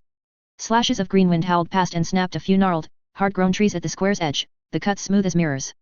Nearby earth escape trainees, only their heads above ground, shrieked and burrowed back into the soil. In the center several strength-type brutes, their newly learned diamond mantle glowing faintly about their bare torsos, butted heads like bulls in rut, metal clanging as they compared skull thickness. Everyone felt strong, everyone was pumped. Yet beneath the false prosperity a grim problem surfaced. That problem: boredom. Utter boredom. After the great battle every beast or Yao beast with the slightest wit had fled dozens of li. Elder Wang's tireless propaganda painted Guiyuan Sect as a man-eating devil's den, so loose cultivators and caravans from Liuyun market now gave it an 800 li berth. The sect was once more locked down tight, no fresh mobs, no new quests, no NPCs to con. For the Fourth Calamity this content drought was worse than death. Sigh. Wang Defa lounged beneath the corncob totem pole, idly tossing 2 low-grade spirit stones he'd scraped from somewhere. To be invincible is so lonely. I've got this earth-shattering fireball technique but all I do is burn ant nests. I'm rusting away. Tell me about it. Beside him the top-tier player One Sword Breaks the Sky polished his new medium-grade magical artifact, courtesy of worshipper Li, over and over, wearing the lonely look of a master without peer. I've scrubbed this sword raw and still no red name mob to test it on. Where's the new patch? New map? If they don't roll out an event this game's gonna die. Where's the Sect Master? He's been holed up in the main hall. Did he run off with our hard-earned cash? The grumbling grew louder, restless energy seeped into the air. Some proposed prying up the hall's floor tiles to hunt for secret rooms, others suggested holding the first Guiyuan Unlimited fighting tournament beat each other up on the plaza. Inside the great hall the doors were shut, sealing out the racket. Sect Master Jiang Chen sat on his throne, massaging his temples at the ever wilder noises outside. He felt he was raising not disciples but a pack of house-wrecking huskies. They just can't sit still. He glanced at his system panel. After the battle's recycling and the skillbook spree the players' contribution points were nearly spent, while his own vault now held roughly 10,000 low-grade spirit stones plus 3 decent foundation establishment magical artifacts. The sect had resources but also bigger bullseyes on its back. The rumors had scared off small fry, yet they would draw the attention of true righteous path giants. He had to boost the sect's hard power fast and redirect these nutjob players before they tore the place apart. System, query materials to repair the mountain protecting grand array, he ordered silently. The tattered array had lent minor support in the fight but was now scrap. To face stronger foes it had to be fixed urgently. Ding. Querying, to repair and upgrade the mountain protecting grand array, from grade 1 peak spirit gathering defense array to grade 2 elementary primordial array, you need 1 grade 2, foundation establishment stage, Yao beast inner core main array I power source 2. 100 caddies of star sand for mending and reinscribing array veins 3. The previously obtained ancient demonic array core fragment, after system purification acts as special amplifier, greatly boosting array might and concealment. Reading the list, Jiang Chen's eyes lit up. Star sand, he recalled a moldy record mentioning an abandoned vein deep in the Qingyang mountain range that produced this rare material. But packs of savage grade 2 social Yao beasts bloodwind wolves guarded it, a genuine forbidden land. A grade 2 core meant hunting a beast equal to foundation establishment. New map, Qingyang depths, new mobs, grade 2 pack beasts, new goal, gather materials to fix the array. Tailor-made major expansion for the Fourth Calamity, who were dying of idleness. The corners of Jiang Chen's mouth curved into the familiar, scheming smile of a mastermind. Since you're bored, I'll crank up the difficulty. He straightened his daist robe, rose, and strode toward the great doors with confident authority. Time to issue the next expedition decree. Chapter 76 New Version Teaser, Into the Depths of Qingyang. High noon, the blazing sun hung overhead. On Guiyuan Sect's plaza, the air buzzed with restless anxiety. Hundreds of players swarmed like headless flies, some torched ant nests with fireball technique, others pared calluses off each other's feet with newly bought spell swords, and a few truly bored souls crowded around the bare totem pole, trying to dig a hole in it with teaspoons. Right on the brink of this tedium-driven riot. Rumble. The heavy main gates, sealed for 3 full days, finally swung open under every eye. A not especially powerful yet perfectly theatrical aura of majesty washed out, silencing the plaza. Every player froze like someone had hit pause, countless emerald eyes locked onto the doorway like searchlights. Out stepped Sect Master Jiang Chen, clad in that iridescent, obviously pricey purple robe. Hands clasped behind him, he strolled forward. To set the mood, he'd had the system add a faint golden filter, he looked every inch the transcendent immortal. He mounted the dais and gazed down at his over-energetic disciples. Without a word, he swept them with a look of "I'm disappointed in all of you," holding it until a few timid rookies squirmed, then nodded in satisfaction. "Look at yourselves," he boomed, voice ringing, tone laced with just the right amount of heartbreak. "One little victory and you're content. You stop pushing forward. You think driving off a bunch of third-rate family cultivators lets you sleep easy in the cultivation world. Naive foolish. Out there rumors fly, countless greedy eyes are fixed on our Guiyuan Sect. Real crisis could strike at any moment, yet here you are, catching ants and beating each other up. The righteous words stirred a flicker of shame. But far more excitement. Veteran players exchanged glances, reading the same message, incoming quest. Sure enough, Jiang Chen's tone hardened. After deep reflection, I see our defenses are weak. To meet future challenges and protect our home, our respawn point, I hereby decide. He flung his sleeve toward the mist-wrapped mountains behind the hall. Immediately initiate Sect Revival Plan Phase 2, reforge the mountain protecting Grand Array. A new journey begins. BZZT. As he spoke, the huge sect steel in the plaza blazed again, lines of golden quest text popping up and blinding everyone. Server-wide epic chain quest released, restore our glory. Background, to guard against stronger future foes, the Sect Master will repair and upgrade the ancient mountain protecting Grand Array, but it needs rare materials. Objective 1: gather resources, enter the depths of the Qingyang mountain range, locate the legendary abandoned vein, and collect 100 Jin of star sand. Reward, massive contribution points and exclusive minor title. Objective 2: elite hunt, slay the pack-dwelling Second Order, Human Foundation Establishment Stage, Yao Beasts, Bloodthirsty Wind Wolves, and obtain 1 intact Second Order Demon Core for the Array's Eye. Reward, huge contribution points and access to a mysterious cultivation technique on the Treasure Pavilion's second floor. Special note, the depths of Qingyang are perilous, Yao Beasts roam, travel together and don't throw your lives away, death doesn't matter, ... 3 full seconds of dead silence. Next craned, players stared at the blood-pumping text, new map, Second Order bosses, new cultivation technique, mining. Finally someone croaked. Holy crap, new patch dropped. Instantly the plaza detonated like a powder keg. Second Order Beasts Foundation Establishment mobs. Finally a real boss. Wang Defa danced so hard his belly quivered. Brothers. That's walking XP and loot crates. Mining, I'm on it. Old Jiang from the construction site puffed his pipe, eyes blazing as if veins of ore were waving at him. My shovel's raring to go, nobody stop me. New map unlocked, we're leaving the starter zone. Form parties, who's got potions? Who packed rations? We're heading out. The once lethargic plaza turned into a bustling marketplace as players huddled to plan squads, tactics, gear checks. Some rushed to the warehouse for more shovels and pickaxes, others barged into the pill refining room yelling at stir-fried large kidney to whip up more of those awful health-restoring rations, still others sketched battle plans against the fearsome bloodthirsty wind wolves. The terrifying vitality known as the Fourth Calamity had returned to the land.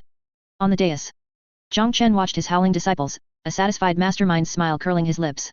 Good, plenty of spirit. He knew how dangerous the depths of Qingyang were, those second-order pack beasts weren't pushovers. These chi refinement rookies would probably wipe on the first wave. So what? Go, my warriors, he murmured inwardly. Trade your lives, and res peons, to scout the path and bring back treasure troves for me. Driven by contribution points and the hunger for power, nothing could stop this locust swarm. For the native Yao beasts of the Qingyang depths, the good days were over. Chapter 77, Rallying Ceremony and Expedition, a group of experience packs awaiting feeding.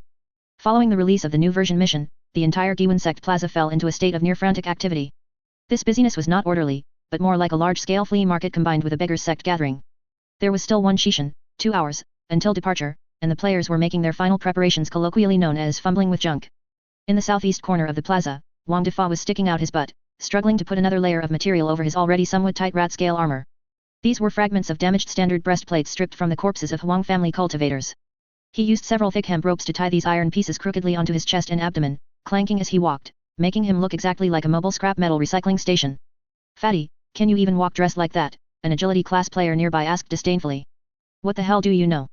Wang Defa struggled to straighten up, patting the nearly falling off chest guard on his chest, looking serious. This is called stacking armor. Do you understand, tier 2 Yao beast? They can instantly kill people. This composite armor of mine can let me withstand at least one more hit, and one more hit means victory. On the other side, a long queue had formed outside the pill refining room. The chef, stir-fried large kidney, was sweating profusely while wielding a large ladle, distributing his newly developed marching rations. It was a black, hard, elongated object that emitted a mix of burnt and strange herbal smells. Come on, come on. 2 sticks per person, eat sparingly. Big Kidney shouted loudly. This is a high-energy nutrition bar compressed from 3 types of hemostatic grass and 2 kinds of unknown dried beast meat. Although the texture is a bit like chewing bark, and it might cause slight diarrhea after eating, it can restore health and save your life in a crucial moment. It is absolutely essential medicine for home travel, murder, and theft. Although the players' faces were full of disgust, considering there might be no food deep in the mountains, they still bit the bullet, took the items, and stuffed them into their storage pouches, afraid there wouldn't be any left if they were late. In a corner at the edge of the plaza, old Jiang from the construction site, the old smoker, was squatting on the ground, holding a whetstone, completely focused on sharpening his beloved fine steel military shovel. Zzzzzzzzzt. Sparks flew everywhere. The edge of the shovel had been polished until it gleamed, sharp as a razor. As he sharpened it, he muttered to himself, whether it's used for mining or hitting wolf heads, fast is good, and sharpness is the ultimate truth. We craftsmen rely on our tools being handy. Finally, after a chaotic flurry of preparations, the assembly horn sounded just after noon. Over 100 players, fully prepared, and dressed like beggars, gathered in the center of the plaza. The scene was truly spectacular. Looking around, no two pieces of equipment in the team were the same. Some had helmets 3 sizes too large, needing one hand to hold them steady, some held swords that were only half blades, yet still polished brightly, and others simply carried a large black cooking pot on their backs as a shield. However, their morale and spirit were unprecedentedly high. Every face was beaming with a mysterious confidence, as if they weren't going out to explore and suffer, but rather to picnic and pick up money. The expert player, One Sword Breaks the Firmament, acting as the temporarily elected commander-in-chief, stood at the front of the team, holding the medium-grade magic sword, and delivered a brief, Qingyang-style pre-battle speech. Brothers. The new map is right in front of us. Tier 2 bosses are waiting for us deep in the mountains. What is our slogan? Over 100 people below roared in unison, their voices shaking the sky. Flatten the Qingyang mountain range. Mine out all the star sand. Strip off all the wind wolf hides. Move out. With this command, this mighty Fourth Calamity expeditionary force, swaggering with steps that recognized no one, proudly marched out of the mountain gate and advanced toward the unknown primeval forest behind the main hall. On the high platform, Chen stood with his hands clasped behind his back, watching the seemingly unintelligent team gradually disappear into the distance. The afternoon sun shone on their motley silhouettes, casting long, slightly comical shadows. Sect Master, can they really succeed? The system spirit, which had been hiding in the shadows with no sense of presence, if it had a physical form, seemed to let out a worried question. After all, that was an area where Tier 2 Yao beasts congregated. For this group of novices, whose average cultivation was only at the 4th or 5th level of Qi refining, entering looked exactly like delivering a buffet. Chen's mouth curved slightly upward, revealing a meaningful smile. Whether they can succeed or not is unimportant. He lightly flicked non-existent dust from his sleeve, his tone indifferent. What is important is that they are not afraid of death, and they can afford to die. Go, my warriors. Use your flesh and blood bodies, and revival counts, to scout the path to wealth for the sect. This seat shall wait here for the good news of your triumphant return. The team left the familiar peripheral area of the sect and plunged into the true depths of the Qingyang mountain range. After walking less than 10 li, the surrounding environment underwent a visually noticeable transformation. The sparse, low shrubs were gone, replaced by ancient towering trees that blocked out the sky and sun. Each of these trees was 3 or 4 people wide, and their enormous crowns were like giant open umbrellas, completely obscuring the sunlight overhead. The light in the forest instantly dimmed, as if they had suddenly transitioned from day to dusk. The air was filled with a damp, decaying smell, the accumulated scent of fallen leaves and dead wood rotting underground for thousands of years. The surroundings became unusually quiet, the chirping of insects and birds, audible near the mountain gate earlier, seemed to vanish instantly. Occasionally, from the depths of the dense forest far away, 1 or 2 low, drawn-out beast roars echoed through the silent mountains, making people's scalps tingle. The previously excited and noisy chatter in the team unconsciously quieted down. Although the players claimed they weren't afraid of death, their bodies honestly felt the oppressive atmosphere of the primeval forest. Brothers, why do I feel a little cold? A player walking in the middle shrank his neck and whispered. This place is gloomy. There aren't ghosts, are there? Afraid of what? We have so many people, our yang qi is strong. What ghost would dare come here? Although his companion spoke bravely, he subconsciously tightened his grip on the pickaxe and looked around warily. Stop talking. Stay alert. One Sword Breaks the Firmament, walking at the very front, lowered his voice, his expression turning serious. We have entered the danger zone. Where is the scout team? Those with high agility go ahead and scout the path, but don't go too far. Report immediately if you find anything. Several agile players responded and sprang onto the nearby trees like monkeys, disappearing into the dense forest ahead after a few leaps. The main force slowed down, forming a tighter defensive formation, carefully advancing toward the abandoned mine marked on the map. They did not know that 100 meters above their heads, deep within the dense, airtight canopy, pairs of cold, bloodthirsty pale green eyes had silently opened, staring intently at this group of prey that had intruded into their territory. The hunters were in position. Chapter 78, Exploring the Deep Mountains. This isn't the script we agreed on. Deep within the Qingyang mountain range, an unnamed primordial forest. The light was as dim as twilight, and the air was humid and muggy, as if water could be wrung out of it. The humus layer underfoot was soft, every step sank in halfway, accompanied by unpleasant squelching sounds and the smell of rotting leaves. The large force of players led by One Sword Breaks the Firmament had been groping their way forward in this oppressive forest for nearly half an hour. After the initial excitement wore off, the atmosphere in the team became somewhat dull and restless. I say, is the map drawn wrong? Walking in the middle, is this melon ripe? Wang Defa laboriously pulled his feet out of the mud, complaining while huffing and puffing. The pile of haphazardly tied iron plates on his body had become a huge burden, tightening so much he could hardly breathe. We've been walking for so long, let alone a mineral vein, we haven't even seen a single wolf hair. Shut your crow's mouth. One Sword Breaks the Firmament, who was clearing the way ahead, looked back and glared at him, his expression still tense. It's a good thing we haven't seen anything. It's too quiet here, so quiet that something feels wrong. It was indeed too quiet. Aside from the sound of their own feet breaking dead branches and their heavy breathing, Not a single bird's chirp or insect's buzz could be heard in the vast forest, as if all living things had died out. Report. Just then, several agility class players scouting ahead slid down from the trees like monkeys and ran back excitedly to report. Boss. We've found something ahead. A mineral vein. One sword breaks the firmament's eyes lit up. No, it's mobs. The player pointed to a slightly more open clearing in the forest ahead and said in a lowered voice, a few hundred meters ahead, there are several large blue-gray wolves wandering around. They're huge, they look like elite mobs. Hearing there were mobs, the originally listless team was instantly revived as if they had been injected with chicken blood. Mobs? Finally, there are mobs. Brothers, grab your gear. Works here. A rank 2 Yao beast, is it? Let me see if it can withstand a blow from my shovel. The players rubbed their hands in excitement, their previous caution and unease instantly thrown to the wind. In their gaming experience, as long as a health bar appeared, no matter what kind of boss it was, with hundreds of people swarming it, they could drown it with just their spit. Wasn't that how the previous Foundation establishment stage cultivator died? Don't rush. Follow my command. Although one sword breaks the firmament was also excited, he still maintained a trace of reason. He lowered his voice to arrange the tactics. It looks like there aren't many, probably lone patrol mobs. We'll stick to the old rules, sneak over and surround them. Shield warriors at the front, mages and archers in the back for damage output, and assassins circle around for a sneak attack. Remember, we have the numbers, we'll overwhelm them. Yes. Over 100 people quickly dispersed, crouching low and using the dense bushes and huge tree trunks for cover, quietly surrounding the clearing in a fan shape. Soon, they saw their targets through the gaps in the leaves. In a forest clearing dozens of meters ahead, 3 giant wolves, comparable in size to small calves and covered in blue-gray long fur, were pacing lazily. Their eyes showed an eerie pale blue color, and the fangs protruding from their mouths were as long as daggers, glinting coldly in the dim light. Although they only saw 3, the fierce and cold aura emanating from these 3 wolves made the players closest to them instinctively feel a sense of palpitation. Is this the rank 2 Yao beast, the bloodthirsty wind wolf? Hiding in the grass, old Jiang from the construction site took a puff of his unlit dry tobacco and narrowed his eyes to observe.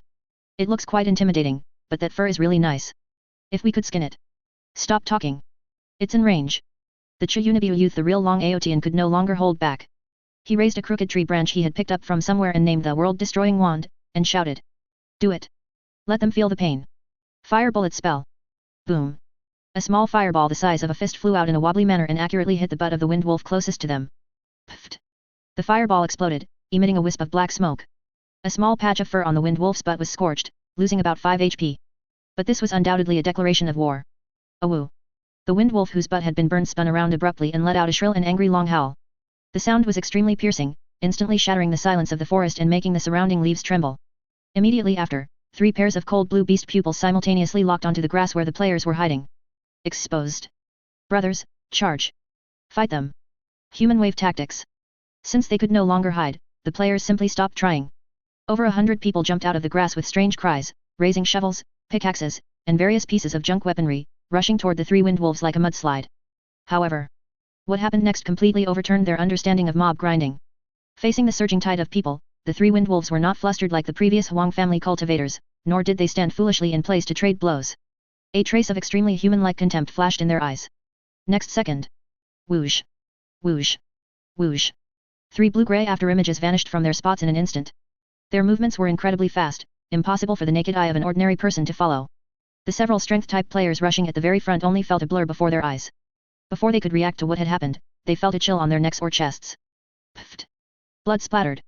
The armor-stacking tactics they were so proud of, for instance, those thick iron plates on Wang Defa's chest were as fragile as paper in front of the wind wolf's claws that could tear through metal and stone, and were instantly ripped open. 999. Critical hit. In just one encounter, the 5 players rushing at the very front were sent back to the city as white light without even touching a single hair of the enemy. Holy crap! What's going on? Why am I dead? Where are they? I can't see their movements. The players behind them were instantly stunned, their charging momentum coming to a grinding halt. But the wind wolves' attack had only just begun. Using their staggering speed, the 3 wind wolves wove through the crowd like ghosts. They didn't fight the players head-on at all, instead, they struck and moved, using trees as cover to launch sneak attacks from the sides and rear. Every time a blue shadow flashed, it would take 1 or 2 players' lives. Even more terrifyingly, when the players tried to huddle together to form a defensive formation, the 3 wind wolves suddenly stopped at a safe distance dozens of meters away. They opened their bloody maws, low growls emanating from their throats, and the surrounding air began to flow violently, gathering into blue wind attribute energy. Not good. They're going to cast spells. Scatter, quickly. One sword breaks the firmament's face changed drastically as he roared desperately. Too late. Swish. Swish. Swish. Over a dozen crescent-shaped blue wind blades, carrying a piercing sound of breaking air, whistled out from the wolves' mouths, covering the dense crowd indiscriminately. These wind blades were incredibly sharp and fast. Wherever they passed, even trees as thick as two people's embrace were sliced in half like tofu, the cuts as smooth as a mirror. Ah! My leg! My leg is broken! Help! I can't tank this damage at all! Screams echoed through the forest. Before that dense storm of wind blades, the players' fragile little bodies were completely defenseless. As long as they were even slightly grazed by a wind blade, they would either lose an arm or a leg, or even be cut straight in half. White light. Dense deathly white light flashed crazily in the dim forest, even more brilliant than New Year's fireworks. In less than the time it takes to drink a cup of tea. The expeditionary force of over 100 ambitious people was completely wiped out, except for a few scouts who saw things going south and used their agility advantage to climb trees and escape. On the scorched forest clearing, only a mess of broken equipment remained, along with the 3 unscathed windwolves gracefully licking the blood from their claws. They scanned the battlefield with cold gazes, as if mocking this group of overconfident intruders, then threw their heads back and let out a long howl of victory. Guiyuan Sect, square respawn point. Buzz, buzz, buzz, buzz. The originally quiet square suddenly became like a boiling pot. Dense white light flashed crazily, and figures reappeared one by one in a sorry state. The players who were high-spirited just a moment ago were now all ashen-faced, their eyes dull, as if they hadn't yet recovered from that one-sided massacre. Who am I? Where am I? What just happened? Wang Defa sat on the ground, touching his intact neck, looking like he was questioning his life. Too fast. I couldn't see clearly at all. One sword breaks the firmament's face was pale, and the hand holding his sword was still trembling slightly. This is completely different from that Foundation establishment stage cultivator who just stood there and took damage. They have brains. They even know how to kite. This is a rank 2 Yao beast? Is this like meeting a max level account before even leaving the starter village? The entire square fell into a dead silence. That sense of powerlessness and shock from being instantly wiped out weighed on everyone's heart like a mountain. They finally realized that their previous victory had made them too arrogant. This cultivation world was far more cruel than they had imagined. The Fourth Calamity's first deep mountain expedition ended in a crushing defeat. Chapter 79 Tactical Iteration, The Birth of the Trap and Kite Styles. Guiyuan Sect Square. Beneath the respawn point totem pole. A cup of tea's time had passed since that tragic team wipe, but the atmosphere on the square remained stiflingly heavy. Over 100 players who had just experienced the Death Express were mostly sitting on the ground dejectedly, checking the durability loss of items in their storage pouches due to death, or looking heartbrokenly at their weapons snapped in two. That sense of powerlessness from being instantly killed without even seeing the enemy's movements was truly demoralizing. Is this game even playable? Those are second-tier demon beasts, equivalent to the Foundation establishment stage. Wang Defa, is this melon ripe, tore off the iron plates on his chest, which had been sliced to shreds by wind blades, and threw them to the ground in grief and indignation. My composite armor is like papier-mâché in front of them, I got insta-killed without even breaking their defense. The key is that their speed is too fast. The pro player one sword breaks the firmament sat cross-legged on the ground, brow furrowed, using a branch to sketch on the dirt. They don't clash with us head-on at all, they keep using their speed advantage to kite and ambush us. Our numbers actually became a burden, huddling together just made us perfect targets for their area of effect wind blades. Then what do we do? Give up the quest? Stop mining? Someone asked unwillingly. We do it. Of course we do it. One sword breaks the firmament suddenly looked up, a ruthless glint flashing in his eyes. If we can't even beat a few watchdogs, how are we supposed to dominate the immortal realm? He looked around at the core players nearby and said in a heavy voice, brothers, we need to adapt. Since brute force doesn't work, we'll play dirty. Since we can't keep up with their speed, we'll find a way to limit it. Limit their speed. The old smoker old Jiang from the construction site, who had been squatting nearby puffing on his pipe, suddenly had his eyes light up. He tapped out the ash from his pipe, stood up slowly, and revealed an extremely professional, confident smile belonging to an old foreman. Speaking of which, that happens to be our engineering team's specialty. Old Jiang pointed toward the dense forest behind the main hall and spoke with full confidence. The reason those beasts run so fast is because the forest terrain is complex with many obstacles, making it perfect for them to maneuver and jump, right? Then we'll do the opposite. We won't fight them on flat ground. We'll find a narrow spot and remodel the terrain for them. Remodel. Everyone was puzzled. Right. Digging pits. Setting snares. Stringing up tripwires. The more old Jiang spoke, the more excited he got, spittle flying everywhere. We'll fill the ground with trap holes with spikes inside, we'll string tough vines coated in toxic sludge between the trees, we'll fill the bushes with traps. I want to see where they jump then. Once their speed drops, they'll be sitting ducks for us. As soon as this suggestion came out, everyone's eyes lit up. Right. Who are we? We are the Fourth Calamity. Causing destruction, digging pits, and using underhanded tactics, isn't that our bread and butter? Brilliant. The chef stir-fried large kidney slapped his thigh in excitement. I still have a bunch of unused slime biochemical toxic sludge, it's perfect for coating the traps. If they fall in, they'll lose a layer of skin even if they don't die. Then I'll be responsible for pulling the mobs. To reclaim his face, Wang Defa patted his chest and volunteered. Fat Master here is thick-skinned and meat-shieldy, and I have a god-tier taunt skill, referring to his foul mouth. I guarantee I'll lead them right into the traps. Good. It's settled. One sword breaks the firmament made the final call and quickly began assigning tasks. This time we won't charge in as a whole army, we'll divide and conquer. Old Jiang, take 50 brothers from the engineering team ahead, find the right terrain, and go all out to set up the trap zone. Every step must be a pit, every move a fright. Big Kidney, take the life group and handle logistics, use all the toxic sludge and lime powder to spice up the traps. The rest of the combat group and I will ambush outside the trap perimeter, ready for long-range DPS. Fatty, take a few high-agility players as bait to pull the mobs. The new tactic is named Shut the Door and Beat the Dog Trap style. Move out. Half an hour later. Deep in the Qingyang mountain range. At the entrance of a narrow valley not far from the previous team wipe location. There were steep rocky cliffs on both sides, with a passage less than 10 meters wide in the middle, a natural ambush site. Currently, this place had turned into a bustling construction site. Under the command of Old Jiang from the construction site, over 50 players were swinging shovels and pickaxes in a frenzy of civil engineering. They were no longer noisy but worked in grim silence, their movements so practiced it was heart-wrenching. Trap pits, each 1 meter in diameter and 2 meters deep, were scattered across the passage. The bottoms were densely packed with sharpened hardwood spikes, their tips coated in a foul-smelling, black and green biochemical toxic sludge. Between the pits, countless tough mutant vines were pulled taut, hidden beneath grass and fallen leaves, just waiting for prey to trip over them. Lime powder and toxic sludge bags were scattered everywhere on tree trunks and behind rocks. In just half an hour, this seemingly ordinary valley passage had been remodeled into a veritable road of death. Whew, that should do it. Old Jiang wiped his sweat, looking at this perfect work of art with a satisfied nod. He checked the sky, then gave an okay hand sign to one sword breaks the firmament, who was hiding behind a tree not far away. Everything was ready, all that was needed was the east wind, the bait. Meanwhile, several hundred meters away in the deep forest. As the leader of the bait team, Wang Defa was leading 2 agility class players, cautiously creeping toward the territory of the 3 wind wolves from before. He took a deep breath, trying his best to overcome his fear of second-tier demon beasts, and turned to the 2 players. Brothers, it's time to test our acting skills. Remember, once you see the wolves, don't hesitate, turn and run. The more pathetic the run, the better. We have to make them think we're fat sheep for the slaughter.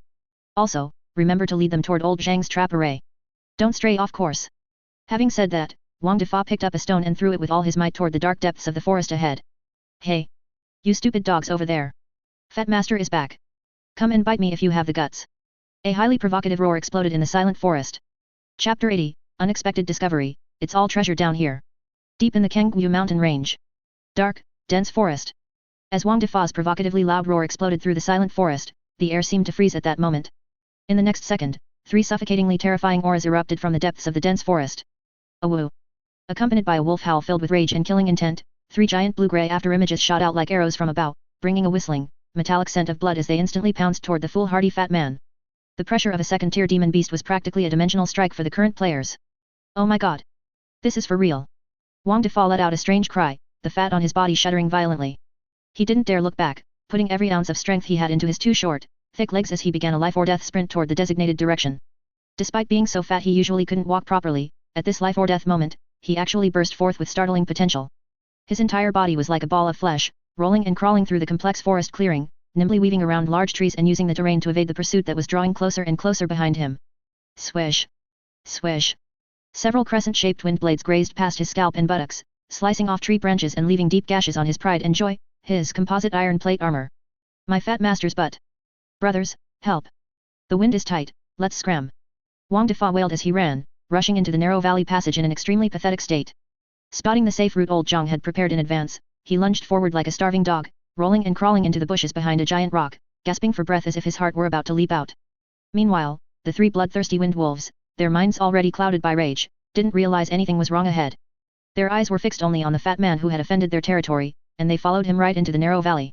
The moment the largest wind wolf in the lead stepped into the passage, a taut vine tripwire was triggered. Thud! The wind wolf felt its feet snagged, and its massive momentum caused it to lose balance. Its huge body slammed heavily onto the ground, sliding forward for several meters. Before it could get up, the 2 wind wolves behind it couldn't break in time because they were following too closely. One of them instinctively jumped to the side to avoid its companion in front. This jump landed it right into the deluxe pit meticulously prepared by old Jiang from the construction site. Crack-a-woo! A toothacheing crack sounded, accompanied by a shrill scream. That wind wolf fell 4 paws up into a 2-meter deep pit, where the dense hardwood spikes at the bottom instantly pierced its relatively soft belly fur. Even more fatal was the slimy slime venom in the pit. The toxin spread rapidly through the wounds, causing the wind wolf to struggle and twitch frantically in the pit, letting out bursts of mournful wails. The 3rd wind wolf, seeing things were going south, tried to retreat, only to find its paw stepping into a patch of extremely viscous black-green liquid. Its claws were firmly stuck, and its movements instantly became incredibly sluggish. It worked. The traps are active. One sword breaks the firmament, who had been hiding on the high ground on both sides of the valley observing, pumped his fist in excitement. He stood up abruptly and shouted to the dozens of players lying in ambush around him. Brothers! Stop watching the show. It's time to beat the dogs in the water. Ranged DPS. Smash them. Whoosh. Countless heads suddenly popped up on both sides of the valley. The players, who had been prepared for a long time, held all sorts of miscellaneous ranged weapons, sharpened wooden spears, fist-sized stones, and even bags filled with lime powder, and hurled them down from their high vantage point at the three pathetic wind wolves in the valley. Bang bang bang. Pop pop pop. Although these attacks didn't deal much damage to the thick-skinned second-tier demon beasts, mostly only causing single-digit forced health loss, they couldn't withstand the sheer quantity. Dozens of people bombarded them in turns, stones falling like hail, making the two wind wolves still outside howl and become dizzy. Especially the one that fell into the pit, it had become a sitting duck. Countless wooden spears and stones rained down on it, and combined with the erosion of the toxin, its health bar began to drop slowly but steadily. Roar. The lead wind wolf finally recovered from the initial chaos. It roared angrily, its body glowing with intense green light as it tried to launch wind blades in a counterattack. But the narrow terrain greatly restricted its performance. The wind blades hit the rock walls on both sides, splashing fragments of stone. And if it moved even slightly, it would trigger more tripwires and slime traps, making it practically impossible to take a step. The situation was temporarily under control. Utilizing the terrain and traps, the players successfully trapped the once arrogant second-tier demon beasts here. However, just as the battle was in full swing and everyone's attention was focused on how to grind down these three bosses, an accident occurred. The third wind wolf, stuck by the slime, had become incredibly frenzied under the players' dense stone attacks. It struggled desperately, its massive body slamming hard against the seemingly solid rock wall on one side of the valley, trying to smash an exit. Boom! A loud explosion. That section of the rock wall, covered in withered vines, was actually smashed into a large collapse by its desperate strike. It revealed a dark, bottomless cave entrance. Holy crap! That wolf smashed the mountain down. Old Jiang from the construction site, hiding nearby throwing stones, was startled. He instinctively glanced at the suddenly appearing cave entrance. With that one look, his eyes instantly widened into circles, and he didn't even notice the tobacco pipe falling from his mouth. Inside that dim cave entrance, amidst the collapsed pile of rubble, there was actually a faint, flickering, singular silver light as brilliant as the stars in the night sky. The light was faint, but in the dark valley, it appeared exceptionally piercing and alluring. As a veteran miner and engineering team captain, old Jiang was all too familiar with this kind of light. He rubbed his eyes vigorously, and after confirming he hadn't seen wrong, his whole body trembled with excitement. He pointed at the cave entrance and shouted in a voice that had changed pitch. Stop fighting! Everyone stop fighting! Look over there!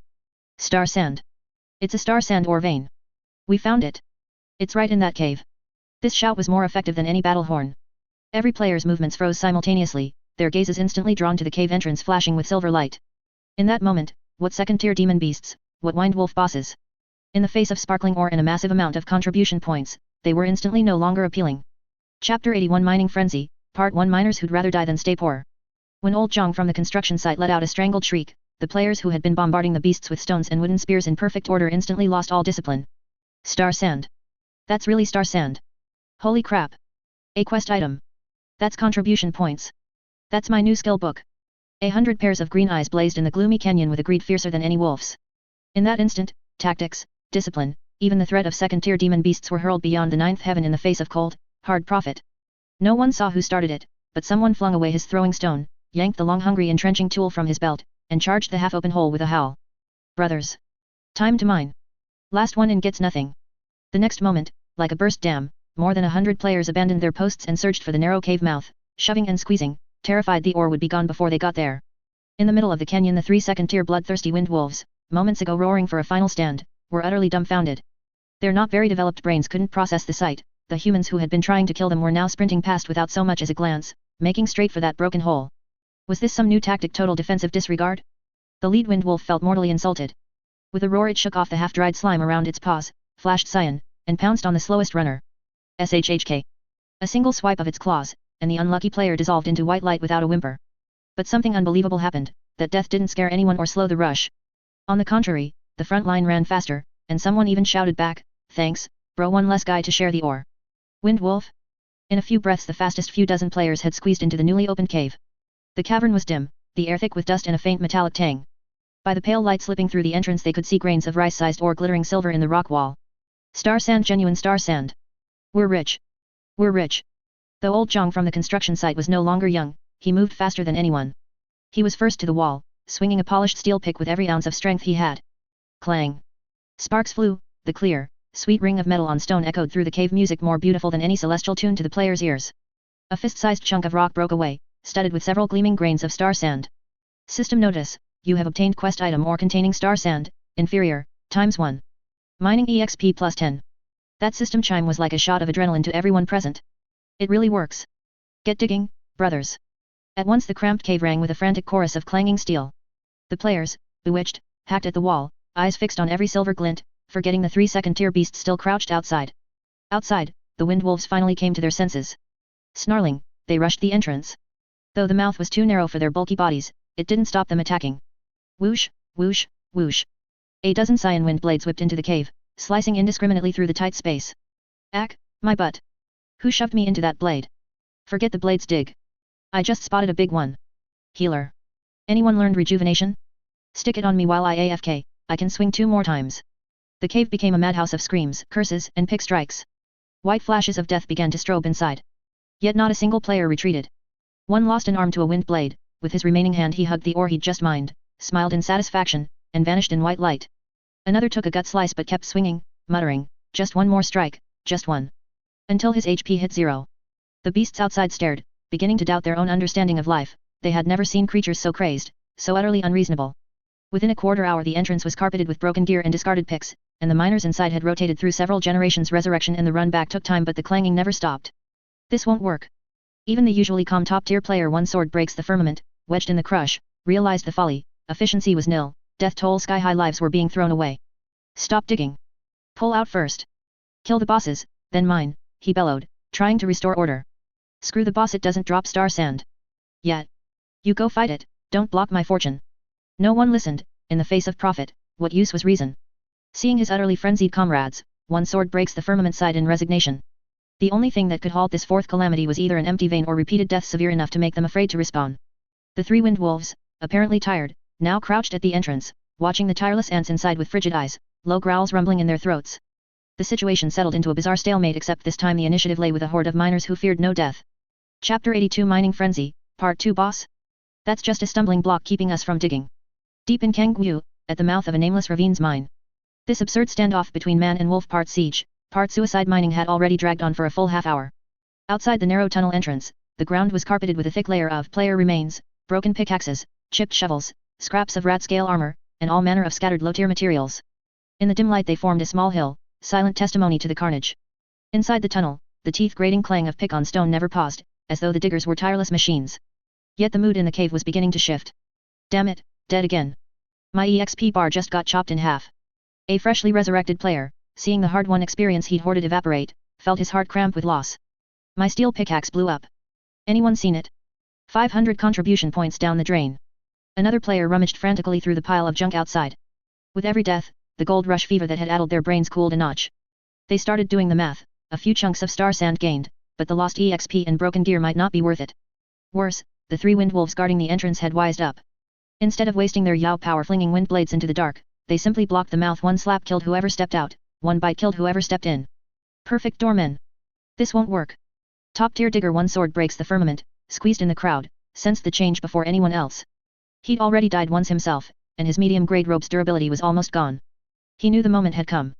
He slammed his pick into the ground with a sharp clang, drew a deep breath into his dantian, and roared at the top of his lungs, inside and out. Stop digging. Everyone, stop. Are you stupid? Can't you count? Keep feeding yourselves to the many or won't even cover repair bills. The shout froze plenty of hands. Players lowered their tools, glancing at one another. The thought of lost EXP and gear hurt, and his words made painful sense. Seeing their eyes on him, One Sword Breaks the Firmament pressed the advantage, pointing at the 3 wolves beyond the entrance, voice dripping with incitement. Brothers. We came here to get rich, not to hand out free EXP. These 3 beasts are blocking the door. Nobody can mine in peace. Right now they're the biggest stumbling stones on our road to riches. Listen up. Combat group, to the front. Use the tunnel mouth to bottleneck them. Crafters, pass forward weapons and toss slime from the back. Clear these 3 stones first, and the whole vein is ours. Then we can dig all we want with no competition. The speech hit every heart. Until the watchdogs were dead, the vault door would never feel safe. Let's do it. Boss, just say how. Wang Defa was first to answer, sick of running back from his corpse, legs aching with rage. Count me in. Block my money path and I'll bury even a second-tier boss. Old Jiang from the construction site stuck his pipe in his belt, hefted his mining spade, and bared his teeth. Spurred by profit, the scattered miners snapped back into the howling Fourth Calamity Legion. A new battle plan took shape at the tunnel mouth. 24 of the toughest, beefiest tank players linked arms just inside the narrow entrance, forming a flesh wall. They held walks, planks, anything that could serve as a shield bracing against the Wind Wolves' charge. Behind them, countless sharpened wooden spears and shovel handles jutted like porcupine quills, stabbing frantically at the three wolves. Awoo! The lead wolf slammed into the human wall, the impact sending front row players reeling, health bars plunging. But every fallen fighter was instantly replaced, no one yielded. At the same time, dirty tricks lanced through the gaps. Bags of lime burst against lupin eyes, stir-fried large kidneys, extra spicy poison jars splattered, fur sizzling, someone even lay on the ground hooking at paws. The wolf that had earlier fallen into a pit already limping became the focus. Hampered and hemmed in near the entrance, it was soon a pincushion of spears and shovels. At last, after 100 players had whittled away at its health, the crippled wolf let out a final, ragged howl and collapsed, twitching twice before lying still. World notice. Congratulations to the player alliance for slaying second-tier Yao Beast Bloodthirsty Wind Wolf, Elite. Massive EXP rewarded. Loot, Wind Wolf Hide ×1, second-tier Wind Element Yao Core, incomplete, ×1, Sharp Wolf Fang ×10. To the remaining two wolves that bell tolled doom, to the players it was pure adrenaline. Holy! It dropped a Yao Core. Incomplete, but that's Foundation Establishment grade material. Push, brothers. 1 down, 2 to go. Charge. Kill them and lock down the mine. Morale skyrocketed. Freshly revived players didn't even stop to breathe, snatching dropped weapons as they piled back in. The once invincible second-tier beasts now buckled under the endless, shameless tide of the Fourth Calamity. Their vaunted speed meant nothing in the cramped tunnel, they could only endure the hail of blows. The scales of victory tilted toward the greedy miners.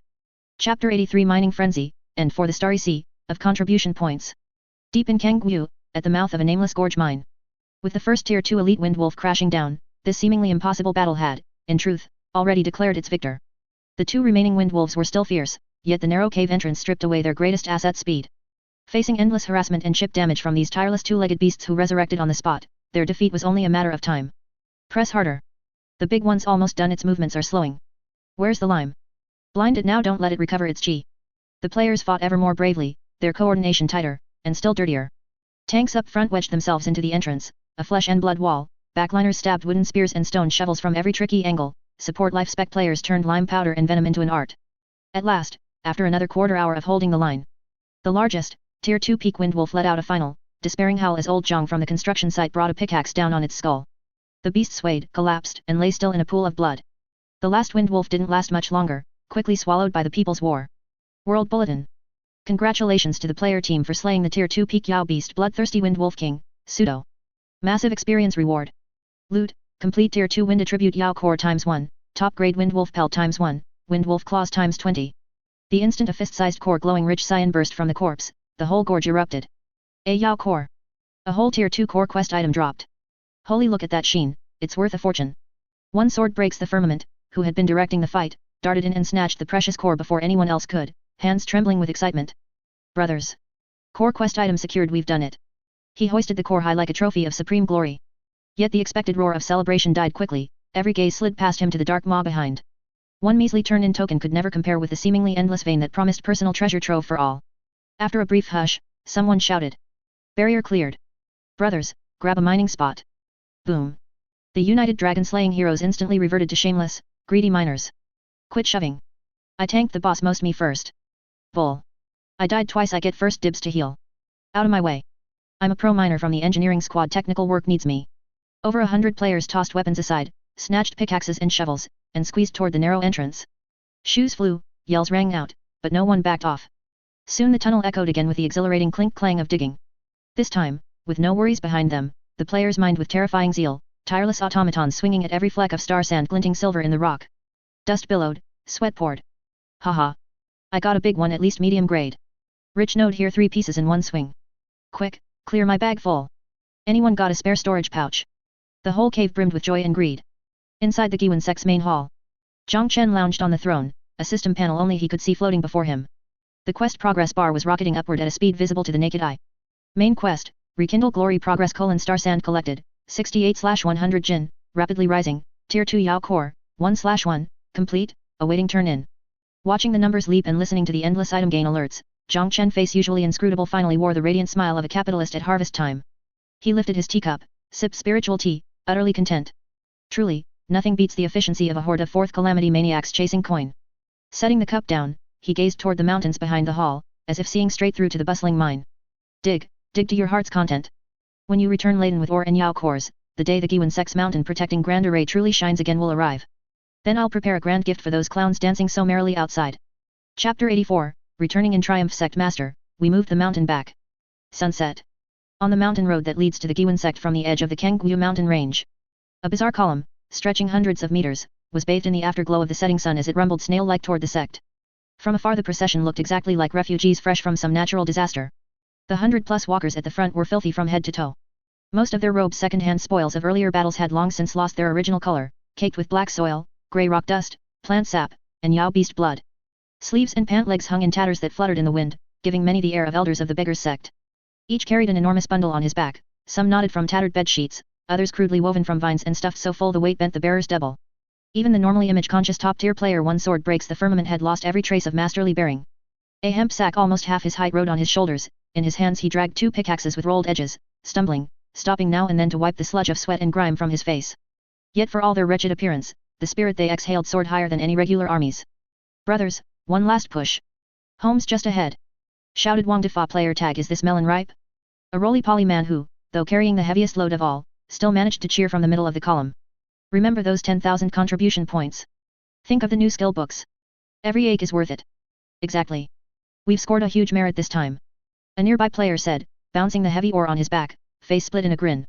A whole pack of star sand like this could fetch several mid-grade spirit stones at the market, but handing it to the Sect Master is the smarter move. The air rang with happy chatter as they bragged about their heroic feats in the tunnels, vying over whose ore was richer, fatigue utterly forgotten. The expedition into the deep mountains had been full of twists and heavy losses measured in corpse runs, but the harvest was staggering. The abandoned vein had been stripped bare, down to the last chip. At last, as the final sliver of sun neared the horizon, the 2 iconic, tattered gatestones of the Guiyuan Sect appeared. We're home. Charge, brothers. No one knew who yelled it, but the exhausted players found a last burst of strength. Laden with ore they sprinted, pouring into the sect square in a mad scramble. On the high terrace before the main hall, Sect Master Chen had waited a long while. He gazed at the disciples who looked as though they'd crawled out of a mud pit, at the huge bundles on their backs. Though the tallies had long been visible in the system interface, seeing the spectacle in person still made his eyelid twitch. These fellows really did bring back the aura of a whole mountain. Reporting to Sect Master. As team leader, One Sword Breaks the Firmament forced himself to the terrace. First, with utmost solemnity, he presented a box wrapped in layers of ragged cloth, voice hoarse with fatigue and excitement. This disciple has not failed you. The second-tier demon beast King Windwolf has been slain. Here is its complete demon core. Chen gave a slight nod, with a sweep of his sleeve a gentle current of qi lifted the box into his hand. Inside lay a perfect, round demon core pulsing with rich green wind attribute energy, excellent quality. Well done, he said, real approval coloring his tone for once. And this? One Sword Breaks the Firmament spun round and roared at the players behind him, brothers, unload. Let the Sect Master see what we've won. You got it. In one voice the 100+ players answered, unslung their bundles in perfect unison, and with a great whoosh emptied the contents onto the square. Rumble. A thunderous clatter echoed. Countless chunks of ore, all sizes, glittering with silver light, poured out, instantly forming a little shining hill in the middle of the plaza. The dazzling sheen almost blinded the eye in the dusk. A rough count showed well over 300 jin of raw star sand, far beyond the 100 jin the quest had required. Looking at this literal mountain of gold, even Chen drew a sharp breath. He had known these Fourth Calamity types were fierce, but not this fierce. This was not mining, this was ransacking. Excellent. Magnificent. Outstanding. Unable to stay calm any longer, Chen stepped forward, surveyed the grime-streaked yet expectant faces, and declared in a ringing voice. Your expedition into the deep mountains has been arduous and meritorious. Not only did you fulfill the Sect's commission, you surpassed it. All participants double quest rewards. Double contribution points. And I now proclaim, the repair of the mountain protecting grand array begins at once. Tonight, the Guiyuan Sect shall shine anew. As his words fell, the square erupted in a roar of jubilation. Every player was ablaze with excitement, they knew they were about to witness and personally forge history. Chapter 85. The Grand Array Reborn. These effects have to be worth at least 500 million. Night had completely fallen, and a bright moon hung high above the Qingyang mountain range. Yet the square of Guiyuan Sect did not sink into darkness and quiet as usual. Instead, it was bright as day and seething with noise. The 3-meter-tall hill of star sand ore piled in the center of the square shone with dazzling silver radiance under the moonlight, lighting the excited faces of more than 100 players until they looked snow-white. Although everyone had just returned from the deep mountains, dog-tired, filthy and stinking, no one could bear to rest, even forgetting to log off. They all spontaneously sat around the square, eyes wide, holding their breath, waiting for the thrilling moment to arrive. On the high platform, Chen had changed into an even more magnificent and complicated Sect Master robe for tonight's performance. He drew a deep breath, adjusted his state, then slowly rose into the air and hovered directly above the silver mountain of ore. A vast pressure belonging to a golden core old ancestor, system-disguised version, slowly spread from him, enveloping the entire square. The players below instantly fell silent, craning their necks, afraid to miss a single detail. Rise! Jiang Chen shouted in a low voice, his hands forming an ancient and complex incantation gesture. Bzzz. With his movement, the ground of the square began to tremble slightly. The huge star sand mountain seemed drawn by an invisible force and started to rotate and lift slowly into the air. Next, Jiang Chen opened his mouth and spat out a ball of golden core fire, actually a system-provided artifact refining auxiliary flame. The fire surged with the wind, instantly turning into a gigantic fire dragon that swallowed the entire mountain in one gulp. SSSSS. An ear-grating refining sound rang out. Under the burning of the high-temperature core fire, the impurities in the ore turned into green smoke and dispersed, leaving only the purest star sand essence. In the time it takes for a single stick of incense, the huge mountain vanished, replaced by a radiant galaxy dozens of yards long, entirely composed of liquid star sand. Under Jiang Chen's control it danced and spiraled around him, breathtakingly beautiful. Damn! These effects! Insane! Screenshot! Quick, screenshot! This is what an Xiangxia game should be. Money's burning right there. Devs put their hearts into this. The players below had never seen such a spectacle, they stared dumbstruck and couldn't help exclaiming like country bumpkins. But this was only the beginning. Jiang Chen's expression turned solemn. With a flip of his right hand, the second-rank Wind Wolf King's demon core, glowing with dense cyan light, appeared in his palm. He casually tossed it, and the demon core flew accurately into the center of the silver star sand river. Boom! Wind fueled the fire, the silver light flared. The originally calm liquid star sand instantly turned violent, as though injected with a soul, transforming into a silver dragon bearing its fangs and claws, roaring silently toward the sky. The most critical step had arrived. Jiang Chen drew a deep breath, used his body to block everyone's sight, and quickly took out of his system space the fragment that had been sealed all along, radiating a bewitching crimson light, the ancient demonic array core fragment. System, purify it for me. Strip the demonic nature and keep only the pure energy amplification property, he roared in his heart. Ding! Purification commencing, consuming sect luck value, purification complete. The red light instantly contracted, the fragment became a crystal clear, peculiar crystal with a faint blood-red thread flowing inside. Jiang Chen didn't hesitate, he fiercely drove the purified core fragment into the silver dragon's brow. Aooo! In that instant, heaven and earth changed color. The originally silver-white dragon suddenly gained strange, domineering blood-colored veins throughout its body. Its aura instantly multiplied several-fold, carrying a majesty that looked down upon the world. Go! Take your place! Jiang Chen pressed both hands downward sharply. The silver dragon, laced with blood-colored threads, carried a heaven-destroying, earth-extinguishing momentum and crashed toward the ancient totem pillars and subterranean array bases that had been silent for 100 years in the center of the square. Rumble! A deafening roar shook the area for 100 li. The entire mountain peak on which Guiyuan Sect stood trembled violently. Thick silver beams of light shot skyward from every corner of Guiyuan Sect, piercing the clouds. These beams interwove and fused in the air, finally forming a gigantic translucent silver shield, like an upturned bowl, covering Guiyuan Sect and several surrounding mountain tops securely. On the surface of the silver shield, terrifying dark red arcs of lightning occasionally flashed, showing that it was not merely a turtle shell but also a war machine ready to devour anyone at any time. The thin, watery heaven and earth spiritual chi, now drawn by a huge suction force, began to converge madly toward the array. The players on the square could even clearly feel that every breath of air they inhaled had become sweet and refreshing, every pore on their bodies opening. Server-wide announcement. Congratulations to Sect Master Jiang Chen and all Guiyuan Sect disciples for working together to successfully repair and upgrade the ancient mountain protecting Grand Array. Current array rank, 2nd rank elementary primordial star array blood seal formation, fake. Sect defense greatly increased. Sect spiritual chi density increased by 300%. Array active attack function unlocked. Looking at the colossal shield overhead and sensing the spiritual chi so thick it was almost misty. The 100+ players on the square were petrified. They tilted their heads, mouths agape, staring at this miracle-like scene, unable to speak for a long time. After a long while, someone finally broke the silence with a trembling voice. This is something we repaired. Too awesome, these visuals have to be worth at least 500 million. Mom asked why I'm playing on my knees. An unprecedented sense of achievement and belonging filled every player's chest. This wasn't some pasted background, it was a miracle they had dug out one shovel at a time. On the high platform, Jiang Chen gazed at the array reborn before him, felt that impregnable safety, and the heart that had been hanging in suspense finally settled. With this second-rank array, even if a real group of Foundation Establishment stage cultivators attacked, he was confident they would never return. Guiyuan Sect had finally gained a firm foothold in this cruel cultivation world. Chapter 86, The Calm Before the Storm, The Inflated Fourth Calamity. Early morning, when the first ray of sunlight struggled to penetrate the year-round mist of the Qingyang mountain range and shone on the hilltop where the Guiyuan Sect was located, it already presented a scene completely different from the past. The once dilapidated and desolate mountain gate, which looked like it would fall apart at any moment, was now completely covered by a massive, translucent silver light shield. The surface of the shield was glowing with flowing colors, and from time to time, heart-palpitating dark red lightning patterns flashed across it, exuding a majestic aura that warned strangers to stay away. Inside the light shield, the air was so fresh it was almost intoxicating. The originally thin spiritual qi, under the effect of the second-order spirit gathering formation, was so dense it almost turned into a faint white mist, swirling around the buildings and trees. Taking a deep breath, one could feel a sweet and clear current of air sliding down the throat into the denshin, making every pore in the body relax and one's spirit soar. On the square, the players who had been excited all night and hadn't logged off were now lying scattered across the ground like corpses. Wang Defa, is this melon ripe? Lay sprawled under the totem pole, snoring like thunder, with crystal clear saliva hanging from the corner of his mouth, probably counting how many contribution points he had in his dreams. Suddenly, a gentle breeze blew, swirling up a few fallen leaves from the ground, which happened to cover his face. The fat man woke up in a daze, subconsciously took a deep breath, and suddenly shuddered, instantly becoming wide awake. Holy crap! This air, is it toxic? Why is it a bit sweet? He did a carp leap, failed, and turned into a salted fish flip, to get up, his small beady eyes widening as he looked at the white spiritual mist all around, rubbing his eyes in disbelief. Is this still our shithole of a sect? These special effects, this atmosphere, it's simply a fairyland. Other players around also woke up one after another, and soon, the square became lively again. Everyone excitedly felt the changes brought by the new environment. Look at my panel. My experience points are actually rising slowly and automatically. A player who was sitting in meditation shouted in surprise, you can even level up while idling here. Nonsense. This is a second-order grand formation that has increased the spiritual qi concentration by 300%.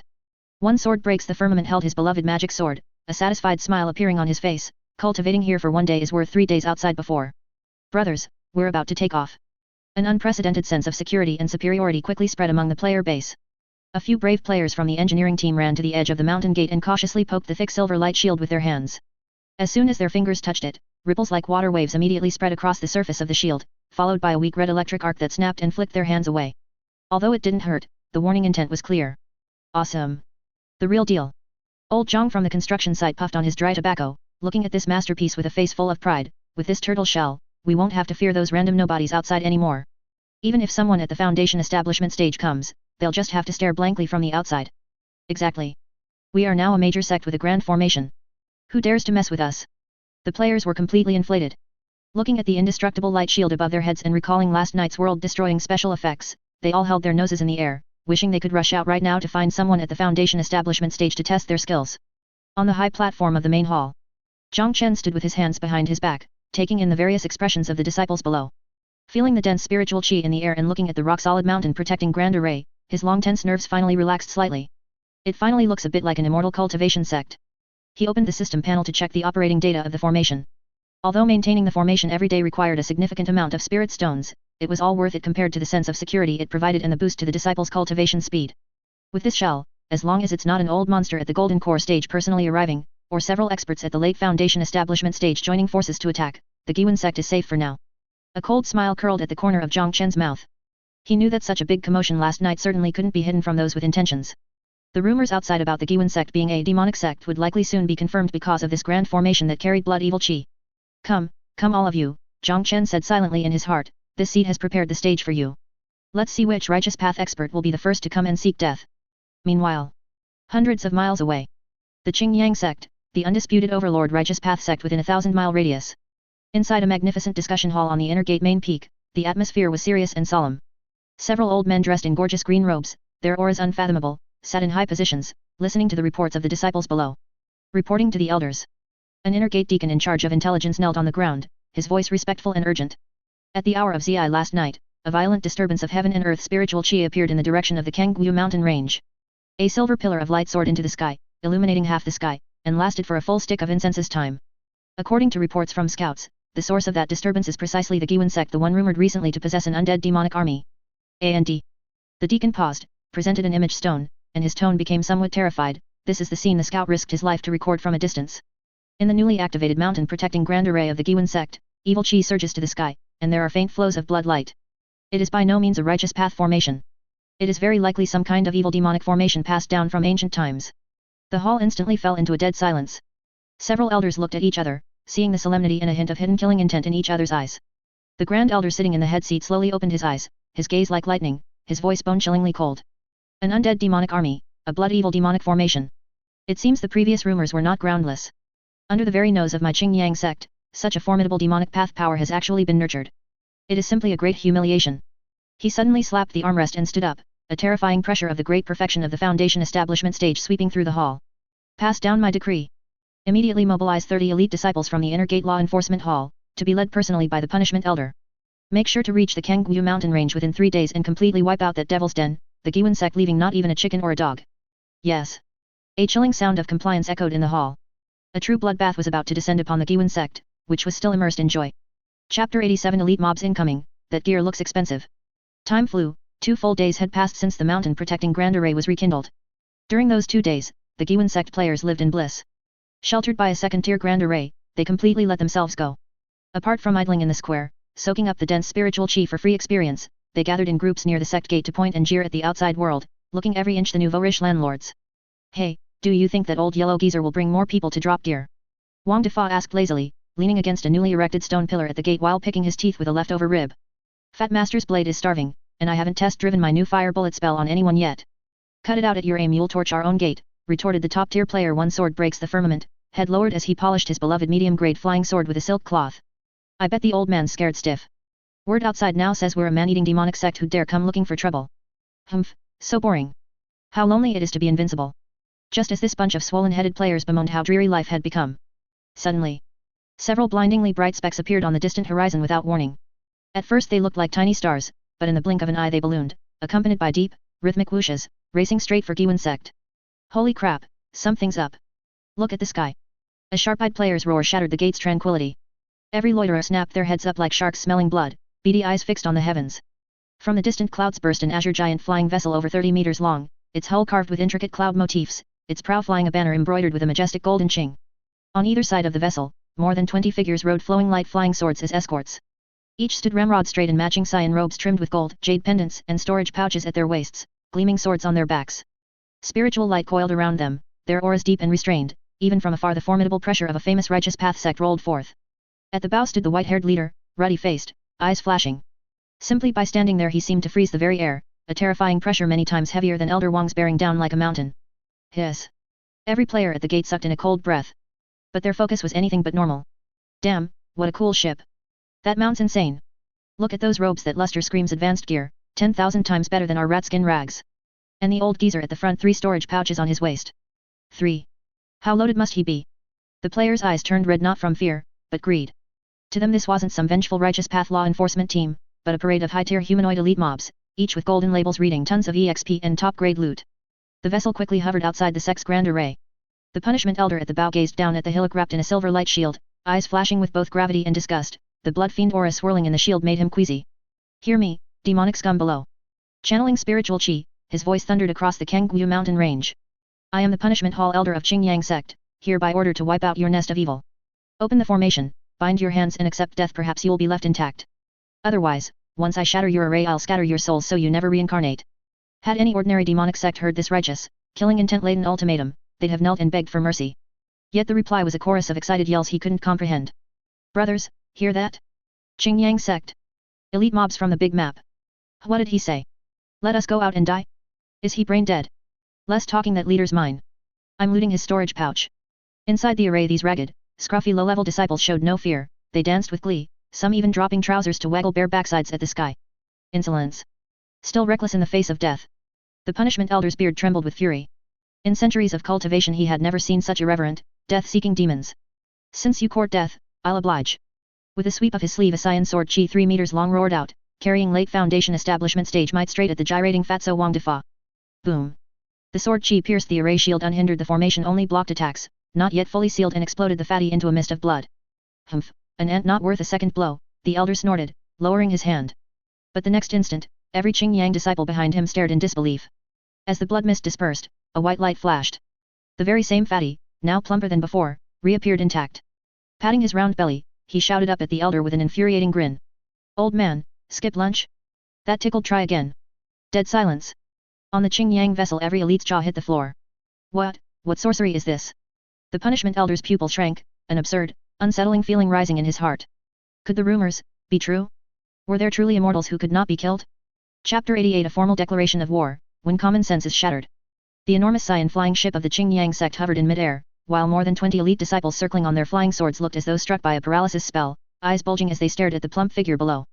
Hands on hips and a face that just begged to be punched, he stood right at the mountain gate. A deathly stillness suffused the air, even the wind rattling the banners sounded gratingly loud. The once dignified, ruddy face of the punishment elder was now twisted with shock and rage, a trace of bewilderment flashing in his normally piercing old eyes. He had poured 30% of his spiritual power into that greenwood sword chi enough to turn a 10,000 Jin boulder to dust, let alone an unprotected mortal. He had watched the fatty explode into a mist of blood, his divine soul obliterated. Yet there the man stood alive and intact, his tattered rat-scale armor mended as good as new, hurling verbal abuse at him. Demon sorcery, this is definitely demon sorcery. The punishment elder inhaled sharply, forcing down the absurdity rising in his chest. He refused to believe anyone could truly be immortal. Far likelier some advanced illusion he'd never seen, or one of the demonic path's vile life-substituting puppet arts. Demonic wretch playing ghosts and gods. Let's see how many lives you have to spare. Face flushed with rage, the elder held nothing back. With a flick of his sleeve he produced a high-grade Saiyan spiritual artifact flying sword, fingers dancing through seals as the vast late foundation establishment stage chi within him erupted like a volcano. Myriad wood rejuvenation sword array go. At his furious roar the sword split, 1 becoming 10, 10 becoming 100, and in an instant a sky-filling rain of Saiyan blades shrieked downward, indiscriminately covering the players at the gate like a tempest. The might of this strike exceeded the earlier sword chi tenfold, the very air within 100 meters hissed and tore under the barrage. Yet the players below showed little fear in the face of this apocalyptic assault. Holy crap! The boss is using his ULT. Scatter. Don't panic. Response 10 seconds charge. This is a scripted kill screenshots, quick. Under the command of veterans like one sword breaks the firmament, the players yelled bravely while still prudently ducking deeper inside the shield. Boom boom boom boom. The torrent of blades crashed down. Most of the sword chi was blocked by a seemingly thin yet impossibly tough silver barrier, ripples surged across its surface, dark red lightning patterns flashing wildly as they dispersed the attack. Still, a few stray blades slipped through the edges or caught players who hadn't made it inside. Blood spattered, cries of pain rang out. In seconds another score of players were run through by the chi, dissolving into blinding white light. Let's see if you stay dead this time. Sword recalled, the punishment elder gazed coldly at the battered ground below, a flicker of satisfaction in his chest. But before the disciples behind him could cheer, a scene of despair unfolded once more. Bzzz. From the direction of the Guiyuan Sect plaza, flashes of white light erupted in quick succession. The 20-odd players shredded moments earlier came sprinting back, cursing up a storm. Regrouping at the gate, they looked up at the elders with even greater excitement than before. Old man, skip lunch? That all you got? Again I wasn't ready. Brothers, this boss only knows ranged auto attacks. Dare ya to come down and melee solo me? At that instant the atmosphere aboard the Qingyang flying ship shifted completely.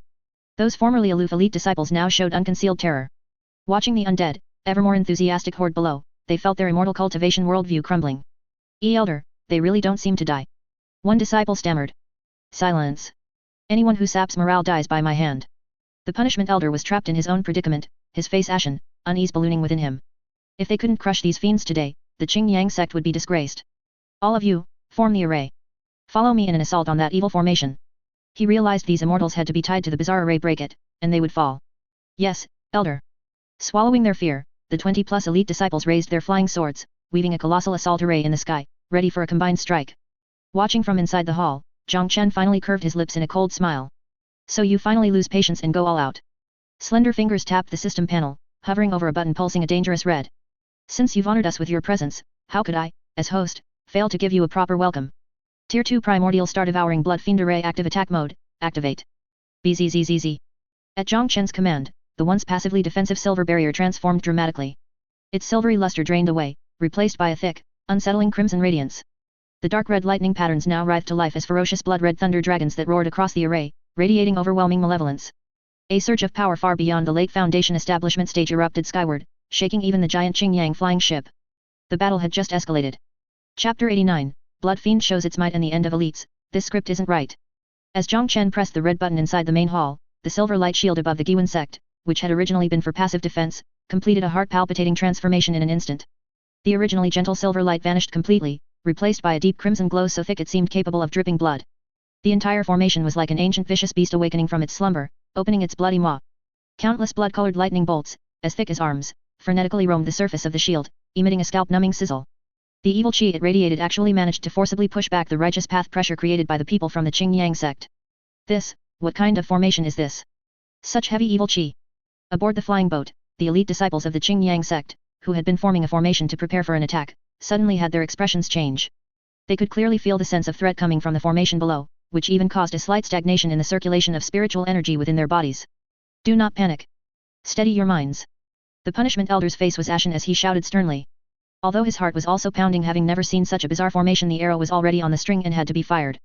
He absolutely did not believe that a small, declining sect could block a full-strength strike from the elites of their Qingyang Sect. All disciples, hear my command. Qingyang Big Dipper Sword Formation Full Strength Strike. Break this demonic shell for me. Yes. More than 20 elite disciples at the early foundation establishment stage and chi refining great perfection suppressed the unease in their hearts and roared in unison. Their standard issue flying swords simultaneously erupted with brilliant light, flying high into the air and arranging themselves according to specific positions, instantly transforming into a giant green light sword 20 jong long. Slay. As the punishment elder pointed his sword finger, that giant light sword, carrying an aura capable of destroying heaven and earth and accompanied by a piercing sonic boom, hacked down fiercely toward the blood-red formation shield below. The power of this strike was enough to instantly level a small hilltop. Inside the main hall, Chen looked at the energy index displayed on the light screen, a cold sneer curling the corner of his mouth. Coming at the right time. Just perfect to test the quality of this new formation. His slender fingers swept rapidly across the control panel. Hun Yuan Star Luo Blood Fiend Array Blood Thunder Counterattack. Boom. Just as the giant green sword was about to strike the shield, the countless blood-colored lightning bolts roaming the formation's surface seemed to receive a summons. They instantly converged, transforming into a hideous blood-colored bolt of angry thunder as thick as a water bucket, surging upward against the current to meet the giant sword, crashing together violently. Dong. An earth-shattering explosion erupted above the Qingyang mountain range. A terrifying energy shockwave swept out in all directions, snapping trees in the surrounding forests and causing countless birds and beasts to die with blood leaking from their 7 orifices. The Qingyang Sect's massive flying boat rocked violently under this shockwave. The disciples on board were unable to stand steady, their faces turning deathly pale. When the light finally dissipated, everyone was shocked to discover that the giant light sword, which combined the full strength of over 20 elite disciples, had been forcibly shattered by that blood thunder. It dissipated into a sky full of green light specks. Pfft. On the flying boat, several disciples with weaker cultivation vomited a mouthful of blood on the spot due to the formation's backlash, their auras instantly withering. This is impossible. The punishment elder's eyes widened, looking in disbelief at the blood-colored formation below, which was completely unscathed and whose light had become even more eerie. How could a rank 2 formation possibly block such a powerful combined attack? This completely exceeded the scope of his understanding. However, what caused him to break down further was still to come. The players below, seeing this scene, instantly reached a climax of excitement. Holy crap! The Sect Master is awesome. The formation is awesome. See that? This is the result of us working overtime mining. What a sense of accomplishment. Brothers, don't just watch the show. We have a buff too. Sharp-eyed players discovered that as the blood-colored formation was activated, a new buff effect appeared in each of their status bars. Blood Fiend Formation Blessing, while within the formation's range, attack power is increased by 20%, movement speed is increased by 30%, and every attack carries a weak Blood Fiend erosion effect. Attack buff. And an enchantment. Charge. Although the players couldn't fly and couldn't reach those elite mobs in the sky, it didn't stop them from being annoying. Under the command of one sword breaks the firmament, hundreds of players scattered along the edge of the formation, picking up stones and wooden sticks from the ground. Some even produced simple slingshots from who knows where and began launching long-range physical attacks at the low-flying Qingyang Sect disciples. Swoosh. Swoosh. Swoosh. Countless stones wrapped in weak blood fiend chi flew upward like raindrops. Although these attacks didn't deal much damage and felt like scratching an itch against the cultivator's protective spiritual light, they had the advantage of numbers.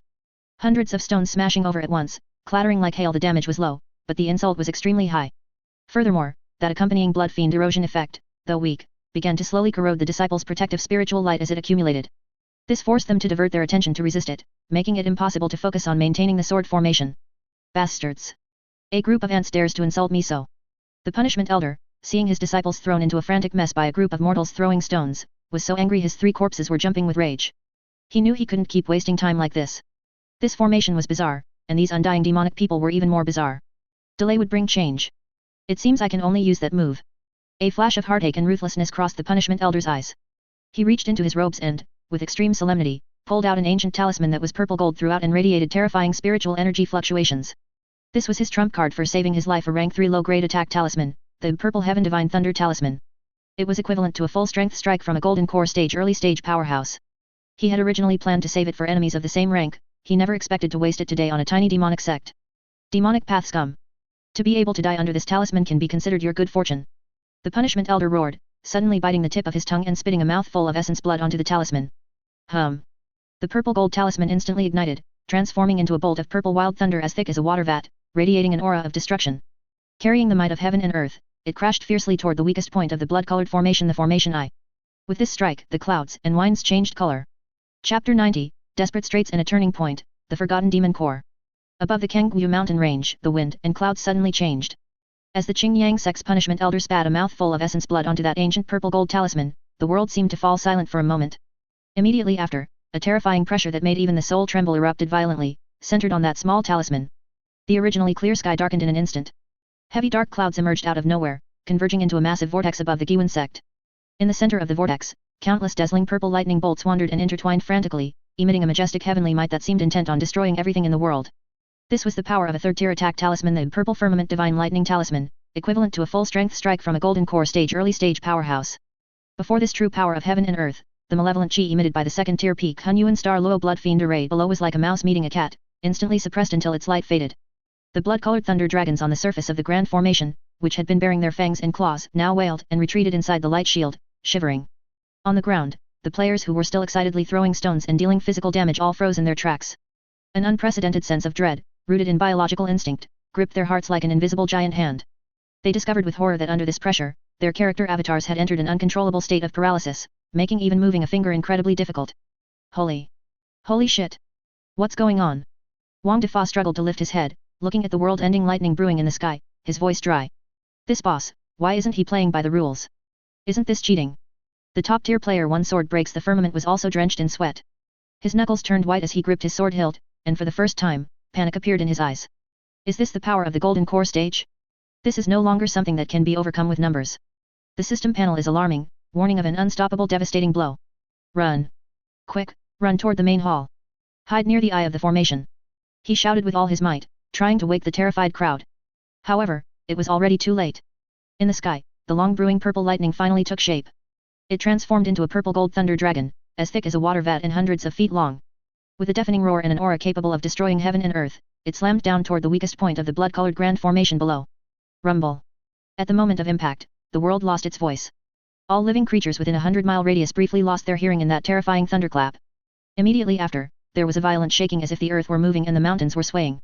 The main peak where the Guiyuan Sect was located seemed to experience a magnitude 12 earthquake. Huge rocks tumbled down, and countless newly built simple structures collapsed.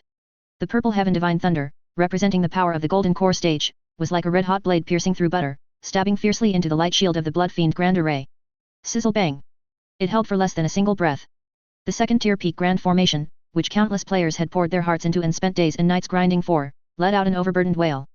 The thick blood-colored light shield on its surface shattered like glass, revealing shocking giant cracks. The purple lightning power surged frantically into the formation through these cracks, wantonly destroying the foundation stones and energy circuits.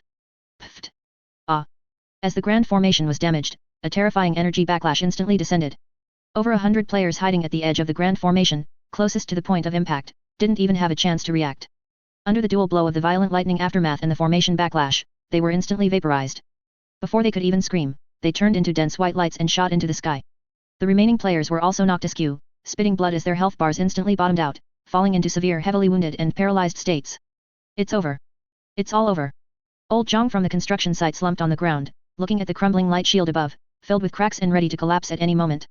The old tobacco pipe in his hand fell and broke into 2 pieces. His weathered face was full of despair. These were the assets they had dug out shovel by shovel, were they just gone like that? In the sky, the punishment elder looked at the collapsing grand formation and the mess below, a look of pleasure and a sinister laugh appearing on his face. Ha ha ha. Demonic path bastards. Now you know the power of my righteous path's immortal arts? Stubborn resistance only leads to death. Although his face was pale from the massive consumption of energy required to control the talisman, the killing intent in his eyes grew even more intense. Disciples, hear my command. The grand formation is broken. Follow me down to slay the demons and eliminate the monsters. Leave none alive. Yes. On the flying boat, the elite disciples of the Qingyang Sect, who had been holding back their anger, roared in unison. They mounted their flying swords and pounced toward the Guiyuan Sect below, which had lost its protective shell, like tigers coming down a mountain. At this moment, deep within the Guiyuan Sect's main hall, in the Sect Master's secret chamber, Chen sat cross-legged on the core formation plate, his face as pale as paper, with a trace of blood at the corner of his mouth. As the grand formation was damaged, he, the controller, naturally suffered a severe backlash. Before him, the once bright formation control panel was now flashing a frantic, piercing red light, with an ear-splitting alarm echoing in the chamber. Warning! Warning! The mountain-protecting grand array has suffered a devastating blow. The energy core is severely damaged. Current integrity, 15%. 12%. Warning! The grand formation is about to collapse completely. Estimated time to collapse, 30 seconds. Golden core stage. Is it still too much after all? Chen wiped the blood from his mouth, a flash of unwillingness and ruthlessness in his eyes. He looked at the player disciples being slaughtered on the light screen and heard the sounds of killing getting closer outside, knowing he was on the edge of a cliff. If the grand formation collapsed completely, the Guiyuan Sect would truly be finished. He would also lose everything he had worked so hard to build. 30 seconds. Conventional means can no longer repair it, and replenishing spirit stones is simply too late. His mind raced, thinking of any possible way to break the deadlock. Suddenly, his gaze swept over something in a corner of the system's storage space. It was a black object the size of a fist, wrapped in layers of seal talismans. It lay there quietly, yet seemed alive, slowly writhing and contracting, emitting a heart-palpitating, chaotic, and evil aura. It was the special loot dropped during the previous Slime Calamity event, the active demonized slime core, extremely dangerous. The system's original evaluation was a special core containing high concentrations of abyss devilish chi and chaotic laws. Extremely unstable, with strong polluting and mutating properties. Recommended to be sealed or destroyed. Chen hadn't been able to bring himself to throw it away, thinking it might be useful for tricking people later. He hadn't expected to use it on himself today. Although it's an extremely dangerous time bomb, the massive devilish chi and active energy contained within are the only things that can instantly fill the energy gap of the Grand Formation now. Chen looked at the main eye of the formation on the formation plate, which had been blasted with a large hole by the purple lightning and was rapidly dissipating. A flash of mad determination appeared in his eyes. If the righteous path won't give me a way to live, then don't blame me for truly falling into the demonic path. He gritted his teeth and reached out to grab the sealed demon core. Sizzle, sizzle, sizzle. As soon as his fingers touched the sealed talismans, a burning sting shot through him. The demon core seemed to sense the outside atmosphere and began to struggle violently, with strands of black devilish chi trying to break through the seal. Humph, you think you can turn the tables in my hands? Chen snorted coldly.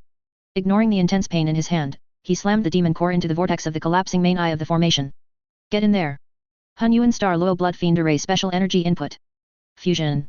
He let out a hysterical roar in his heart. Buzz. As the active demon core was driven into the eye of the formation, the entire Grand Formation, which had been on the verge of collapse, suddenly fell into an eerie silence. The next second, an unprecedented energy more terrifying, more evil, and more chaotic than the previous blood fiend energy erupted violently from deep within the eye of the formation. In the plaza outside the main hall, the Qingyang Sect disciples, who were frantically slaughtering players, and the punishment elder in the sky, who was prepared to watch the Guiyuan Sect be completely wiped out, suddenly felt a chill that made their very souls tremble. They instinctively looked up at the blood-colored Grand Formation that had been full of cracks and swaying. They saw that the originally dark red light shield was now, at a speed visible to the naked eye, being rapidly stained with a slimy, nauseating pitch-black color. The originally dissipating formation patterns seemed to be injected with some eerie vitality, instantly halting their decline and beginning to twist, grow, and mutate frantically. Crack! Crack! A hair-raising sound echoed. At the huge gap blasted open by the purple heaven divine thunder, countless thick, slimy black tentacles seemed to reach out from the depths of hell, carrying a suffocating stench and devilish chi. They surged frantically from within the formation, and in the blink of an eye, they tightly coiled around and enveloped that terrifying purple lightning. Wah! What kind of ghostly thing is this? The punishment elder's eyes nearly bulged out as he watched that indescribable scene. An unprecedented sense of fear instantly overwhelmed him. How was this still a formation from the cultivation world? This was clearly a gateway to the demon realm. For the players who were lucky enough to survive inside the Grand Formation at this moment, what they were about to face was a completely new world where the art style had utterly collapsed. Chapter 91, Sudden Change in Style. Is this freaking cultivation? The main peak of the Guiyuan Sect. A battlefield of dead silence. Time seemed to freeze at this moment. In the sky, that originally overbearing Qingyang Sect punishment elder was now staring with wide eyes, his mouth slightly agape, and his throat making a strange cluck-cluck sound, as if an invisible giant hand were choking him. His keen spiritual sense as a late Foundation establishment stage expert was frantically sending him the most dangerous warnings. On the ground, the 20-odd elite disciples of the Qingyang Sect, who had just charged into the broken mountain gate like tigers descending a mountain, ready to begin a slaughter, also stopped their steps mid-air.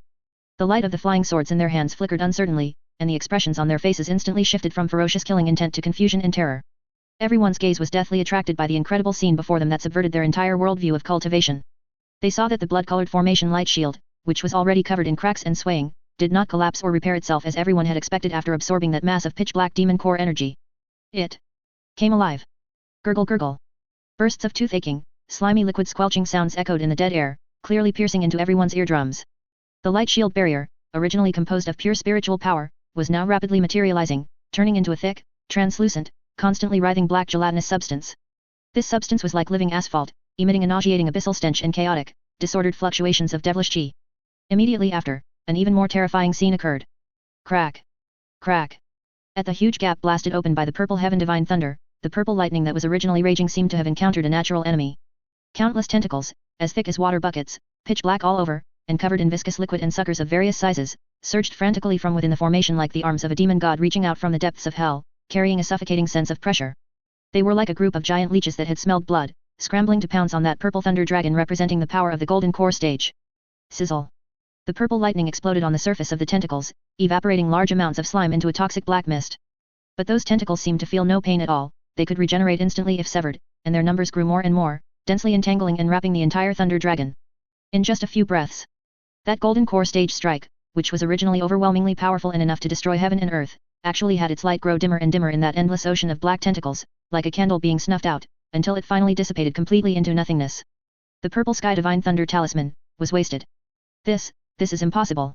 In the sky, looking at this scene, the punishment elder's Dao heart was on the verge of collapse. He could not understand everything happening before his eyes. It exceeded all his knowledge of the cultivation world's formation systems over hundreds of years. What kind of formation was this? This was clearly summoning an ancient demon using the formation as a shell. Blearg. On the ground, several Qingyang Sect disciples who were closest were so overwhelmed by the stench and devilish qi that they immediately bent over and dry heaved, their faces turning pale. Under the erosion of this devilish qi, their protective spiritual light actually began to make a sizzling corrosive sound. Junior Martial Uncle. What kind of ghost thing is this? My spiritual power isn't flowing smoothly. So disgusting. These tentacles are moving. They're looking at me. A female disciple with a slightly weaker mind screamed in terror. She felt as if countless invisible eyes had grown on the surrounding writhing black gelatinous walls, staring at her with greedy and playful gazes, pushing her mental defenses to the brink of collapse. And just then, Chen, who had been hiding in the secret chamber of the main hall controlling the formation, was not in a good state either. Cough, cough. This thing's kick is really strong. Chen wiped a smear of black blood from the corner of his mouth, his face terrifyingly pale. At this moment, his eyes also faintly flickered with a strange red light, a sign of being backlashed by devilish qi. Before him, the originally brilliant formation control console had now turned completely pitch black. Countless distorted demon runes were frantically jumping on it, as if celebrating the birth of this new shell. Warning! Warning! An irreversible abyssal demonic mutation has occurred in the formation core. The current formation has been renamed to Abyssal Tentacle Demon Array, semi-out of control state. Formation characteristics changed, no longer provides spiritual qi empowerment. New characteristics: abyssal pollution. Hostile targets within the formation range will continuously suffer mental pollution and physical corrosion. Tentacle proliferation. The formation can autonomously generate and control abyssal tentacles for attacks. Devouring evolution. The formation can self-repair and grow by devouring flesh and spiritual power. Side effect: the controller will continuously suffer from devilish qi erosion, and san value, sanity, will slowly decrease. Looking at the lines of shocking scarlet text on the panel, a smile even more crazed than a demon's curled at the corner of Chen's mouth. Semi-out of control state? That's enough. Enduring the bursts of stabbing pain in his brain and the mad urge to destroy everything, he slammed his hands onto the pitch-black control console. Since you all like to subdue demons and eliminate devils, then this seat will let you see what a true demon is. Abyssal Tentacle Demon Array full resurgence. The hunt begins. As Chen's command was issued, the world outside changed completely. The black tentacles that were originally only writhing at the gap of the formation suddenly acted like soldiers receiving orders. Rumble.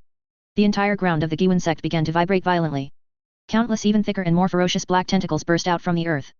They crawled out from the cracks in the square, reached out from the ruins of collapsed buildings, and even grew out from the two totem poles at the entrance of the main hall.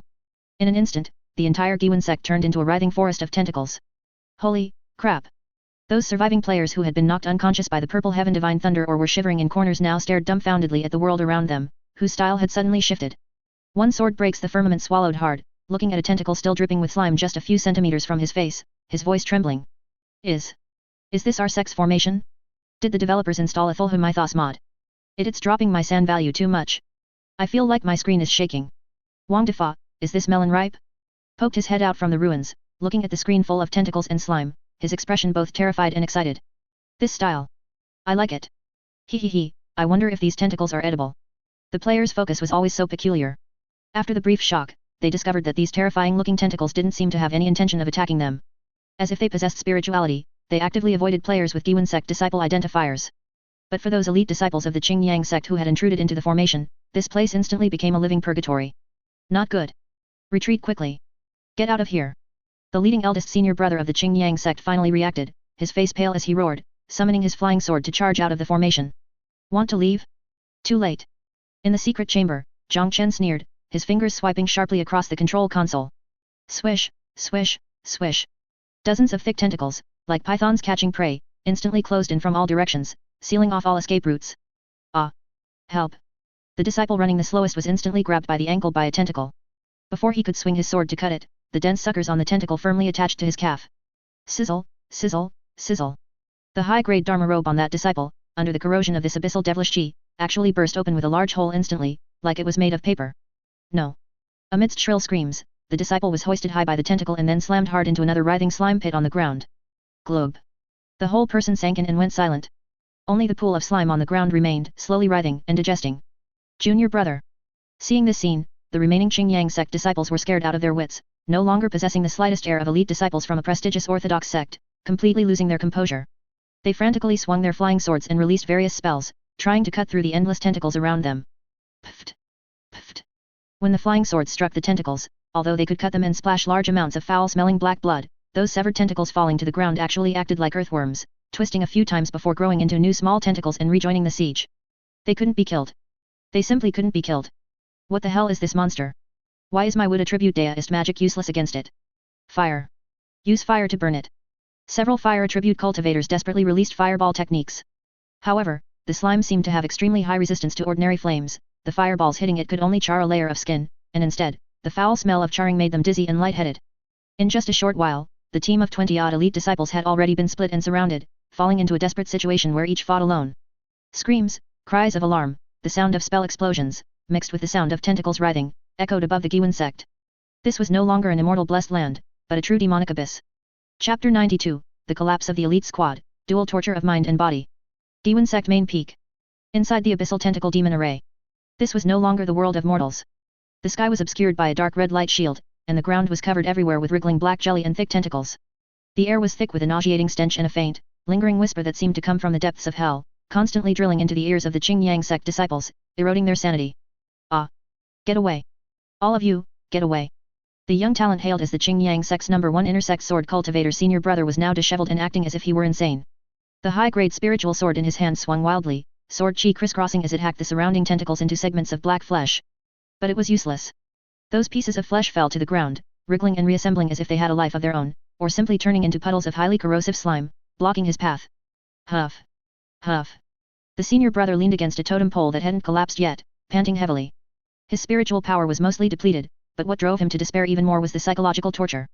The longer he stayed in this demonic formation, the more it felt as if countless ants were crawling inside his brain. Double images began to appear in his vision, and the faces of his dead enemies seemed to grow out of the tentacles, letting out shrill wails at him. Illusions, they're all illusions.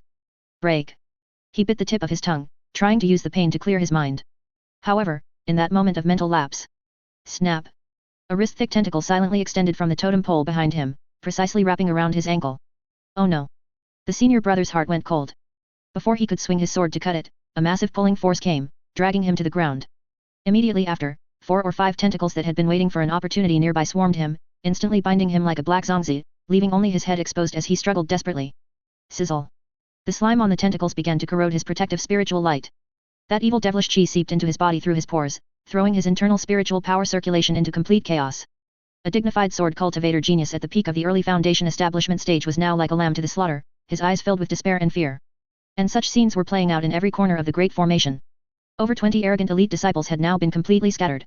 Some were hanging in midair, dangling from tentacles, some had fallen into slime swamps, sinking deeper the more they struggled, and others had been so tormented by mental pollution that they were kneeling on the ground, crying and laughing at the same time. Their flying swords lay on the ground, their glow dim. The deist arts they took pride in had all become useless before this abyssal devilish chi.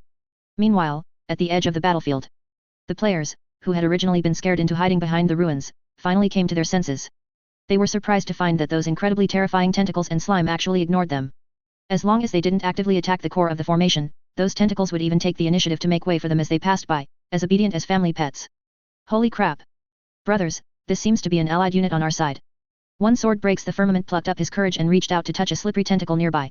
To his surprise, the tentacle docilely rubbed against his palm and even secreted a bit of slime, giving him a 10-minute abyssal protection minor buff, slightly increasing defense and dark attribute resistance. This scene stunned all the players, followed by a burst of uncontrollable, excited whispers. Awesome! The Sect Master is awesome. He can even tame these things. This isn't just a formation, it's practically summoning a bunch of tentacle babies to help us fight. Wang Defa, is this melon ripe? Looked at the Qingyang Sect senior brother not far away, who was tied up like a zongzi and wailing. A trace of extremely wretched light flashed in his small, beady eyes. He picked up a broken half pickaxe from the ground and chuckled. Brothers, the chance to kick them while they're down has come. These elite mobs are all CCD now. They can't move. And their shields have been corroded. Aren't these just experience packs and equipment caches delivered to our door? What are you all still standing there for? Charge. Steal the kills. Boom. The players' gaming souls instantly awakened. Fear? Non-existent. In their eyes, the field was now full of low-health bosses waiting to be harvested. Go. The one with the sword is mine. I've got my eye on his boots. Don't steal. That female cultivator is mine. I'm going to loot her storage pouch. Over 100 players rushed out of their hiding spots with strange cries. Holding a variety of weapons, some even broken, they excitedly pounced on the elite disciples who had lost their ability to resist. Thus, an even more absurd and cruel scene appeared on the battlefield. A Qingyang Sect disciple hanging in midair from a tentacle was struggling in despair. Suddenly, 7 or 8 players surrounded him from below. Hey!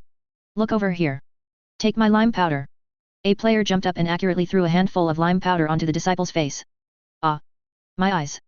The disciple let out a miserable scream, becoming even more panicked. Brothers, work harder. He's blind. Stab him in the kidneys.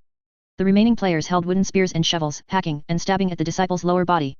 Although the damage wasn't high, only chipping away a tiny bit of health each time, they had the advantage of numbers. Moreover, those tentacles seemed to understand teamwork. Seeing the players siege, they would even tighten their grip, strangling the prey harder to make it easier for the players to deal damage. Devils! You devils! You will die a horrible death. Under the dual torture of mind and body, the disciple finally broke down, letting out a scream like a pig being slaughtered. And on the other side, old Jiang from the construction site led a few brothers from the engineering team and surrounded a female cultivator trapped in a slime pit. They didn't attack directly but instead took out the shovels they carried with them and began to frantically fill the pit with dirt and stones. Hee, little lady, stop struggling. This old man will build you a grave right now and let you rest in peace. Old Jiang puffed on his dry tobacco, a simple yet terrifying smile appearing on his face. Looking at the excited faces around her and feeling the tightening soil and slime, the female cultivator's eyes finally rolled back, and she fainted from fright. The entire interior of the Great Formation became a carnival hunting ground for the Fourth Calamity. High in the sky, the Punishment Elder was now completely dumbfounded. He watched helplessly as the 20-plus sect elites he had brought were treated like playthings by a group of evil spirits and monsters, falling into desperate straits one by one and suffering inhuman torture. That deep sense of helplessness and fear completely shattered his psychological defenses. A devil's den, this is a true devil's den.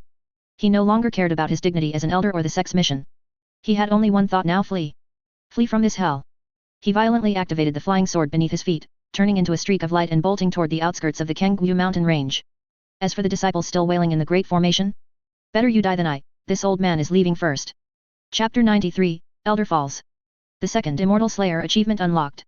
Above the Qingyang mountain range, a desolate streak of green sword light pierced the sky, fleeing frantically away from the Guiyuan Sect like a stray dog. Atop the sword light, the Qingyang Sect's punishment elder was deathly pale. His once meticulously groomed beard and hair were now flying wildly in the wind. He continuously stuffed chi recovery pills into his mouth, not hesitating to burn his essence blood to drive the flying sword beneath his feet, pushing his speed to the absolute limit. From time to time, he looked back at the demonic mountain behind him, shrouded in a dark red light barrier as if it had come alive, his eyes filled with deep fear and lingering dread. It was too terrifying. How was that a declining minor sect? That was clearly a horrific node connecting to the ancient demon realm. Those unkillable lunatic disciples, those bizarre tentacles that can swallow a golden core strike. Escape. I must escape back to the sect. Report to the old ancestor. The punishment elder screamed inwardly. He knew he had failed miserably this time. Not only was the mission a failure, but more than 20 inner court elites were lost. He would be lucky to survive the punishment back home. But compared to staying in that hell on earth to be tortured, being punished was better than losing his life. Seeing that he had already flown dozens of miles and the fluctuations of devilish chi behind him seemed to be gradually weakening, the punishment elder breathed a slight sigh of relief. However, just as he thought he had escaped. Buzz. A heart-palpitating and malicious wave of vast divine thought suddenly swept from the direction of the distant grand formation behind him, instantly locking onto him. Immediately after, he discovered to his horror that the lush primeval forest below was suddenly churning like boiling water. Rumble. The ground cracked, and soil splattered. Countless black tentacles, thicker than those seen inside the formation and covered in thick slime and sharp bone spikes, burst from the earth like the giant hands of a demon god reaching from the depths of the ground. Carrying a suffocating pressure, they shot straight into the clouds. No. The punishment elder let out a desperate roar, trying desperately to fly higher to avoid them. But those tentacles were too fast, and their numbers were despairingly large. They wove into a giant black net that blotted out the sun, completely sealing off the airspace for miles around in an instant. Snap! The thickest tentacle accurately struck his flying sword. The high-grade spiritual artifact flying sword wailed, its light instantly dimming as it spun and fell downward. Without his flying sword, the punishment elder was like a kite with a broken string, struggling helplessly in the air. Before he could cast a wind-riding technique to stabilize himself, 4 or 5 tentacles swarmed him, tightly binding his limbs and torso. Sizzle. Terrifying abyssal devilish chi instantly invaded his body, sealing his dantian and chi. The mental pollution from the depths of his soul gave him a splitting headache, and illusions began to swarm before his eyes. Caught him back. Let me go. I am an elder of the Qingyang Sect. How dare you? No one paid attention to his impotent rage. The tentacles were like giant pythons dragging prey back to their nest, coiling around this dignified late Foundation establishment stage powerhouse and quickly retreating underground, racing along the ley lines back toward the Guiyuan Sect's grand formation. Guiyuan Sect main peak. Inside the abyssal tentacle demon array. Inside the grand formation, the battle had basically reached its end. Most of those 20+ elite disciples had been subdued by the combined efforts of the tentacles and players, some were dead, some were unconscious, and the rest were barely hanging on. The players were cleaning up the battlefield with lingering excitement, searching the unconscious NPCs for loot along the way. Just then. Boom. The ground at the edge of the grand formation suddenly exploded. Several thick tentacles emerged from underground, as if presenting a treasure. In their midst, the punishment elder tied up like a zongzi, hair disheveled, and in a wretched state was heavily thrown onto the slime-covered ground. The entire field went silent for a second. Immediately after, a cheer more frenzied than before erupted. Holy crap! It's the lead old boss. Didn't he run away? How did he get caught again? Awesome! This grand formation actually has a remote capture function. This after-sales service is too good. Wang Defa, is this melon ripe? Was originally sitting on a Qingyang Sect disciple, stripping their storage pouch. Seeing this, he immediately dropped the unlucky guy, picked up a pickaxe from the ground, and rushed over with glowing eyes. Brothers! The real big fish is here. Wasn't this old geezer pretty arrogant just now? Wanted to strike us dead with lightning? Now, a plucked phoenix is worse than a chicken. Charge! Kill him! He must have top-tier equipment on him. With his shout, the hundreds of surrounding players instantly swarmed like piranhas smelling blood. At this moment, they were more or less covered in the black slime from the grand formation, looking slippery and filthy.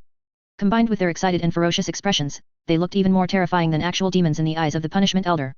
You, don't come over. I'm your grandpa. Old Jiang from the construction site slapped him across the mouth with a shovel, cutting off his nonsense. Construction team, pin down his limbs. Don't let him move. Life group, serve him with lime and poisonous sludge. Although the punishment elder was at the late foundation establishment stage and his physical body's strength far exceeded that of ordinary people, with his spiritual power sealed and his limbs pinned down by tentacles and players, he could only be slaughtered at will. Countless shovels, sticks, and stones fell on him like rain. Lime powder blinded his eyes, and poisonous sludge corroded his skin. It was a lynching without a shred of dignity. Ah! Bastards! My Qingyang Sect will never let you off. My storage ring! Don't pull my finger! It's breaking! It's going to break! The punishment elder's screams echoed in the valley, chilling the hearts of those Qingyang Sect disciples who hadn't fainted yet, causing them to completely give up resistance. Finally, under the unremitting efforts, chip damage, of hundreds of players. This powerhouse of the late foundation establishment stage, who once awed the region, breathed his last breath with endless humiliation and regret. World announcement.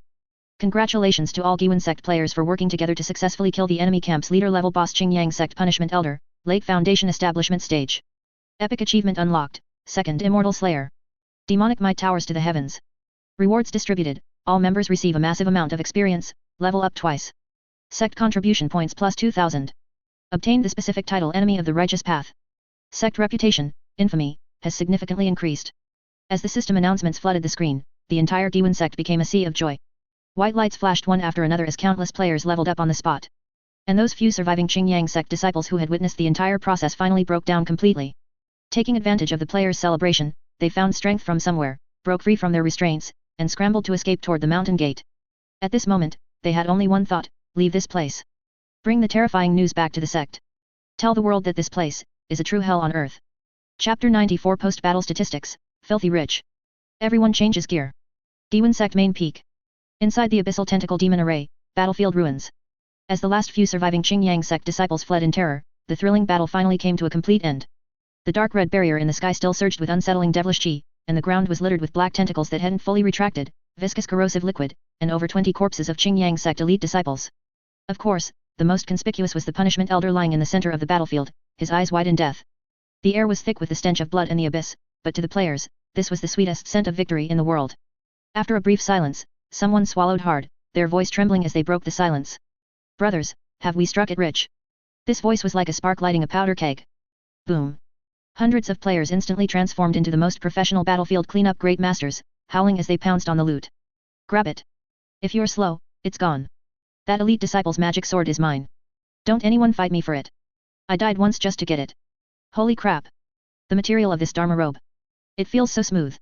It's 10,000 times better than the crappy rat skin I'm wearing. Unlike the last time they robbed the impoverished Huang family, this Qingyang Sect elite group was practically a mobile warehouse of top-tier equipment. Every Dharma robe they wore was woven from the finest spirit silkworm silk and engraved with defensive formations. Every flying sword they held was at least a ranked medium-grade or even high-grade spiritual artifact. Even the storage pouches hanging from their waists had more than double the space of ordinary ones. We're rich. We're really rich. Wang Defa, is this melon ripe? was currently straddling the corpse of the most arrogant senior brother from earlier, struggling to pull off the boots engraved with wind-riding formations. "Fatty, take it easy. Don't tear the formation. One sword breaks the firmament," shouted nearby, his heart aching for the gear, while he nimbly unfastened the high-grade inner armor from the senior brother and slipped it onto himself. As for the biggest boss, the punishment elder, the players gave him the highest level of treatment. By now, the elder's corpse had been stripped down to his underwear, lying quietly in the mud.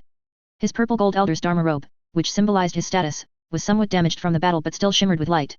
It was now being worn by old Jiang from the construction site. Old Jiang puffed on his dry tobacco, unbothered that the robe was too long and looked like a costume on him. His face wrinkled with a wide grin. "Hee, this material is really solid. Wearing this to go mining will definitely give me more strength." The most precious storage ring on the elder's finger was unanimously entrusted to the most reliable top player. One sword breaks the firmament, to be handed over to the Sect Master in exchange for the greatest reward. In just half an hour, the entire battlefield was swept clean, without even a single spirit stone fragment left behind. Immediately after, a hilarious and spectacular scene appeared on the Guiyuan Sect Plaza, a total gear change. The players couldn't wait to put on the Qingyang Sect equipment they had just acquired. Thus, a team with an extremely bizarre aesthetic was born. They wore uniform green Qingyang Sect dharma robes with exquisite Qingyang Sect disciple nameplates hanging from their waists. At first glance, they looked like a regular army of the Qingyang Sect.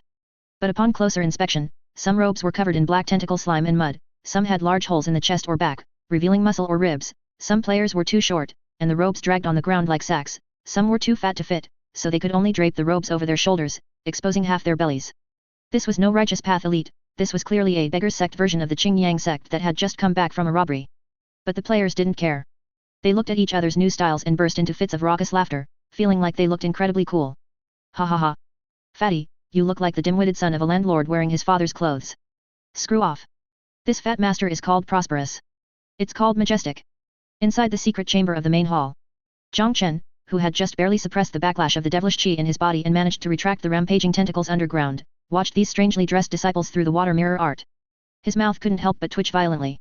He looked at the mountain of top-tier loot in the system's back-end warehouse, then at the late Foundation establishment stage elder's storage ring lying quietly before him, which his divine sense couldn't penetrate. In this battle, although the Guiyuan Sect had used all its trump cards and the grand formation was half destroyed, and demonized, and he himself had suffered internal injuries, the harvest was unprecedentedly massive. Qingyang Sect. A cold glint flashed in Jiang Chen's eyes. "I accept this grand gift. Next, I'll be waiting to face your thunderous wrath." He knew that killing a high-ranking elder and over 20 elites meant an all-out war until death. The real storm had only just begun.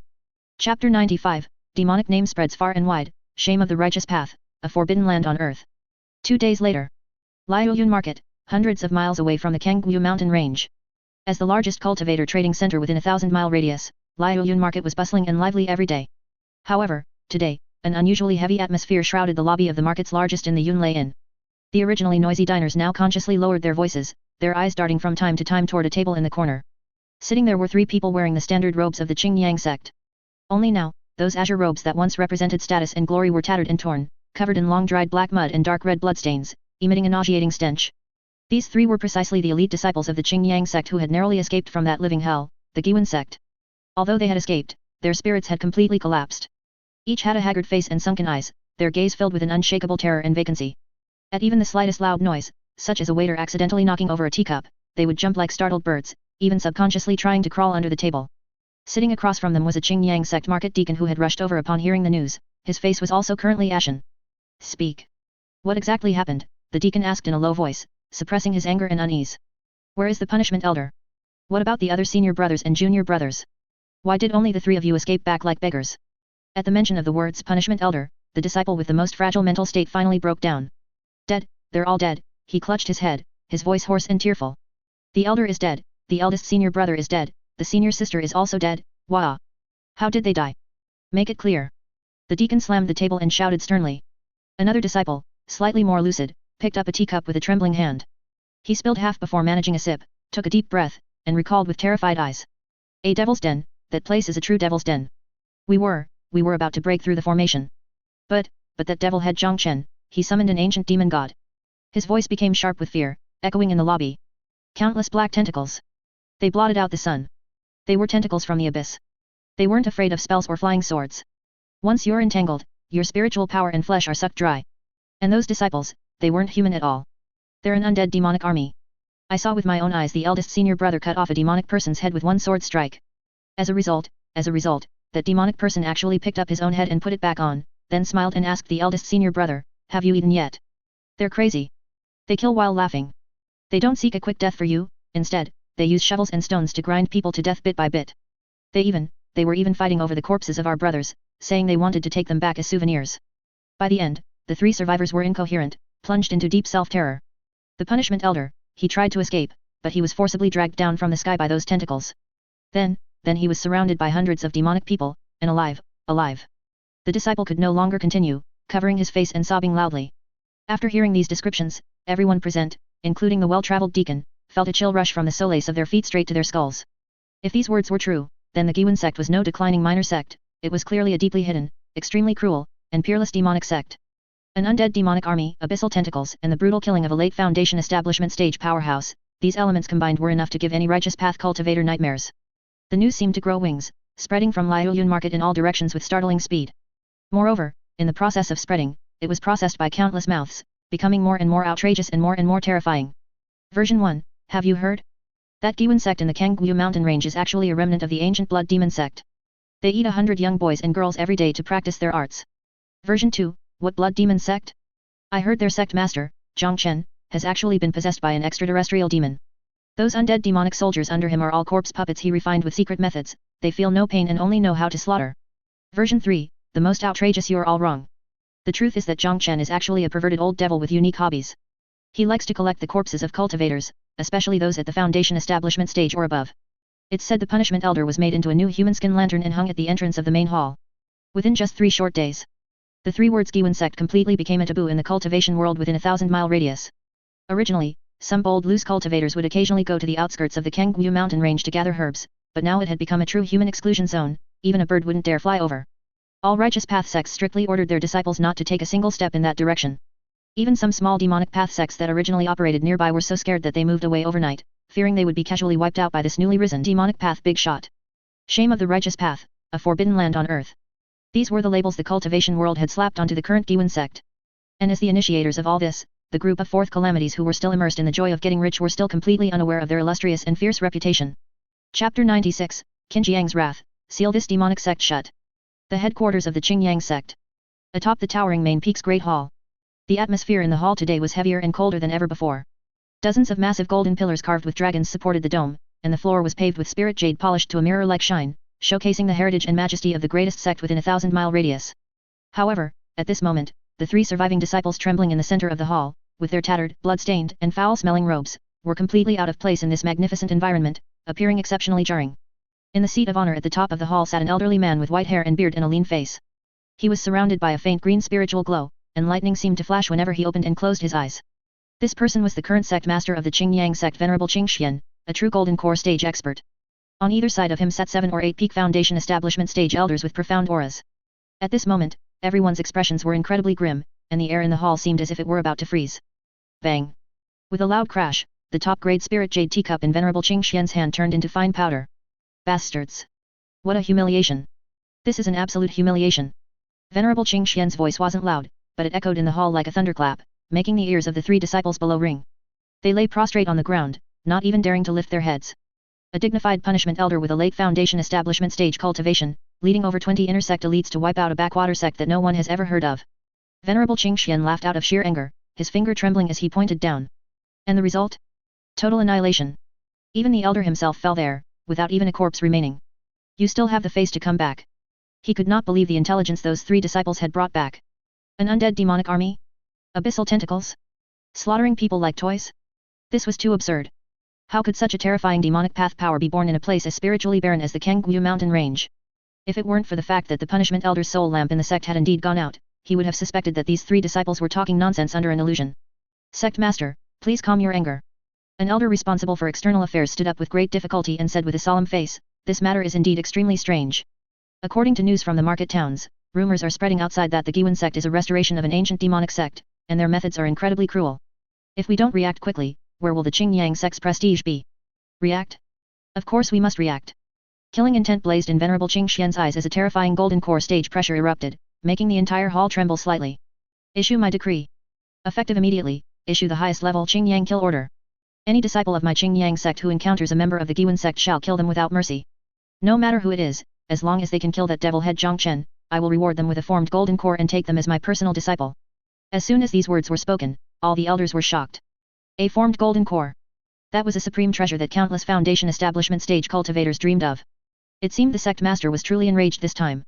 Furthermore, Venerable Qing Xian's voice grew even colder. Isn't that Guiyuan Sect hiding away, relying on their demonic array? Fine. Spread the word, unite all the cultivation families and market towns within a 1,000-mile radius that are subordinate to our sect, and impose a total blockade on the Qingyang mountain range. Cut off all their supplies. Medicinal pills, talismans, spirit rice, not a single grain of rice is allowed to flow into the Guiyuan Sect. Anyone who dares to do business with them privately will be the mortal enemy of my Qingyang Sect. I want to see how long these little devils, who only know how to hide in their shells, can last without resource supplies. Even if we have to starve them, we will starve them to death in those mountains. As one murderous command after another was passed down, the massive war machine of the Qingyang Sect began to rumble into motion. A dragnet targeting the Guiyuan Sect was rapidly spread out. Chapter 97 Player Reaction. Brothers, we've gone red name. Guiyuan Sect, Plaza Resurrection Point. Unlike the grim atmosphere on the Qingyang Sect side, inside Guiyuan Sect the air was one of New Year level jubilation, chaotic jubilation. After that epic battle, although the players had suffered heavy casualties, an average of 1.5 deaths per person, the gains were unprecedented. Everywhere on the plaza, players strutted about in ill-fitting Qingyang Sect premium robes. Wang Defa, aka Is This Melon Ripe? Was currently struggling to squeeze his bulky frame into a tight inner sect disciple vest. While sucking in his gut, he bragged to the guy next to him, see that? High-grade magical artifact vest. Boosts defense and auto-regens health. In any old game this would be at least a purple tier item. Pfft, fatty, that's nothing, the player one sword breaks the firmament said coolly, polishing the top-tier spiritual artifact flying sword he'd just looted from Punishment Elder's storage ring. Check this out, lightning attribute attack procs. Now this is god tier gear. Just as everyone was basking in the joy of divvying up loot and swapping outfits, a glaring blood-red exclamation mark suddenly popped up on every player's interface. Server-wide emergency notice. Faction status change. Because of your brutal, heroic, performance in Guiyuan Sect Defense War, Phase 2, you successfully killed key elders and large numbers of elite disciples of the Righteous Path leader Qingyang Sect, provoking its thunderous wrath. Current sect reputation, Righteous Path, has fallen to the lowest level, irreconcilable. Current sect reputation, Demonic Path/Chaos, has greatly increased, notorious. All Guiyuan Sect players have received the permanent debuff/special title, Righteous Path Enemy, aka Big Red Name. Effect, while in Righteous territory, you will automatically draw aggro from all Righteous NPCs and may be hunted by high-level NPCs. Qingyang Sect has issued high bounties, your heads are now worth a fortune. At the sight of this string of crimson notices, the plaza fell briefly silent. Had these been normal cultivators, they'd already have wet themselves and started packing for a hasty escape. Being hunted by a top sect with a golden core old ancestor was basically a death sentence. But this was Guiyuan Sect, and the ones standing here were the Fourth Calamity. After a momentary hush, the plaza erupted in cheers even louder than the earlier equipment handouts. Holy crap! Red name, brothers, we're red name. Righteous Path Enemy, this title is 10,000 times cooler than that mining apprentice garbage. I knew it. Following Sect Master Jiang is the way. In just a few days we've become server-wide wanted villains, so much clout. Wang Defa excitedly slapped his round belly, flashing the blood-red Righteous Path Enemy title for all to see. See? This is what a top-tier player looks like. Who's gonna mess with me now? I'm a certified devil head by Qingyang Sect itself. A bounty on my head, hey. Old Jiang from the construction site puffed on his pipe, eyes glinting dangerously. If only I could turn myself in and pocket the reward myself. Far from frightened, the players felt a strange thrill and pride. In their game logic, a server-wide bounty meant they'd done something huge, proof their faction was awesome.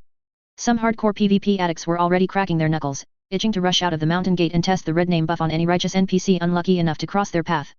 Inside the main hall, Chen rubbed his temples in exasperation as he watched this bunch of oddball disciples compete over whose bounty was higher instead of showing any fear. These guys don't know how to write the word death. The players' morale was useful, but Chen knew full well that Qingyang Sect's total blockade was no joke. He opened the sect warehouse panel. Artifacts and spirit stones now lay in mountains, yet. Basic sect resource alert, low-tier healing medicinal pills, 50 left, critically low, talisman materials, cinnabar, paper 0, exhausted, Bigo pill/spirit rice, 3 days left, facing starvation. Trouble. Chen frowned at the sea of scarlet deficits. Players might not fear death, but they needed pills to heal, materials to craft, even food to restore stamina. With all trade routes cut, piles of spirit stones and stolen goods couldn't buy the most basic supplies. If this continued, the Fourth Calamity would riot from starvation long before Qingyang Sect attacked. He had to break the blockade and secure supplies and unload the hot loot from Qingyang Sect stashed in the warehouse. Chen's gaze shifted to the map, settling on the largest grey zone within 10,000 li, straddling righteous and demonic territories, the black market city of Sin. Looks like it's time to take these country bumpkins to a real city and broaden their horizons. Chapter 98 Resource Crisis, so broke we only have money left. 3 days later, Guiyuan Sect Square. After the novelty of earning the title Public Enemy of the Righteous Path wore off, a subtle shift crept through Guiyuan Sect. At first everyone was still drunk on sudden riches. After all, the warehouse was stuffed with high-grade magical artifacts stripped from Qingyang Sect elites, heaps of mid-grade spirit stones, and all sorts of unnameable but obviously advanced materials. Every player had hundreds or even thousands of contribution points in their pouches, and they walked as if the wind itself carried them. Yet when they tried to turn that wealth into immediate combat power or even just daily necessities, problems surfaced. In front of the pill refining room, the chef stir-fried large kidney squatted on the ground, frowning at the queue of players waiting to buy supplies, waving them off again and again. Out of stock, really out of stock. Don't line up anymore. What do you mean, large kidney? I've got money. I've got contribution points. Wang Defa, aka is this melon ripe? Slapped his bulging storage pouch. 50 skewers of power restore grilled meat and 20 bottles of elementary golden sore medicine. Fat Master's heading back into the mountains to solo wind wolves today. Fat bro, it's not that I won't sell. Large kidney spread his hands miserably. Even a clever wife can't cook without rice. All the first rank Yao beast meat for the grilled skewers is gone, we've eaten the back mountain clean. The bloodstop grass for the medicine is finished, I used the last stock yesterday. What? Gone. Wang Defa stared blankly. But there are piles of high-grade herbs in the warehouse, the ones we looted from the Qingyang Sect Elder's storage ring. Those are second or even third rank spirit medicine, bro. Large kidney rolled his eyes. I'm only an elementary alchemy apprentice. You want me to stir-fry melon seeds with 1000-year ginseng? I'd have to be able to refine it first. The same scene played out all over the sect. Old Jiang from the construction site wanted to upgrade his trap array and went to buy refined iron and formation flag materials, only to see the system shop flash, insufficient stock. Players who wanted to learn talisman drawing found cinnabar and talisman paper exhausted, those needing to repair equipment durability found basic ores missing. Even the most fundamental Bigu pills were almost gone. Everyone had been cultivating so frantically that consumption had skyrocketed. If restocking didn't happen soon, the whole sect would be starving and losing stamina points in 2 days. What the hell kind of broken game is this? We've got money we can't spend. The players finally realized how serious things were. They were the textbook example of so broke they only had money left, pockets full of spirit stones and top-tier loot, yet unable to buy the most basic consumables. Word is it's that Qingyang Sect outside causing trouble, the well-informed expert One Sword Breaks the Firmament said grimly. They've banded together with every market around and blockaded our trade routes. No one dares sell us anything now, not even a fly can get in. Damn it. They can't beat us fair and square, so they play dirty. Brothers, why don't we charge out and loot? I refuse to believe the living can be suffocated by their own pee. The square grew more restless by the minute. 4 players used to buying whatever they needed whenever they needed it, this stranglehold felt worse than death. Inside the Great Hall, Chen, who kept constant watch on sect affairs, looked at the sea of red material warnings on his system panel and decided the time was ripe. He unhurriedly set down his spirit tea, the corner of his mouth lifting in the smile of a man whose plan had worked perfectly. Feeling the pain now. Good. That's exactly what I wanted. He stood, straightening the priceless magical robe stripped from the punishment elder and refurbished by the system so it hung without a single wrinkle. Time to take these country bumpkins who've never seen the world to a real metropolis to fence our loot, go shopping, and open their eyes a bit. Chapter 99, The Sect Master's Counter-Plan Target, The Land of Chaos. Noon. Just as the players were tearing their hair out over empty supply stalls, even plotting a suicidal charge against the Qingyang Sect blockade. Dong dong dong. The long silent sect summoning bell suddenly pealed above the main peak. The Sect Master's calling us. Something huge is coming. New quest line. Is he leading us out? Spirits lifted, the players dropped everything and surged toward the square like a tide. Within moments more than 100 stood assembled, craning their necks at the imposing figure atop the high platform. Chen stood with hands clasped behind his back, sweeping his gaze across the crowd. Instead of launching into his usual grand promises, he began in a voice heavy with grief and anger. Fellow disciples, you've all felt the sect's plight these past days. That despicable Qingyang Sect, unable to defeat us on the open field, now stoops to the vilest trick, allying with outsiders to choke our trade routes and cut off our very lifeline, hoping to trap us and starve us here in the Qingyang mountain range. Outrageous, the players roared in perfect coordination. Do you think I'll let them have their way? Chen snorted coldly, his voice suddenly rising, ringing with dominance. If the righteous path bars its doors, we'll carve our own path. With a sharp sweep of his sleeve, a colossal illusory map flashed into being on the wall behind him. 800 li northeast of the Qingyang mountain range, a blood-red skull icon pulsed. There lies the city of Sin. Chen pointed at the mark and slowly explained. It's the gray zone where righteous and demonic forces mingle, the largest black market within 10,000 li. No rules, no laws, only strength and spirit stones matter. With coin in hand you can buy anything, medicinal pills, magical artifacts, slaves, intelligence, everything. It's also paradise for fencing loot, no one asks where your goods came from. At the keywords black market, no rules, and fence loot, the players' eyes blazed like filament bulbs. This sounded exactly like one of those high freedom, free PvP, treasure-strewn, chaotic neutral capital cities. Sect Master, you mean, we're going there? Wang Defa rubbed his hands in excitement. Exactly. Chen nodded. I will personally lead a team to the city of Sin. We'll unload all those trinkets of Qingyang Sect origin, those top-grade magical artifacts, stock up on the supplies we desperately need, and break their blockade. Let them learn, no one cages the Guiyuan Sect. Woo! Brilliant, Sect Master! To the black market! Raise hell! Fence loot! Go shopping! I'm gonna check if that place has any pretty courtesan NPCs. The square erupted. The prospect of a new map washed away every trace of gloom. Then Jiang Chen's next words dumped a bucket of ice water on the frenzy. But the city of Sin swarms with every sort of scum, it's more perilous than any battlefield. To keep a low profile, I can take only an elite squad. He raised 2 fingers. 20. This expedition needs the 20 strongest, sharpest, most troublemaking disciples. The square exploded again, louder than before. 100 pairs of eyes turned blood red. Only 20 slots for the new map? This was life or death. Pick me, Sect Master. I can tank, fight, and curse whole mobs into hating me. Wang Defa shoved forward, belly thrust out. Choose me. I'm a top-tier DPS. One sword breaks the firmament, hoisted his prized flying sword high. Take me along, Sect Master. I'm a cook, I can feed the team. Stir-fried large kidney waved a ladle. I'm from the construction crew, what if we need to dig a tunnel under the black market? Old Jiang from the construction site chimed in. Watching the players nearly come to blows over the spots, Jiang Chen smiled in satisfaction. Competition was good, it bred drive. Only the cream of these talents could stir up a storm in that man-eating city of Sin. Chapter 100 Expedition Team assembles, the sect's strongest lineup. Noon. Guiyuan Sect Square. To compete for the 20 coveted slots to the new map City of Sin, the formerly peaceful square turned into a raucous farmer's market in seconds. Over 100 players crammed beneath the platform, necks stretched, each desperately showing off a special talent to catch the Sect Master's eye. Sect Master, look at me. I can smash a slab on my chest.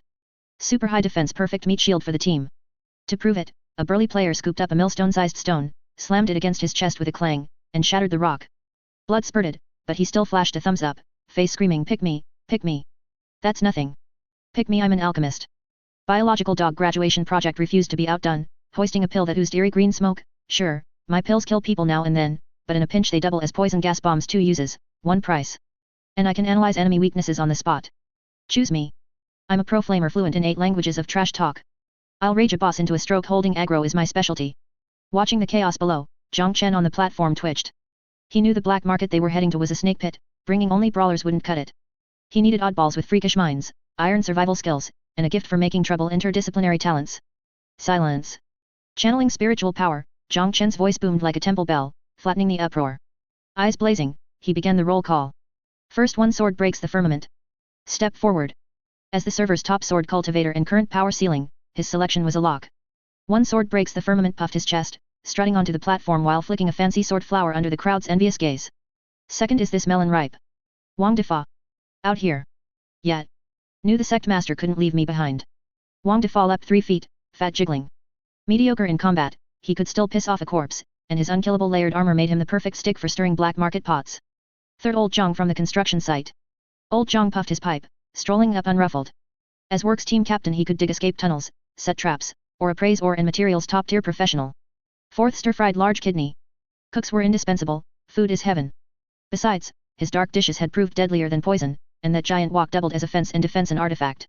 After that, Jiang Chen's picks grew stranger. Intimate big sister out here. Gasps. This was the cross-dressing pro who'd driven Li Qing to a mental breakdown. Jiang Chen wanted that unpredictable psychotactic in a black market, it could outdo steel. Shenum tastes 100 herbs. The madman who stuffed any poison plant into his mouth. With him along, poisoning the group in the black market would be impossible. He came with built-in anti-venom. And so, under stares of envy or bewilderment, 20 weirdos formed the Guiyuan Sect black market expedition.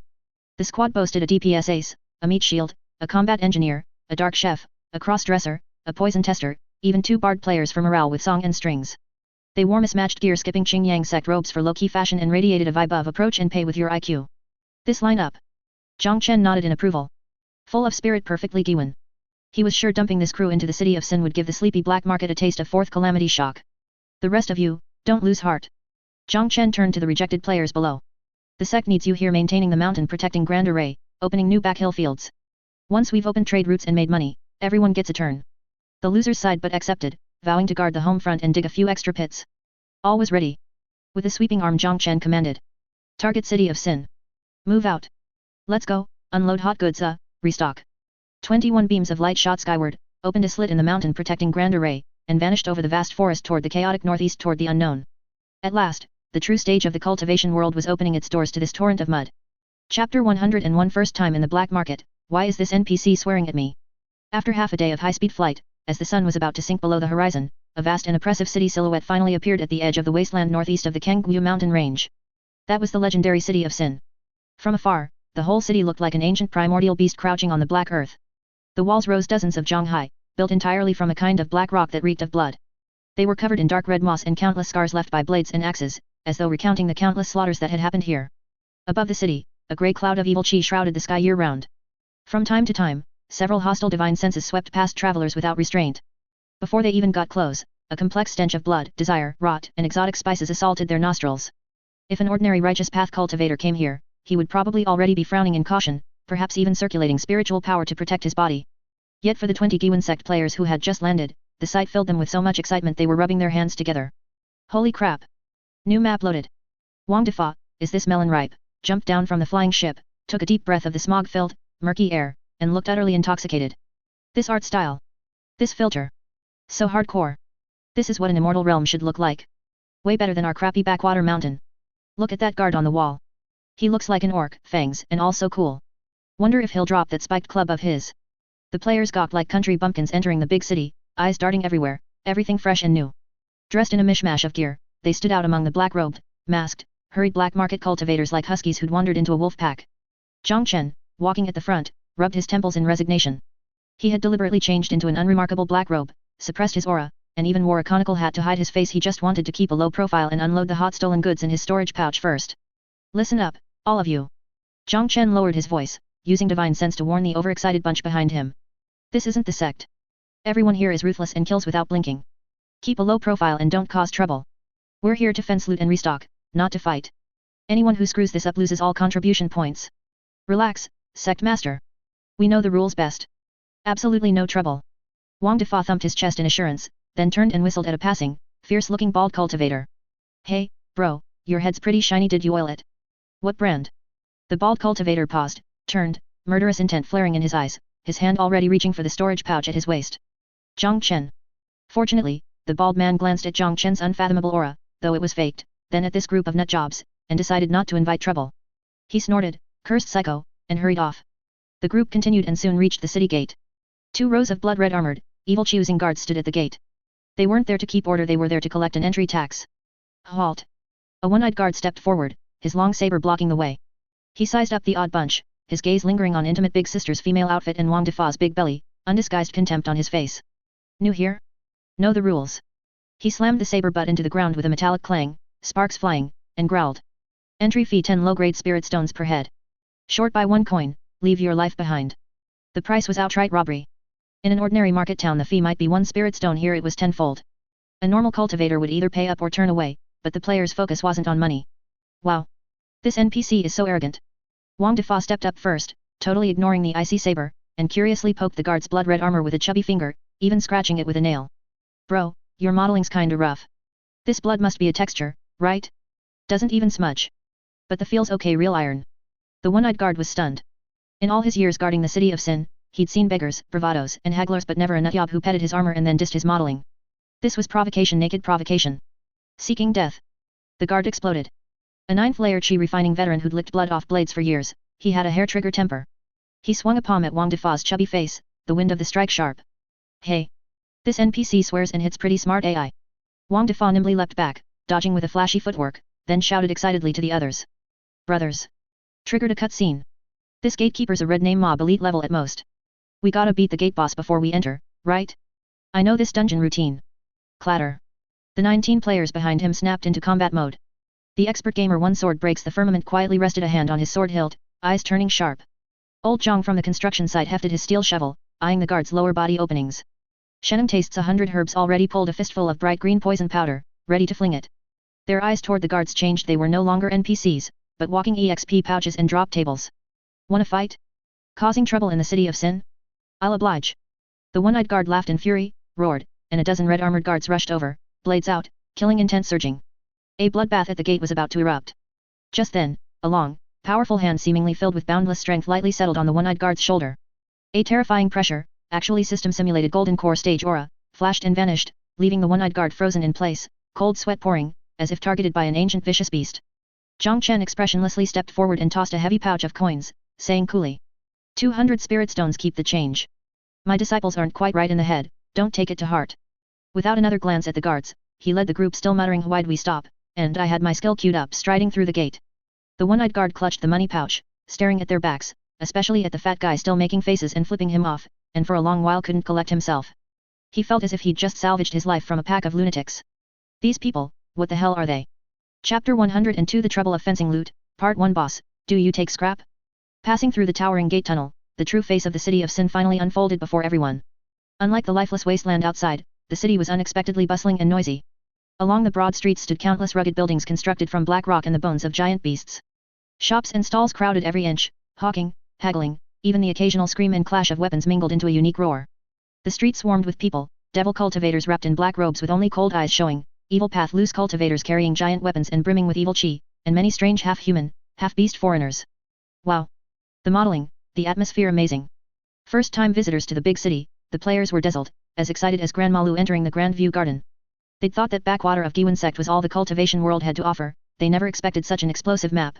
Wang Defa pointed at a stall decorated with a skull, almost drooling, look at that vendor, what's the black claw he's selling? Looks so evil, feels like it'd give a buff. I want it. Shut up and focus. Jiang Chen, walking ahead, cut off their wandering thoughts with an icy voice transmission. He led the group through several chaotic blocks and finally stopped before a 3-story black pavilion in the city center that looked rather imposing. Above the front door hung a huge placard with 3 wild cursive words in dark gold paint, 10,000 Treasures Pavilion. It was one of the largest general stores in the city of Sin, with deep backing, rumor had it they dared to accept anything of value. This is the place. Jiang Chen halted, glanced back at the players, and signaled with his eyes. When we go in, take out all the junk you don't need. Remember, we're here for big business, our aura can't falter. Got it. Watch us, Sect Master. The players caught on. Rolling up their sleeves, they straightened their backs, putting on arrogant airs of I'm loaded and don't mess with me, then swaggered in behind Jiang Chen. The interior of 10,000 Treasures Pavilion was vast and luxuriously decorated. On the first floor hall, low-tier magical artifacts and materials glittered on every counter while cultivators picked through them. When this horde of oddly dressed, mixed aura refugees marched in, clerks and customers alike froze. A shrewd-looking middle-aged manager hurried over, his triangular eyes swept the group, settled on the composed Jiang Chen, and produced a professional smile. Honored guests, you seem new first time at 10,000 Treasures Pavilion? Looking to buy, or selling? Jiang Chen's reply was clipped and hoarse. He walked straight to a vacant redwood counter in the center and tapped its surface with slender fingers. Fetch your best appraiser or the chief manager. You can't handle this deal. The manager's smile stiffened, annoyance flickering in his eyes. A bunch of chi refining stage wild cultivators, what good stuff could they have?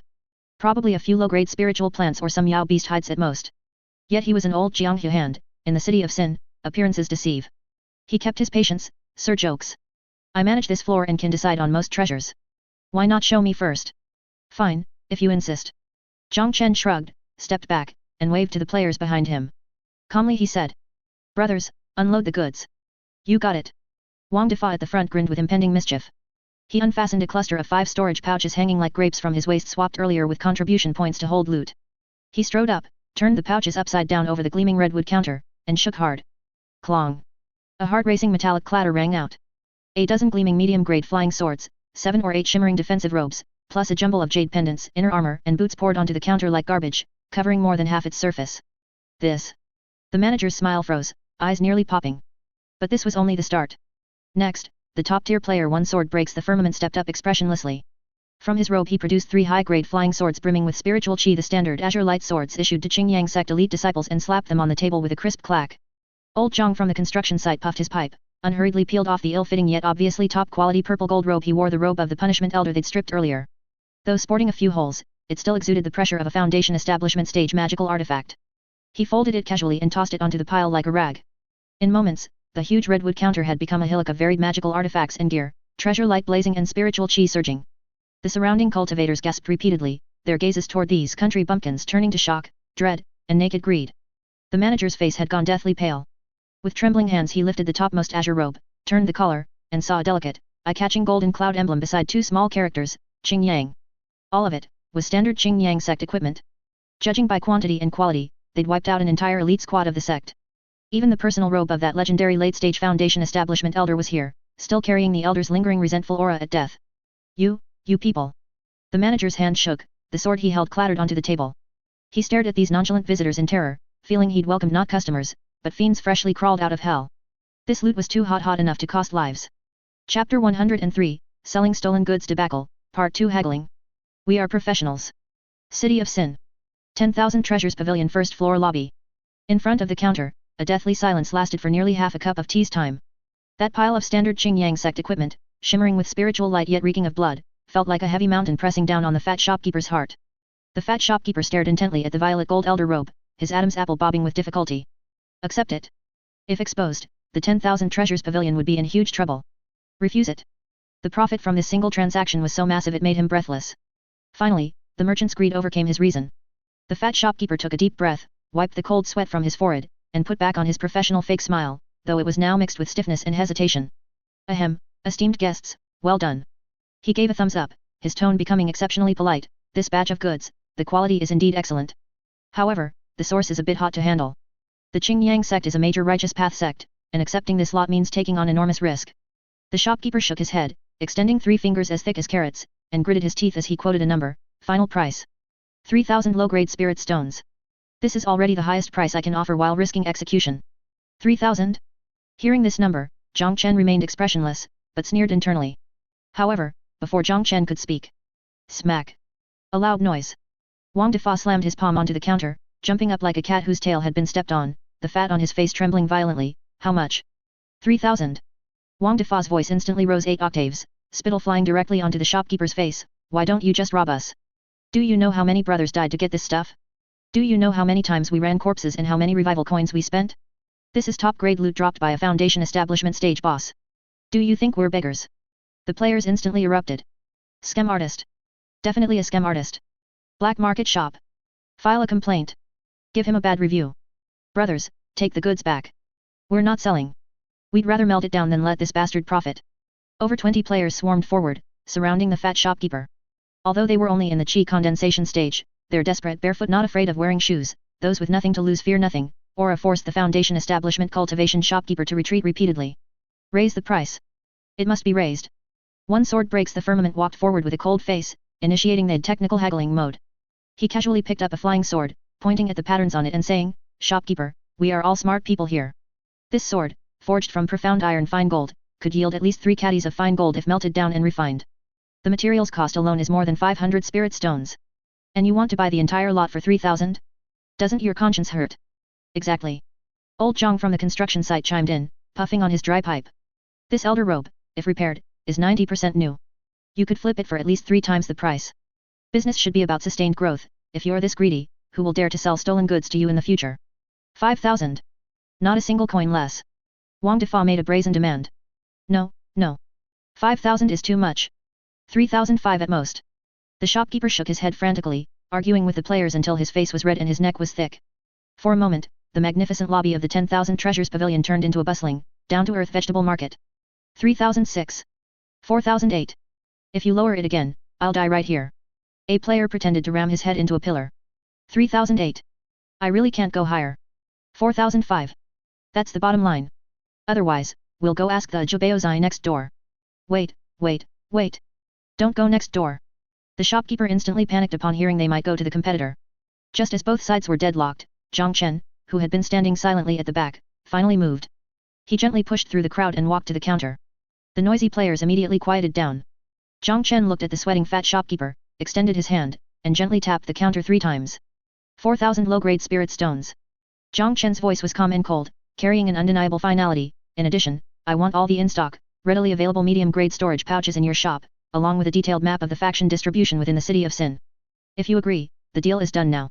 If you don't agree, Chen flipped his hand, and the pile of treasures instantly vanished. He turned to leave. Then we will go crash the party at the Jubaozai next door and give them this batch of goods as a welcome gift. This tactic of advancing by retreating completely shattered the shopkeeper's psychological defense. Deal. Deal. Don't go. Esteemed guest, please stay. The fat shopkeeper rushed over to stop Chen, his face covered in a fawning yet pained smile. 4,000 it is. Consider it making a friend. Moments later. When Chen led the 20 satisfied players out of the 10,000 Treasures Pavilion, everyone's wallets were bulging. 4,000 spirit stones was their first pot of gold. More importantly, everyone had replaced the pouch at their waist with a medium-grade storage pouch of greater capacity and finer craftsmanship. Awesome. We struck it rich this time. Wang Defa patted his new pouch, grinning from ear to ear. Brothers. We have money. What do we do next? Does that even need asking? One sword breaks the firmament looked at the dazzling array of shops around them, his eyes burning with shopping desire. Of course we shop. We spend. We buy out this entire city of sin. Chapter 104, Bumpkins entering the city, Part 2. Wrap it up. City of Sin. Central Business District. After leaving the 10,000 Treasures Pavilion, the 20-person expedition team scattered across the wide and bustling street like unbridled wild horses. Clutching the spirit stones they had just received and with brand new medium-grade storage pouches hanging from their waists, the players stood taller than the city walls. Dismissed. Free activity for 1 hour. With Zhang Chen's command, everyone cheered and began their frantic shopping spree mode. Wang Defa's goal was clear. He was a pragmatist, afraid of death, so he immediately rushed into a weapon shop with a Divine Weapon Workshop signboard. Boss! Bring out your hardest, thickest, most durable armor. Wang Defa shouted loudly as soon as he entered the door. The shop assistant immediately brought out a set of pitch-black heavy armor with great enthusiasm. Customer, you have excellent taste. This is the Black Iron Savage Bull armor, weighing 300 Jin, with astonishing defense. Only 200 spirit stones. 300 Jin. Wang Defa tried to lift it and almost strained his back. But instead of disliking it, his eyes lit up. Good stuff. Heavy enough. Feels secure. I'll take it. He then pointed to a giant tower shield as big as a door panel next to it. Wrap up that shield for me too. And that full-face helmet. A moment later, when Wang Defa walked out of the shop, he was completely transformed. He was encased in thick black iron armor, with a turtle shell-like tower shield on his back, clanking loudly as he walked. Ha ha ha. Let's see who can instantly kill me this time. Meanwhile, in the materials area, old Jiang from the construction site was squatting in front of an ore stall, arguing heatedly with the vendor. How much for this starfall iron? Old Jiang asked, holding a dark, unremarkable stone. 50 spirit stones, the one-eyed dragon vendor said coldly. 50? Are you robbing me? Although old Jiang had money now, his professional habit made him unable to resist bargaining. This thing has so many impurities, at most 20. If you don't sell, scram. Hey! How do you do business? Old Jiang was amused, but he was truly coveting this material. He wanted to take it back to make a lightning rod for the sect's main hall that was currently under construction. In the end, he gritted his teeth and paid. After buying the ore, he went next door and bought a whole cartload of special cement raw materials, completely filling his newly purchased medium-grade storage pouch. The most outrageous were the deadly Poison Master duo, biological dog graduation project and Chen tastes 100 herbs. They specifically went into the dark, damp alleys, which were places in the black market that sold contraband. Boss, what's in this jar? Why is it making noise? Shortened player tag pointed at a black ceramic jar and asked. The vendor smiled eerily, soul devouring goo larvae. Holy crap! That's intense. Shortened player tag's eyes lit up. How much? I'll take them all. Next to him, Shannon tastes 100 herbs was haggling with an old woman selling poisonous herbs. Madam, is this intestine-severing grass guaranteed ripe? How long does it take to die after eating it? It's fine if there's no antidote, just give me 2 bundles, I'll take them back to eat as snacks. Passers-by around them were so scared they walked around them. Of course, there were also those who failed. The Chuyunabiu youth, the real Long Aotian, spent 100 spirit stones at an ancient relic stall to buy a wordless heavenly tome, only to find it was actually a blank piece of paper, making him stamp his feet in anger. 1 hour later, when everyone reassembled at the entrance of the 10,000 Treasures Pavilion, everyone's appearance had undergone a huge change. Wang Defa had become a black iron can, old Jiang was carrying a sack of ore, Chef Big Kidney was carrying a new profound iron wok, several female players had changed into exotic-style magic robes unique to the black market. Everyone had large and small bags, their faces beaming with the satisfaction of consumption. Zhang Chen looked at this group of uniquely styled disciples and sighed helplessly. He himself had also purchased a batch of formation materials urgently needed by the sect. All done shopping? Since the money is spent, it's time to get down to business. Zhang Chen looked at the gradually darkening sky and the malicious gazes that were starting to stir in the shadows of the street, a cold smile playing on his lips. Don't show your wealth. In the black market, if you show your wealth, you must have the ability to keep it. Get ready. Some friends who don't want to pay and just want to shop for free have been eyeing us for a long time. The players immediately felt the change in the surrounding atmosphere. Several sneaky figures peeked out from the alley entrance. Holy crap! Monsters! It's a passively triggered outdoor PK mission. The players were not afraid, instead, they excitedly drew their new weapons, which they had just bought and hadn't yet seen blood. Good timing. Just right to test the defense of my new equipment on them. Wang Defa slammed his tower shield onto the ground, blocking the front of the team like an iron tower. Dog eat dog? I like it. Chapter 105 Provocation from the local serpent, robbery? What a pleasant surprise. City of Sin. Nightfall. The mouth of a secluded alley. As the lanterns came alive, the clamor of the City of Sin not only failed to wane but grew even more dangerous and decadent. Zhang Chen, leading 20 elite disciples who had returned with full storage pouches, had just turned into a deserted alley on the way back to the inn when the path ahead was blocked. More than a dozen cultivators in matching black training robes, red armbands, and faces full of brutality stood with folded arms, smirking. A thick stench of blood clung to them, every one of them was at least 7th layer Qi refinement, and the scar-faced leader boasted 9th layer. At the same time, hurried footsteps echoed from the rear of the alley, another dozen blade-wielding men in black sealing the exit. Black Tiger Gang on business, scram if you don't want to die. The scar-faced leader spat, his greedy gaze sweeping over the bulging medium-grade storage pouches at the players' waists before settling on the iron can-covered fatty. He sneered. Strangers, don't know the rules of the City of Sin? Flash your wealth and you pay a protection fee. Hand over every storage pouch and maybe just maybe Granddaddy'll let you crawl back to whatever backwater you came from. This textbook villain monologue, paired with dim lights and a cramped alley, pressed down like a vice. Any ordinary newcomer would already be on their knees. However, the surrounded players reacted, oddly. No panic, no pleas, not a shred of tension. Instead, the air filled with the sound of gulps. Holy crap! Red name mobs, aggressive ones. Wang Defa, is this melon ripe? Creaked his full helm around, green eyes glittering through the visor 100 times greedier than the scarred man's. Brothers. Jackpot. Fresh gear and mobs to test it on. Humanoids. Check that blade looks high grade. And the pouch on his belt's no slouch either.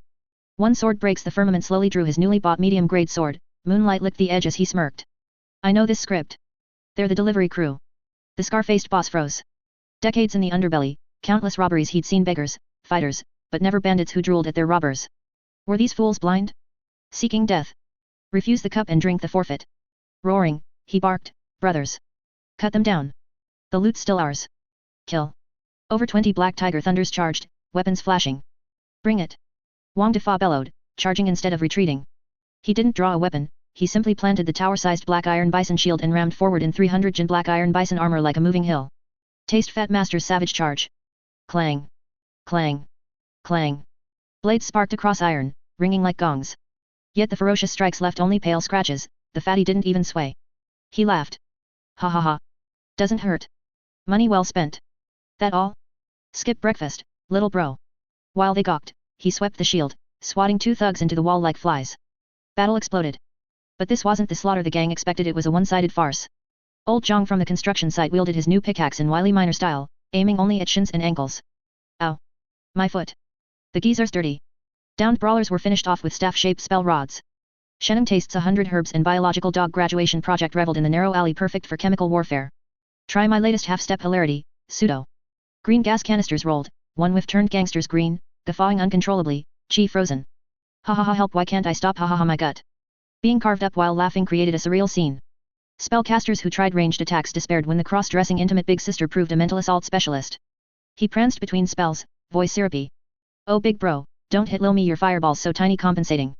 Several cultivators' Deo hearts wobbled, spells nearly backfiring. Watching from the alley mouth, Chen shook his head. He'd thought of helping, utterly unnecessary.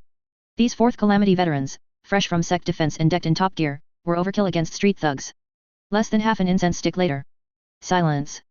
20+ brawlers lay scattered, some laughing, some clutching feet, some serving as Wang Defa's bench. The scar-faced leader knelt trembling under one sword's blade, one eye swollen, half his teeth gone. Don't kill me. I was blind. Less yap. Wang Defa pried off his helm, sweat-drenched but ecstatic, yanking the boss's storage pouch. What was that about a protection fee? Rule change. Hand over every spirit stone, magical artifact, medicinal pill down to your undies. Miss a coin and I stuff you into that poison jar. Watching these green-eyed lunatics loot his men, the scar-faced chief wanted to cry. Only now did he realize he'd kicked a red-hot iron plate. Fat sheep? These were ravening wolves in fleece. Chapter 106, Tempest at the Auction, Part 1. Can you eat this thing? City of Sin. Central District. Tianbao Pavilion Auction Hall. After dealing with those unlucky Black Tiger gang thugs, Chen led 20 disciples, each laden with loot and wearing satisfied grins, to the most imposing building in the city. It was a 5-story tower of colossal size, built entirely from dark gold spiritual materials that shimmered in the night. The guards at the gate were no longer the crooked melons and cracked dates of before, every one of them was an early foundation establishment stage cultivator, aura deep and gaze sharp. Entry fee, 50 spirit stones per head, the guard said coldly, blocking the group. 50. Daylight robbery. Wang Defa, is this melon ripe? Was about to explode when Chen silenced him with a look. Chen fished out a pouch of spirit stones from the spoils of the earlier reverse robbery. As Sect Master, he naturally took the lion's share and tossed it over. Go in. Remember, speak less, watch more. He warned them in a low voice. He hadn't come for idle sightseeing. Moments ago the system had flung out a limited-time adventure quest, hinting that a special item vital to Guiyuan Sect's future would appear tonight. They passed through a soundproof formation and stepped into the auction hall. Holy crap! Even these self-proclaimed seasoned players were stunned. A gigantic ring-shaped hall that could seat thousands. Overhead, a dome of star-mimicking formations bathed everything in soft astral light. Floating VIP boxes ringed the walls, veils of precious spirit silk half hiding the powerful silhouettes within. The air reeked of high-grade spirit tea and exotic incense, a single breath felt invigorating. Look at this modeling, this lighting, my GPU is melting. One sword breaks the firmament exclaimed. Compared to this, our Guiyuan Sect main hall is basically an outhouse. SHHH. Keep it down. Don't make us lose face. They found an out-of-the-way corner and sat. They had coin now, but in this gold-devouring den they were still poor relations. A clear bell chimed, the hall lights dimmed, a spotlight lancing the central platform. A curvaceous female cultivator in a fire-red slit dress sashayed up, every smile and glance sultry enough to ignite the room. Good evening, fellow deists. I, Hong Yu, will preside over tonight's auction. The bidding began.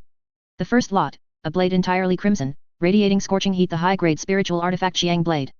Starting bid, 500 low-grade spirit stones. 600. 8.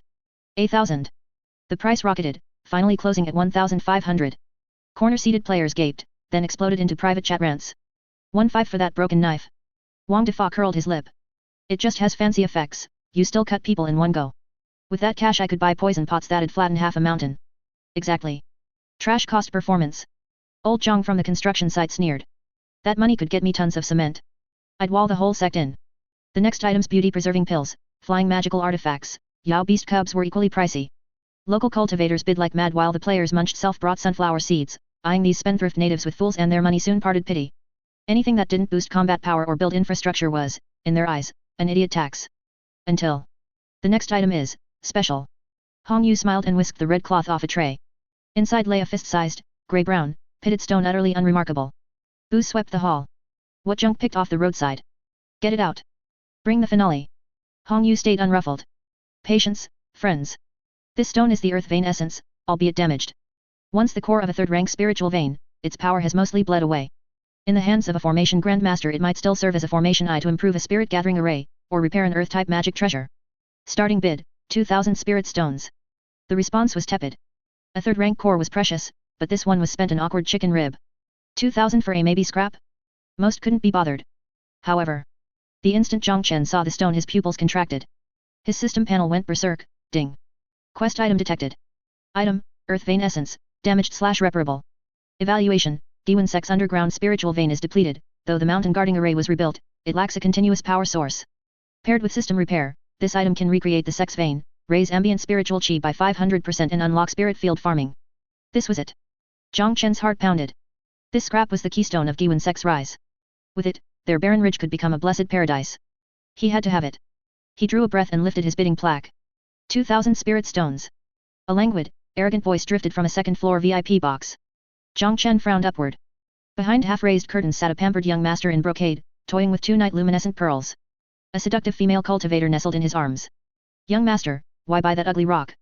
It isn't even pretty, she cooed. Hat, its shape is weird, perfect for propping up my table back home, the young master guffawed, loud enough for all to hear. I'm in a mood to hear the sound of money burning. Gasps rippled. 2,000 spirit stones for a doorstop? Rich and capricious at its finest. The corner crew exploded. Screw me, the show-off level is unbearable. Wang Defa ground his teeth. Who the hell is this NPC? Seems he's the city lord's wastrel son Zhao Tianba. One sword breaks the firmament gleaned from nearby chatter. Chen's face darkened. Nothing fouled a plan like a squandering second gen. But he would not yield. 2,100, Chen said, voice calm. Upstairs, Zhao Tianba blinked, surprised anyone would fight over trash. He glanced at the oddly dressed hillbillies below, sneered, and drawled. Amusing. Beggars bidding against me. He flicked sunflower seed shells and called. 3,000. A straight 900 jump. The hall inhaled. This wasn't bidding, it was naked contempt. Chen clenched. He had over 10,000 spirit stones, but every coin counted for sect construction, letting a troll drain him would wreck later plans. Yet the earth vein essence was non-negotiable. As he braced to continue, Wang Defa behind him rose with a clang of black iron pot armor. Screw this, I'm done watching. He pointed at Zhao Tianba and roared. 3,000, so what? Your spirit stones fall from the sky. Sect Master, don't back down. He turned, pulled the still warm storage pouch he'd looted earlier, and slammed it on the table. Brothers. This brat thinks we're dirt. Chip in. If we have to bury him in spirit stones, so be it. We can't let the Fourth Calamity lose face. Chapter 107 Auction Storm, Part 2. This is the power of crowdfunding by a pay-to-win player. City of Sin, Tianbao Pavilion Auction Hall, the air was taut. With Wang Defa's roar, the remote seat in the corner became the center of attention. Pool your money. Stop hiding it. Wang Defa appended his storage pouch, pouring every last spirit stone onto the table with a clatter. Eyes bloodshot, he pointed at Zhao Tianba in the second floor booth. Fat Master here hates two kinds of people, those richer than me, and those who show off harder than me. That brat is both. Take him down. We have to take him down. One sword breaks the firmament was getting heated too.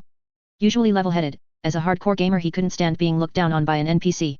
He untied his storage pouch and spilled out a pile of spirit stones. I'm in for 500 just for the thrill. Me too, 300. 150, every drop earned selling my body well, my skills.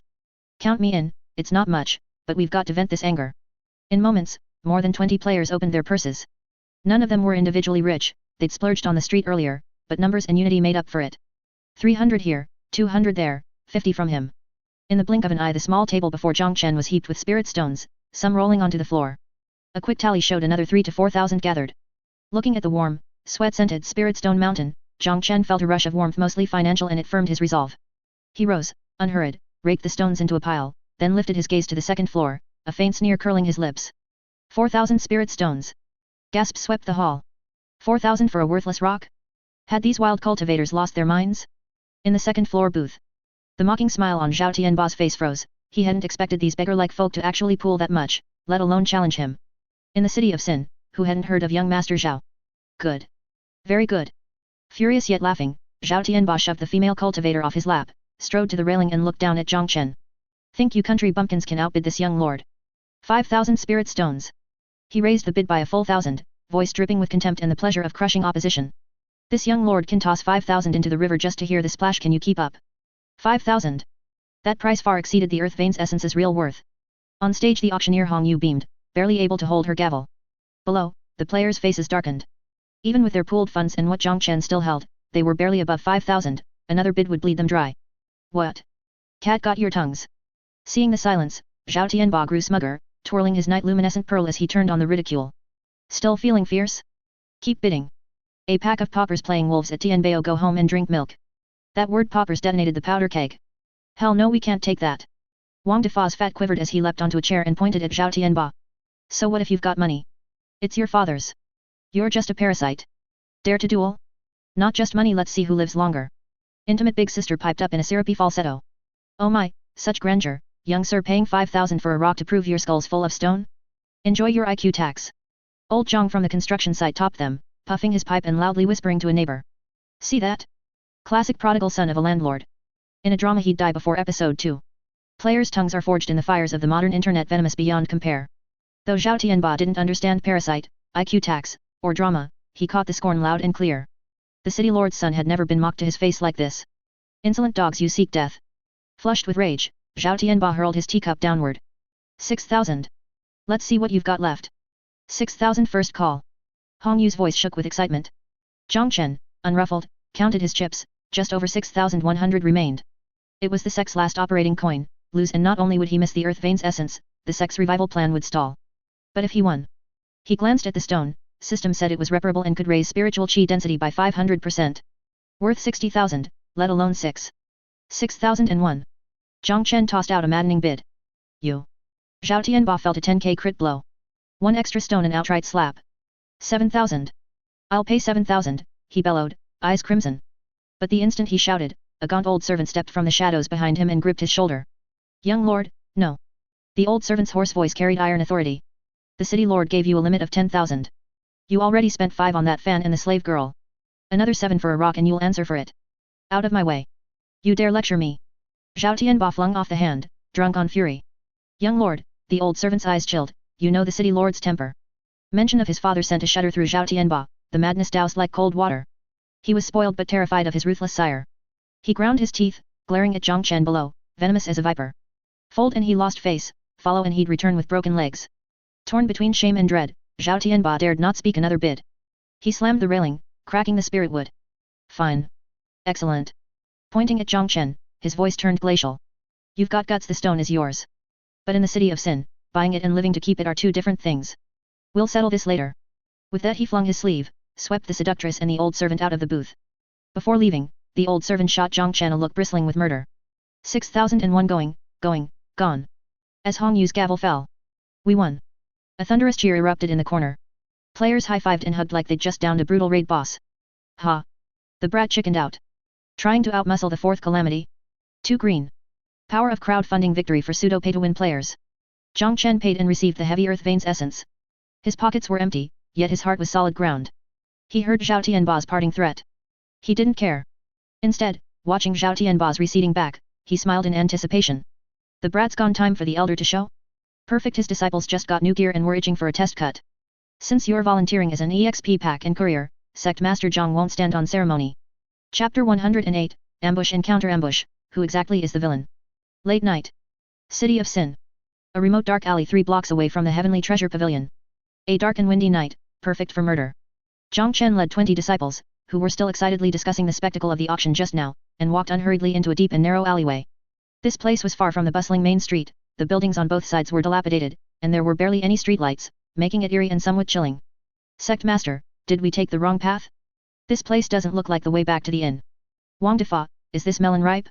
Scratched his helmet, he was still wearing that black iron can, and asked in confusion.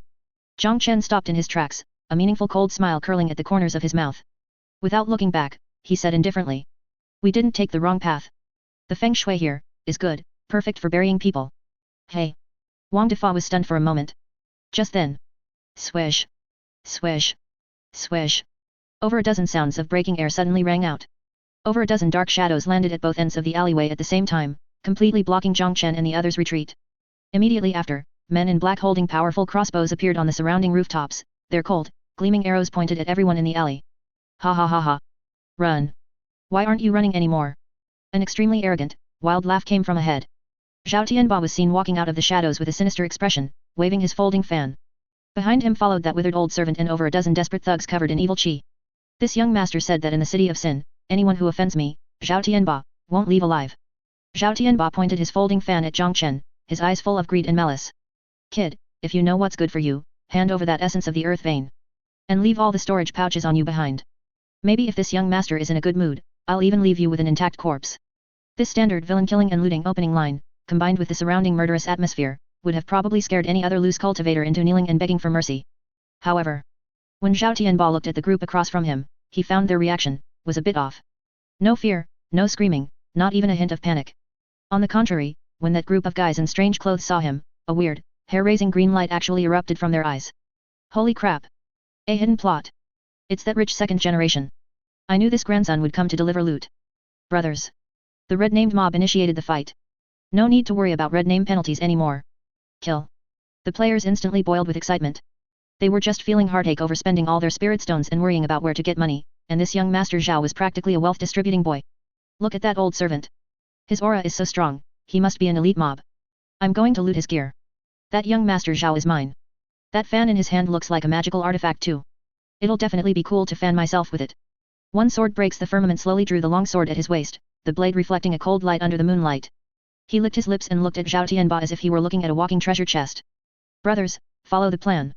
Melee tank, ranged DPS, and life players are responsible for being annoying. Do it. With a single command, the 20 players didn't beg for mercy, instead, they proactively launched a charge. Zhao Tianba was dazed. This script is wrong. I clearly surrounded them, so why do they look more excited than I do? Courting death. Kill them. Leave no one alive. Zhao Tianba roared. The battle erupted instantly. But this was not a normal battle between cultivators at all, it was a street brawl filled with dirty tricks and underhanded tactics. Wang Defa, who was charging at the front, relied on his 300 Jin black iron savage bull armor and a huge tower shield. Like an out-of-control tank, he ignored the spells and arrows hitting him and crashed directly into the crowd. I'll ram you to death. Get lost. Bang. 2 black-clothed thugs were sent flying by his impact, sticking to the wall like 2 paintings. Immediately after, old Jiang from the construction site led several strength-type players, swinging the refined steel pickaxes that had broken several times in the mines, specifically targeting the lower body. I'll dig at your heels. Make you unable to stand. Ouch. My Achilles tendon. A thug screamed and fell to the ground, only to be surrounded and trampled by several people. And what made Zhao Tianba collapse the most were those few life players. The Breaking Bad duo, Shen Tastes 100 Herbs and Biological Dog Graduation Project, stood in the middle of the team, constantly throwing out various jars and pots. They weren't explosive talismans, nor were they poison needles. They were clouds of foul-smelling poisonous smoke and sticky, unknown liquids. Taste my enhanced version of half-step smile. And my itching powder. This was ground from the poison sacs of first-rank poisonous mosquitoes. The black-clothed thugs inhaled the poisonous smoke, some started laughing uncontrollably, while others felt an unbearable itch all over their bodies and had to drop their weapons to scratch, losing most of their combat strength instantly. Even the Foundation establishment stage old servant, who had been protecting Zhao Tianba, was a bit flustered at this moment. Although his cultivation was high, he couldn't handle how shameless this group of people was. That intimate big sister, a cross-dresser, swayed his hips, dodging attacks with flamboyant movements while using a skin-crawling, squeaky voice to launch a mental attack on him. Oh my, Grandpa, still out here fighting at your age? Be careful not to throw out your back. Do you want big sister to give you a massage?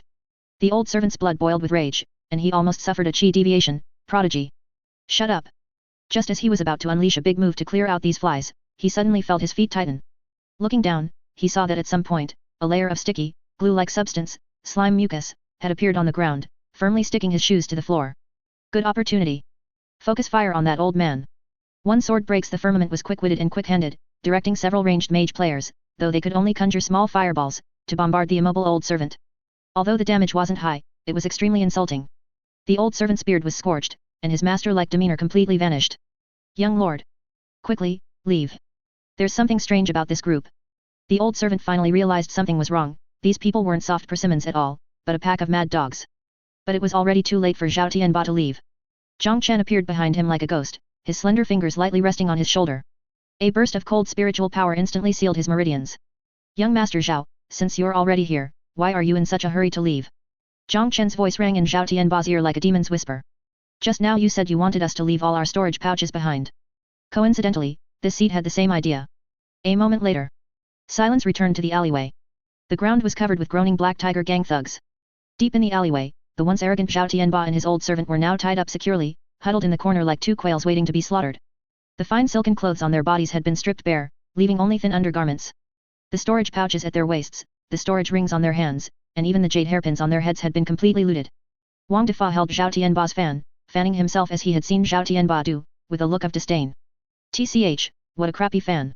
It doesn't even blow as much air as my cattail leaf fan. He turned to look at Jiang Chen, who was counting the spoils, and gave a cheeky grin. Sect Master, this haul is huge. This kid had over 10,000 spirit stones on him. And so many medicinal pills. This isn't an ambush, this is clearly sending warmth. Hearing these words and watching the group of bandits divide his belongings, Zhao Tianba's vision went black, and he finally fainted happily. What kind of people did he provoke? These guys are the real villains, for hell's sake. Chapter 109, Returning with a full load, Part 2. Those lunatics are finally gone. Late at night. City of Sin. Deep in a dark alley. The battle ended even faster than expected. Over 20 Black Tiger gang thugs and the master-servant duo of Zhao Tianba now lay neatly on the ground. Their belongings had been completely looted, leaving them shivering in the cold wind in nothing but their underpants. Sect Master, this kid passed out. What should we do? Wang Defa, is this melon ripe? Kicked Zhao Tianba, who was lying there like a dead pig, with a look of disdain. With this kind of mental fortitude, he's out here joining the underworld? 1-star review. Jiang Chen glanced at Zhao Tianba, a calculating glint flashing in his eyes. He knew that if you hit the small one, the old one would surely come. Although Zhao Tianba's city lord father hadn't shown his face yet, he must have received the news by now. Wake him up, Jiang Chen said indifferently. Stir-fried large kidney immediately understood. He took out a bottle of self-made super-strong smelling salts, ingredients unknown, rumored to be able to stench a cow to death, from his storage pouch, opened the lid, and waved it under Zhao Tianba's nose. Achoo. Zhao Tianba woke up with a start, snot and tears streaming down his face. When he saw the situation clearly, especially his humiliating predicament of being left in only a pair of floral boxers, he was filled with shame and rage. He pointed at Jiang Chen with a trembling voice. You, how dare you? My father is the city lord. He won't let you get away with this. Oh?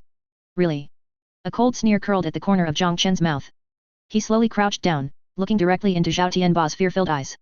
His voice was bone-chillingly cold. Young Master Zhao, you seem to have misunderstood one thing.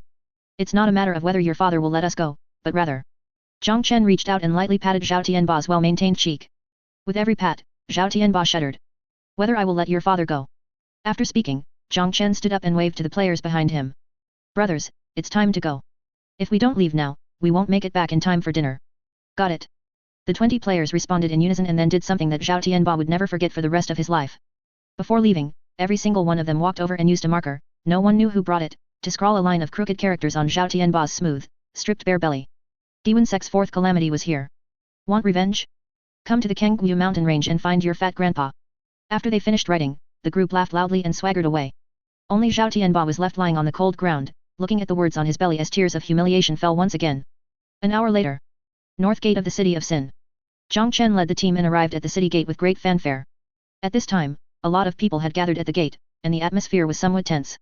Squads of city lords' mansion guards wearing sophisticated armor held their weapons with solemn expressions as they blocked the gate, conducting strict inspections on those leaving the city. The leader was a middle-aged general with a face full of scars and a deep aura, possessing a cultivation at the middle stage of foundation establishment. His cold gaze swept over everyone as if searching for something. It's the iron guards of the city lord's mansion. I heard young Master Zhao was taken down, not even his boxers were left. The city lord is furious and has locked down the city to catch the culprits. Hiss, who is so bold? They even dared to touch Zhao Tianba. The surrounding loose cultivators discussed animatedly. Looking at the group of iron guards brimming with killing intent, they were all somewhat fearful. However, Jiang Chen's group acted as if nothing was wrong, walking straight toward the city gate. Halt! The middle-aged general blocked them. His gaze, like a knife, scraped over everyone, finally resting on Wang Defa's iconic black iron kin armor. His pupils shrunk slightly. What are you doing? Open your storage pouches for inspection. Inspect your damn uncle. Wang Defa didn't indulge him at all. He slammed his door-sized tower shield onto the ground with a loud clang, then took off his helmet to reveal his chubby face full of scars, shouting arrogantly. Are you blind? Can't you see Fat Master just bought this equipment in your city? What's the matter? Is your black market only for entering and not for leaving? Or did you take a liking to Fat Master's beauty and want to keep me as your bandit wife? As soon as these words came out, the entire scene fell into a dead silence. The surrounding loose cultivators were all dumbfounded. Is this fat guy crazy? He dares to speak to the commander of the city lord's mansion's iron guards like that? The middle-aged general was also incensed by the absurdity. As a dignified commander, when had he ever been teased like this? You're looking for death. The general roared, his long spear thrusting out like a cold flash directly toward Wang Defa's throat. This strike contained the full power of the middle stage of foundation establishment, intending to kill this reckless fat man on the spot. However, at the very moment the spear was about to hit Wang Defa. Buzz. A terrifying pressure, to the extreme, erupted without warning from the black-robed man who had been standing silently in the back. This pressure was so strong that it was even more terrifying than the great perfection of foundation establishment, faintly carrying a hint of the golden core stage's aura. Pfft. The middle-aged general, bearing the brunt of it, felt as if his chest had been struck by a giant hammer. He spat out a mouthful of blood, and his entire body, along with his spear, was sent flying back over 10 meters. He crashed heavily onto the ground and couldn't get up for a long time. The other iron guards were shaken even more by this pressure, unable to even hold their weapons steady. The entire scene was horrified. Everyone looked at the black-robed man in terror. A golden core stage powerhouse. How is this possible? Jiang Chen slowly took off his bamboo hat, revealing a young and cold face. His indifferent gaze swept across the iron guards lying on the ground. His voice wasn't loud, but it clearly reached everyone present. I am the Sect Master of the Guiyuan Sect, Jiang Chen. Tell City Lord Zhao that I have taken his son's storage pouch as a guide fee for this trip. If he's not satisfied, he is welcome to visit the Qingyang mountain range at any time. However, a cruel arc curled at the corner of Jiang Chen's mouth. Remember to bring enough ransom. After speaking, he didn't even spare a glance at the terrified guards. He led the 20 arrogant players behind him and swaggered out of the city gate. Until their figures completely disappeared into the night, the city gate remained in a state of dead silence. After a long time, someone finally said with a trembling voice. Guiyuan Sect. Jiang Chen, that demonic path giant who has been making waves recently. My god, even a golden core stage powerhouse has personally taken action. No wonder young Master Zhao fell. Those lunatics are finally gone, how terrifying. That night, the legends of the Guiyuan Sect Mad Dog Group and the Golden Core Demonic Lord Jiang Chen spread through the city of Sin with incredible speed. They were arrogant and domineering, they murdered and looted, they even dared to strip the city lord's son bare and insta-kill the commander of the city lord's mansion's iron guards in one move. This was a true demonic path power that made people tremble with fear. And at this moment, the players on the flying boat, counting their spirit stones and sharing their insights from this black market trip, were still completely unaware of the legend they had created. Chapter 110, A New Look for the Sect, Time for Massive Construction. The next morning. Guiyuan Sect Square. When the first ray of sunlight hit the square, all the players who had stayed behind were already waiting with bated breath. They're back! They're back! Someone shouted, and in the distant sky, a flying boat broke through the clouds, landing steadily in the center of the square. The hatch opened, and 20 expedition members walked out, returning fully loaded. Several bulging medium-grade storage pouches hung from each of their waists, and their faces were beaming with that smug I'm rich smile. Wang Defa, is this melon ripe? Was the first to jump down, slapping his black iron Ken-like armor until it clanged. Brothers. Fat Master is back. Did you miss me? Scram.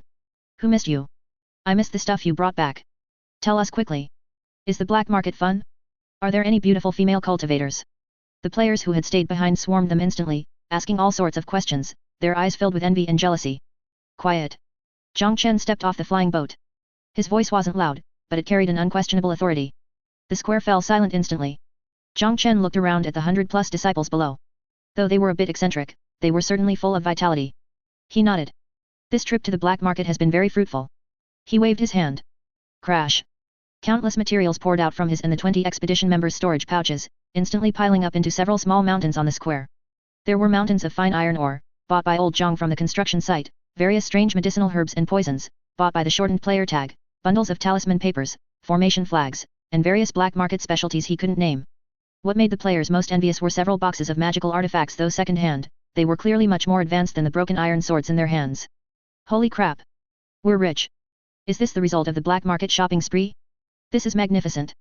Jiang Chen looked at this group of inexperienced guys and smiled slightly. All of these will be placed in the sect treasury as new exchange rewards.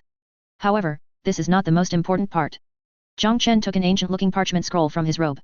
It was an ancient sect construction blueprint incomplete manual he had spent a fortune on at the auction. We have the materials, and we have the blueprints. I hereby announce. Jiang Chen's voice suddenly rose. Sect construction phase 2 has officially begun. Server-wide announcement. Large-scale sect construction mission released. Mission name, everything awaits reconstruction, massive construction. Mission description, as the sect's strength grows, the original crude buildings can no longer meet development needs. The Sect Master has brought back new construction blueprints and massive materials. Disciples, please work together to give the Guiyuan Sect a brand new look. New construction projects. Sutra Hall, upgraded version, expand the existing hall and add an enlightenment room. Cultivating within will increase the speed of skill proficiency gain. Spirit Beast Garden, a place dedicated to raising and taming Yao beasts. Want your own pet? Come move some bricks. Alchemy Pavilion, official version, repair the previously destroyed pill refining room and add a ground fire drainage formation to increase the success rate of alchemy and reduce the risk of furnace explosions, probably. Martial Arts Arena, provides dedicated sparring grounds and wooden dummies. No more brawling in the square. Mission rewards, massive contribution points. Exclusive construction titles. A&D. The privilege of priority access to new facilities. Boom. The square erupted once more. Spirit Beast Garden. I want to raise a pet. I want a panda. Martial Arts Arena.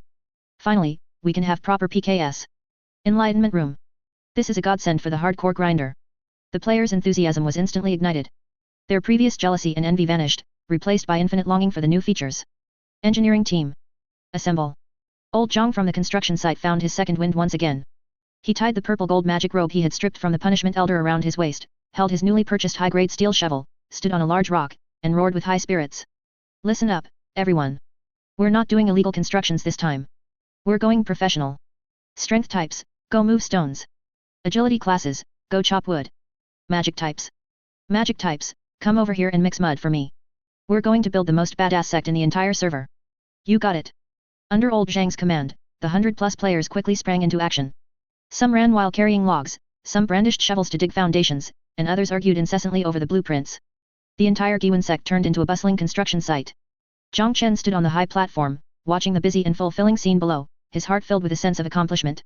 From having only a few dilapidated thatched huts at the beginning to the current prosperity, even if they were all idiots, and abundant materials, the Guiyuan Sect finally had the embryonic form of a great immortal sect. However, Jiang Chen looked into the distance, his gaze deep. This is just the beginning. Although the black market trip solved our resource problems, it also completely exposed our strength. That city Lord Zhao, and the inner sect of the Qingyang Sect which has remained quiet, probably won't let things go easily. The real challenge is still to come. Chapter 111, Spirit Beast Garden completed. I'm coming clean, this seat is truly at the Golden Core realm. Early morning. Behind the Guiyuan Sect's mountain. Nourished by the massive amount of resources brought back from the black market expedition, the current Guiyuan Sect was no longer what it used to be. Buzz. A familiar figure appeared out of thin air above the Spirit Beast Garden. Sect Master Jiang Chen, dressed in a flowing cloud dharma robe, stepped through the void realm and slowly descended. Although he still maintained a calm, composed, and unfathomable appearance on the surface, Jiang Chen's heart was actually experiencing a turbulent storm, one could even say, a fright. Ding.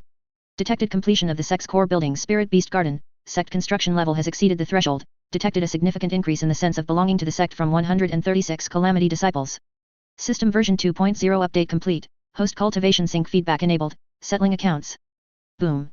At that moment, Jiang Chen felt as if his dantian had turned into a black hole. An unprecedented, terrifying energy as vast as the sea poured into his body out of thin air. This energy was different from ordinary spiritual qi, it was violent and chaos, yet contained infinite vitality. This was the origin feedback from over 100 undying players. Isn't this amount a bit too much? Jiang Chen's expression changed, and he almost lost his composure. Originally, he was only at the 9th level of qi refining perfection. As this energy entered his body, there was a crack, and the foundation establishment bottleneck was punctured like paper. His spiritual qi liquefied, he had successfully achieved foundation establishment. But this was only the beginning. That energy showed no intention of stopping, instead, it became even more violent. Early foundation establishment stage. Middle stage. Late stage. Perfection. Within just 3 breaths, Jiang Chen had finished the journey that takes an ordinary cultivator 100 years. Stop. Stop quickly. I'm going to explode. Jiang Chen screamed inwardly. But the energy in his body was still compressing, and compressing further. Until the quantitative change triggered a qualitative change. Buzz. At the center of his Danshan Qi Si, that ocean-like liquid true essence suddenly collapsed, and a speck of brilliant golden light abruptly ignited. A round, bright golden core, containing the rhythm of the Dao, was suddenly formed. Congratulations to the host. You have made a cross-realm breakthrough. Achieved the supreme golden core, current realm, early golden core stage, stable, unlocked talent divine ability, law enforcing words, pseudo, effective within the sect's range, unlocked passive, demon lord's pressure, produces natural soul suppression against lower rank creatures. A terrifyingly real pressure erupted violently with Jiang Chen as the center. This time, it was no longer a system special effect, nor was it a bluffing illusion. This was the genuine power of a golden core. The air within a 100-mile radius instantly solidified. All the birds and beasts on the back mountain of the Guiyuan Sect prostrated themselves on the ground, trembling. Even the 100+ players standing below simultaneously received a system notification, warning. Affected by the unintentional pressure of Sect Master Jiang Chen, all attributes are temporarily reduced by 20%. Do not look directly at the divine countenance. Holy crap! The Sect Master leveled up. This aura feels 10,000 times stronger than that Qingyang Sect elder from before. Is this the pressure of a max-level boss? I love it, I love it. Not only were the players not afraid, they were even more excited. The stronger their boss was, the more confidence they had to go out and run wild. Jiang Chen hovered in midair and slowly clenched his fists. Feeling the power within him as deep as an abyss and as vast as the sea, he took a deep breath, his eyes slightly moist. He finally didn't have to pretend anymore. Before, he had to rely on trickery when encountering the foundation establishment stage, but now? He could slap them to death with one hand. At this moment, Jiang Chen's mindset completely changed. From a cautious con man, he truly became a sect master who controlled the overall situation. He looked at the group of cute leeks, disciples below, his gaze becoming more confident and domineering than ever before. Ahem.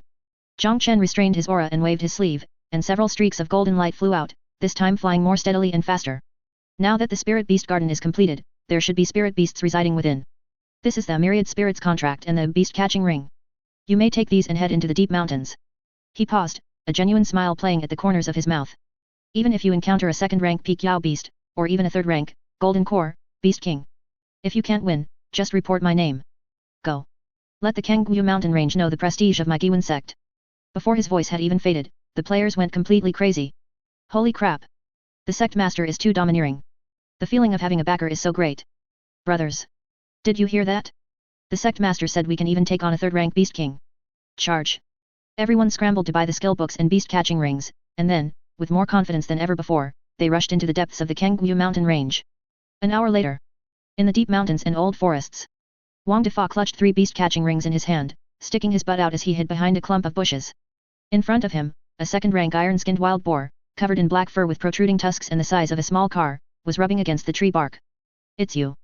Wang Defa wiped his drool. Watch this. Go, beast catching ring. Chapter 112, Everything can be tamed, my pet is a slime. Today's sunset was exceptionally brilliant, dyeing the entire square a golden yellow. However, the scene on the square was not at all aesthetic, instead, it was filled with a thick rural atmosphere and a circus style. As the players who went out to catch pets returned one after another, this place had completely turned into a noisy wildlife park. Make way, make way. The heavy tank is coming. Accompanied by a burst of earth-shaking hoofbeats, Wang Defa, is this melon ripe? Rode his second-rank iron-skinned wild boar, rushing into the square with the speed of lightning. This wild boar was massive, with 2 tusks as sharp as scimitars, and it should have looked majestic. But at this moment, a large red flower, a piece of red cloth torn from who knows where, was tied to its forehead, and a floral cotton quilt was padded on its back as a cushion. Whoa! Wang Defa pulled the reins, actually the pig's ears, and the wild boar braked hard, carving 2 deep grooves in front of the main hall. How's that? Isn't it handsome? Wang Defa patted the pig's head with a boastful face, this is a second-tier demon beast. It's thick-skinned and tough, whoever it hits gets pregnant. I named it Peppa.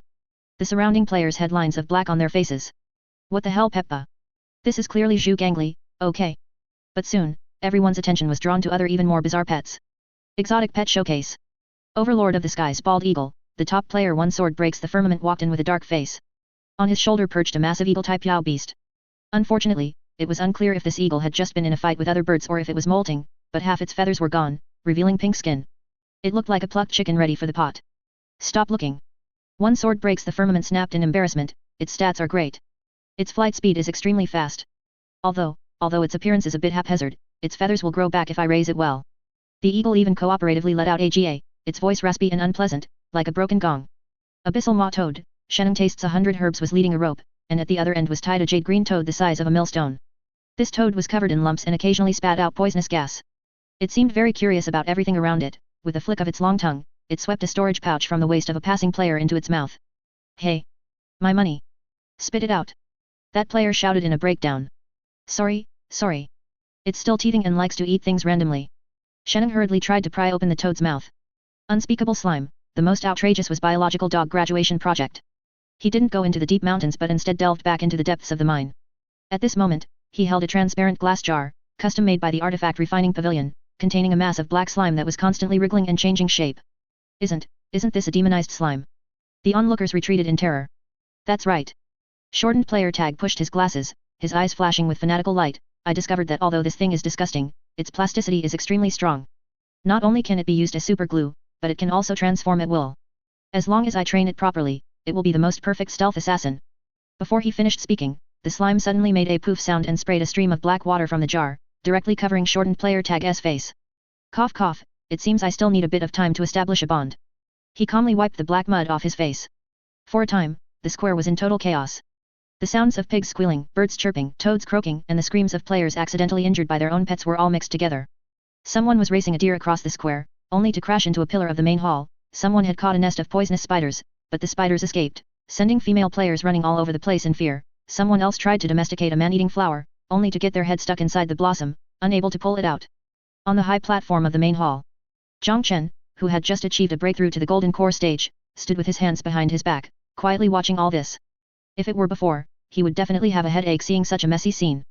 But now, feeling the powerful strength within him like a vast sea, his mindset had completely changed. This was no longer disorder, this was vitality. Every one of these bizarre spirit beasts and every one of these silly players was the solid foundation of his Guiyuan Sect. Although the style is a bit skewed. Chen watched Wang Defa racing on his pig, and the corners of his mouth couldn't help but turn up slightly. But this level of restless energy is probably unique in the entire cultivation world. Pass down the order. Chen's voice, through his spiritual power, spread throughout the field gently yet majestically. Since everyone now possesses a spirit pet and your cultivation has greatly advanced, in 3 days, I will open the martial arts arena and hold the first Guiyuan Sect all-server martial arts tournament. The top 10 will not only receive generous rewards but will also be promoted to intersect disciples. Boom. This news was like a heavy bomb. Intersect disciple. That was a symbol of status. The players who were just mocking each other's pets earlier suddenly had sharp glints in their eyes. Fatty. Stop showing off. Do you dare to get on the stage and practice with me? Bring it on. My Peppa has been wanting to gore people for a long time. My slime is already thirsty for battle. An internal war for honor, and titles, was about to begin. Chapter 113 Storm over the drill ground, we want a formal tournament. 3 days later. Early morning. The newly cleared ground behind Guiyuan Sect's back mountain. When the first ray of dawn pierced the mist and lit up the brand new complex, the entire Guiyuan Sect erupted in excitement. This place had once been a wasteland of jagged stones, but under the hardcore grinder spirit of old Jiang from the construction site's engineering core, it was transformed day and night. What now stood before everyone was a colossal drill ground covering thousands of square meters, paved throughout with hard blue stone. 8 stone pillars carved, though the carving was a bit abstract, with divine beast motifs stood around the perimeter, forming the anchor points of a defensive barrier. In the center rose a 3-meter-tall giant arena, considerately ringed with thick chains to keep contestants from being knocked too far away. Tisk tisk tisk, look at this workmanship, look at these materials. Old Jiang puffed on his pipe, standing beside the stage like a proud father, telling the gathered players. This is the highest construction standard our Guiyuan Sect has ever achieved. To keep you demolition maniacs from tearing the stage apart, I mixed a full 500 jin of star sand waste into the foundation's rock solid. Uncle Zhang's amazing. This modeling, this texture way cooler than the arenas in those AAA titles. The 100+ players were thrilled. They'd long been sick of brawling in a muddy square no ceremony and it ruined their new outfits. Now they were strong and well-equipped, flamboyantly so. Wang Defa, is this melon ripe, rode his huge second-rank iron-skinned wild boar Peppa, red ribbons tied round its tusks, charging through the crowd and causing chaos. Make way. Make way.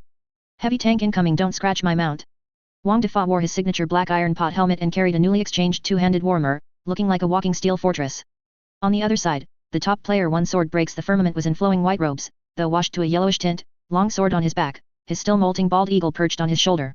Eyes closed, he stood coldly in a corner, every inch the peerless swordsman. Humph, posing, Wang Defa muttered as he passed. Once we're on stage, Fat Master here will flatten you with one swing. Humph! One sword breaks the firmament didn't even open his eyes, only replying with a single cool syllable, while the bald eagle gave a caw that sounded like spitting in Wang Defa's direction. Just as the players traded taunts and the smell of gunpowder thickened. Boom! A vast, unfathomable pressure, deep as the sea, descended from nowhere and blanketed the entire drill ground. This time it wasn't a system effect.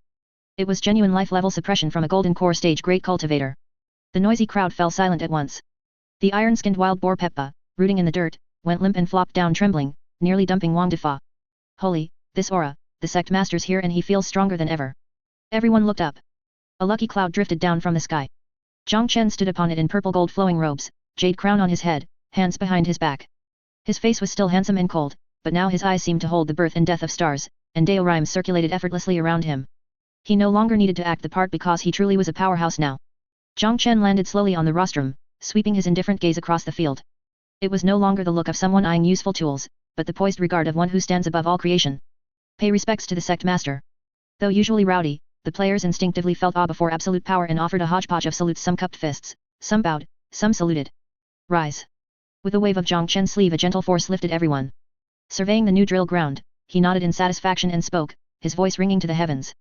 Since I reopened the mountain gate, you have campaigned with me, raised Black Wind Stockade, explored demon lairs, and rendered great service. I am pleased. Yet the path of cultivation is like rowing against the current. No advance means retreat. Though you have modest cultivation, your tactics are crude and unrefined, referring to throwing lime and biting. Against a true expert you would perish. Many players scratched their heads in embarrassment, they fought dirty, and in honest skill they were mediocre. Therefore, I open this drill ground today and hold the first Guiyuan Sect server-wide tournament. Chen's eyes sharpened as he dropped the bombshell. This contest allows any method, save banned items, any style. Victory alone matters. The final top 10 will receive top-grade magical artifacts from the Sect Vault and be promoted to Inner Sect disciples. Inner Sect disciples gain private immortal caves, may study advanced cultivation techniques from the second floor of the Treasure Pavilion, and receive personal guidance from me. Boom! The field exploded. Top-grade magical artifacts. Private immortal caves. Advanced cultivation techniques. And the key title Inner Sect disciple. To these players who slept in communal bunks and learned only basic skills, it was a lethal temptation. Hell yes! I want to be Inner Sect. I want a single room. Personal guidance from the Sect Master? Hidden ultimate moves, here I come. Charge. Anyone in my way dies. The formerly laid-back players now had crimson eyes, their battle intent peaking. Wang Defa slammed his visor down with a crisp clang and bellowed. No one competes with me. The seat of senior Inner Sect brother is mine. In your dreams. One sword breaks the firmament's eyes snapped open, sword intent flashing. You think you're worthy? Watching the instant tension below, Chen sat in the grand chair on the rostrum, lifted his teacup, and smiled in amusement. Fight to your heart's content. Let me see what new surprises, entertainment, you can bring me now that you wield true power. Chapter 114 Preliminaries, Use of Biological Weapons Forbidden. Noon. Guiyuan Sect Training Ground. The scorching sun hung high in a cloudless sky. The huge blue stone arena reflected a hard gleam beneath the sunlight, the surrounding formation shields humming as they waited to absorb fierce impacts. More than 100 players crowded around the stage, packing the place so tightly not even water could trickle through. Cheers, and the cries of bets rang out non-stop. Preliminary Match 1 begin. The moment the system announcement sounded, two randomly matched players leapt onto the stage. On the left stood Biological Dog Graduation Project, now decked out like a mad apothecary, waist loaded with vials, face hidden behind a homemade spirit-devouring rat skin gas mask. He looked nothing like a decent human being. On the right waited an agility type called Heart-Stealing Thief, clutching 2 pouches of lime powder, eyes darting every which way, a textbook sneak. Hat, brother, sorry about this. Heart-Stealing Thief struck first, no fancy moves, just flinging both bags of lime with practiced ease. Pathetic tricks. Biological Dog gave a muffled laugh behind his mask. Instead of dodging he charged straight through the cloud, yanked a sealed black earthen jar from his coat, and smashed it on the ground. Crack. The jar shattered. A thick, sickly green smoke billowed up. This was no ordinary smoke, it was a super biotoxic bomb brewed from fermented spirit-devouring rat droppings, demonized slime mucus, and an unknown toxic mushroom juice. Cough cough cough. What the hell, this stench? The formerly smug Heart-Stealing Thief folded instantly. The reek enough to drop an ox slammed through his defenses, he clutched his throat, tears and snot streaming, collapsed to his knees and retched, dagger slipping from his fingers. Ha ha ha. Knowledge is power, taste the terror of chemistry. Biological Dog swaggered forward, a poison-drenched syringe, really a sharpened bone, in hand, ready to administer a mercy kill. Yet the toxic cloud did not disperse with the match. Trapped by the formation shield, the smoke only grew thicker, then it seeped through cracks and drifted toward the stands. Black help. Is someone boiling crap on stage? My eyes burning. Mustard-flavored poison gas. Run. Biocrisis. Spectators in front shrieked, clamped noses, and stampeded back, chaos reigned. High above, on the platform, Chen, who had come to enjoy a fine duel, now looked green himself. Even seated up high, even protected by golden core cultivation, that fiendish stench made him gag. This wasn't a duel, it was refining. Enough. Chen finally roared. Slapping the armrest, vast golden core power swept the grounds like a hurricane. Whoosh. The wind instantly hurled the nauseating green smoke far beyond the clouds. Silence fell, only heart-stealing thieves' retching remained. Chen rose, face like still water, gaze stern on the bewildered disciples below. This tournament was arranged to test your skill in cultivation, not for poisoning and brawling like street hooligans. Henceforth, a grand tournament ban is enacted. As his words rang out, the sect's steel flashed red with new rules. 1. Use of any biological weapons, including but not limited to lime powder, poison smoke pots, excrement, rotting organs, etc., is forbidden. 2. Use of single-use explosives, e.g., self-detonation talismans, powder kegs, is forbidden. 3. Violators forfeit the match, are disqualified, and fined 500 contribution points. Hey? No poison. Biological dog gaped. Then my whole kit's useless. Can't throw lime. Heart-stealing thief despaired. How do I beat those strength-type brutes? Silence. Next pair step forward. Chen gave no chance to haggle, the match resumed. With the ban, the contests finally became normal if only slightly. Round 2. Wang Defa, is this melon ripe, versus the Qiyuan, the real Long Aotian. This was a heavyweight clash. Wang Defa sat astride his second-rank iron-skinned wild boar Peppa, clad in full black iron pot armor, giant hammer in hand, a mobile steel fortress. Long Aotian wore black robes and wielded the wailing demon bone. No eagle sat on his shoulder, it was napping, but he struck the pose of a lone swordsman bone instead of blade. Fatty. Without lime powder, let's see how tough you are. Long Aotian shouted. Behold bone soul reaving. He whirled the bone staff, sending out a wagga grating wails. But Wang Defa's helmet had ear guards, the racket didn't faze him. Flashy nonsense. Peppa, charge. Trample him. Wang Defa nudged the boar's flanks. Oink. The second-rank iron-skinned wild boar bellowed, hooves pounding, and barreled like a runaway tank straight at Long Aotian. Crap, why is this pig so fast? Startled, Long Aotian tried to cast light body technique to dodge, but nerves made him slip and botch the spell. Thud. A dull crash. Man and bone were flung skyward in a perfect arc, crashing beyond the stage and hanging from a distant tree branch. Victory. Ha ha ha. Wang Defa raised his hammer high atop the boar. Who's next? But glory lasted 3 seconds. The boar, unable to break or spotting a carrot in a girl player's hand, kept charging, leapt off the stage and plowed into the crowd. Whoa, break. Peppa, break. Crap. Incoming pig scatter. Cheering spectators scattered in flapping panic, flung every which way by the rampaging boar. High on the platform, Chen watched, hand pressed to his forehead in despair. Biological weapons were banned, yet these people's battle style remained, uniquely special. So this is the Fourth Calamity? Truly, enough to make one's hair fall out. Chapter 115. Dark horses keep coming, that farming girl is fierce. Afternoon. Guiyuan Sect training ground. Knockout stage. After the C-round weeded out the rookies who only knew wild swings, the few dozen survivors mostly had real skills. Now the cheers around the arena rose like waves. Next match, Mad Blade 3 Waves vs I Love Farming. As the system announcement faded, 2 figures were teleported onto the stage. On the left stood a burly man in full leather armor, a heavy-bladed Dao on his shoulder, ID, Mad Blade 3 Waves. A core fighter at 4th Chi, he spent his days grinding mobs and training blade work, his face radiated savage ferocity. On the right, the entire crowd froze. A girl in rough hemp cloth, looking delicate, ID, I Love Farming. No sword at her waist, just a tiny farming hoe, on her back, a bamboo basket stuffed with seeds and soil. Did this chick wander onto the wrong set? Isn't she the casual player who plants flowers in the square every day? From below, Wang Defa shouted, Sis, forfeit. That blade has no eyes, don't let it trample the flowers you just planted. On stage, Mad Blade 3 Waves grinned, slung his blade over a shoulder and struck a masterly pose. Sis, I don't hit women, especially life players. Jump off yourself and spare the bruises.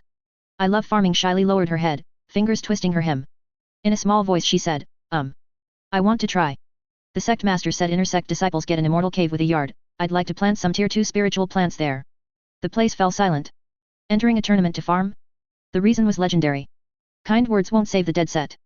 Then don't blame me. Mad Blade 3 Waves snorted and moved. He stamped, shot forward like a ravenous tiger, his Dao howling through the air, only 30% power, he didn't want a corpse, yet enough to paralyze a commoner. The blade was about to split her skull. The girl who had kept her head down suddenly lifted a hand. She didn't dodge, nor did she parry with the hoe. She simply scooped a fistful of black seeds from her pouch and flung them to the ground. Acceleration art grow. With that crisp shout, the wood chi she had refined day after day in the fields purer and deeper than most fighters gushed into the earth like a burst dam. Rumble. The flat stone stage quaked violently. Before Mad Blade 3 Waves' stunned eyes, the seeds rooted, sprouted, mutated, and exploded into growth in 0.1 seconds. Smack! Smack!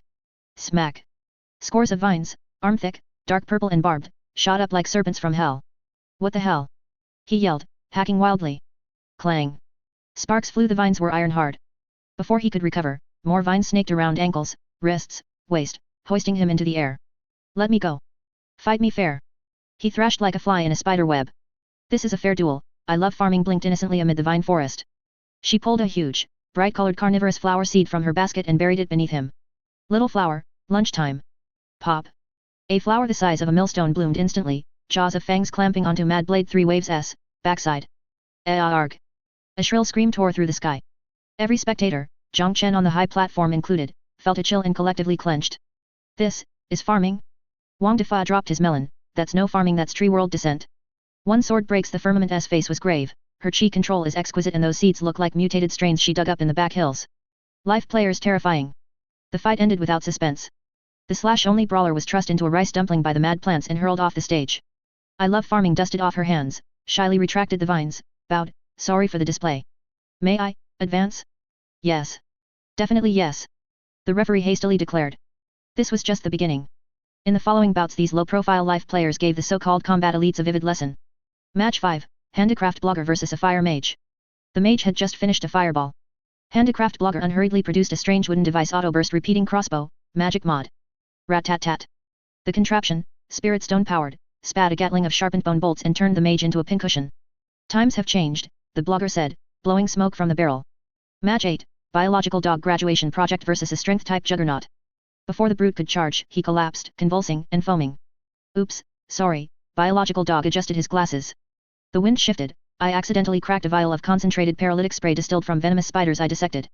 Pretty potent. Match after match shattered the audience's worldview. They finally understood, in the game Heavenly Deo the scariest things aren't sword-swinging berserkers, but the tech geeks who spend their days figuring out how to farm, forge, or brew. Because their creativity is the deadliest weapon.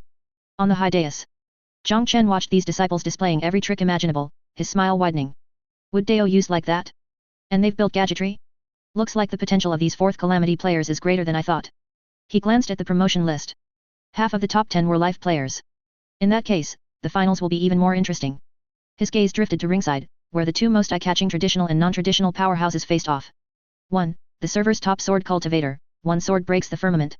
The other, the server's richest warrior, not short of money, Wang Defa now worked as his cheer squad.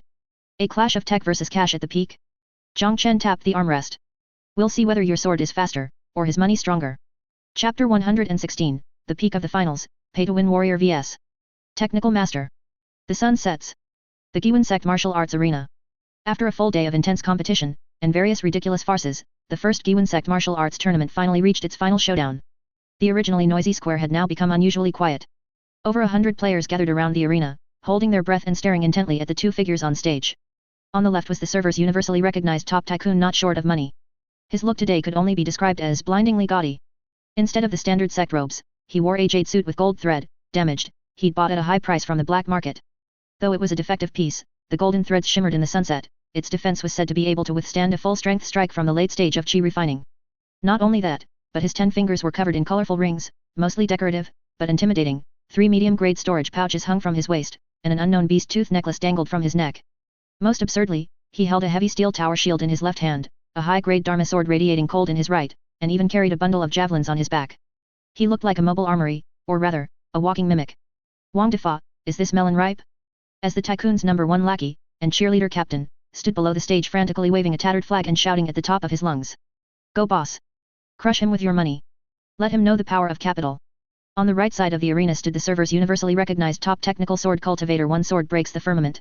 Compared to the tycoon's opulence, he looked quite shabby. He still wore the faded Guiyuan Sect novice cloth robe, his only equipment was the medium-grade Dharma sword he never left without, the one worshipper dropped last time. He stood tall with a cold expression, his sleeves fluttering in the breeze, exuding the aloof aura of one sword comes from the west, an immortal from the heavens. In this battle, we only determine victory or defeat, not life or death. Jiang Chen's voice came from the high platform, kicking off this peak duel. Begin. Following the command. Hehe, great master, pardon me. Not short of money grinned but didn't rush to charge. He unhurriedly pulled a handful of yellow talismans from his robes. These were first-order explosive fire talismans he'd bought for a fortune on the black market, a single one was worth 10 spirit stones. He had at least 20 in his hand. Go. He tossed them casually, like throwing away scrap paper. Whoosh, whoosh, whoosh. The 20 talismans ignited in the air, turning into 20 basin-sized fireballs that rained down upon one sword breaks the firmament. This wasn't a duel, it was a carpet bombing. Holy crap! Is this how pay-to-win players attack? It's so unpretentious. The audience exclaimed. Facing the dense rain of fire, one sword breaks the firmament remained expressionless. With a shift of his feet, his figure began to flicker like a ghost. Movement technique, flowing cloud steps, self-improved version. He wove through the gaps between the fireballs, narrowly avoiding the center of each explosion by a hair's breadth. The fireballs slammed into the arena with thunderous roars, sending debris flying, but not even the corner of his robe was singed. Skill. It's all pure skill. That movement is so smooth. In the blink of an eye, one sword breaks the firmament had charged through the sea of fire, closing into within 5 meters of the tycoon. He's in close. The tycoon is in danger. However, not short of money wasn't panicked at all. Want to get close?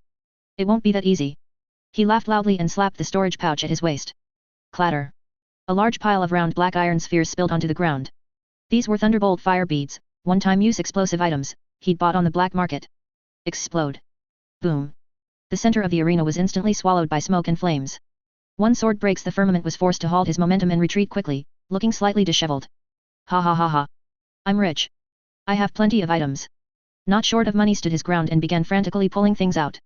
Poison smoke canisters, lime powder bags, hidden flying needles, even several precious Vatra body protection talismans were plastered onto himself as if they cost nothing. In an instant, he was encased in 3 layers of golden light shields, glowing like a giant light bulb. Come on. Hit me. If you can break my defense, I'll count it as my loss. The audience below was dumbfounded. Is this freaking cheating? Is this the power of money? How terrifying. Great Master One Sword is having such a hard time. How can he fight this? He can't even get close, and even if he does, he has to break through 3 layers of turtle shells. On the arena, One Sword breaks the firmament looked at the tycoon across from him, armed to the teeth and constantly throwing items, and frowned slightly. A direct confrontation definitely wouldn't work. The opponent had too many resources, he could be worn down to death. He needed a one-hit kill. He took a deep breath and suddenly closed his eyes. The long sword in his hand vibrated slightly, emitting a crisp sword chime. What is he doing? Giving up? No. He's charging up. Not short of money also sensed something was wrong. Though he was rich, he knew the trope that villains die because they talk too much. I won't give you the chance. He roared, raising his high-grade Dharma sword and bracing behind his tower shield, charging like a heavy tank. At this critical moment, One Sword breaks the firmament suddenly snapped his eyes open. In that instant, a sharp glint seemed to flash through his eyes. Break. Instead of retreating, he advanced, his figure turning into an afterimage as he charged toward the tycoon's shield. Just before the collision, he performed a move that defied the laws of physics. He suddenly crouched low, sliding along the ground, while his long sword pierced through the gap beneath the tower shield at an incredibly tricky angle. The target the tycoon's foot. Although there was armor there, it was the weakest point of his defense and his center of gravity. Clang. The sword tip struck the armor, sending sparks flying. Although it didn't pierce through, the massive impact caused the charging tycoon to trip. Ouch. Not short of money lost his balance, and his massive momentum sent him face-planting forward. The moment his body lost control, One Sword breaks the firmament performed a kip-up and appeared behind him. The long sword rested against the back of the tycoon's neck. You lost. A calm voice rang out. The entire venue fell silent for a second. Immediately after, thunderous applause and cheers erupted. He won. The technical master won. Deflecting 1,000 pounds with 4 ounces. That play was divine. Even though the tycoon had better gear, the great master is still the GOAT. Not short of money lay on the ground, struggling to get up. His jade suit with gold thread was covered in dust, and the 3-layer shield was still intact, but he knew that in a real battle, even if that sword strike couldn't pierce his neck, his opponent could have finished him off 10,000 times over while he was down. I give up. The tycoon was a good sport, he patted the dust off himself and gave One Sword breaks the firmament a thumbs up. A great master is truly a great master. My gear cost thousands of spirit stones, yet I couldn't even touch you once. I'm fine with you taking the position of eldest senior brother. One Sword breaks the firmament sheathed his sword and offered a rare smile. Good match. Your gear is indeed very tough. It made my hands go numb from the vibration. The two smiled at each other, sharing a sense of camaraderie born from their clash. On the high platform, Chen watched this scene and nodded with satisfaction. This match not only showcased the power of money but also hard strength. More importantly, it established the might makes right tone for the Guiyuan Sect. Very good. Chen stood up, his voice echoing throughout the square. The first great competition has reached its perfection. The top 10 disciples, step forward to receive your honors. Chapter 117 Intersect Promotion, congratulations everyone, you have a house. Night fell. Guiyuan Sect's martial arts arena. The arena, previously filled with tension, had now been cleared, replaced by a solemn yet enthusiastic celebratory atmosphere. Dozens of massive torches lit up the arena as bright as day. Over 100 Outer Sect disciples, the players who didn't make the cut, gathered around. Though their faces were filled with envy and jealousy, they still craned their necks, wanting to witness this historic moment. Below the high platform, the top 10 powerhouses from this grand competition stood in a line with their heads held high. Standing in the very center was naturally the champion. One sword breaks the firmament. He still wore the cool, lonely expression of a top expert. Beside him was the runner-up tycoon, not short of money, who was distressfully checking his damaged gold-threaded jade suit. Besides them, the line included old Jiang from the construction site carrying a shovel, who relied on trap tactics to sneak into the top 10, stir-fried large kidney carrying a large black pot, who relied on the hot oil splashing strategy, and Wang Defa, is this melon ripe, who had lost but squeezed into the top 10 thanks to the points from his meatball chariot technique. Even the farming girl, I love farming, was prominently among them. She held a pot of piranha plant in her arms, looking harmless but actually being a ruthless character. Silence. Dressed in a purple gold dharma robe, Jiang Chen slowly descended from the high platform. At this moment, he exuded the faint pressure unique to the golden core stage, with spiritual chi swirling around him like a true immortal descending to the world. The entire venue instantly fell silent. Jiang Chen's gaze swept over these 10 disciples who, despite their varying styles, truly represented the sect's highest combat power, and highest trolling ability. He nodded slightly, his voice gentle yet powerful. You all performed excellently in this grand competition, advancing with courage and vigor. You are truly the pillars of my Guiyuan Sect. Today, I shall fulfill my promise and promote you all to intersect disciples of the Guiyuan Sect. Buzz. With a wave of Jiang Chen's hand, 10 beams of brilliant golden light descended from the sky, enveloping the 10 individuals. The system notification sounded in their ears like heavenly music. Congratulations! Your sect status has been upgraded. Current status, Inner Sect Disciple, Elite, privileges gained, reading access to the second floor of the Treasure Pavilion, priority in claiming sect missions, and doubled daily offerings. Immediately after, an even more miraculous scene occurred. The tattered and miscellaneous equipment they were wearing gradually faded away within the golden light. In its place was a set of brand new, exquisitely designed sect dharma robes. The robes were primarily moon white, with delicate golden cloud patterns embroidered on the cuffs and collar. A green jade belt was fastened around the waist, and a light blue cloak that fluttered even without wind draped behind them. Most importantly, this outfit came with a faint glowing effect. In the darkness of the night, they were like walking light sources, their coolness factor instantly maxed out. Holy crap! This is way too cool. Wang Defa looked down at his new clothes, touched the smooth fabric, and was so excited he almost cried. Finally, I don't have to wear that stinky rat skin. Fat Master is an idol now. The surrounding Outer Sect disciples stared blankly, their mouths watering. Is this the treatment for Inner Sect disciples? I love it. Next time. I must make it into the top 10 in the next competition. I want to wear that outfit too. But that wasn't the end. Jiang Chen looked at them with a smile and dropped the second bombshell reward of the night. As Inner Sect disciples, you should focus on your cultivation. You can no longer sleep out on the plaza with the Outer Sect disciples. I have opened 10 independent immortal caves for you on Lingzia Peak, on the side of the main peak. Each cave is enhanced by a spirit gathering array and comes with its own small courtyard. From this day forward, that shall be your place of cultivation, home. Boom. The impact of these words was 10 times greater than that of the new clothes. After spending so much time in this game, everyone had been homeless, either sleeping in communal bunks or on the plaza. Now, they finally had their own houses? And detached villas with courtyards at that? A house. I have a house. I love farming's face turned red with excitement. Great. Finally, I have a place to plant my advanced spiritual plants.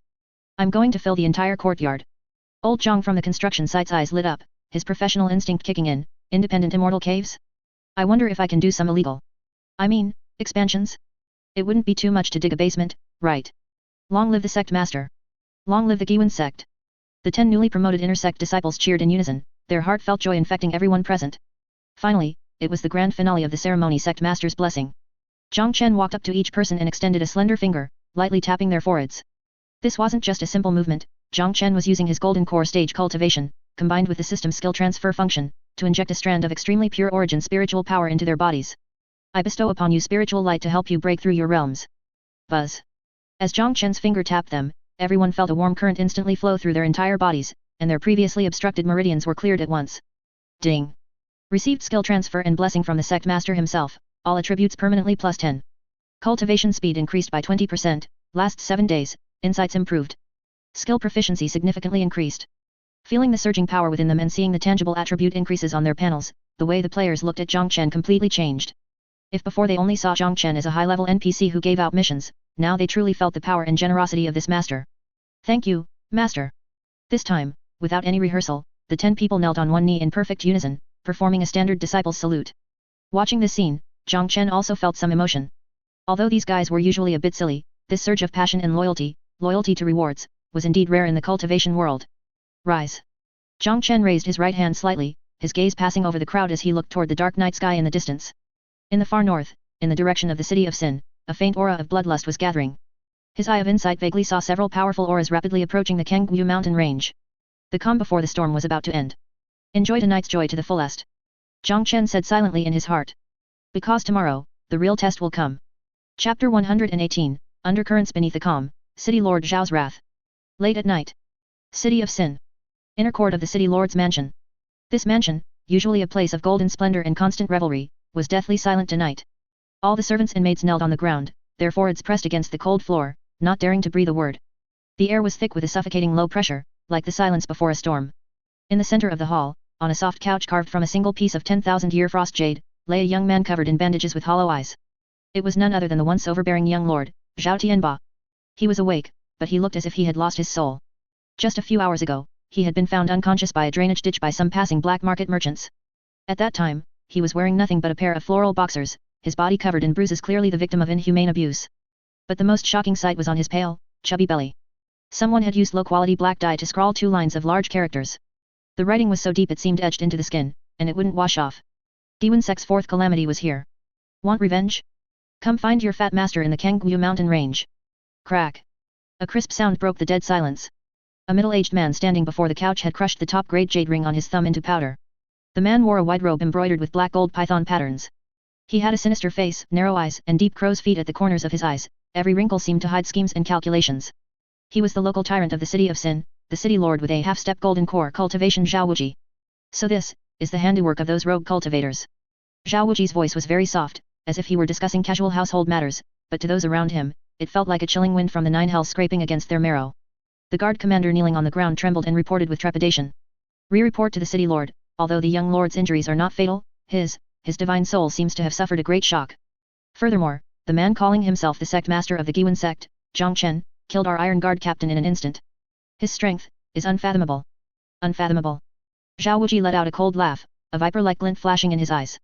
He walked to the couch and looked at the 2 lines of provocative writing on his son's belly, especially the hideously written words Fat Master. The muscles in his cheeks twitched uncontrollably. What an utter humiliation. He had run the city of Sin for decades, who in both the light and dark worlds didn't give him some face. Now, an obscure mountain sect was actually shitting on his head. This wasn't just slapping his son's face, it was peeling off Zhao Wuji's own skin and trampling it underfoot. Dad. Dad. On the bed, Zhao Tianba seemed to sense his father's presence and suddenly woke up, letting out a shrill scream as his hands flailed wildly. Don't come over. Don't pull off my pants. I won't watch the dancing anymore. Why, that fat guy is so scary. Seeing his son in such a crazed state, the killing intent in Zhao Wuji's eyes instantly solidified. Well played, Guiyuan Sect. Well played, Fourth Calamity. He turned around, flicked his long sleeves, and said in a grim tone. Since you are looking for death, I shall grant it to you. Men. Present. Go invite the leader of the Blood Hand mercenary group. Tell him I have a big business deal to discuss with him. Hearing the name Blood Hand, the kneeling guard commander's pupil shrank, and deep fear surfaced in his eyes. In the city of Sin, Blood Hand was a taboo name. They were a pack of true outlaws, professional killing machines who would slaughter an entire family, even infants, for money. Their leader, Blood Butcher, was a Foundation establishment perfection madman who was said to have thousands of lives on his hands. The city lord intends to exterminate them all. Half an hour later. A secret room in the city lord's mansion. Zhao Wuji sat in the main seat, and opposite him sat a tall figure completely wrapped in a blood-red cloak. This person emitted a nauseating, thick scent of blood, as if he had just crawled out of a pool of gore. City Lord Zhao, why the late-night invitation? A hoarse, grating voice came from under the cloak, sounding like 2 rusty iron plates rubbing together. I want to hire you, Zhao Wuji said, getting straight to the point as he threw a heavy storage pouch onto the table. This is the deposit, 20,000 low-grade spirit stones.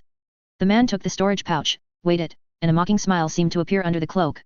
20,000? City Lord Zhao, you know our rules. For a normal job, this is enough.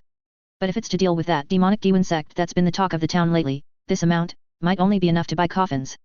Clearly, the Guiyuan Sect's notoriety in the market and the news of Jiang Chen killing the Iron Guard captain had already reached the ears of these professional killers.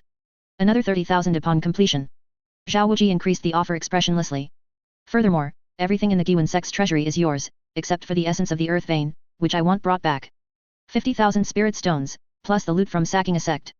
The figure in the blood-red cloak fell silent for a moment, seemingly weighing the pros and cons. Deal. He slowly stood up, and a suffocating killing intent filled the secret room. However, I heard that Guiyuan Sect is a bit strange, their disciples can't be killed. Humph, just some smoke and mirrors, Zhao Wuji snorted coldly. If they truly had immortal bodies, they would have conquered the immortal realm long ago. Why would they huddle in that god-forsaken mountain gully? It's likely just illusions or substitute puppets. I think so too. The cloaked man let out a strange laugh. In this world, there is no one who cannot be killed. If there is, it just means they haven't been cut into enough pieces. 3 days. He held up 3 fingers wrapped in blood-stained bandages. In 3 days, I will place Jiang Chen's head on your table. With that, his figure gradually faded, eventually turning into a puddle of blood that merged into the shadows on the floor and disappeared. Zhao Wuji looked at the empty secret room, the anger in his eyes gradually subsiding, replaced by a calculating coldness. He didn't entirely believe that Bloodhand could handle it easily. As an old fox who could hold the position of city lord firmly, he always liked to have a backup plan. Guiyuan Sect. Jiang Chen. He lightly tapped the table, muttering to himself. If even Bloodhand fails, then I will have no choice but to use that trump card. Outside the window, the night grew deeper. A net of extermination targeting the Guiyuan Sect, far more dangerous and professional than the one from the Qingyang Sect, was quietly spreading. And at this moment, hundreds of miles away at the Guiyuan Sect, the inner sect disciples who had just moved into their new homes, independent immortal caves, were excitedly decorating their new courtyards. Wang Defa was trying to move his pig pen into his courtyard. I Love Farming was planting man-eating flowers all over her yard to act as security. Old Jiang from the construction site was researching how to dig the foundation of the immortal cave deeper to make a basement. They had no idea that a true professional army had already set its sights on them. Chapter 119 System Warning, this time, they're all tough customers. Early next morning. Guiyuan Sect. Lingxiu Peak Inner Sect Disciple Residential Area. Today's sunlight was exceptionally bright, and a sense of peace filled Lingxiu Peak. 10 brand new independent immortal caves were neatly scattered across the mountainside, each with its own unique small courtyard.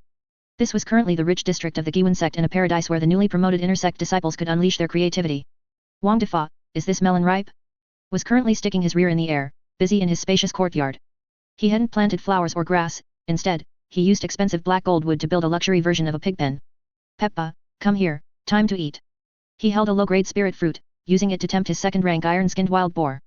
The wild boar grunted and nudged his hand with a look of disdain, as if saying, I used to eat meat in the deep mountains, and you're giving me this. Hey! You're a picky eater? This cost me 50 contribution points in the system mall. Wang Defa slapped the pig's head in frustration. Believe it or not, I'll turn you into braised pork. In the neighboring courtyard, the girl I Love Farming was directing her piranha plant to bask in the sun. The massive flower head turned with the sun, occasionally opening its mouth to reveal sharp fangs, scaring away any passing birds. Old Jiang from the construction site was digging a hole in his courtyard, reportedly researching the feasibility of underground defensive works and underfloor heating systems. Everything seemed so peaceful and quiet, filled with the happy atmosphere of a farming sim life. However, this tranquility did not last long. Outer perimeter of Guiyuan Sect. Patrol area. A patrol squad consisting of 5 outer sect players was walking casually through the woods. Sigh, what's the point of us patrolling every day? A player at the back yawned. All the mobs nearby have been cleared out, not even a rabbit left. It's boring to death. Exactly, it's not as good as PKing people in the square, another player agreed. I heard the inner sect senior brothers all have big houses to live in, while we still have to sleep in dorms. It's too miserable. Alright, stop complaining. Although patrol missions are boring, the contribution points are stable. Once I've saved enough money, I'll go exchange for a skill book too, said the squad leader walking at the very front. As he walked, he used the wooden stick in his hand to push aside the grass ahead. Hey, number 3, what's with that expression? Why did you stop talking? The squad leader suddenly felt it was too quiet behind him and subconsciously looked back. With this look, he froze. It was empty behind him. The 4 teammates who were originally following him had all disappeared. Holy crap! Where is everyone? The squad leader rubbed his eyes, thinking his teammates had disconnected or hit a bug. Number 3? Number 4? Stop messing around, come out. Everything was quiet, with only the rustling of leaves in the wind. There was no response, no signs of a struggle, not even a scream. An inexplicable chill crawled up his spine. Is this a horror game? The squad leader swallowed hard, just about to open the party channel to ask what was going on. Suddenly, he felt a cold sensation on his neck.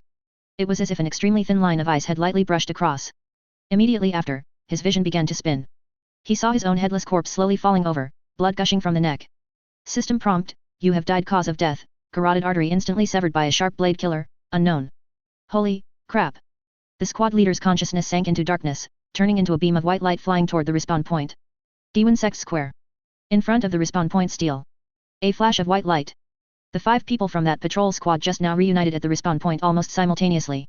They looked at each other, their faces filled with confusion and terror. How did you guys die? The squad leader asked tremblingly. I don't know. I was just walking, and suddenly everything went black, and I was sent back.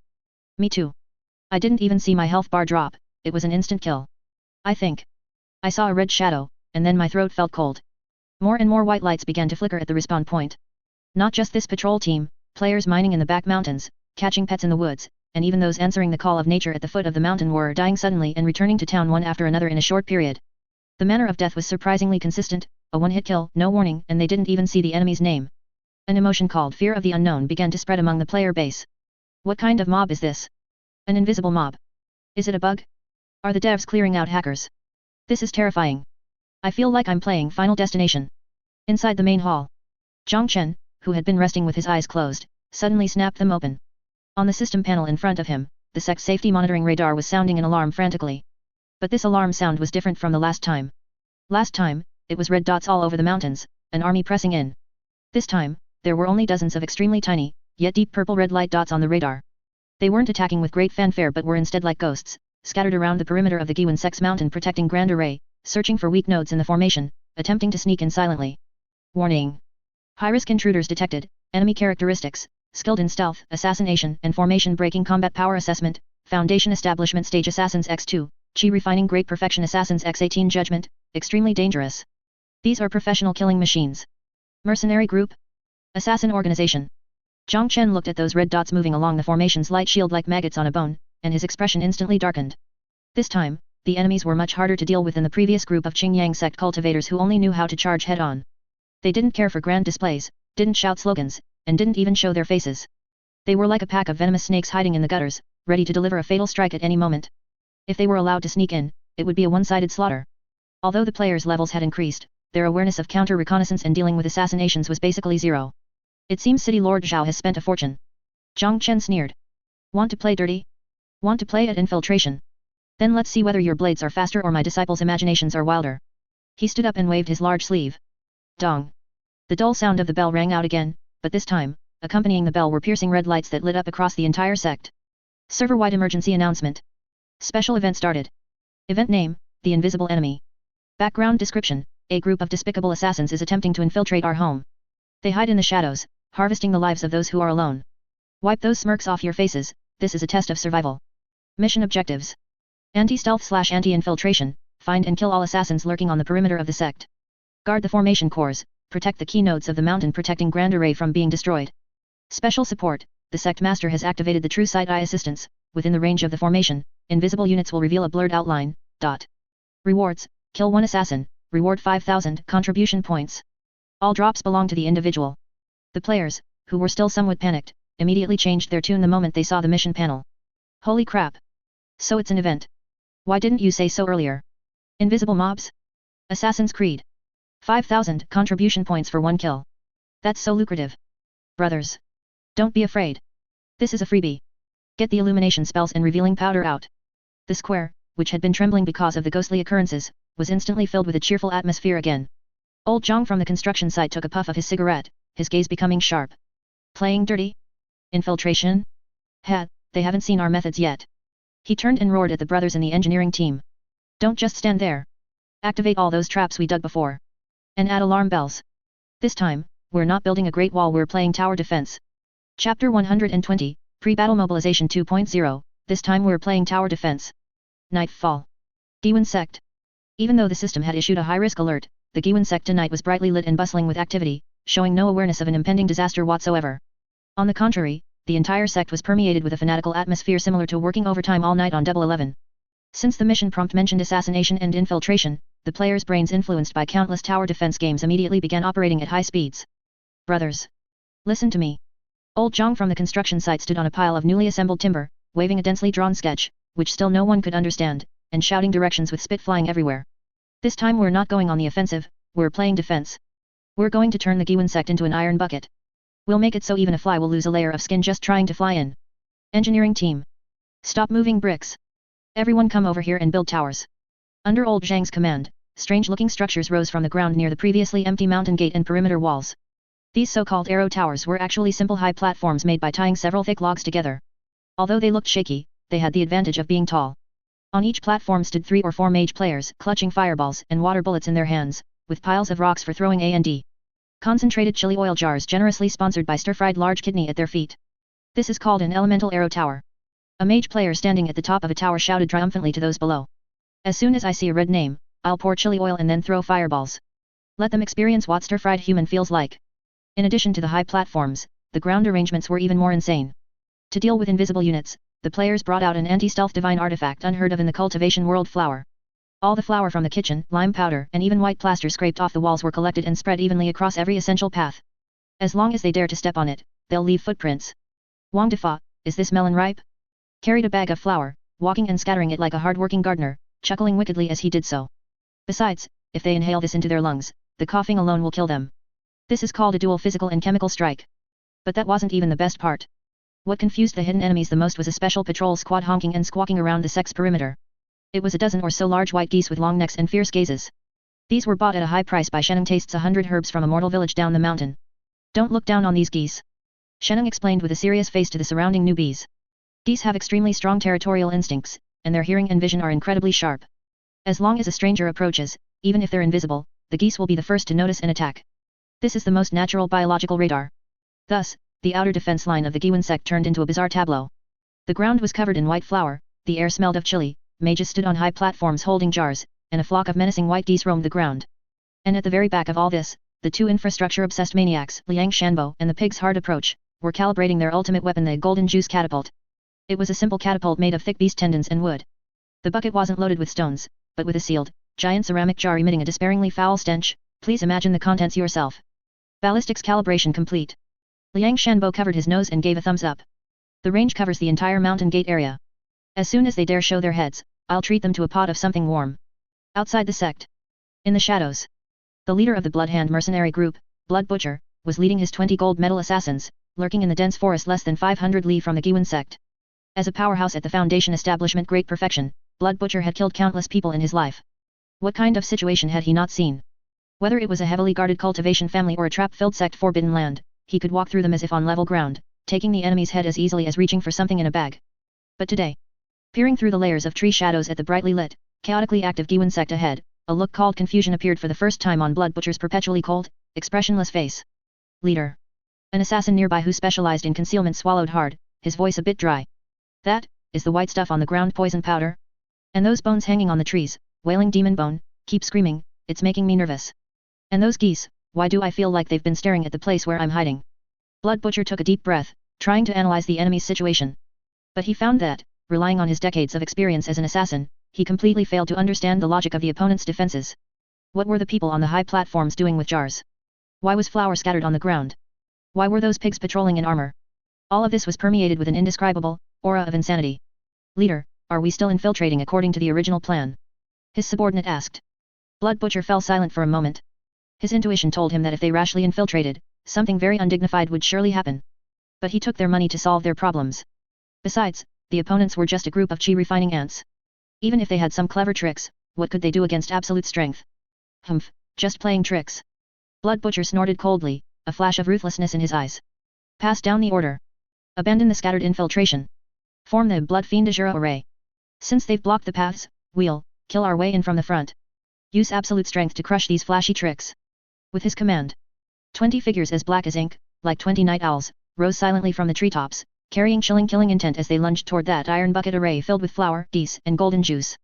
And atop the high platform, Chen, who had seen all of this clearly through the eye of insight, slightly curled his lips. Finally stopped hiding. He watched those red dots moving into the biochemical weapon range and took a gentle sip of tea. Then let my disciples give you all a lesson. The topic is on how to play tower defense games in the cultivation world. Chapter 121, The Enemy Approaches. These mercenaries look very professional. Late at night.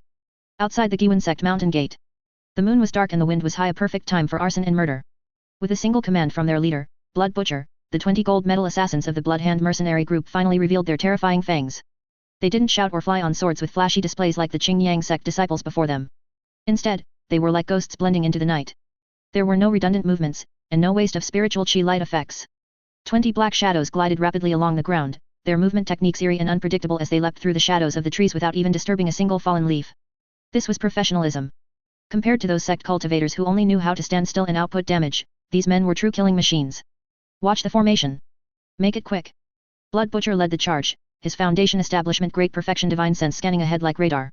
The pair of blood-colored curved hooks in his hands shimmered with a bloodthirsty chill under the moonlight. Ahead lay the Guiyuan Sect's bizarre-looking defensive line. Looking at the layer of white flour on the ground and the bones hanging from the trees making a racket, a trace of disdain flashed in Blood Butcher's eyes. Trivial tricks. You think this can stop my blood hand? He tapped his toes and rose 3 feet into the air, intending to use his superb light body technique to float directly over the flour-covered ground without touching a speck of dust.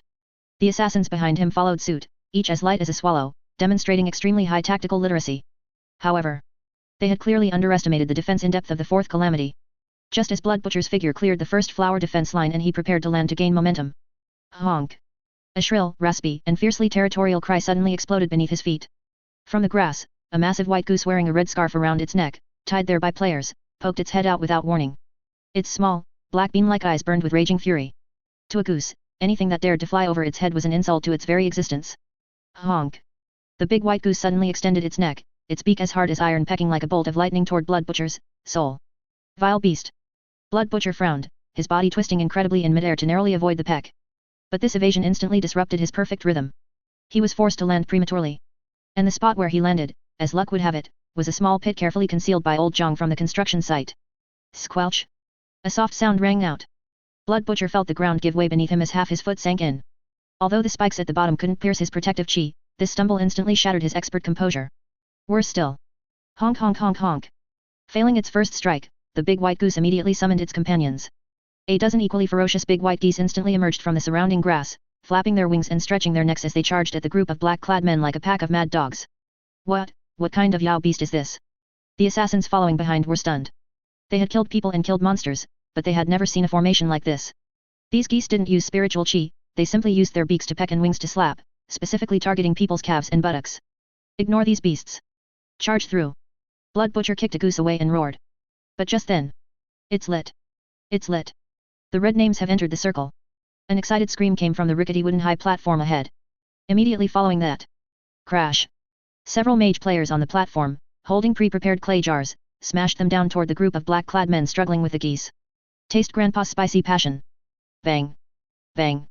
The clay jars exploded in the crowd. This wasn't ordinary poison, it was stir-fried large kidneys special ultra-concentrated chili oil mixed with flash powder. A pungent, spicy scent instantly exploded in the air. Even though the assassins had long since sealed their sense of smell, they were still brought to tears by the irritating gas that assaulted their eyes and skin. Cough. My eyes. So spicy. Is this poison gas? No, it's chili. Despicable. Shameless. The Blood Hand mercenary group, which had been perfectly coordinated and strictly formed, instantly turned into a chaotic mess under the triple blow of geese and traps and chili oil. Ha ha ha. It hit. They all hit. The players on the high platform went wild with joy. Quick. Second round of attacks. Fireballs. Light them up. Whoosh. Whoosh. Whoosh. A dozen fireballs flew down from the platform. Although their aim was still pitiful, the ground was currently covered in flour and volatile chili oil. It ignited instantly. Boom. Flames soared into the sky. The white flour cloud ignited upon contact with the fire, causing a dust explosion that completely engulfed the black-clad men in a sea of fire. Ah! Even with spiritual chi protection, the close-range explosion and high temperatures left the assassins in a wretched state. Their black clothes were scorched, their hair curled, and they were all covered in soot and ash, losing every bit of their top-tier assassin appearance. The smoke and dust cleared. Blood Butcher stood in the center of the sea of fire, his body emitting a terrifying killing intent. His iconic blood-colored cloak had been burned with several large holes, and his face was covered in flour and black ash, turning him into a comical mess. But he wasn't laughing, his eyes were as cold as 10,000-year-old ice. He looked up at the players on the high platform who were cheering and pointing at him. Very good. Blood Butcher's voice was raspy, every word squeezed out from between his teeth. You have successfully enraged me. Now, the game is over. Form the array. Blood Fiend Ashura. Slaughter this mountain for me. Following his roar, the remaining 19 assassins, though battered, quickly returned to their positions. A terrifying crimson spiritual chi erupted from them, converging in the air into a massive, blood-scythe-wielding phantom of an Ashura. The true killing move had arrived. Chapter 122, Formations Clash, let you taste the power of the pay-to-win formation. Late at night. Above the Guiyuan Sect. The air seemed frozen. A suffocatingly terrifying spiritual pressure enveloped the entire mountain like Mount Tai pressing down. Under the pitch-black night sky, a 30-jung-tall Shura phantom, condensed entirely from scarlet evil chi, stood proudly. It had 2 horns, a hideous face, and held a giant dripping blood scythe, emitting a heart-palpitating aura of death. This was the Blood Hand mercenary group's famous combined attack formation Blood Fiend Shura formation. Even a cultivator at the great perfection of Foundation establishment would have to temporarily avoid its edge. Is this the boss's second phase? Holy crap! What a huge red giant! This modeling precision is way better than that old man from earlier. The players below looked up at the sky-blotting red giant. Although they were still joking, their bodies honestly shrank back. That pressure from high-level energy made their health bars tremble slightly. Die. You ants.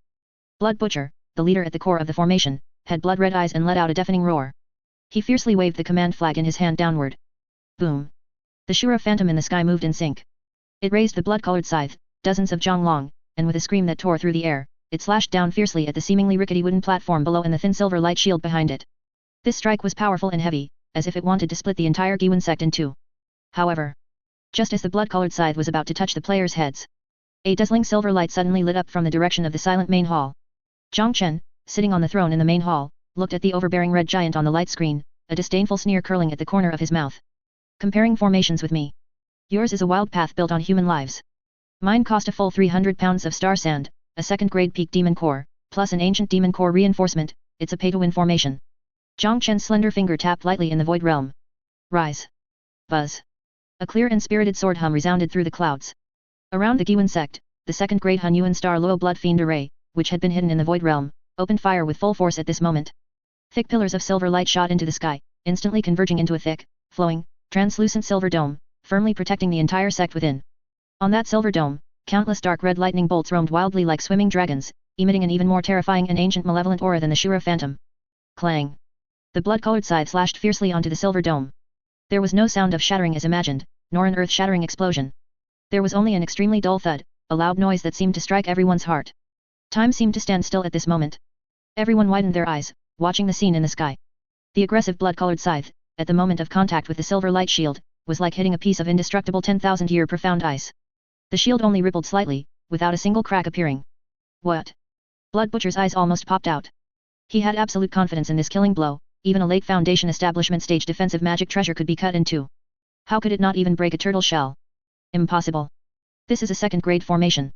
Before he could recover from his shock, something even more terrifying happened. It is impolite not to return a favor. Inside the hall, Chen softly uttered a few words and tapped his finger again. Counterattack. Sizzle. The countless roaming dark red lightning bolts on the surface of the silver light shield, like sharks smelling blood, followed the blood-colored scythe that had slashed down and frantically flowed upstream. This was the special power from the ancient demon array core abyssal erosion. Ah! My spiritual power! What the hell is this? It's sucking my blood. The 19 assassins forming the formation suddenly let out screams of terror. They were horrified to find that an overbearing, cold, and evil power had instantly rushed into their meridians through the formation connection, frantically devouring their spiritual power and essence blood. Even Blood Butcher, who was at the core, felt as if he had been struck by lightning in the chest, and a mouthful of blood surged up his throat. Not good. Formation backlash. Retreat quickly.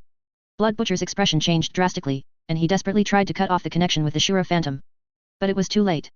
That huge Shura phantom, entwined by the dark red lightning, actually let out a painful wail. Its body began to twist and swell, and finally... boom! With a loud bang, the Shura phantom exploded in midair, turning into a sky full of blood rain and dissipating. Puff! Puff!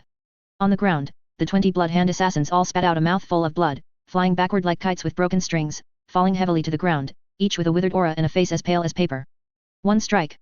With just one countershock, this ace mercenary group that dominated the city of Sin was severely injured.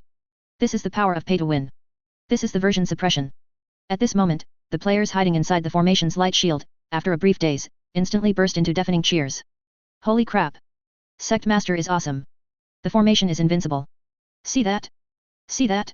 That health bar was cleared in an instant. Wang Defa, is this melon ripe? Was the first to rush to the edge of the light shield, making an extremely insulting grimace at Blood Butcher lying on the ground outside through the transparent shield, and even patted his own butt. Hey! You in the red. Weren't you pretty arrogant just now? Come and slash me again. Is this your ultimate move? This is it. This is it. It's not even enough to tickle me. Other players followed suit, starting taunt mode one after another. Lulu. Can't hit me, can't hit me. Come in if you are so capable. Come in for a duel. Thanks for the fireworks, boss. They're really pretty. Listening to the sarcastic taunts coming from inside and looking at that indestructible turtle shell.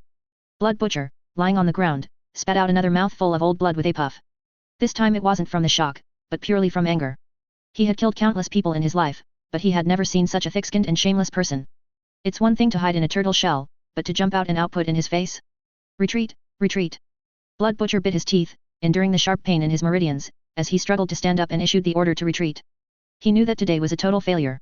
This Guiyuan Sect's formation was too bizarre, it was simply not something they could break. However, just as they were supporting each other and preparing to flee in disgrace, the players inside the formation suddenly quieted down. Then, a malicious voice rang out from the crowd. Hey, brothers, they seem to be out of mana? And they're all at low health. Then, shouldn't we counterattack? One sword breaks the firmament unsheathed his long sword, a dangerous light flashing in his eyes. Although we can't fly, we have more people. Chase them out. Kick them while they're down. Chapter 123, Airdrop Tactics. Although we can't fly, we can jump. Outside the Guiyuan Sect gate. A battlefield of defeat. Retreat. Retreat quickly. Blood Butcher clutched his chest, blood still staining the corners of his mouth, as he issued the command in a raspy voice. His assassins supported one another, and despite their heavy injuries, they maintained a high level of professional discipline, using eerie movement techniques to weave quickly through the woods in an attempt to shake off the pack of mad dogs behind them. They may have lost, but they were confident that when it came to running away, these rogue cultivators in the chi refinement stage who couldn't even fly on swords would never catch up. However, they underestimated the creativity that players could unleash for the sake of looting gear. Damn it! They're running too fast. One sword breaks the firmament chased them to the mountain gate and stomped his feet in frustration, looking at the dark figures already 100 meters away. Although the players had a movement speed bonus, they were still a step behind professional lightness skills. Don't worry. I have a way. Old Jiang from the construction site suddenly shouted. He pointed to the simple catapult nearby that had been used to launch poison slurry jars, a crazed light flashing in his eyes. Although we can't fly, we can be thrown out. A catapult. Everyone was stunned for a moment, then understood instantly. Holy crap! Human cannonballs. Will this work? Don't let them fall to their deaths. What are you afraid of? We have the light body technique. Just land with a break fall, right? Time was of the essence, there was no time to overthink. Who's going to be the cannonball? Old Jiang asked loudly. I'll do it. I have the diamond shield. I won't die from the fall. Wang Defa, is this melon ripe? Was the first to rush forward.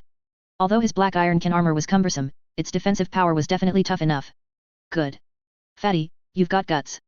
Old Jiang didn't waste any more words and directed several strength-type players to quickly adjust the catapult's angle and winch. Target, 200 meters ahead. Behind the enemy. Loading complete. Wang Defa curled himself into a ball and stuffed himself into the giant basket. He took a deep breath and activated his diamond shield, his entire body glowing with golden light. Brothers. Remember to collect my corpse. I'm going to be a hero. Fire. Boing. As old Jiang fiercely cut the rope, the massive throwing arm snapped up with a dull roar. Ah! Accompanied by a shrill and excited scream, Wang Defa's 200-pound body, along with his 300-pound armor, streaked across the night sky like a golden meteor. With the sound of whistling wind, he smashed fiercely toward the rear of the retreating blood-hand mercenary group. Up ahead. Blood Butcher and the others, who were fleeing at top speed, suddenly heard a strange whistling sound from behind. What's that sound? An assassin instinctively looked back. Then, he saw a scene he would never forget for the rest of his life. A golden, round object was descending from the sky at an incredible speed, rapidly enlarging in his pupils. Is that fatty? Get out of the way! Blood Butcher roared. But it was already too late. Asterisk boom. Asterisk. A massive explosion occurred. Wang Defa, this 500-pound human cannonball, crashed precisely into the middle of the enemy ranks. A large crater was smashed into the ground, with rubble flying and dust rising everywhere. Despite having the diamond shield for protection, Wang Defa was still left dizzy and disoriented, his health bar instantly dropping by half. However, the shockwave from his landing directly sent 3 already heavily injured assassins flying, knocking them unconscious on the spot. Cough cough, is this what flying feels like? Wang Defa struggled to crawl out of the pit. Although his head was spinning, he immediately raised the tower shield in his hand and roared. I opened this road. I planted this tree. If you want to pass through, pay the toll to me. Bastard. Blood Butcher's eyes nearly split from rage. These lunatics were simply lawless. Kill him. Quickly.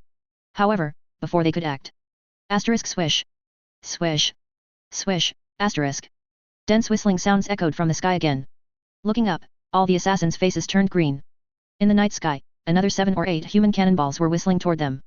There were agility class players who had activated their light body technique, and even the chef stir-fried large kidney carrying a large black walk on his back. Justice reigns from above. Angry Crow takes flight. Mount Thai press. The players struck various Chiyunabita poses in the air and then crashed into the crowd like dumplings being dropped into a pot. Although most of their landing postures were not very elegant, some broke their legs, some landed face first. This reckless, suicide-style airdrop completely disrupted the Bloodhand mercenary group's formation.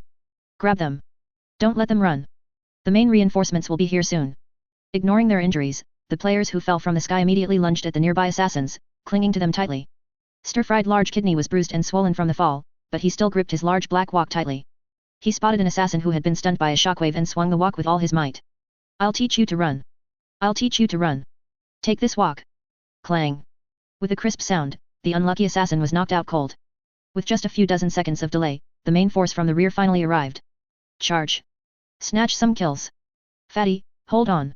The healer is coming to give you some health. Over 100 players surged forward like a tide, surrounding the 20-odd remaining elite assassins who were low on health. Looking at the dense crowd of savages with fanatical gazes around him, Blood Butcher finally fell into despair. He had fought countless hard battles in his life, but he had never seen a battle like this. Airdropping if they couldn't catch up? Filling the gaps with their own lives? What kind of damn tactic was this? It's over. The twin hooks in Blood Butcher's hands hung limply. He knew that today, this blood-hand mercenary group that once shook the city of Sin had completely fallen at the hands of these lunatics. Chapter 124, Pets join the fray, close the door, release the pigs. Late night. Outside the Guiyuan Sect gates. At the heart of the encirclement. The battle remained deadlocked. Although only a dozen or so members of the blood-hand mercenary group remained, and every one of them was wounded, they were, after all, desperados who lived on the edge. Under the leadership of their commander, Blood Butcher, they formed a tight defensive circle back to back, their weapons dancing so fast not even a drop of water could seep through. Pucci. A player who had just attempted a sneak attack was sliced in two by a sharp saber chi, dissipating into white light. Damn it. The AI of these mobs is pretty high. They actually know how to defend and counterattack. One sword breaks the firmament clutched his recently slashed arm as he retreated, his brow furrowed. Charging in like this won't work, the losses are too high. Even if we can respawn, running back to our corpses is a waste of time. Exactly. My experience bar has already dropped a level. The players were getting a bit restless. Seeing the meat right in front of them but being unable to take a bite because it was too hot was an agonizing feeling. Just then, Wang Defa, is this melon ripe, who had just crawled out of the crater he'd been smashed into and was chugging a red potion, suddenly slapped his forehead, a forehead that was still buzzing from the impact against his armor. Oh. I really was dazed from the fall. He suddenly pulled a shimmering beast taming pouch, a companion product of the spirit beast garden, with space only for living things, from his robes and let out an excited roar. Brothers. Don't we still have helpers? If we can't beat them, let our babies do it. We've raised these pigs for 1,000 days for this very moment. His words jolted everyone awake. Holy crap. That's right. I totally forgot I had a pet. Quick, quick, quick. Summon the divine beasts. Let them see what man and pet as one looks like. The players all came to their senses, scrambling to pull out their beast taming pouches. The style of the battlefield instantly shifted from a wuxia film to a magical animal kingdom. I choose you. Peppa. Go out there and trample them to death. Following Wang Defa's Chiyunibia-filled roar, a grey light flashed. Boom. A massive second-rank iron-skinned wild boar, covered in black bristles with two tusks as sharp as scimitars, slammed heavily onto the ground. It seemed to have been stifled in the pouch, for as soon as it emerged, it pawed the ground irritably, snorting two thick plumes of white vapor from its nostrils.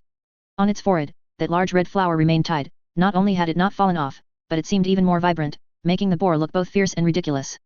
Peppa. See that guy in red, Blood Butcher? He's the one who hit me just now. Go gore him. Wang Defa shouted, pointing at Blood Butcher. Humph. Peppa understood human speech, mostly out of fear of being beaten, and let out a roar.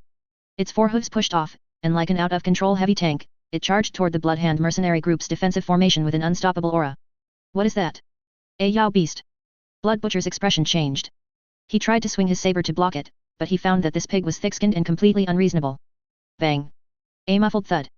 A Chi refining level 9 assassin was sent flying along with his shield by the wild boar, and the defensive formation was instantly torn open. But this was only the beginning. Come forth. My overlord of the skies. One sword breaks the firmament also waved his hand with great flair. Ga. An incredibly unpleasant bird cry, sounding like a broken gong, echoed through the night sky. A giant bald eagle with only a few scattered feathers, revealing large patches of pink flesh, soared into the sky. Though it was ugly, its speed was incredibly fast. It circled in the air, spotted the assassin whose defense had been broken, and dived down. Its sharp talons specifically targeted the man's scalp and face. Ah! My eyes! Why is this bird pecking people? The assassin screamed, clutching his face, his hands covered in blood. Soon after, even more strange things joined the battlefield. Go! Abyssal Devourer. The research fanatic biological dog graduation project threw a glass jar with a look of fanaticism. Crash! The jar shattered. A dark, slimy mass of demonized slime, looking like snot, fell to the ground. It wriggled for a moment, then suddenly leaped up, plastering itself directly onto an assassin's face, tightly sealing his mouth and nose. MMPH. MMPH MMPH.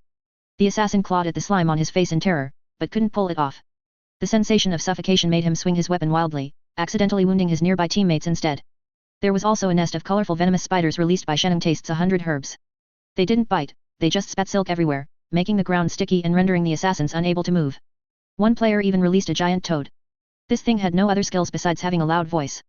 It sat nearby, croaking gwa, gwa, What incessantly, which, combined with the noise from the wailing demon bone, was a double concerto of mental pollution.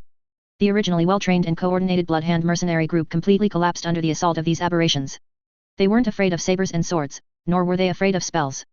But they were afraid of being gored in the butt by a wild boar, having their scalps pecked by a bald bird, having their faces smothered by slimes, and being tripped by spiderwebs all over the ground. What? What kind of school is this? Blood Butcher roared in despair as he swung his saber to knock away a lunging goose. Yes, there was even a goose.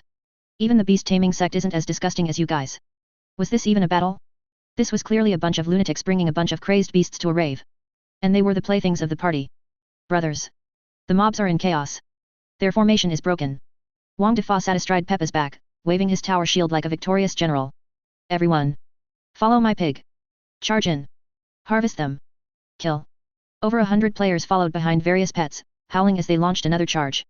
This time, facing the assassins whose spirits had collapsed and whose formation was in disarray, they didn't give their opponents any more chances. 10 minutes later. The battlefield finally fell silent. 20 gold medal assassins who had once terrorized the city of Sin, along with their leader Blood Butcher, all lay on the ground.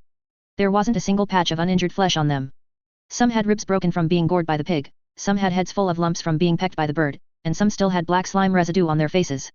Although they weren't dead, the players left them alive to loot their equipment, their eyes were completely hollow. It was a deep skepticism of this world and a sense of despair toward life. They would rather have died in battle than suffer this double humiliation of spirit and body. The players skillfully began cleaning up the battlefield, stripping clothes, searching bodies, and putting their pets back into their pouches. Some pets didn't want to go back, like that pig which was currently rooting through an assassin's storage pouch. Chen stood in the distance, looking at this group of rowdy but undeniably victorious disciples, and shook his head helplessly. Although the methods are a bit dirty and the image is a bit poor. But I have to say, this combat power, really is something. Chapter 125, City Lord X, Golden Core Stage Pressure? Fake. The darkest moment before dawn. Outside the Guiyuan Sect gate. With the total annihilation of the Bloodhand mercenary group, the battlefield fell into a brief and eerie silence. The players were busy looting the bodies of Blood Butcher and his men, fighting over the storage pouch that looked the most valuable. Wang Defa, is this melon ripe? Was riding on the pig's back, trying to hang Blood Butcher's blood-colored hook on his waist, but he found the thing was too heavy, pulling his belt down halfway. Just as everyone was immersed in the joy of the harvest. Rumble. Without warning, the clouds in the sky suddenly rolled violently, as if a pair of invisible giant hands were stirring them forcefully. A massive pressure, 10 or even 100 times more terrifying than that of the Punishment Elder, crashed down from the 9 heavens like Mount Tai. Thud. Thud. The players who were cleaning up the battlefield hadn't yet realized what was happening when they felt their knees go weak, as if struck by a heavy hammer, and they all fell to their knees uncontrollably. Even the thick-skinned second-rank iron-skinned wild boar Pep let out a terrified wail, its 4 hooves splayed out, burying its head deep into the soil, trembling uncontrollably. Holy crap, what's going on? One sword breaks the firmament barely supported his body with his sword, his face pale and veins bulging on his forehead. He looked at his character status bar, which now had a bright red debuff. Absolute suppression, under the influence of a high-level cultivator's pressure, all attributes decreased by 90%, unable to move, unable to cast spells. Scripted death. Is this a forced scripted death? Just as the players were filled with terror, a voice full of dominance and fury exploded between heaven and earth. Good. Good. Good. Killing my beloved son, he didn't die, but suffered social death, exterminating my mercenaries, destroying my reputation. Guiyuan Sect. You have truly given this seed a massive surprise. In midair, a figure wearing a black gold python robe stepped through the air. With every step he took, the void realm beneath his feet rippled with visible waves, as if even heaven and earth were trembling beneath him. It was the city lord of the city of Sin Zhaowuji. At this moment, his whole body emitted a faint golden light, a unique sign of a golden core stage cultivator. Although this golden light was somewhat mottled and impure, in the eyes of the Qi refinement stage players, he was already a godlike existence. Golden core stage. This is definitely a golden core stage boss. It's over, it's over. We've really hit a steel plate this time. How do we fight this? All attributes are docked, we can't even move. Despair spread among the players. Faced with this absolute crushing force that spanned 2 major realms, any tactics or flashy maneuvers became meaningless. Zhao Wuji looked down from above at this group of ants kneeling on the ground, his eyes full of cruel pleasure. What? Not jumping anymore? Not making trouble? He reached out a hand and grabbed at the void. Buzz. A giant hand made of spiritual power, as large as a house, appeared out of thin air and grabbed Wang Defa, who was riding on the pig's back, into the air. With just you trash, you dare to stir up trouble on the Tai Sui's head. Zhao Wuji's fingers slowly closed, and the black iron armor on Wang Defa's body made an unbearable creak sound, as if it would be crushed flat in the next second. Ah! Help! I'm going to be crushed! Wang Defa let out a scream like a slaughtered pig. Just when all the players thought they were doomed and were even ready to log off to avoid the trouble. City Lord Zhao, what a grand display of power! A clear, indifferent voice that seemed to contain a strange rhythm abruptly came from the direction of the Guiyuan Sect's main hall. The voice wasn't loud, but it easily penetrated Zhao Wuji's overwhelming pressure, ringing clearly in everyone's ears. The originally frozen air seemed to be injected with a stream of clear water by this voice, and that suffocating sense of pressure instantly dissipated by more than half. Zhao Wuji's expression changed, and he suddenly turned to look at the main hall. In that direction, purple chi came from the east, filling the sky. A young man wearing a purple gold magical robe, with his hands behind his back, had no flying sword beneath his feet, nor any magical artifact. He just strolled through the void realm like he was taking a leisurely walk, stepping up one pace at a time. He walked very slowly, but this piece of heaven and earth seemed to pulse with his breathing. Jiang Chen. At this moment, he was no longer the pseudo-golden core who could only hide behind the scenes activating formations while panicking inside. After the system's epic enhancement, what flowed within his body now was the true, extremely pure power of the golden core Dao. You are Jiang Chen. Zhao Wuji narrowed his eyes, his divine sense frantically scanning Jiang Chen, trying to see through the other's depth. But he was shocked to find that his divine sense was like a clay ox entering the sea, unable to find the bottom at all. The opponent was like a vast ocean, unfathomable. Impossible. The spiritual chi in this Qingyang mountain range is sparse, how could it possibly nurture a true golden core cultivator? Zhao Wuji was terrified in his heart, but the arrow was on the string and had to be fired. He forced himself to calm down and shouted sternly. Playing tricks? This seed is a half-step golden core, only one step away from shattering the core to form a soul, bragging. Today, I'll let you see what true power is. He violently flicked his sleeve. The giant spiritual hand holding Wang Defa didn't let go, instead, his other hand condensed 100 zheng long golden giant blade, carrying the momentum of splitting heaven and earth, and slashed fiercely at Jiang Chen. Golden light slash. Die. Facing this seemingly terrifying strike, Jiang Chen stopped, his face expressionless. He didn't even lift his hand, but merely raised his eyes slightly, glancing casually at the giant blade slashing down. Half-step golden core. A mocking curve appeared at the corner of Jiang Chen's mouth. A false core forcibly ripened by devouring the blood and essence of cultivators and using secret techniques. You dare call yourself a golden core? Before true power, you are nothing but a joke. The words fell. The flawless golden core inside Jiang Chen's body suddenly vibrated. Boom. A terrifying aura, 10 times stronger and 100 times purer than Zhao Wuji's just now, erupted instantly like an awakening sleeping dragon. If Zhao Wuji's pressure was a mountain, then Jiang Chen's pressure was the entire firmament. Break. Jiang Chen uttered only a single word. Law-enforcing speech. Crack. The golden giant blade that looked incredibly powerful, when it was still 10 zhang away from Jiang Chen, seemed to hit an invisible wall, instantly covered in cracks, and then shattered into a sky full of light spots. Immediately following. Kneel. Jiang Chen spoke again, his gaze like lightning, looking straight at Zhao Wuji. Bang. Zhao Wuji felt an irresistible mighty force press down on his head. His proud half-step golden core cultivation was as fragile as paper before this power. He didn't even have time to have a thought of resisting before his knees slammed heavily into the void realm, as if kneeling on an invisible wall, letting out a tooth-aching sound of bone cracking.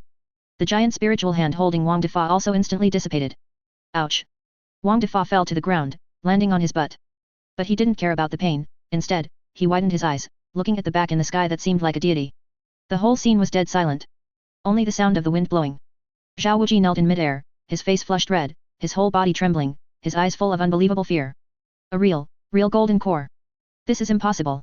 Jiang Chen slowly walked up to him, looking down at this once arrogant overlord, and said calmly. Nothing is impossible. City Lord Zhao, didn't you come to collect a ransom? Now, we can have a good talk, about how much your ransom will be. Chapter 126, Catching a Turtle in a Jar, don't even think about leaving once you're in. Outside the Guiyuan Sect gate. Although Zhao Wuji had already been suppressed by Jiang Chen, the city lord's mansion private army on the outskirts was unaware.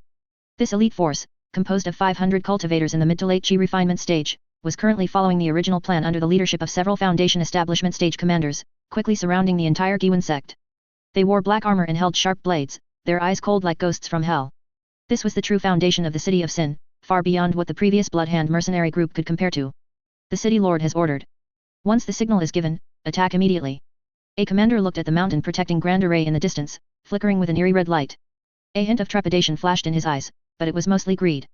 As long as they broke through here, the treasure trove inside would be all theirs. Just then. Boom.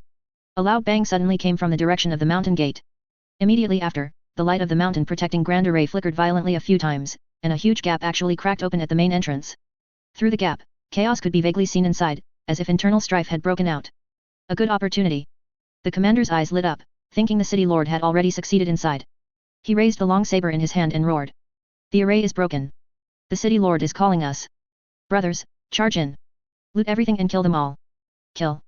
500 black armor guards roared in unison, turning into a black flood as they scrambled to pour into that seemingly defenseless gap. However, they didn't know that this was the gate to hell. Guiyuan Sect Square.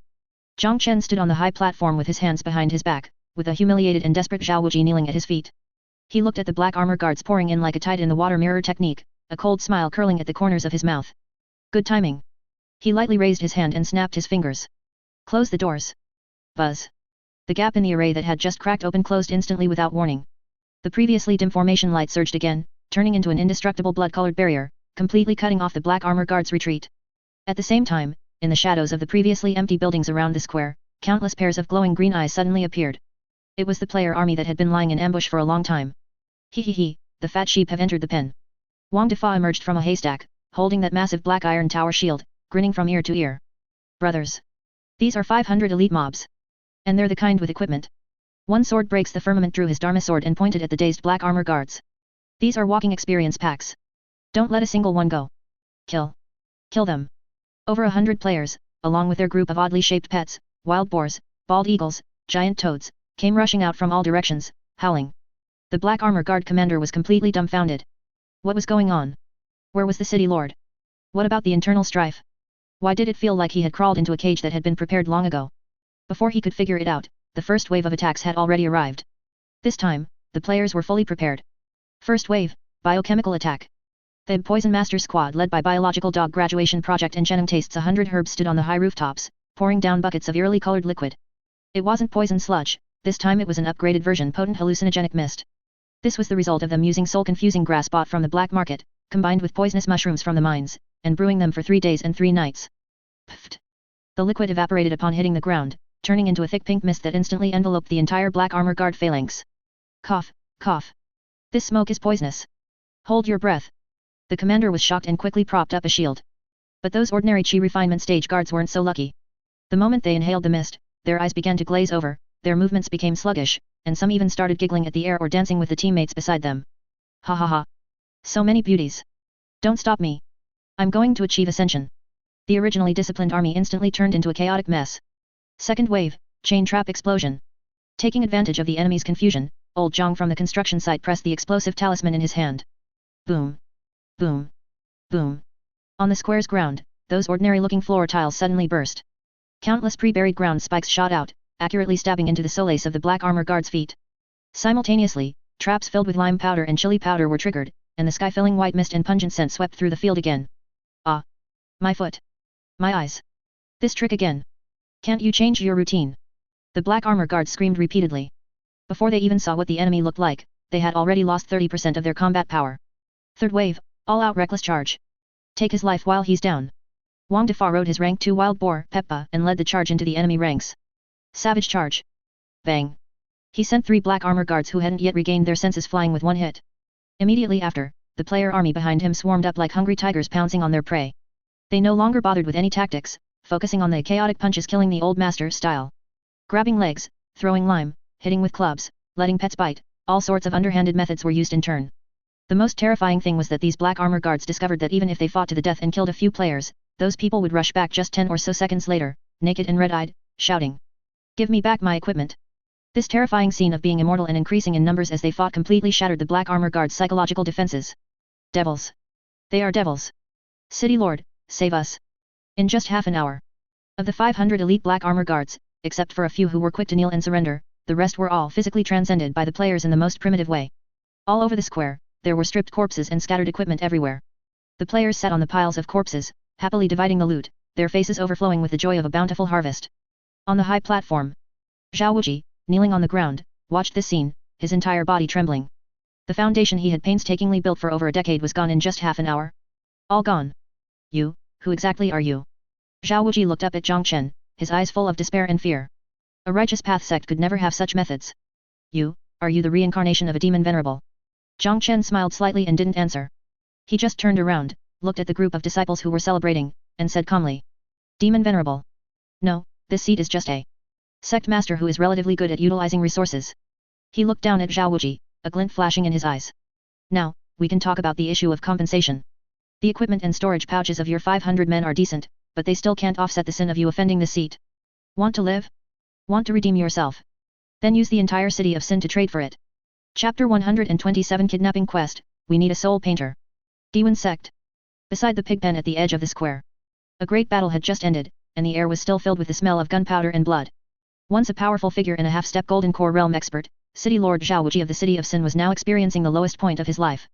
He was tied up like a rice dumpling with several special spirit-suppressing ropes and locked in the same pen as Wang Defaz. Is this melon ripe, beloved mount the second-rank iron-skinned wild boar, Peppa? Peppa seemed very interested in this new roommate, occasionally leaning in to nudge Zhao Wuji's well-maintained old face with its wet snout and letting out oink-oink sounds, scaring the city lord so much that his face turned pale and he didn't even dare to breathe heavily. Outside the pigpen, a crowd of players gathered to watch the spectacle. Tisk tisk, so this is a city lord? Doesn't look like much, he's not even as sturdy as Peppa. Don't move, take a screenshot for memory. This is the highest level boss we've ever caught. Just then, Jiang Chen appeared behind the crowd. He didn't approach the pigpen, instead keeping his distance and covering his nose in disgust. Peppa's food had been too good lately, and the smell was a bit strong. Ahem. Jiang Chen cleared his throat and issued a new command. Now that we've captured him, we must make use of his value. The city of Sin is currently leaderless, so now is the perfect time for us to name our price. I need you all to write a letter and send it to the city lord's mansion, telling them to pay a ransom for his release. Ding. Server-wide quest issued, a bandit's self-cultivation. The ransom note, quest description, since you've become kidnappers, you must be professional. Please create an illustrated and highly intimidating ransom note to be sent to the city of Sin. Reward, contribution points will be awarded based on the quality of the letter and the final ransom amount. Writing a letter? I'm an expert at that. The players instantly perked up. They might not be professional fighters, but they were serious when it came to messing around. Several pieces of old parchment were spread out on a large rock in the square. A group of intellectuals gathered around and began brainstorming the contents of the ransom note. I have literary talent. Let me write it. The Chuyunabiu youth, the real Long Aotian, grabbed the brush, soaked it in thick ink, and began writing boldly on the paper. I am the Guiyuan Sect's Exploding Heavens gang. No, wait, a Guiyuan Sect protector. Having captured your city lord, hand over the ransom immediately, or else I shall certainly make him. Stop, stop, stop. That's too wordy. There's no aura at all. Wang Defaz snatched the brush away, crossed out what was just written, and put on a fierce expression. Writing a ransom note should be simple and crude. Watch me. He scribbled a line of large characters. Zhao Wuji is in our hands. If you want him to live, bring money. We want 50,000, no, 100,000 spirit stones. If you're short by even one coin, we'll chop off one of his legs every day. After writing, he felt it wasn't impactful enough, so he drew a dripping skull next to it. How's that? Isn't it very oppressive? Wang Defaz said triumphantly. The handwriting is too ugly, it looks like a primary schooler wrote it. The top player one sword breaks the firmament roasted mercilessly. And words alone aren't enough. What if they think we're scamming them? We need proof. Right. We need a photo. No, wait, a portrait. Everyone agreed instantly. But then came the problem, who could draw? I'll do it. I'm an art student. From the crowd, a player with the ID Soul Painter stepped forward confidently. He usually enjoyed doodling on the walls in the sect. He was partly responsible for the previous graffiti on the mountain gate. Leave it to me, I guarantee it'll be lifelike. Soul Painter took a charcoal pencil, walked to the pigpen, and spent a long time gesturing at the trembling Zhao Wuji inside. City Lord Zhao, smile. Ah, right, make your expression a bit more painful. I want that I'm dying, come save me feeling. Zhao Wuji was so tormented that he lost all will to live, only able to stiffly twitch the corners of his mouth. 15 minutes later. Soul Painter displayed his masterpiece. The entire place fell silent. On the paper was a round sphere with 4 matchsticks for limbs, 2 crosses for eyes, and a wavy line for a mouth. Next to it, he had specifically drawn a pig kissing the sphere. This. Wang Defaz's mouth twitched. This is what you call an art student? Are you sure this isn't the level of a kindergarten senior class? This is called abstract art. Do you even understand art? Soul Painter said righteously. Just tell me if I caught the essence or not. Look at those despairing eyes, the crosses, how vivid. Fine, fine, as long as people can tell it's a person. Everyone couldn't be bothered to argue anymore. After all, in the cultivation world, this abstract style might actually create a weirdly terrifying effect, making people think the kidnappers were a bunch of irrational lunatics. The letter was written, and the drawing was done. The final step, delivering the message. Who's going to deliver the letter? I'll go. An agility class player volunteered. But Wang Defaz stopped him. It's too dangerous for us to go. What if they detain us? We need to find someone who isn't afraid of death, or someone who deserves to die anyway. Everyone's eyes simultaneously turned toward the few captured Black Armor Guard squad leaders in the corner. Although these men hadn't died in the previous melee, they were already scared out of their wits, currently huddled in the corner and trembling. Hee, you'll do. Wang Defaz walked over and picked up a Black Armor Guard who looked slightly more clever, like he was lifting a chick, and stuffed the ransom note into his arms. Listen, I'm giving you a chance to live. Take this letter back to the city lord's mansion and give it to the person in charge. Tell them, 3 days. If we don't see the money within 3 days, we'll turn City Lord Zhao into braised pork and feed him to the pigs. Understand? The black armor guards felt as if he had been granted a great pardon and nodded frantically. I understand. I understand. I'll definitely deliver it. Scram. With that command, the black armor guards scrambled and dashed out of the mountain gate, wishing his parents had given him 2 more legs. Watching the messengers retreating back, the players burst into laughter. This is in the bag. Just waiting for the money now. On the high platform, Chen looked at the atrocious ransom note and that soulful drawing, rubbing his temples helplessly. Although the process was ridiculous, these guys had certainly captured the villainous vibe perfectly. I hope we can get a good price, Chen muttered to himself. After all, upgrading the sect is going to require more money again. Chapter 128, Negotiation Expert Wang Defa, this cut hits the carotid artery. Noon the next day. Outside the Guiyuan Sect mountain gate. Today's sun was still scorching, but it couldn't dampen the players' enthusiasm for watching the excitement. On the open ground in front of the mountain gate, there was a dilapidated wooden table, looted from the Black Wind stockade, with several stone stools placed on either side. This was the site of this bilateral talk. On one side of the table sat an elderly man in a brocade robe with a haggard face. He was the head butler of the city of Sin's City Lord's mansion, Uncle Fu. Late last night, when he saw that ransom letter with its terrifying art style and crude content, and heard the hellish scene described by the black armor guards who delivered it, he almost fainted. For the sake of his master's life, he had to raise spirit stones overnight and rush here without stopping to redeem him. Sitting opposite him was not the mysterious Sect Master Jiang, but a fat man with a bare chest, wearing rat-scale armor, and munching on half a watermelon. Wang Defa, is this melon ripe? Behind him stood One Sword Breaks the Firmament, old Jiang from the construction site, and a crowd of fierce-looking players, all staring hungrily with shovels and pickaxes in hand, looking like a bunch of bandits about to eat someone. Ahem. Uncle Fu cleared his throat, suppressing the humiliation and unease in his heart. He took a heavy storage pouch from his bosom and placed it on the table. This, brave warrior. These are the 50,000 low-grade spirit stones requested in your letter. This old man has brought them all, only asking that your noble sect keeps its promise and releases my city lord. 50,000 spirit stones. Hearing this number, the surrounding players' eyes widened, and their breathing instantly became heavy. This was a huge sum of money. Enough to buy so many skill books. However, as the lead negotiator, Wang Defa only gave the storage pouch a casual glance, not even reaching out his hand. He slowly spat out a watermelon seed, then squinted his beady eyes at Uncle Fu and sneered. 50,000? Old man, do you have some misunderstanding of the word inflation? What? Uncle Fu was stunned. The letter clearly said 50,000. Is your noble sect going to raise the price on the spot? The letter was written yesterday, the price went up today. Wang Defa threw the watermelon rind on the ground, slapped the table, and began his performance. You know how fast prices are rising these days? We've been worrying ourselves sick to take care of your city lord. He held up his chubby fingers and began to calculate the items one by one. First is the meal fee. Your city lord is a man of high status, can he eat ordinary food? We specially arranged the second-tier demon beast companion meal, referring to eating pig feed with peppa, for him. Do you know how high the cost of these ingredients is? Next is the security fee. To prevent him from escaping, oh no, to protect his safety, we assigned a dedicated person, Peppa, to watch him 24 hours a day. Doesn't this labor cost money? And most importantly, mental distress compensation. Wang Defa pointed at the slightly damaged rat-scale armor on his body, looking heartbroken. That shout from your city lord yesterday scared my little heart so much it was thumping, and I still haven't recovered. Doesn't this require compensation? Uncle Fu's head was buzzing from this barrage of twisted logic. In all his years, he had never seen someone so thick-skinned and shameless. Then, how much does the brave warrior want? Uncle Fu asked tremblingly. Wang Defa held up one finger and shook it in front of Uncle Fu. 100,000. Uncle Fu's face turned pale. No. Wang Defa shook his head, revealing a smile characteristic of a profiteer. I want 100,000 spirit stones, plus the land deeds for 2 streets in the central business district of the city of Sin. What? Uncle Fu suddenly stood up, trembling with rage. That's impossible. Land deeds are the foundation of the city lord's mansion, we can never give them to you. This is robbery. Hey, how can you call it robbery? This is called business cooperation. The expert player One Sword Breaks the Firmament chimed in at the right time. He drew his cold, glinting Dharma sword and tapped his palm with the blade. Butler, think carefully. If the money is gone, you can earn more, if the land is gone, you can seize it back. But if the person is gone, tisk tisk, I heard those demonized slimes have been very hungry lately. To accompany his words, a shrill scream from Zhao Wuji came from the nearby pigpen, actually Peppa stealing his bun. Master. Hearing this sound, Uncle Fu's psychological defenses completely collapsed. He slumped back onto the stone stool, looking as if he had aged 10 years in an instant.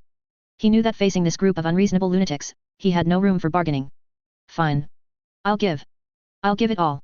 With trembling hands, Uncle Fu took out 2 yellowed parchment land deeds from his bosom. They were for the 2 most prosperous streets in the city of Sin. Now that's more like it. Wang Defa snatched the land deeds and spirit stones, grinning from ear to ear. He turned to the players behind him and made a V sign. Brothers. The negotiation was a success. We have territory in the city now. Who? Fatty Wang is awesome. We won't have to pay protection fees to set up stalls in the black market anymore. Long live the Sect Master. Long live the Fourth Calamity. The cheers echoed through the clouds. On the high platform of the main hall, Chen, who had overheard the entire ridiculous negotiation, looked at the huge sum of money and the two priceless land deeds that had just arrived. His lips couldn't help but curl up slightly. Although the process was rogue, the result was truly sweet. With these two streets, Guiyuan Sect had essentially planted a flag in the center of the cultivation world. It seems it's time to officially push our specialty industries to the entire cultivation world. Chapter 129 Handover Ceremony. Welcome to the Guiyuan Sect Black Market Office. Noon. Outside the Guiyuan Sect Mountain Gate. As Uncle Fu left with the signed land deeds and a storage pouch full of spirit stones, a simple and crude hostage release ceremony immediately unfolded. Two strength-type players carried the tightly bound Zhao Wuji, who reeked of a pigsty, and tossed him into the roadside grass at the foot of the mountain as if they were throwing out trash. All right, City Lord Zhao, your vacation is over. Wang Defa stood on the slope, waving a small handkerchief with a look of mock reluctance. In truth, he was simply loath to part with this ATM. Welcome back to play anytime. Our Peppa will miss you. In the grass, Zhao Wuji scrambled up in a wretched state. His once majestic face was now twisted beyond recognition. Looking at the group of devils on the mountain who were still making faces at him, he wanted to shout some parting threats, but his throat felt as if it were stuffed with cotton. Ultimately, he could only let out a humiliated wail, cover his face, and stumble away, sprinting in the direction Uncle Fu had gone. Having sent away the god of plague, the interior of the Guiyuan Sect immediately descended into a new frenzy of celebration. On the high platform of the main hall, Chen looked at the two yellowed parchment deeds in his hand: City of Sin East Market Main Street and City of Sin Gold Dissolving Den North Alley. These were prime locations where every inch of land was worth its weight in gold. System, issue the quest. The corners of Chen's mouth curled slightly. Since the territory was in hand, he had to claim the spot quickly to avoid any complications. Ding. Server-wide announcement, large-scale sect construction quest expanding territory. Quest description, after an arduous struggle referring to the kidnapping, we have successfully obtained an enclave in the City of Sin. Now, we need an advance party to go and receive the territory and transform it into the Guiyuan Sect's black market office. Quest objectives. 1. Travel to the City of Sin and complete the handover of the land deeds. 2. Clear out the shops and evict any existing unscrupulous vendors, if any. 3. Hang the sign and begin business to establish the Guiyuan Sect's sovereignty. Charge. Let's go take our territory. Following the quest's release, over 100 players who had long been unable to restrain themselves once again charged toward the City of Sin in a grand procession. 4 hours later. City of Sin. East Market Main Street. The atmosphere in the City of Sin today was exceptionally eerie. The black market cultivators, who usually swaggered down the streets with fierce expressions, were now honestly hugging the walls as they walked, their eyes filled with terror as they watched the procession marching down the center of the street. What kind of procession was that? Over 100 weirdos wearing ill-fitting robes, with storage pouches hanging from their waists and shovels and pickaxes slung over their shoulders, walked down the main road with an arrogant swagger that disowned all kin, like bandits inspecting their territory. Wherever they passed, chaos ensued as pedestrians scrambled to get out of the way. Even the red armor guards at the city gate, who usually loved collecting protection fees the most, were so frightened when they saw the bald fatty Wang Defa leading the way that they turned their faces away, pretending to look at the scenery.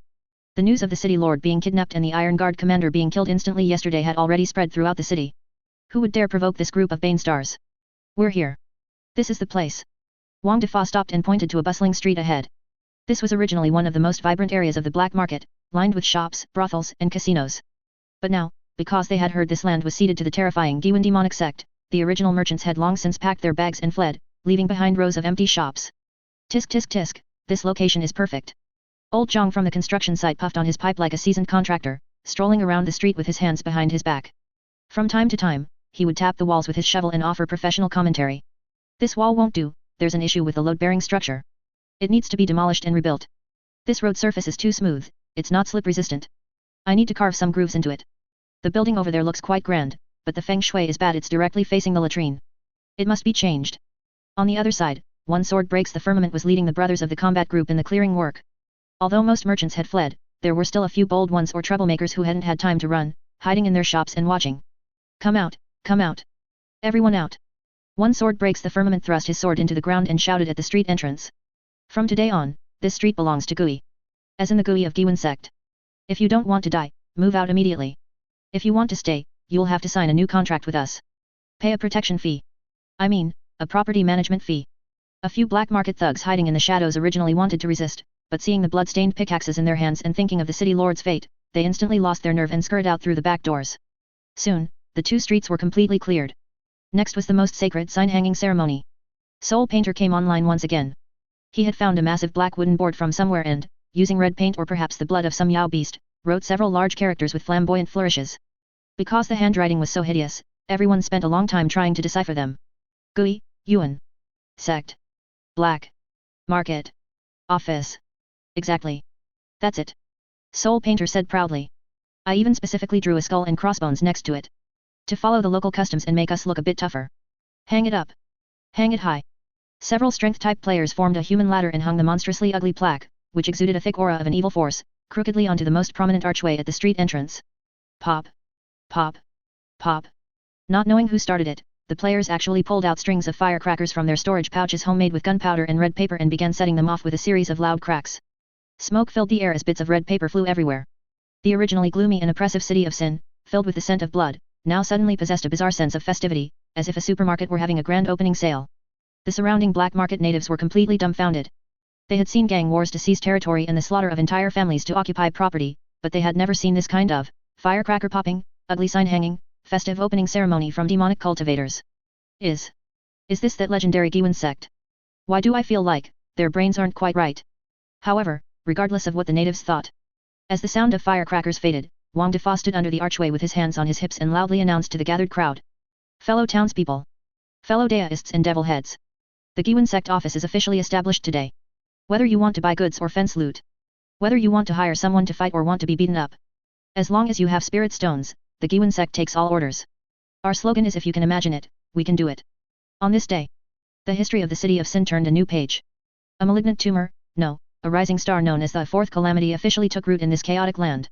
Chapter 130 Business Layout, which store is most profitable? City of Sin. Guiyuan Sect Office, formerly East Market Main Street. With the end of the plaque hanging ceremony, the crowd of onlookers gradually dispersed. This street, which had just changed hands, temporarily returned to peace. But inside the largest shop in the center of the street, a business strategy deployment expansion meeting concerning the future economic lifeline of the Guiyuan Sect was in intense progress. Dozens of core players sat around a long table cobbled together, the atmosphere so heated it was as if they were dividing up the world. Brothers. We have the territory, we need to step up. Wang Defa, is this melon ripe? Sat at the head.